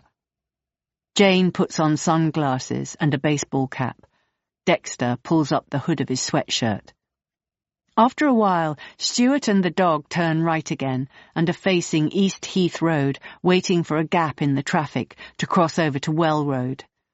They follow them via the back streets towards Hampstead High Street, where Stuart heads into the tiny covered market next to the post office. Jane and Dexter sit on a bench opposite and watch Stuart sniffing hunks of cheese and collecting small paper bags of produce, which he drops into a canvas shoulder bag. He gives Hugo a piece of something to eat and then crosses back over the high street and right onto Flask Walk, where he heads into the pub at the top of the lane.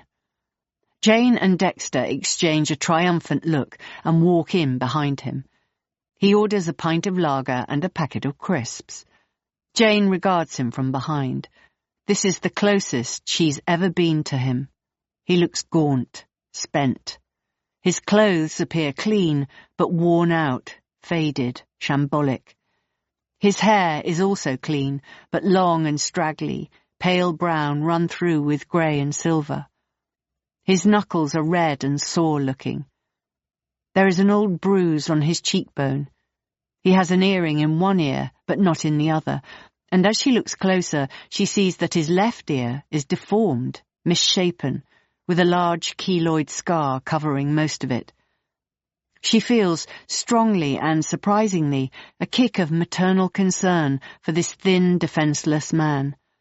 His pain is hers for a strange, almost sickening moment of kinetic symbiosis.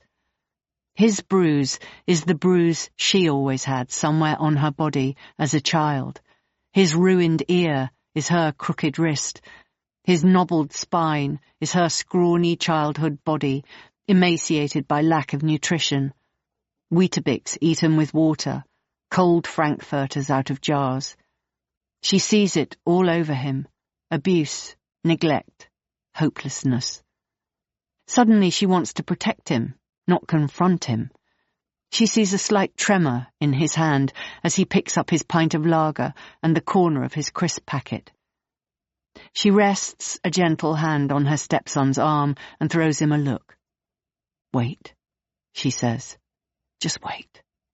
But then Hugo turns, brightly, his snout tipped to the air, and moves towards Jane, slowly at first, but then faster when he gets the scent of her, and he is pulling at his lead, pulling at Stuart, who slops beer out of his glass and curses quietly under his breath. Hugo tugs until he is at Jane's feet, and she crouches to her haunches to greet him. She glances up and sees Stuart staring down at her. "Fuck's sake," he says. "Oh," she says. "Hi, sorry, we're not following you. We just came in for a drink." She gestures to Dexter behind her, who is slowly pulling down the hood of his sweatshirt. "Hi," says Dexter with a raised hand. "How are you?" Stuart groans and calls to the dog, but Hugo doesn't want to leave Jane, so he sets his pint back on the bar and leans against it. "What is it with you two?" he asks in a tired voice. Jane pulls herself back to standing and smiles at Stuart. "We just like Hampstead," she says. Dexter nods his agreement. "Listen," she says, "I've been nosing around a little bit, still obsessed with the fact that Hugo ended up on my land, still obsessed with what on earth happened to the girl who disappeared, still got so many questions. I'm worried about her. I'm worried about you," she sighs. "I'm just basically worried, that's all." She sees a flash of something pass through Stuart's tired eyes, then something hopeful but scared. He cocks his head towards the back area of the pub. "I'll be sitting in there," he says, "when you've got your drinks." Jane gets herself a glass of sparkling water and Dexter an orange juice and lemonade, and they take them to the back of the pub, where Stuart and Hugo are sitting in front of a large log fire. Stuart doesn't say anything as they join him at his table, just watches them thoughtfully over the top of his pint glass. He rests it on the table and waits for them to settle. "A couple of days ago," Jane begins, "I realised there had been a circus in my village around the time that Daisy was staying in the holiday rental. Your neighbour, a nice lady called Jane, she'd told us that Daisy's uncle Jasper had left home when he was young to join the circus. I put two and two together, and yesterday I went to the location of the circus while they were in town over the bank holiday weekend, and my dog found a used coffee cup. Scent matched it to a bra of Daisy's from her suitcase, which makes me believe she was there, at the circus ground, looking for him, no doubt. What do you know about him? About Jasper?" Stuart sighs heavily. "Literally nothing. Nobody talks to me about him. I just know that he ran away from home when he was 17. "Okay," Jane continues. "Well, I've been digging around, as you know, and I've got a crazy jumble of things, enough to make my head spin. I know that Jessamine probably isn't Daisy's mum, which means that Jasper is not her uncle, which means that Daisy is likely with an older man who is not related to her, and who potentially has a track record as an abuser, possibly even a rapist." She leaves a beat of silence for this word to register with Stuart, and then continues. "I need to go to the police now, okay? And they will come to you, and you will need to answer their questions. You need to report her missing, Stuart, and you need to do it now." Stuart wipes his mouth hard with the back of his hand. His eyes dart around the room. "It's not that simple," he says. "I wish it was, but it's not. Daisy's family. It's complicated. Allowing the police into their world, there'd be questions. It would... No. It can't happen," he says. "It cannot happen." This broken man with dead eyes, Jane thinks. This man who drinks alone in pubs. This man who is trapped in a house full of secrets. Why does this man feel the need to protect the women in that house? What hold do they have over him? Why is he putting Jessamine and her mother ahead of a vulnerable teenage girl. Jane looks at him steadily. "What happened to your ear, Stuart?" He blinks. "Bit of an accident. Should have gone to hospital to have it stitched up. Didn't. It healed badly, but it's nowhere near as bad as it looks, honest." Jane nods. She can tell there's a bigger story behind his deformed ear, but she's not going to push him. She's going to sit quietly and watch him drink his beer and wait until he feels ready to let her in. In stark contrast to Jane's original take on Stuart Tucker, he is, she realizes, quite desperate for someone to talk to. But before he has a chance to start, there is a ping on his phone. He glances at the screen, and Jane hears him sigh. "What was that?" she asks.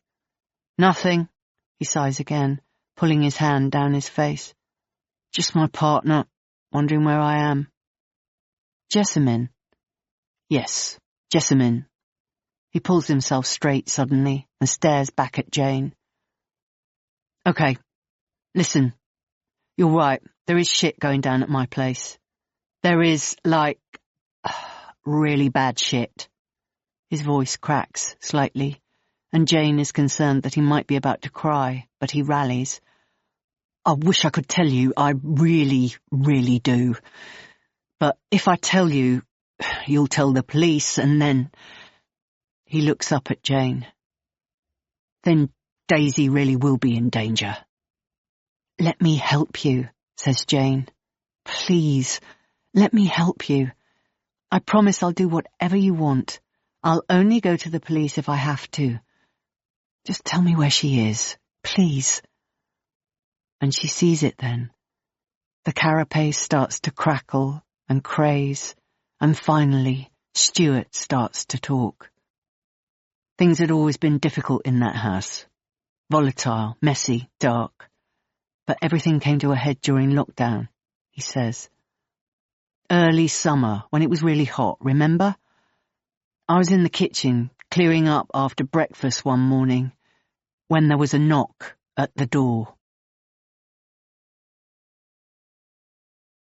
Chapter 60. Stuart, 6 years earlier. There was a woman standing in front of the house. She was in her early 40s, with dark hair and a blunt fringe. She waved a badge at me and told me that her name was D.I. Yasmin Brooks, that she was here to ask a few questions about a young woman called Claire Connolly, who went missing in 2005. I looked behind her for evidence of other police officers, anything to offer context to this moment. We were into the second month of a government lockdown during a pandemic.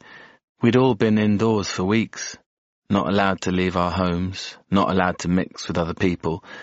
I had not spoken to a human being that wasn't Daisy, Jessamine, or Annie since the middle of March. "Claire?" I asked. "Connolly," the DI repeated. "Could I come in, do you think? Ask you a few questions?" Are you allowed, given, the situation?" "Yes, sir," the DI smiled. "I am allowed." Hugo appeared and started sniffing excitedly at the visitor's feet. It had been a long time since Hugo had had an encounter with a new human being, too. "Cute dog," said Yasmin, following me across the driveway. "What's his name?" "Hugo," I replied. "He's keeping us all sane." "I bet." She peered around the house as she passed through, and I knew what she was thinking. She was thinking it was grimy and tired and dirty. Things had gone to seed. We'd all gone to seed. "So," she took a seat at the kitchen table and looked at some notes. "Are you Mr. Alan Black?" "Oh," I said. No, my name is Stuart Tucker. Mr. Black doesn't live here anymore." She nodded. "But can I just check that Mrs. Anne Black lives here?" "Yes, she's in the garden." As I said this, the kitchen door opened and Annie appeared in dark sunglasses and a black summer dress, a floppy straw hat in one hand. She looked from me to the detective and said, "I thought I heard someone." The detective introduced herself, and Annie maintained her composure. "Nice to meet you, Miss Brooks." "D.I. Yes, sorry. What can we do for you?" "I work with the cold case team at the Met, and I'm looking into a missing person case from 2005, a young woman called Claire Connolly." Annie rested her hat on the kitchen counter and joined us at the table. "Yes," she said, "I remember that. The police came and spoke to us then, I recall." "That's right." The DI's eyes went to her notebook again. "And at the time our officers spoke to yourself, your husband Alan Black, and your children Jessamine and Jasper Black. Is that correct?" "Yes, as far as I recall." "And your husband, where is he now?" "Oh," Annie shook her head dismissively. "Alan left here a long time ago." "Left? You mean you're separated?" "Yes, very much so." I inhaled softly. I thought Annie had said that Alan was dead. I wondered if I'd somehow misinterpreted her words. The DI nodded and made a note. "And your daughter, Jessamine, does she live here?" "Yes, although I'm afraid she is rather unwell, bedbound. She's not really in any fit state to be answering questions, I'm afraid." "Oh, I'm sorry to hear that. It's not COVID, I hope?" "No," Annie shook her head sadly. "No, much worse than that, I'm afraid." The DI nodded and returned to her notes. "And the child who lives here, I saw her in your front garden a few days ago.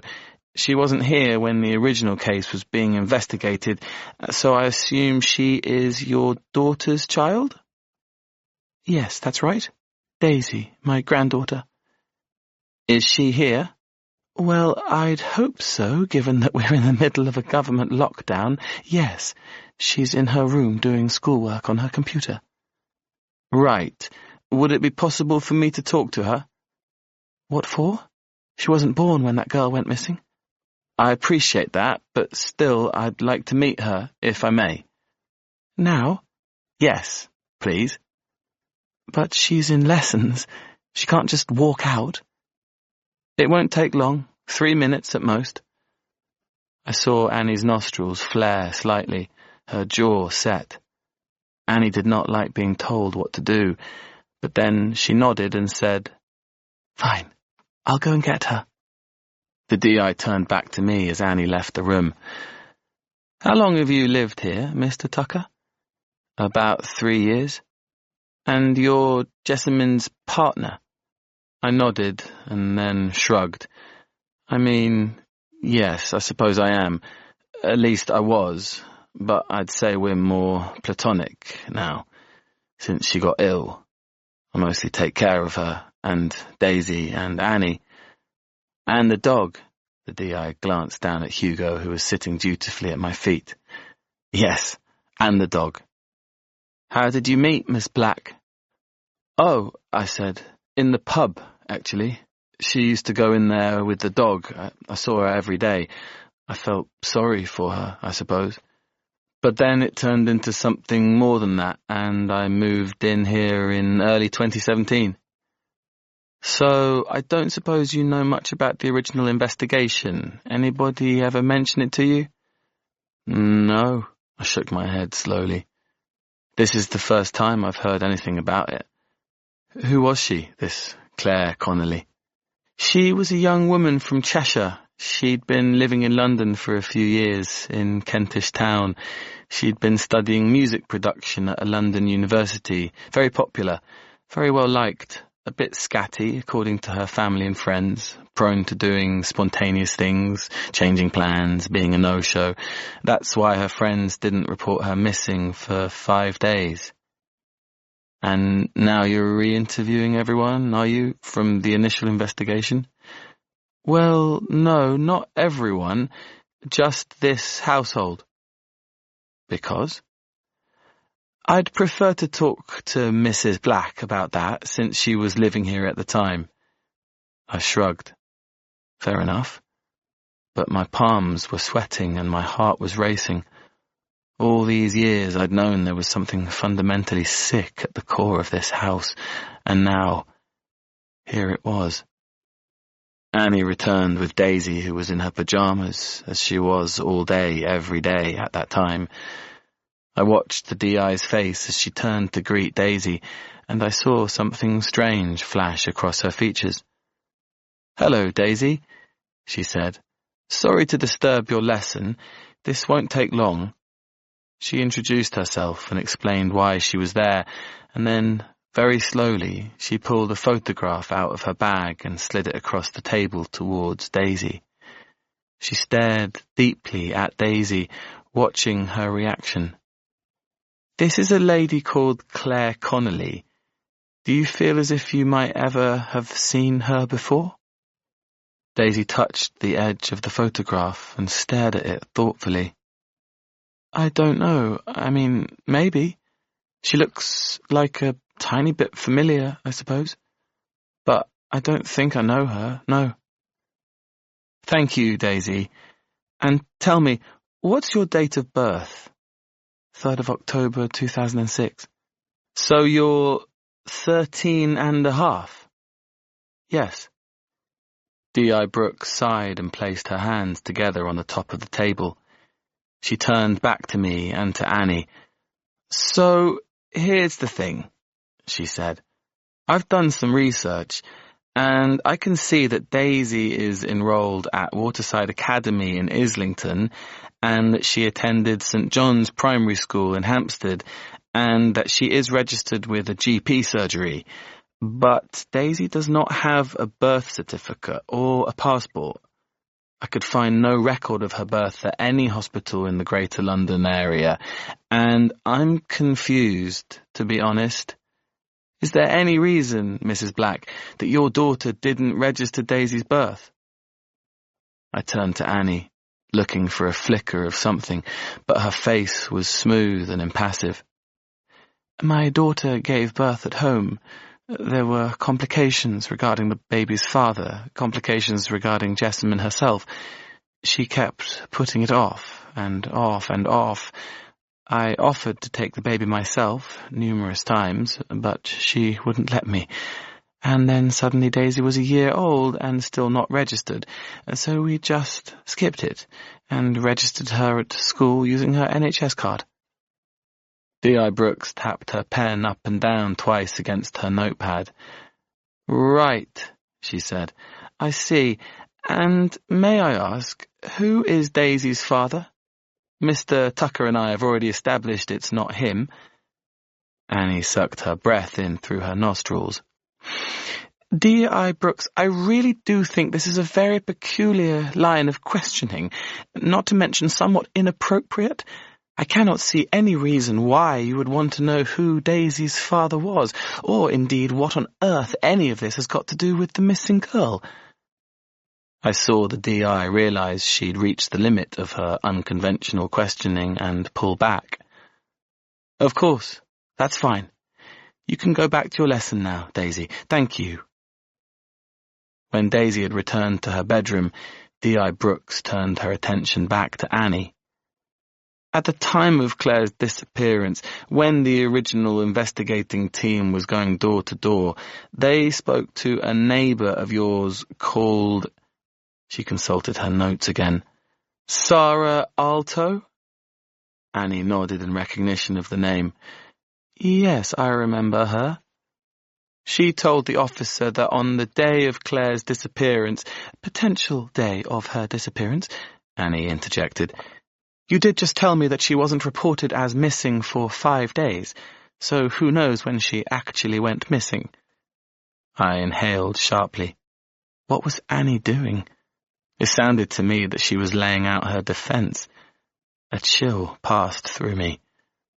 "Well, perhaps, but Miss Alto told us that she was aware of someone at the back fence of your property, of movement, of a female voice. She then said that she must have been mistaken, that it was just you and your family eating lunch in your back garden. But I did wonder why that was never followed up at the time, And I did, crazy as it sounds, spend some time in the area behind your house last week, trying to get a feel for what might have been Claire Connolly's last movements. And, amazingly, I found something. A paper bag containing a plastic plectrum and some guitar strings. And not just that, but a receipt that I had analysed and which turned out to be dated the day she disappeared. So I'm now wondering afresh about that day and the voice that Sarah Alto heard, and I'd really like the opportunity to carry out a proper search of your property and the garden. She looked firmly and squarely at Annie and added, a full fingertip search. Annie recoiled. What on earth are you suggesting? I'm suggesting, Mrs. Black, that Claire Connolly somehow found her way onto your property that day and then somehow never found her way back. And you think that we had something to do with that? Well, maybe not you, but someone who lived here at the time. Your ex-husband. He is not my ex-husband. We're still married, just separated. Fine. Your husband. Your son. She consulted her notebook again. Jasper? Who no longer lives here, is that correct? He left home 14 years ago. And where would I find him now? I'm afraid I have no idea. He left quite suddenly, and I haven't heard from him since. D.I. Brooks nodded. And your husband, how would we be able to get in contact with him? Again, I have no idea. He left one day, and that was that. D.I. Brooks paused then, her pen suspended above her notebook, as if trying to piece together a puzzle in her mind. Was that also 14 years ago? Yes, replied Annie. Then, no, less than that, 10 years, roughly.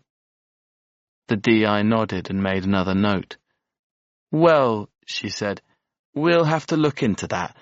But in the meantime, with or without your husband and your son, we'll need to access your property.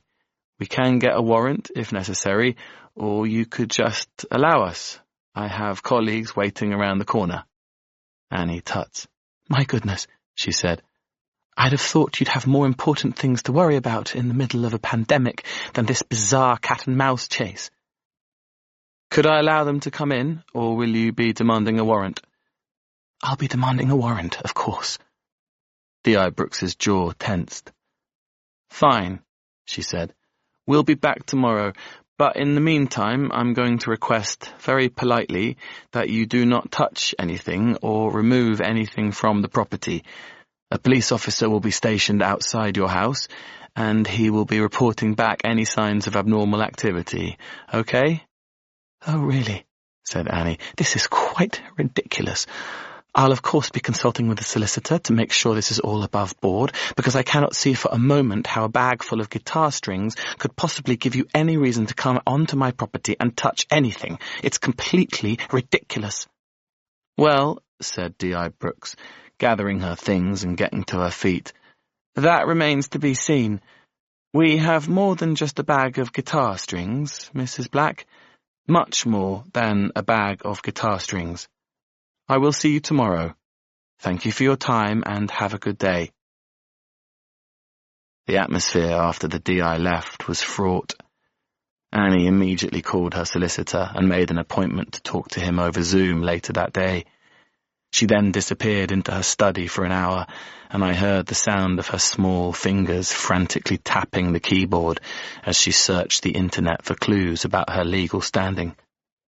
I kept away from her, lurking in the shadows. From the front window I could see the lone police officer standing outside his squad car, his face turned towards the sun. I headed out and asked him if he'd like a glass of water. He said he was fine and waved a plastic bottle at me. When I came back in a few minutes later, Annie was on her hands and knees in the study, pulling papers out of drawers. What did she mean? she barked at me. More than a bag of strings? What did she mean by that? What are you looking for, Annie? She looked at me frantically. Nothing, she said. I don't know. What did she mean by that? I guess we'll find out when she comes with the warrant tomorrow. But she can't possibly.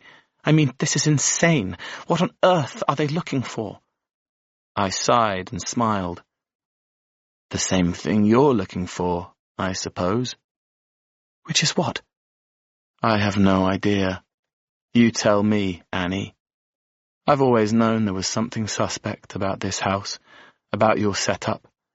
And now, I said calmly, maybe I'm about to find out exactly what it is. Chapter 61. So, says Jane, now staring wide-eyed at Stuart. What happened? Stuart places his pint glass on the beer mat in front of him and leans back. Well, he says, D.I. Brooks got her warrant and they came back the next day. 4 cars parked outside our house, neighbours' eyes on stalks, the works. They were there for 4 hours. Annie's lawyer was present. They found nothing, literally nothing. The DI's face was a picture. She was devastated, you could tell. She'd been 100% convinced she'd nailed it. She'd thought they'd be digging bodies out of the back garden, but no. Coppers back in their cars, DI's paperwork back in a drawer. That was that.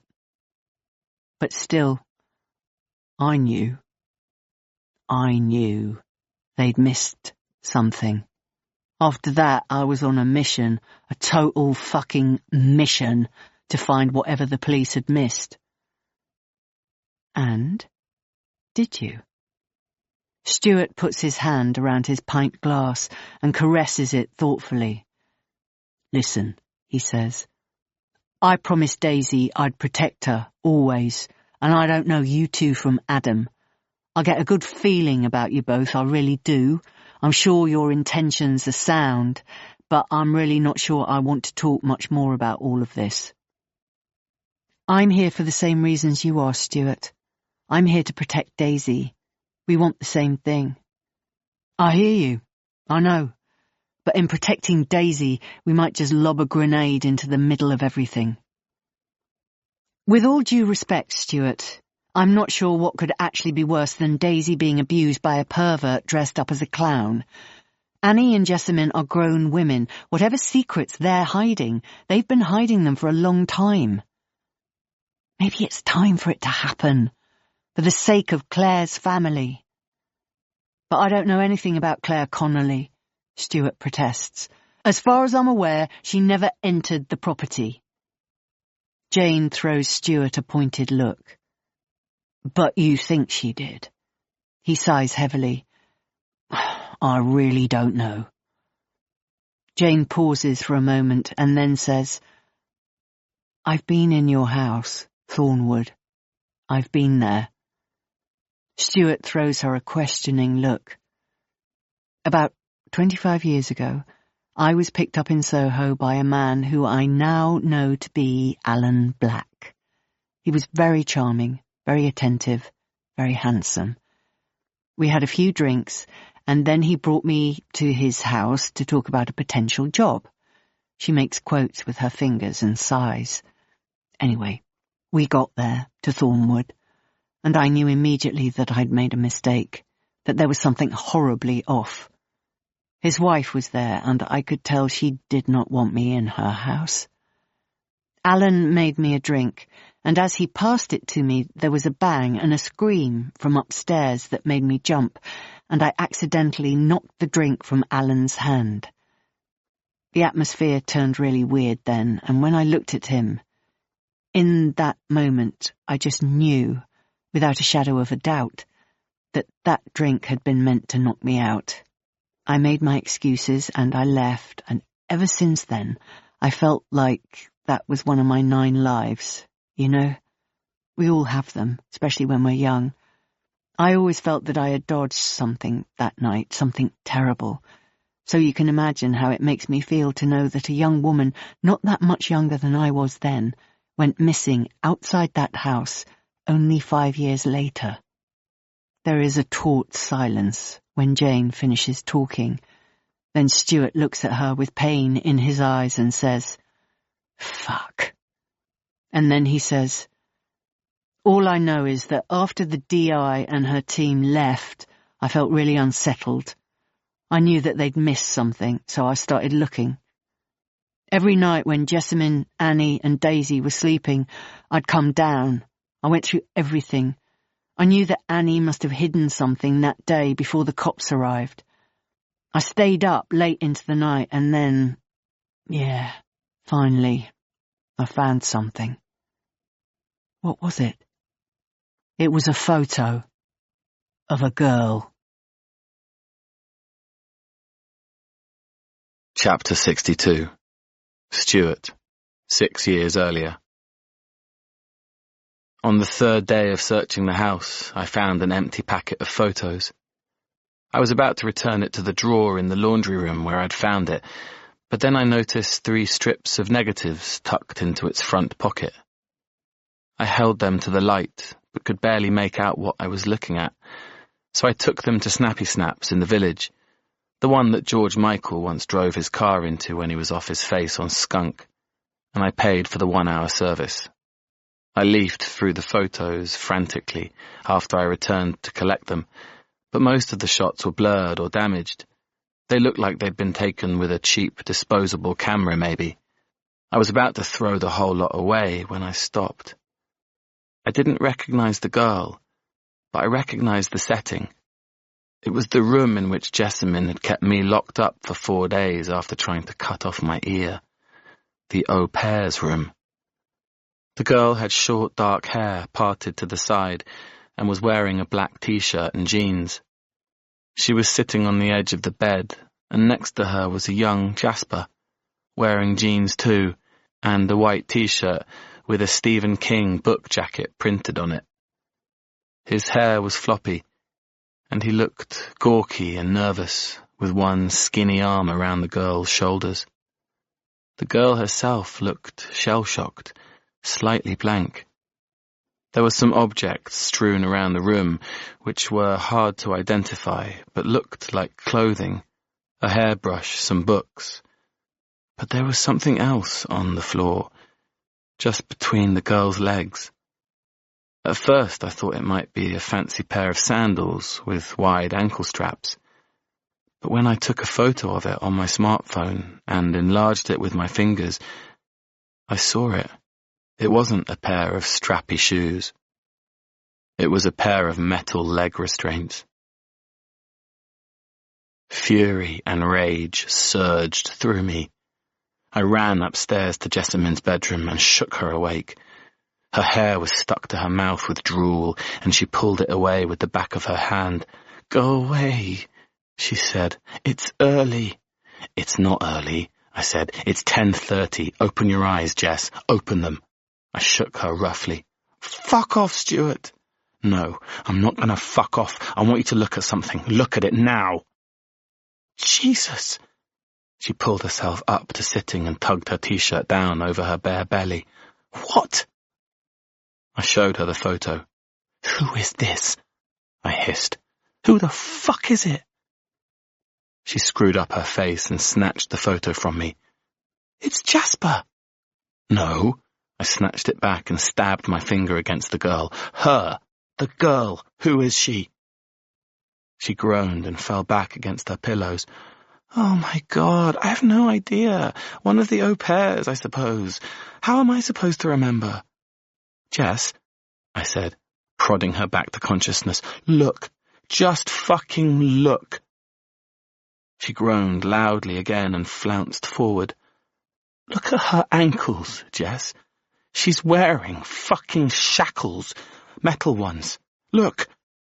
My heart raced and pounded under my ribs. Adrenaline flowed through every part of me. "What the fuck, Jessamine? What the actual fuck?" "Jessamine, listen to me. I know you know. I know you know, and I know you probably don't want to think about it, but you have to tell me what happened. Back then, When you were young, what did your father do, Jessamine? What the fuck did he do? I saw her demeanour change then, a crack in her armour. She pulled her ratty hair away from her face and sighed tremulously. Okay, she said. Okay, but please don't tell my mother I told you this, okay? I nodded. My father, when we were growing up, he brought sex workers here, to the house, to have sex with them. He called them au pairs, but me and Jasper knew they weren't really au pairs. We could hear things. The shackles? I said. What were the shackles for? To stop them running away, I suppose. So they were prisoners here, these sex workers. Trapped. She shrugged. I don't know, okay? I just know that they were called the au pair girls, that they lived up there, and that my father had sex with them. That's all I know, okay? And what about the girl the police were here asking about? Claire Connolly. Was she an au pair too? She shook her head forcefully. She was never here. They're making that up. It really doesn't sound like it, Jess. It really sounds like... Jessamine flung herself backwards again and growled. Can we stop now, please? My head hurts. You're making me feel ill. I don't think it's me making you feel ill, Jessamine. I think you'll find that's the 2 bottles of wine and quart of rum that you drank last night. Fuck off, Stuart. Let me sleep. I should have gone. I should have left her. I'd pushed her too far already. But I was feeling pumped and brave, and I put it to her, the question that had been haunting me for years. Who's Daisy's dad, Jessamine? She was wide awake again. For fuck's sake, Stuart, leave me alone. No, I'm serious. Daisy's father. Who is he? And don't tell me that your married ex faked the DNA results. I know he didn't. And you know he didn't. And you know that someone out there has to be the actual father of your child. So tell me, who is it? Because frankly, the way I'm feeling right now, the stuff you've been telling me, your father raping those women under this roof, I'm starting to think some really weird and twisted things, Jessamine. I mean, your father, did he ever... with you? I'm sorry, are you suggesting... I don't know what I'm suggesting, okay? It's just, tell me stuff, Jessamine. What happened to your dad? Where is your brother? Who is Daisy's dad? What happened to those fucking girls, Jessamine? Talk to me. I can't stay here and help you unless you talk to me, okay? I can't be here. Oh, there it is, she snarled. There it is. That's what this is really all about, isn't it? Finding an excuse to leave, finding an excuse to fuck off back to your sad, pathetic life and your sad, ugly women. Go on then, fuck off, see if I care. But you do care. You need me. You can't live without me. Try me. I breathed in hard through my nostrils and clenched my jaw. The same circles, the same endless loops. I couldn't do this anymore. I really couldn't. Seriously, Jessamine, I said, I could go straight to that policewoman, show her this photo, show her what you did to my ear. I could tell her about the neglect, the abuse. I could tell her everything. Social services would take Daisy, and the police will be back digging up the back lawn. All of this could happen, Jessamine. But it doesn't have to. Just tell me. Tell me what happened here. Please. I don't know. I don't know, okay? Things happened, but I don't know what they were. I was just a kid. I was just a kid. And then she was crying. Crying so hard it made me hurt to watch. I passed her tissues. I held her in my arms. I waited for the storm to pass through, and when it did, I left her to sleep. Chapter 63. Jane pulls in her breath hard and lets it out slowly. Leg shackles? Sex slaves? Did you ask Annie, she asks Stuart urgently, about that girl in the photo? Yeah, course I did. Brick wall. Stuart uses his hands to describe a wall falling rapidly from the sky. Said she couldn't remember who the girl was. Maintained she was just an au pair girl. The leg shackles were a little trick of Jasper's, apparently. He'd been practicing on her. And then whoever the girl was, she packed her little rucksack and disappeared back to wherever she came from. But Jessamine told you that her father had been having sex with her.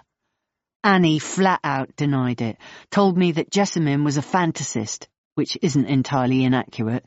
Jessamine is a very difficult woman, a very damaged woman. She's an addict and a liar. But I knew, when she told me what she told me about her dad, I knew she wasn't lying. And I knew that Annie was. But how the hell was I going to prove it? The word of a booze-addled alcoholic against the word of a silver-tongued sociopath. It was impossible, so I kept on looking. And what did you find? Well, nothing about the girl in the photo, or about Claire. Jane leans across the table and cuts in. The outhouse, Stuart. What about the outhouse? He flinches. What? It comes out as a whisper. The outhouse, behind your kitchen. He looks at her blindly. I was snooping around a bit last week. You need to fix your back fence. Last week, he repeats. Yes. He seems to relax when she says this. Right, he says. Yeah, it's where Jessamine's dad used to keep his ride-on lawnmower. You know that's bollocks, says Jane. I mean, there's a pair of metal rings in there, Stuart, screwed to the walls. It's clearly been used to restrain someone. Stuart is looking anxious now, and his hand is looped around Hugo's lead, as if readying himself to leave. Jane stares at him, and she sees it in his eyes. Pure fear. He takes 2 large mouthfuls from the pint glass and then sets it back on the table. I really have to get back now. His gaze goes from Jane to Dexter, and he says in a voice tinted with desperation, Please, don't go to the police. I beg of you, at least not yet. Let me talk to them again, to Annie and Jessamine. Give me some time. And Daisy? What about Daisy? Where is she? Just let me deal with this, he cuts in. Okay? He downs the last 2 inches of his lager and bangs the empty glass down on the table. And then he tugs at Hugo's lead, collects his shopping bag, and leaves. Chapter 64. Dexter and Jane return to Covent Garden an hour later. There is a heaviness around Jane's heart, for Stuart, for his situation, for the girl in shackles in the photograph, and for poor missing Claire Connolly. A light rain has started to fall outside, and the world seems suddenly oppressive. How the hell are we going to find Daisy? She asks Dexter, without going to the police. Dexter blows out his cheeks. We can't, he says. I mean, I'm sorry and everything. He seems like a lovely guy, and yeah, I feel really sorry for him. But frankly, fuck them. Fuck Jessamine and Annie. Their child, their grandchild, is missing, maybe even dead. And they're just going to have to suck up the consequences of having her found. I mean, whatever secrets they're trying to hide, it's too late now. It's endgame. He casts his eye across the evidence that Jane has collected. The coffee cup, the clown mask, the photos of the school hoodie of the Black family. You have to pass it all over to the police now, Jane. I'm sorry, but I really think you do. Jane looks at the objects too, then up at Dexter. She nods. Yes, she says. You're right. Tomorrow, she says. I promise I will hand this all over tomorrow. Dexter narrows his eyes at her. Do you swear? I really swear. I really, really do. Jane's laptop trills with a notification an hour later. It's an email from Tobias. I've had some luck on the poor girl in Winchester who was assaulted by the clown guy. Her name is Avril Christmas. Easy name to trace. She's a sales assistant at a department store in Guildford. Women's wear section. Photo of her attached. If you do track her down, go in easy. I know I don't need to tell you that because you're a naturally empathetic person, but just a reminder, anyway. Good luck. Jane looks up at Dexter and then turns her laptop so that he can read the email on the screen. He exhales after he's read it. So, he says, I guess we're going to Guildford. Avril Christmas is easy to spot across the rolling sky-blue carpet of the ladies' wear department. She has white blonde hair, braided into a long plait, a bright slick of letterbox red lipstick. She's wearing all black, with the sharp white of a shirt collar peeping from beneath the crew neck of her sweater. She's shuffling party dresses into place on a clothes rail in a slightly officious way that Jane would find off-putting if she were here looking to buy something. Avril? The woman looks up from the dresses and gives Jane the once up and down that she had been fully expecting. Yes? I'm so sorry to disturb you here at work. My name is Jane Trevally. This is my assistant, Dexter Lombardi. I'm a private investigator. For the first time, Jane doesn't pause before referring to herself this way. It feels more natural now. We're looking into the disappearance of a young woman called Daisy Black. We suspect that she's been abducted by a man called Jasper Black, purportedly her uncle, but now we're not so sure. And this man, it appears, may have been... Jane pauses, making sure the next words that leave her mouth are exactly right. May be the same man who assaulted you in a park 18 years ago. Jane holds her breath, horribly aware of the terrible wasp's nest of trauma she is currently poking with a stick. She watches the woman's face for signs of her having crossed a line and is taken aback when Avril tips her head slightly and says, "Ha, that little freak. He's still going strong, is he?" Jane sees nothing on Avril's face. No fear, no pain, no trauma. Well, I don't know. And please feel free to say no, I will totally understand. But I wondered if I could show you a couple of things that might identify him. Bring it on, she says. I always wondered what happened to him. Let's take a seat. She leads Jane and Dexter to a small sofa outside the fitting rooms where they all sit down. This is the first thing, and I really hope this isn't too upsetting for you. Jane licks her lips and slowly puts her hand into her large shoulder bag. I found this in an abandoned trailer for a circus act called Patch the Clown. Can you tell me if it's familiar to you at all? She pulls the plastic mask out carefully and shows it to Avril, with her breath held. Says Avril, recoiling. That's horrible. Yes, I'm sorry. It really is. I didn't mean to startle you.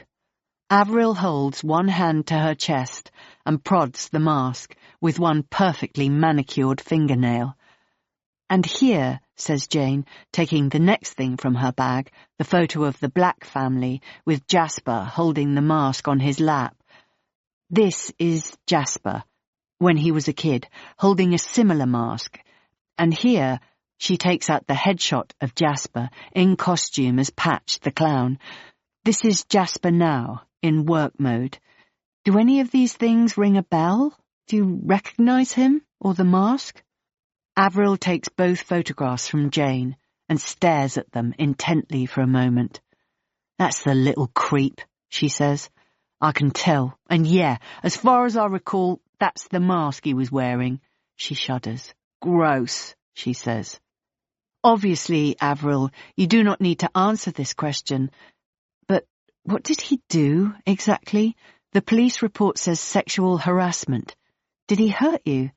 Hurt me? No, God no, he didn't hurt me. He just scared the absolute life out of me, followed me round the park in that stupid mask, miming. Miming? Yeah, like bizarre, totally bizarre, doing tricks, and then he came right up close to me, this close. She measures an inch between her fingers. I could hear his breathing through the mask. I could tell he was getting a massive kick out of how scared I was. I thought he was going to grope me, touch me. I thought he was going to rape me, but no, he... Avril pauses, then blinks slowly and shakes her head. He put one hand over my mouth, and with the other, he pulled a silk scarf out of my ear. Then he put his hand inside his trousers and started pleasuring himself. It was all over in about 10 seconds, and then he ran, just like that. I was shaking, terrified. It was horrific. Even now I'm scared of clowns, but, you know, as time passes, I can look back and laugh. I mean, like, a silk scarf? What the actual fuck? She says. It's turned into my party piece, you know, like, ha ha, let me tell you about the time I was accosted by a tiny clown wanking in a park. Tiny?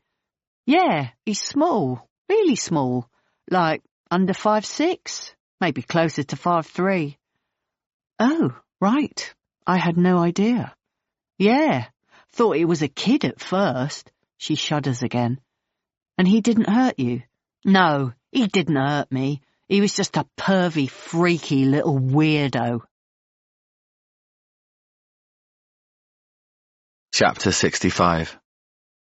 Stuart, now. I stride away from the pub, hard and fast, pulling Hugo in my wake. I'm shaking.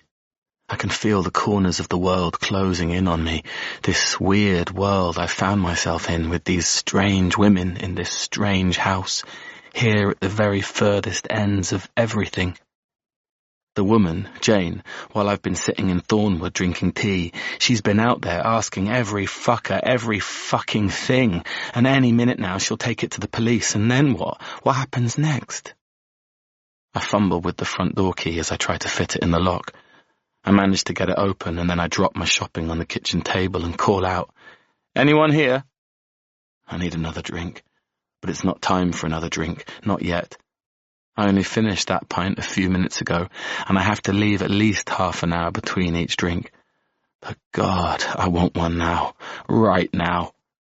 I stare at Jessamine's wine in the fridge, her 2 bottles, chilling, ready for the afternoon onslaught to begin. She would murder me with her bare hands if I touched it. But I could take a slug of her rum and top it up with water. I pull it towards me and unscrew the top, pour a double measure into a teacup, add the water to the bottle, screw the lid back on.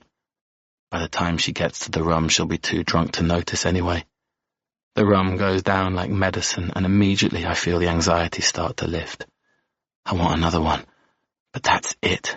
I can't. It's probably for the best, because the way I'm feeling right now, I could drink myself into a nightmare that I would never wake up from. I put some fresh water down for Hugo, and then I climb the stairs, slowly, so slowly, putting it off.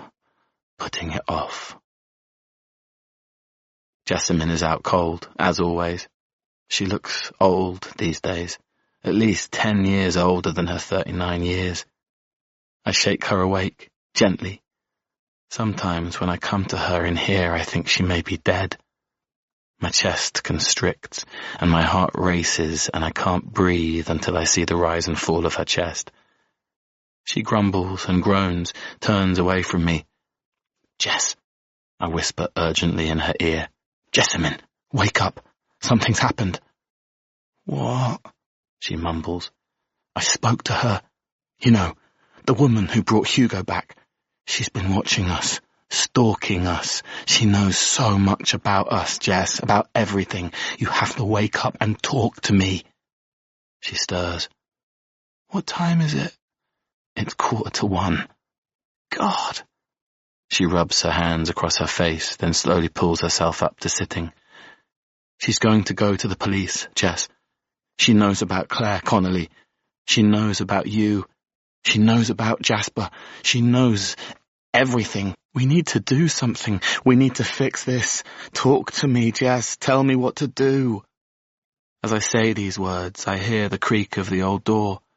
I turn and see a face in the crack, pale fingers curled around the edge. Is that you?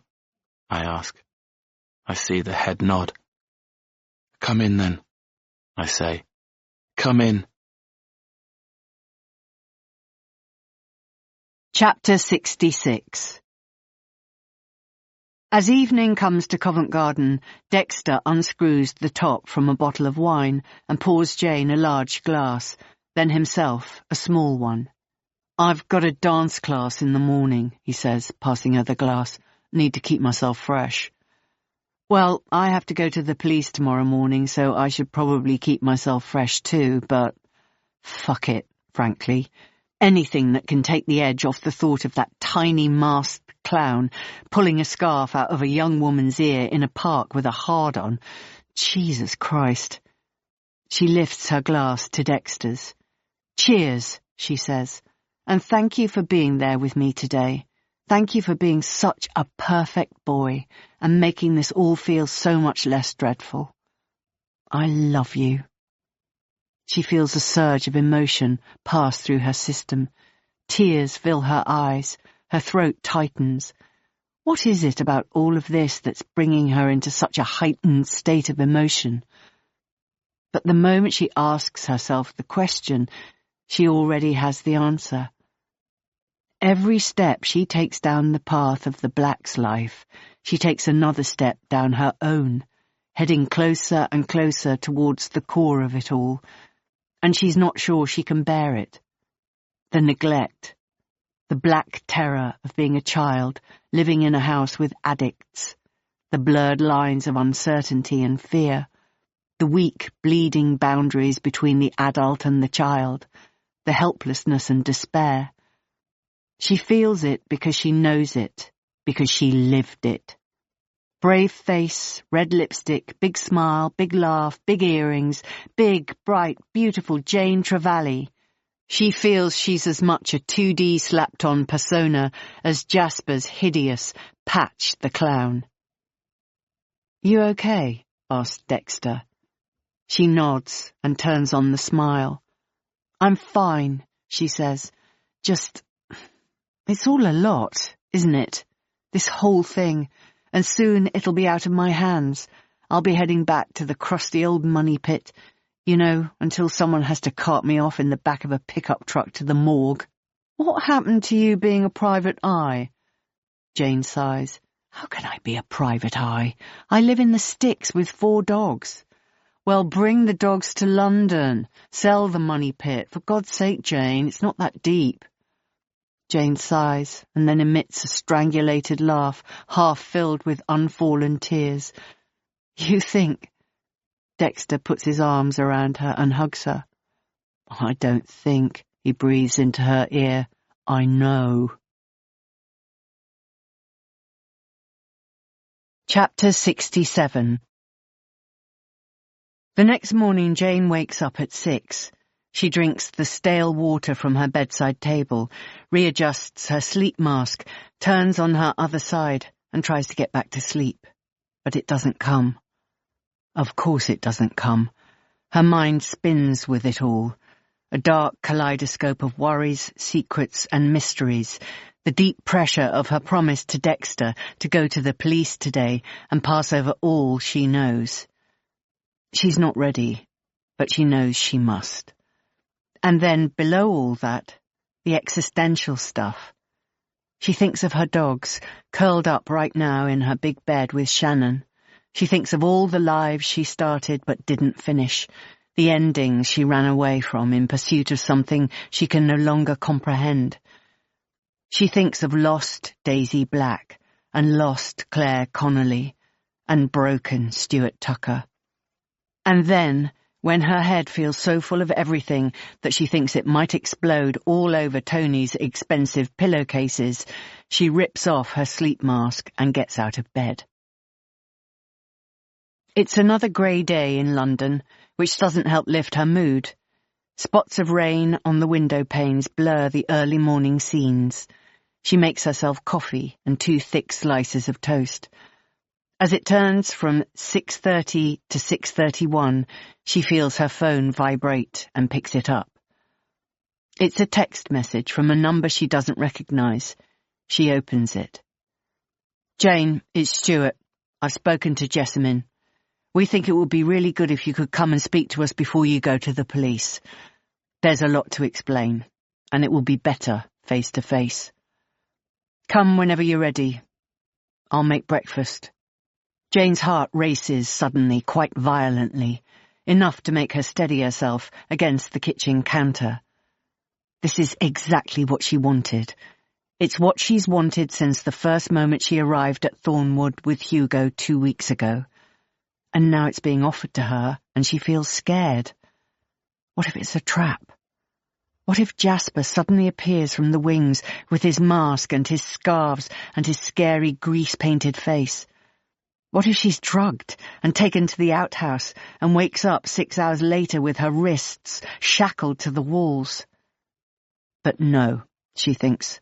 She will tell people where she's going, including Tobias, and she will tell Stuart that numerous people, including a former Metropolitan Police Assistant Commissioner, know where she is, and then she will surely be safe. She forms her response to Stuart. "I'm on my way. Give me an hour or so. I have told everyone where I'm going, and my stepson is under instruction to call the police if he doesn't hear from me by 9 a.m. So no monkey business." She doesn't give herself time to question her actions too deeply. She necks her coffee, puts the leftover toast in the bin, has a short shower, throws on yesterday's clothes, and heads through the damp early morning to the tube station. Dexter picks up her message half an hour later and replies with a string of shocked face emojis. He says, "Take a fucking knife." She already has. One of Tony's super expensive Japanese chef's knives is tucked into her shoulder bag, and she has a tiny paring knife inside her sock, just in case she becomes separated from her bag. She feels slightly reassured by her preparations as she exits the tube at Hampstead at 8 a.m, but not entirely. And for some reason, as she approaches the back end of the Vale of Health and sees the turning to the Blacks' house ahead of her, the sweep of old fencing, the bulge of the Jeep parked on the front drive, she finds herself knocking on the door of the handsome man called Spencer. She wants to see a friendly face, feel a moment of normality, of wholesomeness. Spencer comes to the door. He looks from her hands up to her face and then registers a look of surprise. "Oh," he says, "I thought you were from Amazon." "Well, no, although I am reasonably tall." She sees her stupid joke percolate through him and end in a wry laugh. She likes him for it.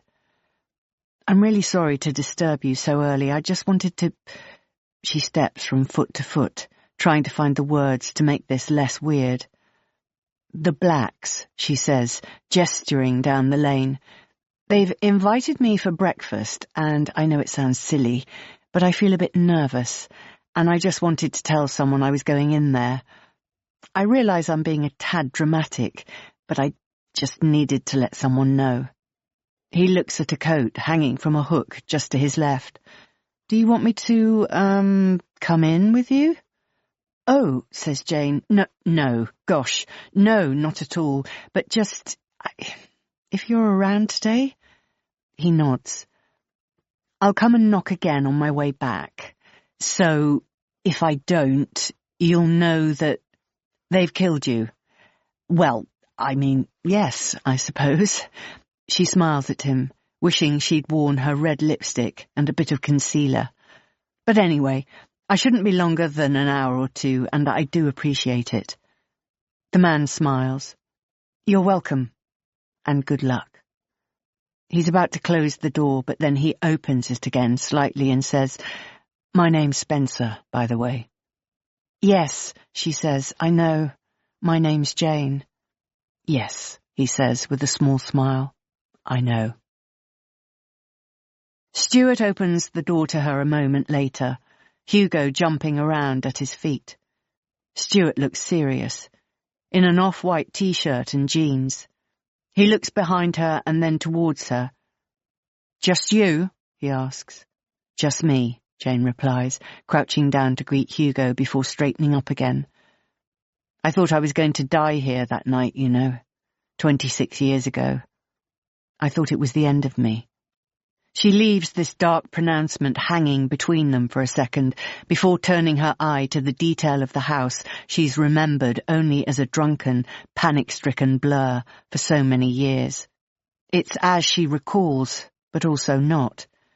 It was a smart but old-fashioned home when she was here in 2000, but now it's on the edge of neglect, its faded elegance riven through with the smell of damp walls, dog, stale furnishings, dust, and sadness.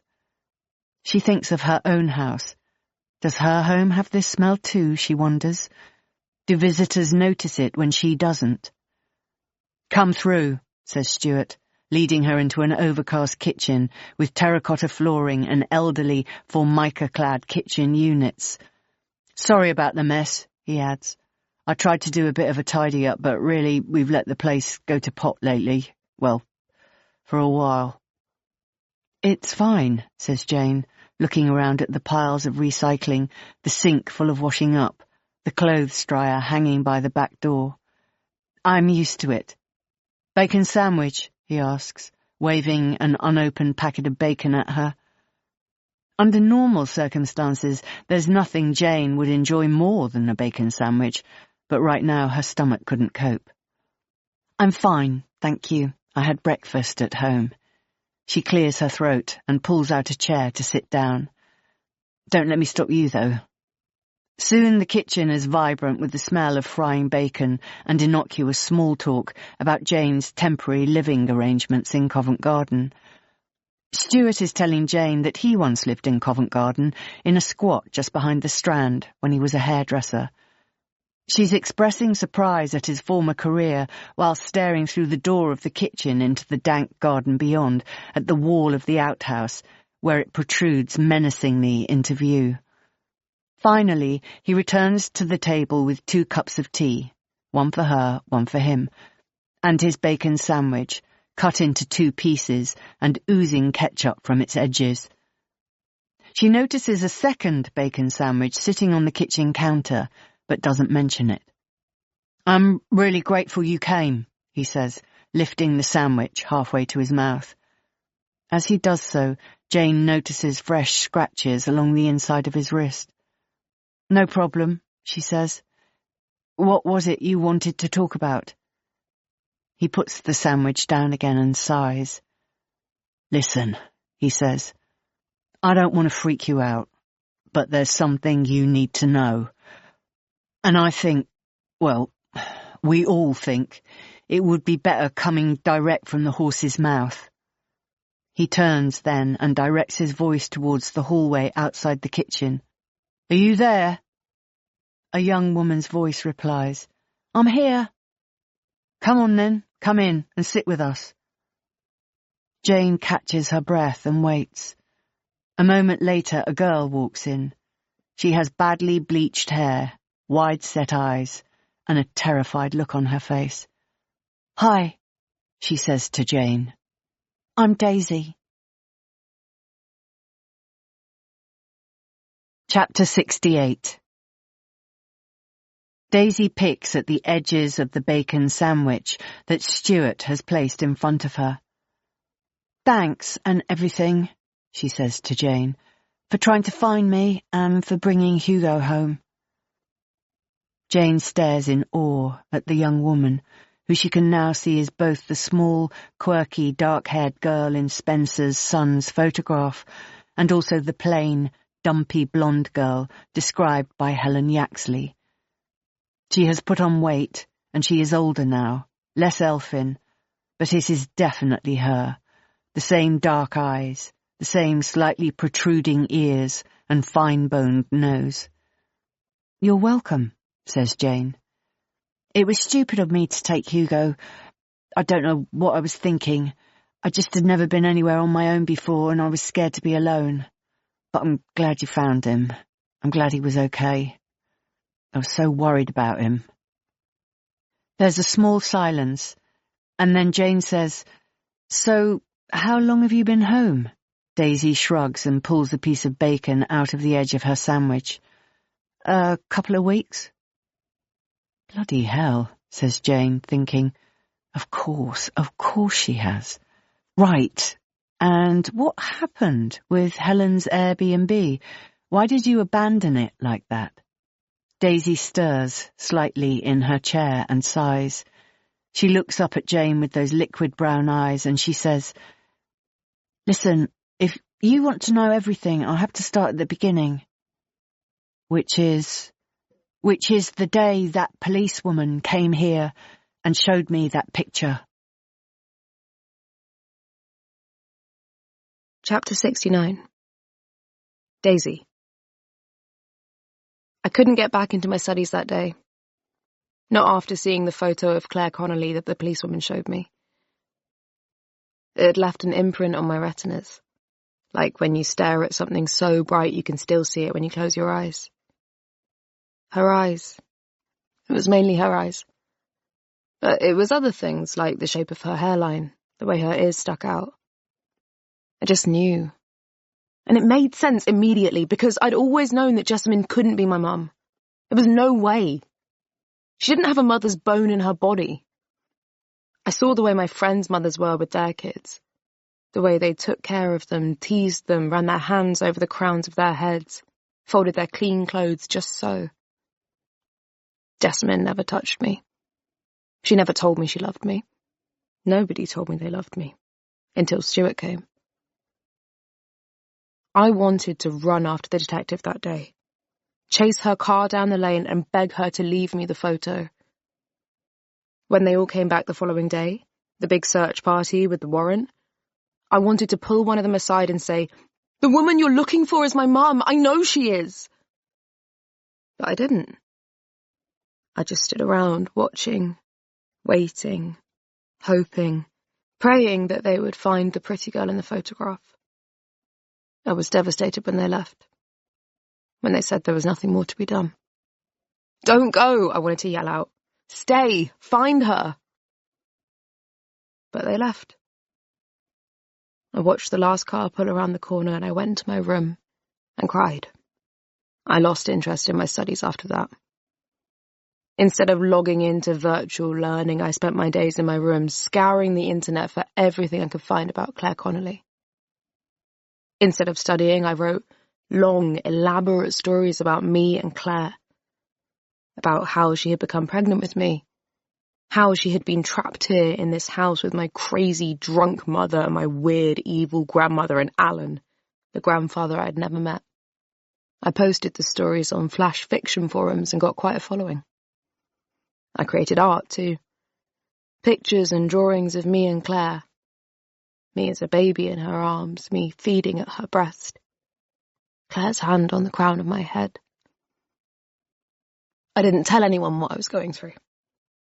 Only strangers on the internet who knew me by a pseudonym and as an avatar.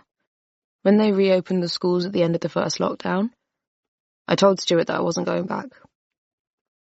He fought with me about it, but I was adamant. I could not sit in classrooms learning stuff that I would never need to know in the real world. I needed to be at home, in my room, on my laptop. I promised Stuart I would still do my studies. He gave in the end. Told the local authority he'd be homeschooling me, and that was that.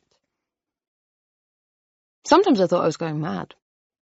My obsession with Claire Connolly seemed to override every other element of my existence.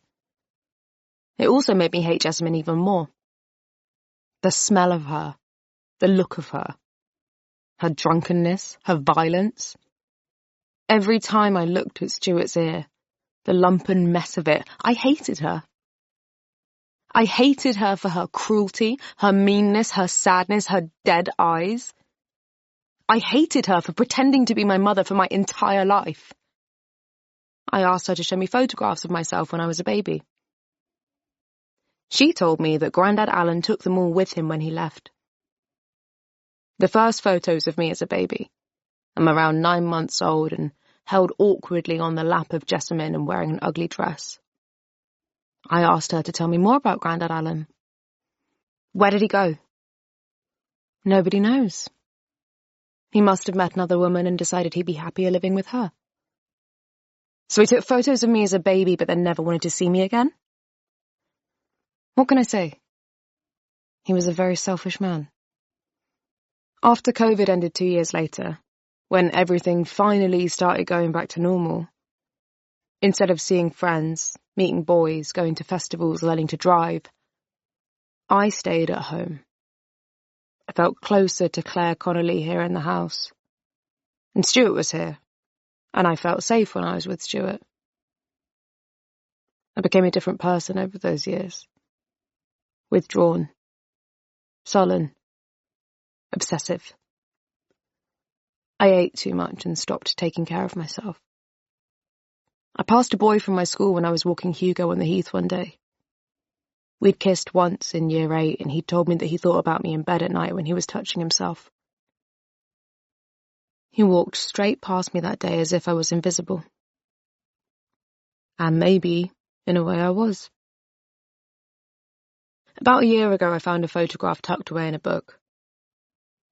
It made my breath catch at the back of my throat. It made me almost spontaneously throw up.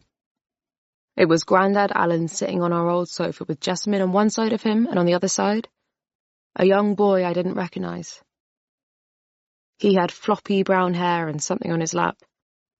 Plastic mask, I thought, looking at it closely. A clown's mask. I dropped the photo in disgust, then picked it up again. I turned it over and saw the words, "The last one of us," scribbled on the back in ballpoint. This, I realised, must be Jasper. The mysterious missing brother. The one who ran away to join the circus. I'd never seen a photo of him before. I stared deeply at him, trying to absorb him, the shape of him, the feel of him, the particular curve of his eyebrows, the size of his hands, every bit of him. Could he be, I wondered, the missing link? The piece of the puzzle that would lead me to the truth about Claire Connolly. He was there, I thought. He was there when Claire Connolly stumbled into our home. He knows what happened. Maybe he'll tell me. Maybe he'll tell me that Claire Connolly was my mother. Chapter 70. I found a little studio for rent, just outside the village. The lady who owned it was really nice and told me I could give her a cash deposit when I got there and pay the rest later. She said because it was so last minute, there was no need for her to put it on the system. "We'll just work it out as we go along," she said when I told her I didn't know exactly how long I'd be staying. "And we're dog-friendly too, if you wanted to bring a friend." Hugo was at my feet at the time, and a warm feeling ran through me. A few days in the countryside, I thought. He'd like that, and I wouldn't feel as alone. I said yes. I'd bring my dog, and she said she would have bowls and a bed ready for him. The day I left, I didn't tell anyone. I waited until Stuart went out to the shops, and then I quickly packed a case. I wasn't even thinking. Just threw things in from Stuart's laundry pile. Ended up with an old school top, some of Jessamine's leggings and a pair of Grandma's knickers. Then I clipped Hugo onto his lead and we walked down to the station. I felt bad about Stuart, but I knew he tried to stop me if I told him what I was doing. I made myself look nice that night for the circus. I don't know why, but I felt it was important. I put on some makeup and brushed my hair. I even put on some perfume. I left Hugo in the studio and told him I'd be back soon. I walked across the village and out towards the fields where the circus was located.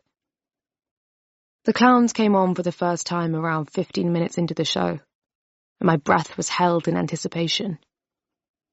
There were 2 tall men, and 1 small, pushing each other about, making noises, pretending to fall over. And it was clear to me that the small one was Jasper.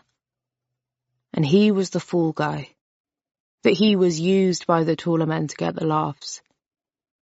At one point, one of them held Jasper on his shoulders like a toddler and galloped around the ring with him while Jasper flapped around, exaggerating the flopping of his head on his neck, dropping and catching his hat numerous times, and the audience went mad with delight. But I didn't laugh. This was Jasper's job, I thought, every night of his life. At the end of the night, I headed back to the studio, to Hugo, who was very happy to see me. I felt shaken, unsure, and strangely sad. The following day, I took Hugo for a walk through the local park. After barely leaving my house for 6 years, it felt incredible to be seeing new things, new landscapes, new buildings. I bought a coffee from the village and then headed up towards the circus ground, where I sat on a bench for a while, pretending to be engrossed in scrolling through my phone. There were messages from Stuart from last night and from this morning. I sighed and replied to the latest. "I'm just taking a break," I typed. "Please don't worry about me or Hugo. We're fine." I could see him immediately typing a response, so switched to another app. I couldn't handle his concern. Ahead of me, I could see behind the scenes at the circus. People milling around, coming in and out of trailers with mugs of tea, babies, dogs, the echo of TikTok videos from smartphones, a hint of frying bacon in the air. Somebody laughing, someone else shouting. Behind one of those trailer doors, I thought, was Jasper, or Patch, or whatever he was calling himself these days. Behind one of those doors was a person who could tell me about Claire Connolly. It took nearly an hour, but then finally I saw him, emerging from a small yellow trailer, wearing a white t-shirt, green shorts, and a denim jacket. I zoomed in on him with the camera on my phone. He didn't look like the boy in the photograph anymore. I suppose I hadn't really considered that. He was shorter than me, and closer to 40 than 30. His face was both youthful and old at the same time, a combination I found unsettling. His hair was short at the back and sides, floppy on the top, with a small bald patch just showing at the back of his head. I took some photos and then put my phone down before I drew attention to myself. I noticed that nobody seemed to acknowledge him as he walked around, and the same feeling of sadness passed through me that I'd felt last night watching him being manhandled by the bigger clowns. What happened to him, I wondered, to make him like this? I followed him over the next 2 days, trying to get a feel for what sort of person he was. I followed him into the village, where I watched him buy sausage rolls and a 4-pack of Coke Zeros from the local convenience store. I watched him get a haircut and come out of the salon rubbing the back of his neck uncomfortably. I watched him eat a full breakfast in a cafe where nobody looked at him. Nobody talked to him, not even the server who brought him his food. As time went by, I began to feel an ache about him, an exquisite pitying. I saw his brokenness, his loneliness, and I felt ready. That night, the last night of the circus being in town, I left Hugo in the studio and waited at the circus grounds until there was nobody in sight. Then I slipped through the winding paths of trailers and caravans to Jasper's tiny trailer in the far corner. The curtain at the back was slightly open, and I stood on my tiptoes to peer through. I saw a pot on a tiny hob with a lid on it, and an upturned wooden spoon on the counter next to it that had been used to stir whatever was in the pot. I ducked down when he passed the window, and when I looked up again, Jasper was sitting on a small stool in front of a mirror, his hands finding boxes of grease paint and makeup from a drawer beneath, squeezing something white onto his fingertips and rubbing them together. I watched him paint circles of red onto his cheeks, his dead eyes staring at his reflection in the mirror for a moment, before flicking towards me, sharp and quick as a rattlesnake's tail. And in that split second I saw it. Darkness. I ducked, my breath ragged and harsh in my lungs, and the words, "He was there," pass again through my consciousness. I'd seen that child in the photograph with his wide, innocent eyes, his slick of floppy hair, the colourful mask on his lap, and I'd assumed him to be the victim in all of this too. But at the time that Claire Connolly was trapped in his house, he was not a child. He was a teenager, almost a man. And suddenly I felt the chicken sandwich I'd bought from the village shop at lunchtime start to rise up the back of my throat. I heard the door of the trailer opening. A man's voice saying, "Hello? Is there someone there?" And slowly, I made my way to the front of the trailer. "Hi," I said. "My name is Daisy Black. I think I'm your niece." His face contorted with fear when I introduced myself. He went to shut the door, but I pushed back against it. "Please," I said. "I need to talk to you." "I have nothing to say to you. Just leave." His voice was young and reedy for a grown man. "Please, you're the only person who can help me." "Go away," he said, pushing against the door again. "I don't want to talk to you. Just leave me alone." I sighed and let the door shut between us. "I can tell the police where you are," I said, breathlessly through the closed door. "I'm sure they'd like to talk to you. The case is still open. The police searched the house just a while ago. They were asking about you. I could tell them where to find you." It fell silent inside the trailer, and then a moment later the door opened a crack. "I'll talk to you," said Jasper. "Okay? But not here. Let's meet tomorrow." "Okay. Where?" "Give me your phone number. I'll send you a location." I didn't have time to stop or think or work out if this was what I really wanted to do. And I called out the digits of my number through the plastic door. "Promise me you'll message me?" I said. "I promise you." I dreamed hard that night, and when I woke the following morning, I felt rough and hollowed out. I fed Hugo and looked at my phone while he ate. More messages from Stuart. I felt bad, but I was going to get what I needed here, and then I could go home. I checked my phone constantly for the next hour and a half, waiting for something from Jasper. And then finally, just as I was beginning to give up, my phone vibrated, and there was a set of map coordinates. I put them into my app and saw that it was an area of woodland just behind Waterfowl Park. My stomach lurched and roiled with anxiety, fear, excitement. I knew I was putting myself in danger, but I also knew this was my last chance to find out the truth about my mother. I went to the private subreddit where I'd been posting about my search for Jasper Black and said, "I found him. I'll post afterwards." An hour later, I clipped a lead to Hugo's collar, and we set off. The day was warm, and the sky was blue. The combination of nerves and heat from the sun was making me sweat, so I stopped and took off my hoodie and tied it around my waist. I followed the footpath from the back of the local park and out towards the surrounding countryside. I got multiple notifications as I walked, mostly from Reddit, people telling me not to go, telling me I was mad. I sent replies as I walked. "I'm fine. Please don't worry.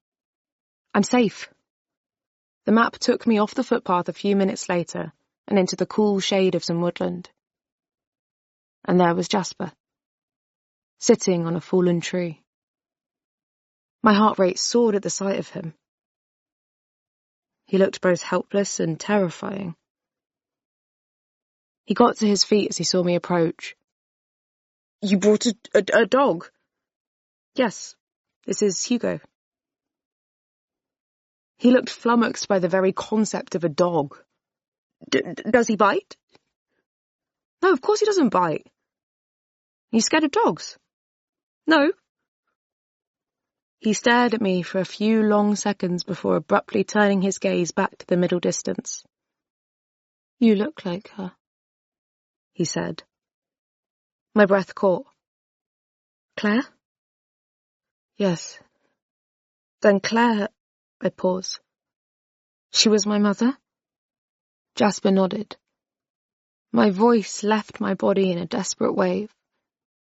"So where is she? What happened to her?" He shrugged. "Don't know." "What do you mean you don't know?" "Just that. He sat down again on the fallen tree, and I sat down next to him. "Our family, our home, all of it was wrong. All of it. And one day I just couldn't take it anymore. I just left." "You ran away to join the circus?" "Yes."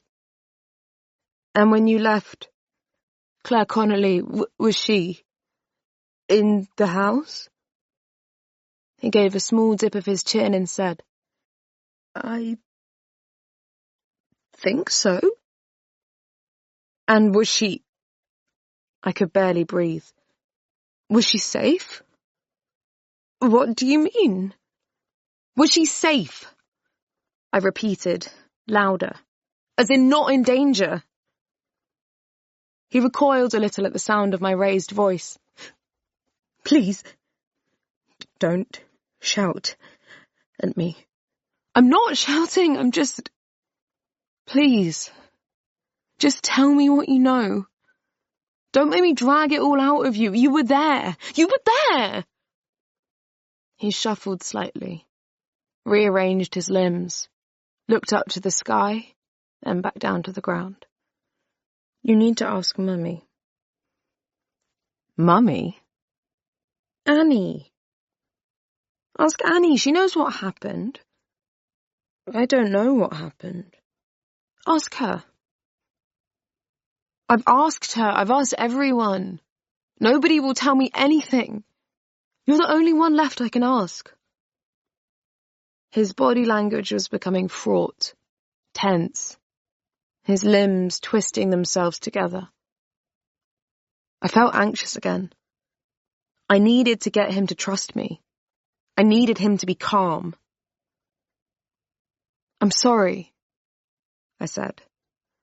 "I know this is difficult, I can see that. But my childhood has been difficult too." He snapped his head towards me. "In what way?" I sighed. I didn't know where to start. Jessamine is an alcoholic. She has a nice boyfriend who she abuses. She hits him, spits at him, tries to kill him, stops him from seeing his own children, locks him in rooms. Annie treats him like a slave. Jessamine lives in bed now.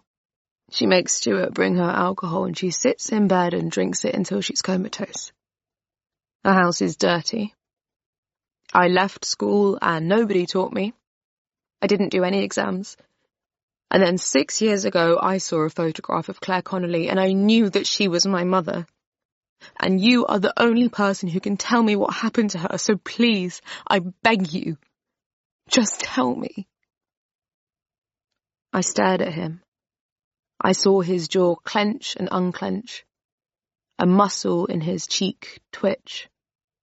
"There was a fight," he said. "A big fight. And I don't really know what happened, but at the end of it—" He picked up his hair in his fists and tugged at it slightly as he talked. "Something bad happened. That's why you need to ask Mummy. Because she's the only one who knows. And I packed a bag and I left because I was scared. I was so scared. I thought the police would come. I thought there would be prison and newspapers and that everything would suddenly explode into a million pieces, and I should have stayed to protect them. To protect my mother and Jessamine. But I was a coward, and I ran away. I ran away and left them all to deal with it. Deal with what? With all of it! All of it! He was becoming fraught again. His voice high-pitched and catching with the sound of desperate tears. All of it! He began hitting his temples with the heels of his hands. What? I asked urgently. All of what? Ask Mummy! Ask Mummy! Ask her what? About all of it! And then he was on his feet and trying to run, and I could not let him run. I could not. And I chased after him and grabbed his jacket from behind, grabbed it and pulled him back, and he fell, and I fell too, and for a moment we were rolling around in the undergrowth, the dead leaves and twigs of the woodland floor scratching and rubbing at the bare skin on my arms. And suddenly he was on top of me, his hands hard around my throat, and he was trying to throttle the air out of me. Hugo was frantically running in circles around the pair of us, not knowing what to do. And I saw Jasper throw out his left leg and kick Hugo out of the way. I heard a high-pitched yelp and then the scuttle of his paws across the woodland floor, and I tried to call out his name, but no noise came. I looked back at Jasper, and I saw it again. That blade of darkness in his eyes, and I knew that I had to fight back harder than I'd ever fought in my life. My knee made contact with his groin, and I felt what little strength he had in his puny body dissipate. The hold around my throat was suddenly loose enough for me to breathe, and in that moment, I managed to throw him off. I got to my feet and ran. Chapter 71. Jane sits back and appraises Daisy across the kitchen table. He tried to kill you. Daisy nods. So then you... What? You came home? Daisy nods again. She says, I tried to find Hugo, I really did, but I couldn't be in those woods anymore, not with Jasper close by. So I walked and walked and walked, for miles it felt like. And then I called Stuart. Stuart throws a small look at Jane. I came and collected her. We drove around for ages looking for Hugo, but when it started to get dark we came back to London. It was... His fingers fiddle with the side of his plate. It was a tough call. I really hoped that someone would find him and bring him home. But why didn't you tell me that first day, when I brought Hugo back? Why didn't you say that Daisy was home? Because I didn't know who the fuck you were. You could have had something to do with Jasper. I don't know. I just wanted you to go away and leave us to it. Jane turns her eyes back to Daisy. So what happened? Where's Annie? Did she tell you anything? Where's Alan? Did you find him? I mean, what is going on? And why are we not calling the police? She sees Daisy and Stuart exchange a look. She sees them nod at each other, and then they wordlessly lead her from the kitchen and towards the outhouse. Jane grips the handle of the knife inside her shoulder bag as she follows the pair out into the garden. She stands well back from the outhouse and watches, her breath held, as Stuart unlocks the padlock. Her heart is pumping blood so hard she can hear it pulsing in her ears. Every muscle in her body is taut, ready for the impact of attack, of violence, and somewhere deep down inside herself she hears a tiny voice saying, "Oh well, you had a good ride. It was fun while it lasted." But then she thinks about her dogs, her stepchildren, and she shouts down the tiny voice. She stares hard as the door opens, and then she gasps, sharply, audibly, when she sees, slumped on the floor of the terrible room, the tiny bird-like remains of Annie Black. Chapter 72. Jane's hands go to her mouth. "Oh my God!" "And this, Jane," says Stuart, "is why I didn't want the police involved. Do you see now?" "Oh my God," Jane says again, panic subsuming her whole nervous system. "What? I mean, how?" "It was me," says Daisy, talking over Stuart, who was about to say something else. "I did it, last week. I pushed her down the stairs. She wouldn't tell me, and she wouldn't tell me, and I was screaming at her that I'd seen Jasper, and Jasper told me she knew everything, that Claire was my mother. And I just saw red because she was being such a fucking bitch, and I pushed her, and she fell down the stairs, and now we don't know what to do. But please don't go to the police. I don't want to go to jail, I really don't." Daisy starts to cry, and Jane feels a strong urge to comfort her, to put an arm around her and tell her that everything will be okay. But there's still a part of her that thinks that Stuart and Daisy might be about to lock her inside the outhouse with Annie's dead body. Her hand is still clutching the knife inside her bag, and so instead she stands helplessly with no idea what to do. "What about Jessamine?" she says. "Does she know what happened to her mother?" Daisy gives a small shake of her head. Stuart sighs.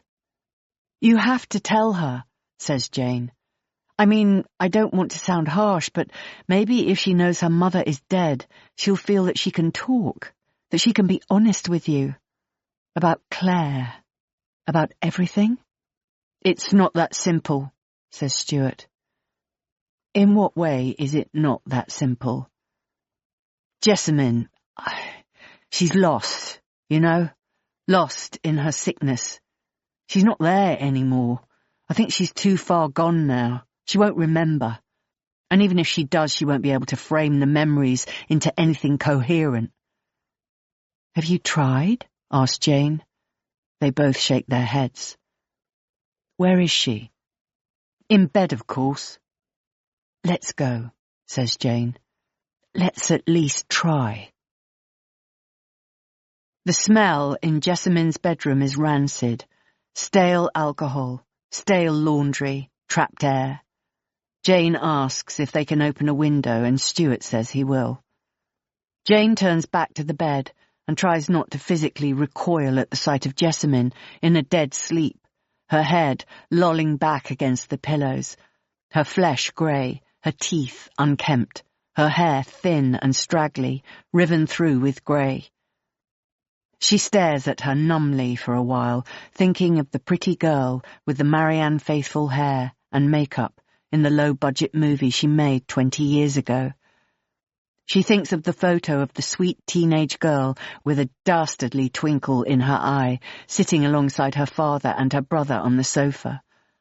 She thinks of the girl that Oliver Bloom, her cheesemaker ex, had described as sexually voracious, insatiable. The girl that her old friend, Natasha Delage, had described as crazy and wild. She thinks of Jessamine's brief time in a Spartan bedsit with a view of Alexandra Palace, and she thinks of the lemonade lady described to her by the landlord at the local pub, the timer on her phone set to remind her to collect her daughter from school. Then she thinks of Stuart, his mutilated ear, his broken spirit, his utter selfless devotion to this house, to these women, to the guarding of their secrets.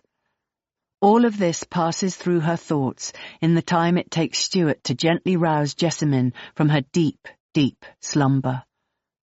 And then, When Jessamine opens her eyes, Jane is unnerved by the tiny glimmer of life still there behind the dull sludge green of her irises.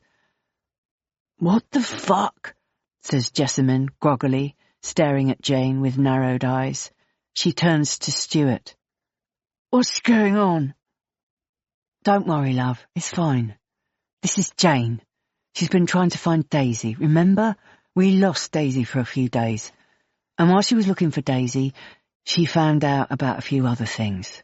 You know, like the police search back during COVID. And Jasper. And she's been talking to people and putting things together. And there are things you don't know, Jess."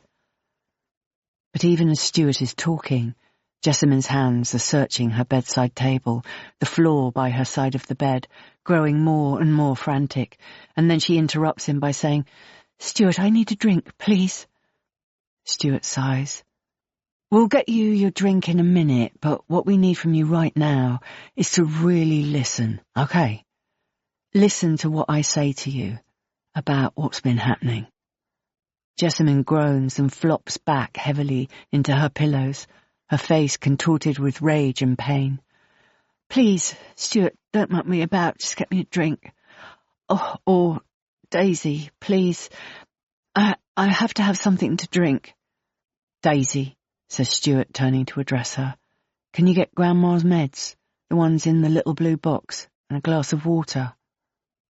Daisy nods and disappears, and Stuart sits next to Jessamine on the bed and tries to soothe her into calmness. "Daisy's getting you some medicine, okay? You'll feel better soon. But listen, you need to know what's been happening. There's been an accident a few days ago, and we didn't tell you because we didn't want you to worry. But we're telling you now because if we don't tell you, then Jane here is going to go to the police and everything could get very messy. So please, just listen. There was a struggle between Daisy and your mother, and during that struggle, Annie fell, okay? She fell and, we think she broke her neck." Jessamine sits up again. "So she's... what? She's dead?" "Yes. I'm so sorry, but yes, she's dead. And we haven't told anyone yet. We didn't know what to do." Jane sees tears spring to Stuart's eyes, hears his voice crack, and then she watches in amazement as a spark returns to Jessamine's dull green eyes and her face regains some semblance of what it must once have been. "Are you sure?" she asks. "Yes, I'm afraid so. She is most definitely dead." "Where is she?" "Well, she was in her study at first, but we put her in the outhouse yesterday, just while we decided what to do." Jessamine looks with wide eyes from Stuart to Jane, and back again. "Call the police," she says in a soft but urgent tone. "What?" "Call the police, Stuart. Tell them it was me. Tell them I pushed her. And then let me tell them why." Chapter 73. The police arrive an hour later. Jane sits nervously on the sofa in the living room, unsure about her part here. She feels somehow that Stuart and Daisy appreciate her presence, and so she stays, sending messages to all the people she'd told she would be coming here to let them know that she is safe. Jessamine has had a shower and is dressed in a scruffy blue dress, her damp hair combed back into a neat ponytail. She is so thin that Jane can see her veins beneath her flesh, the marble white of her bones pushing at her skin. Her eye sockets are yellow, her lips are dry and cracked. Jane fiddles inside her handbag, her hand passing over the metal of the kitchen knife hidden in there, and she pulls out a small metal canister of Vaseline lip balm. She passes it to Jessamine, who takes it silently, and uses it, then hands it back. A female PC takes a glass of water from Stuart, and a male officer opens a notebook on his lap and clears his throat. "So," says the female PC, "you want to report an accidental death?" Jessamine nods. "Yes, please." "And could you tell us who has died?" "My mother, Annie Black." "And where is the deceased?" "She's in the outhouse." "Right, thank you. And how long ago did this accident occur?" "Last week. I'm sorry, but I've been very unwell, as you can see, and I didn't know what to do. It happened, and I freaked out. I dumped her in the outhouse, but Stuart just found her, and now, well, I need to explain. I need to explain everything." Her hands shake, and she is so thin, but still there is something compelling about her delivery of this terrible lie, something believable and real. Jessamine sighs. "My mother," she says, "was evil. My mother killed my father. My mother and my father, they killed other people. This house," she says, her jaundiced eyes trailing around the four walls of the room, "is a house of fucking horrors." Naomi DeSanto. Jodie Pinkerton. Susanna Perez. Eleanor Yanu. Jade Paris Smith. Chariah Kim. Claire Connolly. Chapter 74.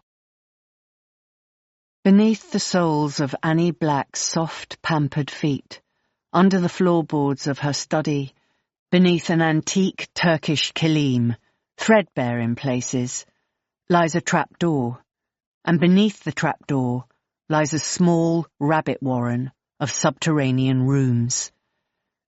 These rooms contain rudimentary furniture, toddler beds, armchairs, a table or two.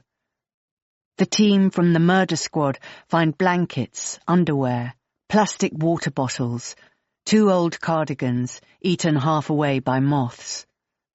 The girls' remains are embedded down here in cavities and holes made with a jackhammer. Some of them have been chopped up to make it easier to tidy them away in awkward corners. And there, stretched out in plain sight, half on, half off one of the toddler beds, are the papery remains of Alan Black, still in the blood-stained clothes he died in after Annie Black stabbed him in the throat and eyes with a small paring knife.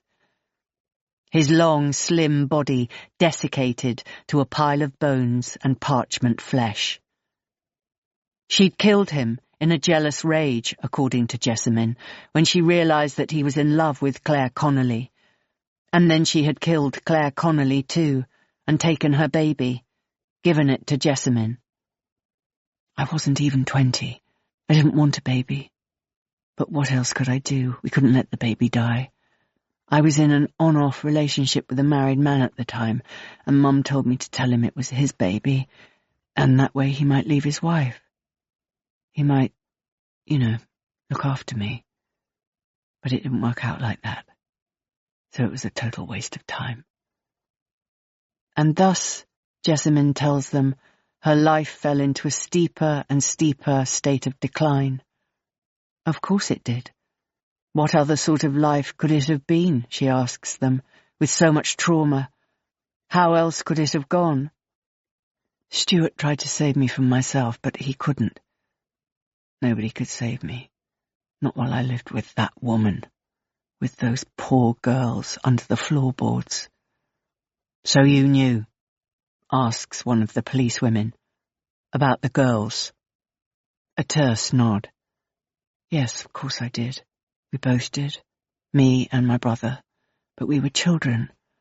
Our parents, you have to understand, they were forces of nature in different ways, but equally as powerful, equally as terrifying.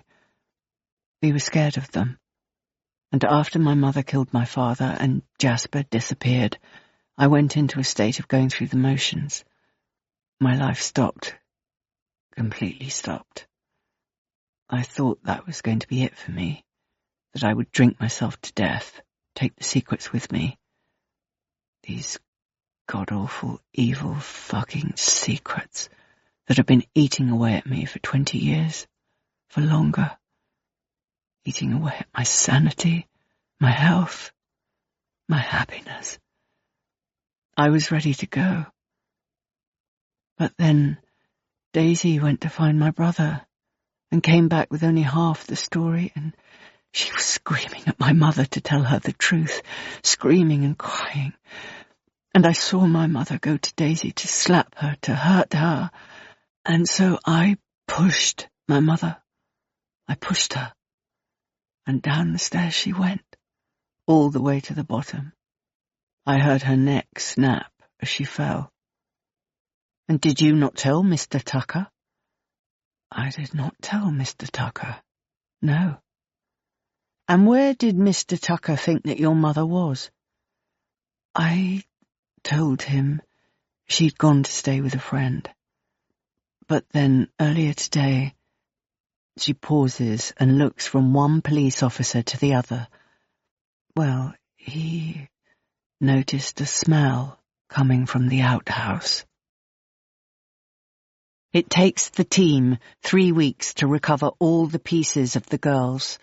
The identification process takes another few months. But in those first few hours after the police arrived at Thornwood and Jessamine starts sharing her story, the world feels hollowed out and raw to Jane. That could have been her, she thinks to herself over and over again. It could have been her. The au pairs who came to Thornwood were all sex workers, befriended by Alan Black in various London locales, never the same place twice. According to Jessamine, they would arrive at night, and at first they would be housed in a room in the eaves of the house, the door to which she showed the police had a lock on the outside. At first, Jessamine told the police, she and Jasper were allowed to befriend the au pairs, but then Annie put a stop to that, and the au pairs had to move around the house, doing their chores in silence. The only sounds coming from them, those of Alan Black, forcing himself onto them night after night, the old house riven with creaks and groans and ever-increasing banging, until blessed, beautiful silence, and the sound of Alan clicking the lock and tiptoeing back to the room he shared with Annie. Why, the PC had asked Jessamine, why was this happening? Oh, my God, Jessamine threw back boldly. How was I meant to know? I was a child. What power did I have to ask questions, change anything? Children don't. Children just adapt. They survive. Did you ever tell anyone at school, in the neighbourhood? Of course I didn't. I just kept my head down and made sure my parents still loved me. That was all I cared about. I just pretended none of it was happening. I lived a fantasy life, inside my own head. Things were happening, but I blocked them out, blocked it all out. I focused on my drama. I focused on boys, on my looks. I just pretended that I lived in a normal house with normal people, and I blanked out the bad stuff, blanked it all out. Jane returns to Rosebery 2 days later. The Veil of Health is on every TV screen that she passes, on every phone. Images of the banks of police vehicles, plastic ribbon fluttering in the breeze, hatchet-faced people walking in and out of the house, blurry onlookers just visible on the hillocks and slopes around Thornwood. Her stepchildren call her to check in on her, aware that she had just been through a trauma. Shannon holds her in a bizarre embrace that Jane doesn't quite feel she was in need of, but tries to respond to, appreciatively. Once Shannon has left, Jane acknowledges the silence, the blissful, astringent silence of Rosebery Hall that has kept her sane and driven her mad in equal measure all her life. She absorbs her state of aloneness and redundancy. Daisy is safe. Annie is dead. Alan is found. Jessamine is unburdened. Stuart is free. The secrets of that strange house have been thrown like pages of a book into the sun and fallen all around as dark ashes of human depravity. But still, Jane is haunted by something. The lights that went on in Jessamine's eyes when she heard that her mother was dead. Jane's own mother was not a good mother. She made Jane's childhood very dark and very difficult. Her mother had rages and episodes. There was cruelty in her home, not to the brutal extent that there had been in Jessamine's home, but cruelty nonetheless. Yet when, as a young woman of 19, her brother had called her at the restaurant in the village where she was working part-time to tell her that their mother had died, a heart attack, stone-cold dead in under a minute and a half, there had been no sudden lights in Jane's eyes, no sense of rebirth and enlightenment, just sadness, shock, and bitter, bitter grief. The rebirth and enlightenment had come eventually, many years later, when she knew herself to be free of the shackles of her parents' addictions, but not then, not in that very moment of knowing. Why, Jane wonders, why did Jessamine react that way? And it is a terrible thing to think, she ponders, of a woman who has been through the most unthinkable and dreadful trauma for virtually her entire adult life. But for some reason, Jane does not trust Jessamine. She does not trust her in the least. Chapter 75. Stuart, now. I move around the rooms of Thornwood in a state of numb horror.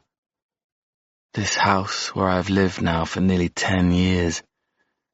This house that has trapped me, suffocated me, hurt me, and now, I know, deceived me. I'm collecting my possessions, folding them neatly into rucksacks and canvas shoppers. My brother and his family await me in their solid, proper house in a safe suburban backwater. The police have finished questioning me for now, while Jessamine and Daisy are still at the station. A police officer follows behind me as I gather my things. His name is Asif, and I can tell he thinks I'm dodgy, thinks, somehow, that this is my doing, and I cannot blame him, because I have lived here with this horror beneath my feet. I have brought Annie her tea and her coffee and her biscuit just so on the saucer 4 times a day, every day, into the room beneath which those girls lay in their terrible contortions. I have shared a bed with a woman at night whose entire being is formed of the trauma and agony of that to which she bore witness. And every day I allowed her to sink further into addiction and hopelessness. I let her daughter, a child I claimed to love as if she were my own, run away and into the path of a demented man who tried to kill her, and I did not report her disappearance to the police. I found a photograph of a young woman wearing shackles around her legs, and I did not say anything. I would not trust me either. I can hear the equipment down below, the haunting sound of jackhammers and drills, men calling to each other, as I tuck 5 pairs of socks into my bag. I call for Hugo, and when the dog and I leave a few minutes later, followed by Asif out on the Vale, as I thread my way through the vans and cars and clusters of onlookers, I swallow back some tears. I know that I am never coming back to this dark, dark house.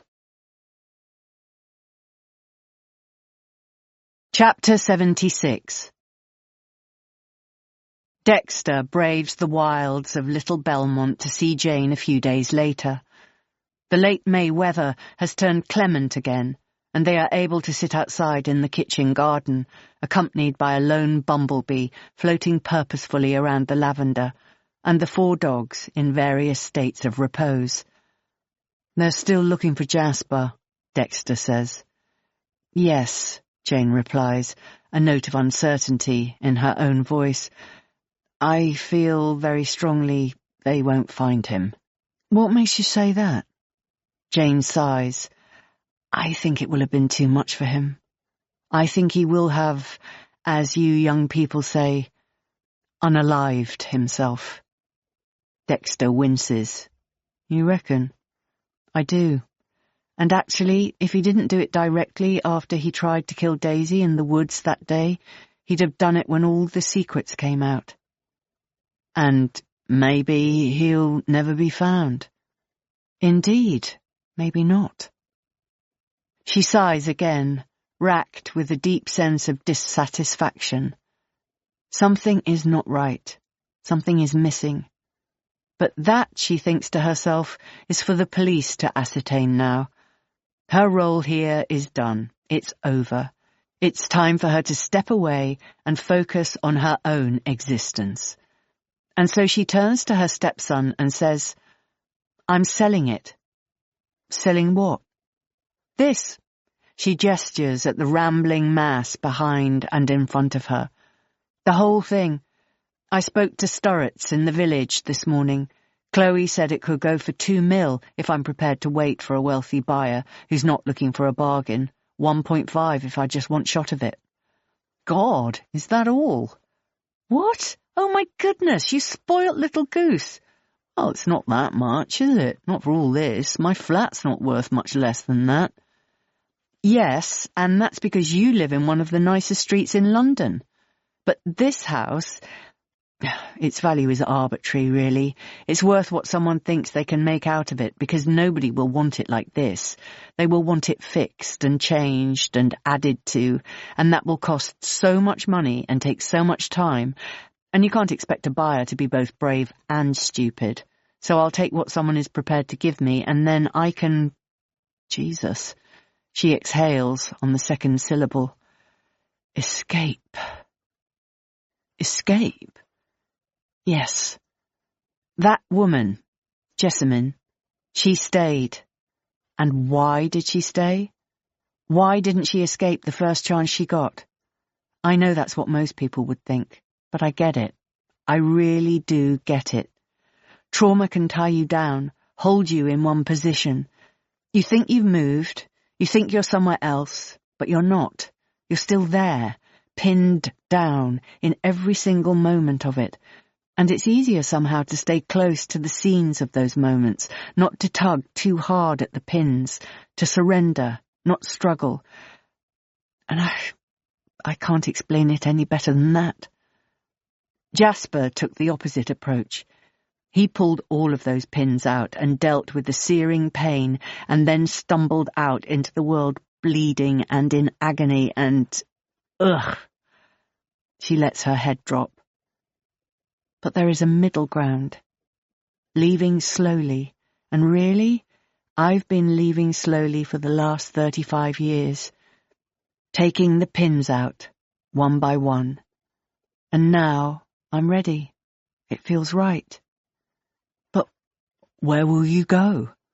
Somewhere quiet and boring in London, with a park nearby, and a big garden for the dogs, and nice neighbours, and maybe a trendy little coffee shop at the top of the road, and somewhere to buy bread and milk, and a tube station, and just something boring, something nice, something to be proud of, you know? Dexter puts his hand over hers and squeezes it. "On the Northern Line?" he asks, hopefully. "Yes," she says, "on the Northern Line. And then we could start the agency." "Yes!" Trevally and stepson? Or, even better, says Dexter, throwing her a soft smile. How about Trevally and son?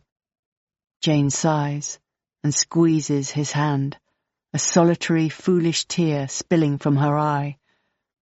Thank you, she says. Thank you. They take the dogs for a walk later. At the spot in the woods where Jane had first seen Hugo, she stops and points. This is where it all started, she says. Just there, that little dog appearing. My God, a small white dog, and then... She makes an explosion with her hands and shudders gently.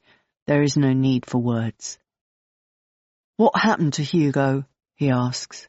Stuart has him, but I've told him that if he needs me to, I'll take him. Me too, says Dexter. I'll take him. We can share him. Yeah, we can share him. Dexter smiles. And what will happen to Daisy? Jane smiles now. She's staying with the lovely man. The lovely, handsome man who lives on the Northern Line. He gives Jane a playful punch, which she ignores. Men, she thinks, even lovely, handsome ones, are not on her radar right now and won't be for quite some time. Yes, she says, Spencer and George are putting her up. That's nice, he says. Then he winces and says, but still, she's all alone. She's all alone, yes. 19 years old and all alone. Dexter throws her a knowing look. Just like you were, he says. Yes, says Jane, like I was. Except, she adds, she has Stuart, and Stuart, to be entirely frank, is 10 times more than I ever had. The dogs circle them then, waiting for sticks to be found and thrown, and for a few minutes Jane and Dexter lose themselves in the pure, undarkened joy of watching the dogs run back and forth, the skitter of their paws, the heat of their breath, the brightness of their eyes. 6 months later. BBC Breaking News. The body of Jasper Allen Black, the 37-year-old brother of Jessamine Black and son of Alan and Annie Black, the so-called Vale of Health killers, has been found in woods near the village of Little Belmont in Dorset. Mr. Black had last been seen alive 2 weeks before the discovery of 8 sets of human remains in the basement of his childhood home in the exclusive Vale of Health enclave in Hampstead, North London. Daisy Black, 20, who was believed to be the daughter of Jessamine Black, but has now been proved to be the daughter of Claire Connolly, the Blacks' final victim, traced Black using the online forum Reddit. Upon her confronting him with her belief that he was not in fact her uncle, and that the young woman who'd last been seen outside the Blacks' property 20 years earlier was her real mother, Jasper Black tried to kill Daisy by strangulation before escaping. It is believed that Mr. Black took his own life shortly thereafter. Mr. Black, a circus performer known professionally as Patch the Clown, has also been reported as being behind a scattering of antisocial interactions with young women at night, forcing himself upon them while dressed in the attire of a clown and appearing to be aroused by instilling terror in his victims. The circus that employed Mr. Black for the last 18 years is currently preparing a statement, but a colleague at Martello's told a reporter earlier today that Mr. Black was known as a loner and an oddbod. It is not known what, if any, involvement Mr. Black had with the atrocities that took place in his childhood house of horrors, and his sister, Jessamine Black, is currently hospitalised in an addiction rehabilitation centre in Surrey, awaiting trial for manslaughter charges in the case of her mother's death, and has not been able to comment. Chapter 77. Stuart, 1 month later. It has been 10 years since I last celebrated Christmas with my brother. I had no idea, of course, when I drove away from his house that day back in 2016, waving and gurning at my nephews from the passenger seat of my brother's car, that I would not come back to his house for a full decade, that I would make excuses year after year, delivering half-truths and lies about my absences, because how could I? Stuart Tucker, self-proclaimed free spirit, tell my brother that I'd had my wings clipped by a manipulative, abusive woman. On Christmas Eve, I collect Daisy from the house where she is staying with her old childhood friend, George, and George's amiable and slightly dull dad, Spencer. She looks so different 7 months on from the events of May. At some point, while I've been out in the suburbs with my brother, Daisy has had something professional done to her hair and looks suddenly grown up and womanly as a result. She's also bought new clothes, something she hadn't done for years, existing as she did in cast-offs and things she found lying around the house. The dull man called Spencer tells her to have a wonderful Christmas, and, as we leave, we both turn to regard the yellow house at the bottom of the vale. It is boarded up against prying eyes, its front garden still churned up and broken from the police excavation of the basement. I touch Daisy's shoulder reassuringly. "Isn't it weird?" I ask. "Living here, so close." She shakes her head, a tiny, barely perceptible movement. "No," she says. "It's good. It keeps it small in my head when I see it every day. If I couldn't see it, I'd dream about it, have nightmares about it. It will get too big and overwhelm me. And besides," she says, turning to smile sadly at me, "it keeps me closer to my mum." She'd changed her name by deed poll a couple of weeks ago. Daisy Connolly is her name now. She has no interest in the woman who raised her, who now grows stronger by the day in a rambling, ivy-clad rehabilitation centre while awaiting trial. She has no interest in her at all. "I don't feel sorry for her," she said to me, just after everything had exploded. "She says she's a victim, but I don't feel sorry for her in the least." We turn our gaze away from the house at the end of the road and head back towards the cobbled alleyways, the windows, the sparkling trees, the sense of innocent wonder and joy as Christmas comes to the Vale of Health. Epilogue. 18 years earlier. "Hello," I say to the woman behind the big walnut desk. "I'm here for an appointment with Dr. Twist. My name's Jasper Black." The lady taps on her keyboard and then looks up at me and smiles. "Please," she says, "take a seat." I settle myself on the smart sofa and look around at the empty waiting area. Water from a cooling machine with clear plastic cups, fruit in a bowl, some magazines. I feel my stomach growl and complain. I've not had anything to eat today. I was too nervous this morning. I look at the fruit and consider an apple, and then shift my gaze away from it when I imagine myself picking it up, crunching into it, the sudden, terrible noise of it, the woman's eyes on me, the humiliation of being caught eating an apple without asking. But I can't ask. That would be too embarrassing. I pour myself a cup of water instead, slightly alarmed by the loud glug of it through the cylinder as it descends towards my cup, and drink it as quietly as I can. Finally, the lady calls my name and directs me to a door where a pleasant-looking man is waiting to greet me with an outstretched hand. "Mr. Black, Dr. Twist. Lovely to have you here. Do come in." I like him. He puts me at ease instantly. He directs me to a nice chair, and he seats himself in his and eyes me kindly through his trendy glasses. "So, Jasper, may I call you Jasper?"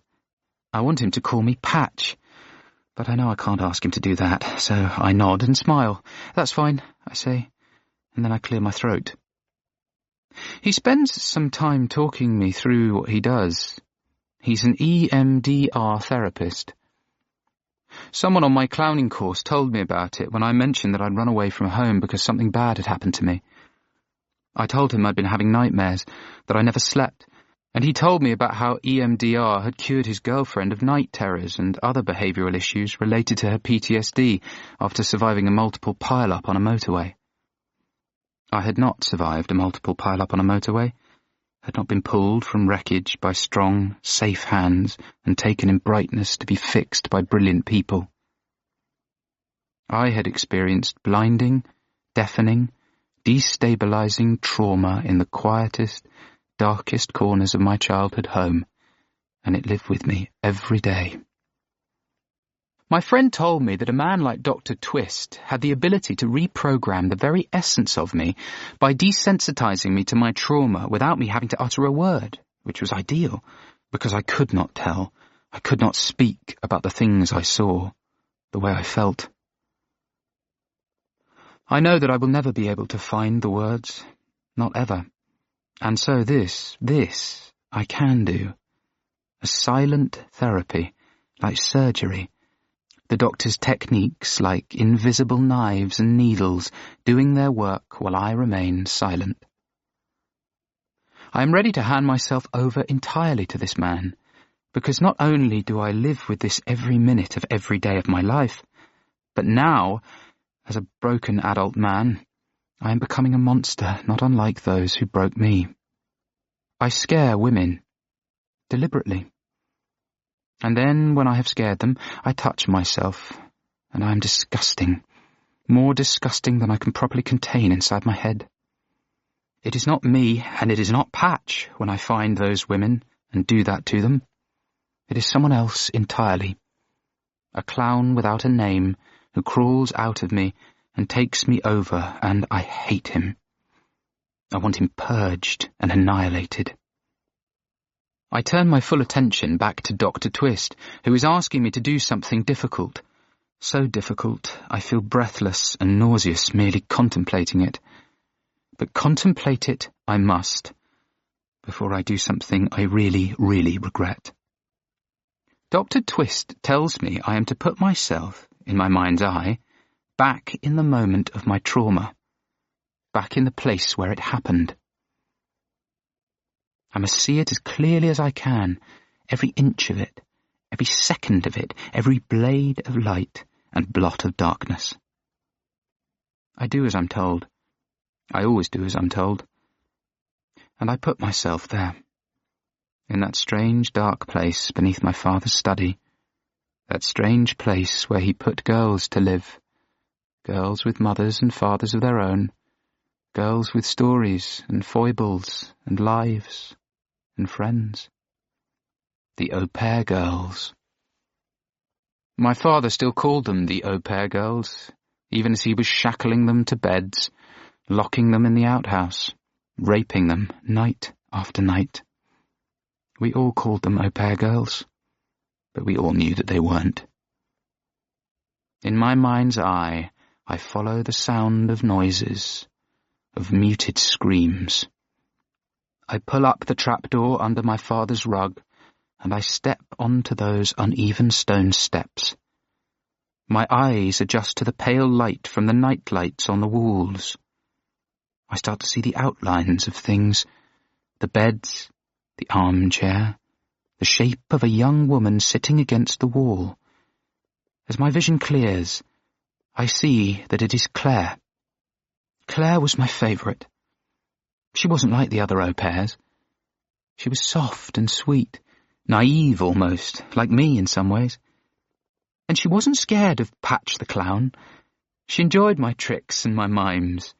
She could play the guitar, and at first, when she was still in the upstairs secret room, I'd bring her the tiny guitar my parents had brought me when I was a child, and she'd play to me on it, making up songs as she went along. I did desire her, sexually. I did think things and feel things when I was around her. I did touch myself and think about her while I was doing it. But I would never have hurt her, never have scared her. But Jessamine hated Claire. She hated her because, in my opinion, Claire was better than her. She was prettier than Jessamine, cleverer than Jessamine, better at playing the guitar than Jessamine, more special than Jessamine, and, as I think of my sister's hatred towards Claire, I take another step into the basement in my mind's eye, aware somewhere in the background of Dr. Twist's soothing, encouraging voice, and I see her there, in the half-darkness, my sister, holding a small knife in her hand. It is, I know immediately, the knife that I smuggled in for Claire last week, hidden inside my sleeve. I see my father, slumped across the bed, and there is blood still leaking from a hole in his throat, even though he is clearly dead, and my sister has the baby in her blood-soaked arms, and I see that Claire is also dead, that the wall behind her is a scarlet screen of her own infinite blood. "She killed Daddy!" Jessamine cried. "Claire killed him!" I heard noises and I came down and she had the knife in her hand and she'd stabbed him. She was about to escape with the baby. I look at the dead, glassy eyes of Claire, rolled up towards the ceiling, and hear myself whisper, "Why didn't you let her escape, Jess? Why didn't you let her?" I hear the sound of my mother's voice from the study above, calling out our names, a hint of annoyance in her tone. "Where are you all? What are you all doing down there?" My sister, a streak of blood across her left cheek, turns to me with those wild, wild eyes of hers and says, "I didn't have any choice. She was going to escape. I had to. I had to." I say, "No, you didn't have to. Daddy was dead. You could have let her go. We could have called the police and Claire and the baby could have been free. We could all have been free. And now you've killed her and we're stuck again. Why did you kill her, Jessamine? Why?" The look on her face turns then from indignation to fury, and her voice is ice cold when she says, "She killed Daddy. She deserved it." The sound of the baby crying, my hands over my ears, my eyes screwed shut. In that moment there came the knowledge, blinding, penetrating, all-consuming, that my sister was as evil as my father, that we, this family, were made of bad things, sickening things, that it ran through all of us like a virus, and that I had it too. And even though it was over, and my father was dead, it would never be over. Not while those girls lay down here in this animal pit. Not while my spiteful sister lived and breathed. Not while my mother spent fortunes on her hair and her fingernails and pretended that none of this was happening. It would never, ever be over. In my mind's eye, I turn once more and look at Claire. Beautiful, innocent Claire. "I'm sorry," I hear myself whisper to her. "I'm so sorry." "Are you there?" asks Dr. Twist. "Have you found the place?" I gulp and nod. "Yes," I say. "Yes, I'm there."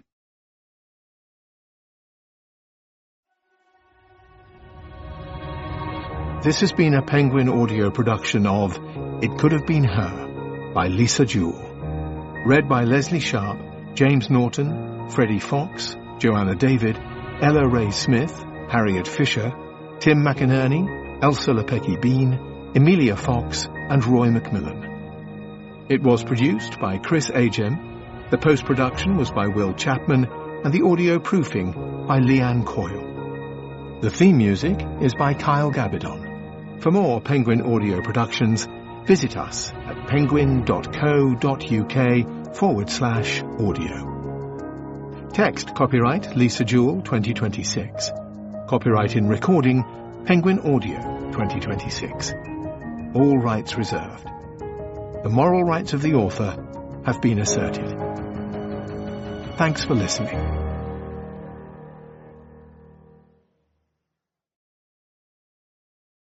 No part of this book may be used or reproduced in any manner for the purpose of training artificial intelligence technologies or systems. In accordance with the DSM Directive, Penguin Random House expressly reserves this work from the text and data mining exception. This has been a presentation of Simon & Schuster Audio. The following is an excerpt from Lisa Jewell's Don't Let Him In, a novel. Read by Richard Armitage, Joanne Froggatt, Tamarin Payne, Gemma Whelan, Louise Brealey, and Patience Tomlinson. The house is spectacular.